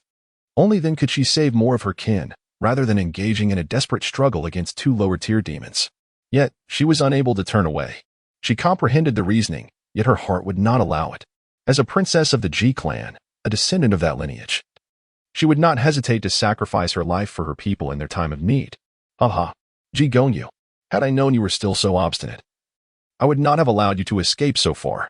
The monstrous entity with the fox-like face rejoiced upon witnessing Ji Gongyu's pause. However, it did not approach immediately, instead adopting a more cautious demeanor. As one who had awakened from slumber in that era, it understood the formidable strength of Ji Gongyu. Were it not for the severe injuries inflicted upon it by the Saint Sun's phantom, causing its power to plummet to the 5th tier, it would never have dared to pursue her. Glancing at the human settlement below, the fearless gazes of the populace stirred discomfort within it. Therefore, it resolved to eliminate half of the inhabitants in the town, hoping to provoke Ji Gongyu to fury. An enraged Ji Gongyu would be far easier to contend with than one guided by reason. With that thought, it let out a sinister laugh, and the ominous clouds of its demonic aura surged toward Sangmu town. How dare you? Ji Gongyu's voice was icy, her eyes ablaze with fury. She stepped forward, determined to intercept the oncoming threat. Yet, another demon, resembling a fierce beast, blocked her path, its wings unfurling like blades of heaven. Boom! Ji Gongyu staggered backward, blood staining her lips. Having fallen to the mid-5th tier, she was no match for the lower 6th tier demons. The disparity in power was insurmountable. At that moment, a colossal demon with a fox-like visage extended a hand, intending to seize dozens of human citizens and swallow them whole. Yet, suddenly, the winds of the world came to a halt. Time appeared to freeze, and space ceased to flow. An overwhelming aura of terror descended, suffusing the atmosphere with a formidable presence, as if it sought to subdue all realms of time and space. A massive, pale golden hand materialized in the air, its intricate patterns indistinct, yet exuding a pressure capable of instilling fear in any 6th-tier entity. The 5 fingers of this golden hand loomed like mountains, seemingly slow in motion. However, in the blink of an eye, it had already grasped the fox-faced demon and the tiger-leopard-bodied demon in its grasp. Who? We are. The fox-faced demon exclaimed in astonishment, about to reveal its identity. Yet, the fingers suddenly tightened, extracting 2 ethereal souls from their immense demonic forms. With a gentle squeeze, the souls were shattered, dissipating into nothingness. For Li Yu, these souls held no significance. They could not be sold to the divine emporium, nor did he possess the means for soul extraction. As for feeding them to the bull-headed manifestation of the underworld, he preferred not to offer them voluntarily, lest unforeseen consequences arise. Witnessing the demise of 2 6th-tier lower demons at the hands of the unexpectedly appearing golden hand, Ji Gongyu was momentarily stunned. Was this the peculiar place she had sensed before? Her gaze turned toward the Earth Spirit Shrine of the Four Seas town. With her heightened perception, she felt that this location might be the source of all. Without hesitation, she made her way to the shrine, eager to encounter the being responsible for the recent intervention, curious as to why its aura imparted such a comforting sensation. Yet, it was evident that this entity was not of the human race. Moreover, it had saved her, and she felt compelled to express her gratitude in person. Chapter 94. Your Highness, why did the great Zhou Empire collapse overnight? In the realm of the divine domain, Li Yu found himself in a state of resignation. He had not intended to intervene, as he remained merely an 8th-tier deity presiding over a humble territory. Yet, before him stood the princess of the great Zhou Empire.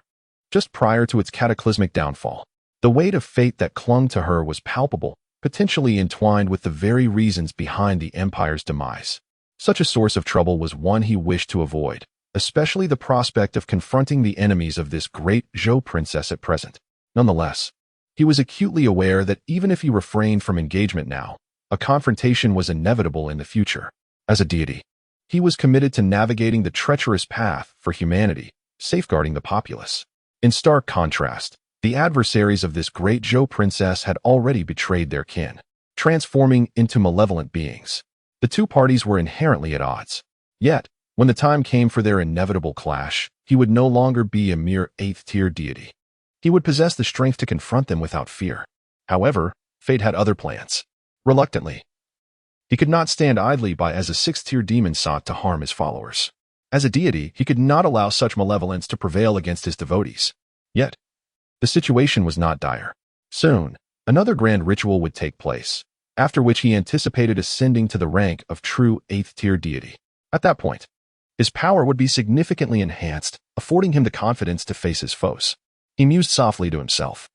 Recalling past experiences, a 9th-tier deity held the potential for 4th-tier peak strength, while a true 9th-tier deity could attain 5th-tier peak strength. An 8th-tier deity, on the other hand, could achieve 6th-tier peak strength. Thus, a true 8th-tier deity should possess 7th-tier peak strength, having assimilated the essence of the celestial monarch. His true 8th-tier status would grant him the capability to wield 8th-tier lower-tier strength. Even during the era of the Great Zhou Empire, such power would place him firmly among the elite. As events unfolded, he resolved to meet challenges head-on. His gaze shifted beyond the divine domain, where the great Zhou princess, Ji Gongyu, stood before the temple of the land spirit. She was intercepted by the temple keeper, Li Yuming, who addressed her with an air of respect. "My lady, this is the temple of Zhangyue, the rightful spirit of the 4 seas. Are you here to offer incense?" His tone was neither servile nor arrogant. Despite the formidable aura radiating from the strikingly beautiful woman before him, he maintained his composure. Of course, he had witnessed the vast, pale golden hand descending from the heavens. Even within the confines of the 4 seas, its presence was undeniable. A mere glance had revealed that it was indeed the work of Zhangyue. The exact target of that intervention remained obscure to him, given the distance. Yet, shortly after Zhangyue's action, this bloodied and pallid yet exceptionally beautiful woman had materialized, clearly linked to the deity's intervention. Land spirit? Zhangyue? Ji Gongyu arched an elegant brow. The Great Zhou Empire has never acknowledged the existence of any deities. Such notions are mere ancient lore, fabrications of the imagination. What deities can possibly exist in this world? Her skepticism was unwavering. Though the ethereal presence of that pale golden hand previously brought her great comfort, the notion of deities? How could that be possible? As a princess of the Great Zhou Empire, she could confidently declare to all that there existed no such divine beings in this world. Deities were merely legends, tales woven by humanity's early reverence for various natural phenomena. Miss, do tread carefully. It is said that there are spirits 3 feet above one's head. The absence of deities in some places does not imply their non-existence in the world. Li Yuming spoke with gravity. He was unaware of the identity of the person before him, but would not permit anyone to cast doubt upon the esteemed status of the divine Lord Zhangyue. Lack of experience, you say? Ji Gongyu was momentarily taken aback. If she lacked experience, who in the realm of the Great Zhou could claim to be well-versed? While she was grateful for the life-saving intervention that had also spared an entire town, the idea of deities was simply implausible. As a princess, her voice bore weight. If deities truly existed, would the Great Zhou Empire remain oblivious? Yet, observing Li Yuming's unwavering conviction, she chose not to argue further. Instead, she gazed at the Earth Spirit Temple ahead and deeply bowed, proclaiming, "I, Ji Gongyu, express my gratitude for your assistance. Might I request an audience, so I may personally convey my thanks?" Her voice resonated powerfully, echoing around the Earth Spirit Temple, drawing a multitude of onlookers who murmured and pointed. Some even deemed her disrespectful to the divine Lord Zhangyue, calling for her expulsion from the village. Li Yuming furrowed his brow. Despite her grievous wounds, the aura she exuded surpassed his own, and her disbelief in the divinity of Zhangyue was palpable. Just then, a divine light surged forth, revealing the figure of Zhao Jiyuan suspended in midair. His presence was commanding, his gaze stern. Looking down upon Ji Gongyu, he inquired, "Who are you? Is it so simple to seek an audience with the divine lord?" Behind him, a path unfolded, with shadowy soldiers standing coldly and menacingly behind Zhao Jiyuan. "HM?" Ji Gongyu raised her gaze to Zhao Jiyuan, her brows knitting together. She sensed a comforting aura emanating from him, one that was grand and dignified, entirely unlike that of a malevolent being. Yet what was this aura? During her time as the princess of the Great Zhou, she had never encountered such a presence. "Your Highness?" At that moment, Wei Xiangyang transformed into a divine rainbow and flew over, his eyes wide with astonishment as he beheld Ji Gongyu, exclaiming in disbelief. He was a scholar from the Great Zhou Empire, having spent a year in the imperial capital during the year 960 of the Great Zhou. during which he had seen Ji Gongyu 3 times, albeit from a distance. He had never anticipated that after dying in battle and being reborn as a deity, he would again encounter this extraordinary princess, the most talented individual of her generation in the Great Zhou. You recognize me? Ji Gongyu gazed at Wei Xiangyang, whose presence exuded a comforting aura. I am Wei Xiangyang, currently the deity of the Shunling River. In my past life, I achieved the highest honor in the imperial examination in the year 960 of the Jianan era and was appointed as the magistrate of Xian County. I perished alongside the demons to protect the lives of the townsfolk until the fall of the empire. Wei Xiangyang spoke with solemnity. Wei Xiangyang. I have some recollection of that name. You claim to have died in the past, yet now you stand before me. How can this be? Resurrection? Ji Gongyu furrowed her brow. She had perused every list of successful candidates in the examinations during that time, yet she retained only a fleeting memory of the name. A remnant of the soul, shielded by the merits of virtue, remains unvanquished. Furthermore, with the benevolence of the divine, I was conferred a position as a deity, thus acquiring a divine form. Wei Xiangyang bowed respectfully towards the Earth Spirit Temple. Outside the temple, numerous villagers lit incense, sending wisps of fragrant smoke towards the shrine. In a moment of reverie, she seemed to glimpse through the ethereal smoke the distant figure standing impassively within the temple. The visage was indistinct, yet it emanated an aura of superiority, surveying the mortal realm. A pair of calm and detached eyes fixated upon her. Ji Gongyu trembled, her expression shifting, as tumultuous emotions surged within her. Could it be? Had the deity truly manifested? Had mythology intertwined with reality? But how could this be? Your Highness, could you enlighten me as to why the Great Zhou Empire fell into ruin overnight?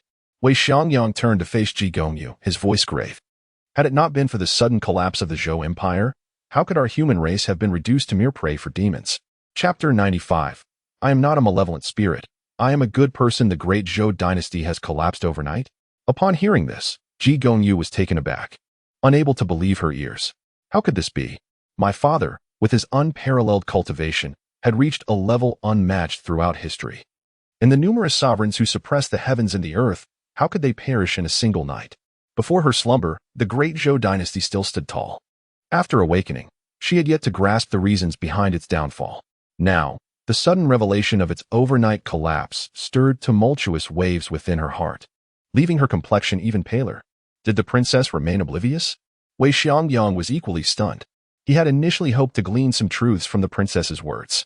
After all, having ascended to divinity, he understood the responsibilities that accompanied such a status. He would inevitably confront the enemies of the Great Zhou dynasty in the future. Uncertain, Ji Gongyu gently shook her head, recalling her father's parting words when he sent her into slumber. Though he was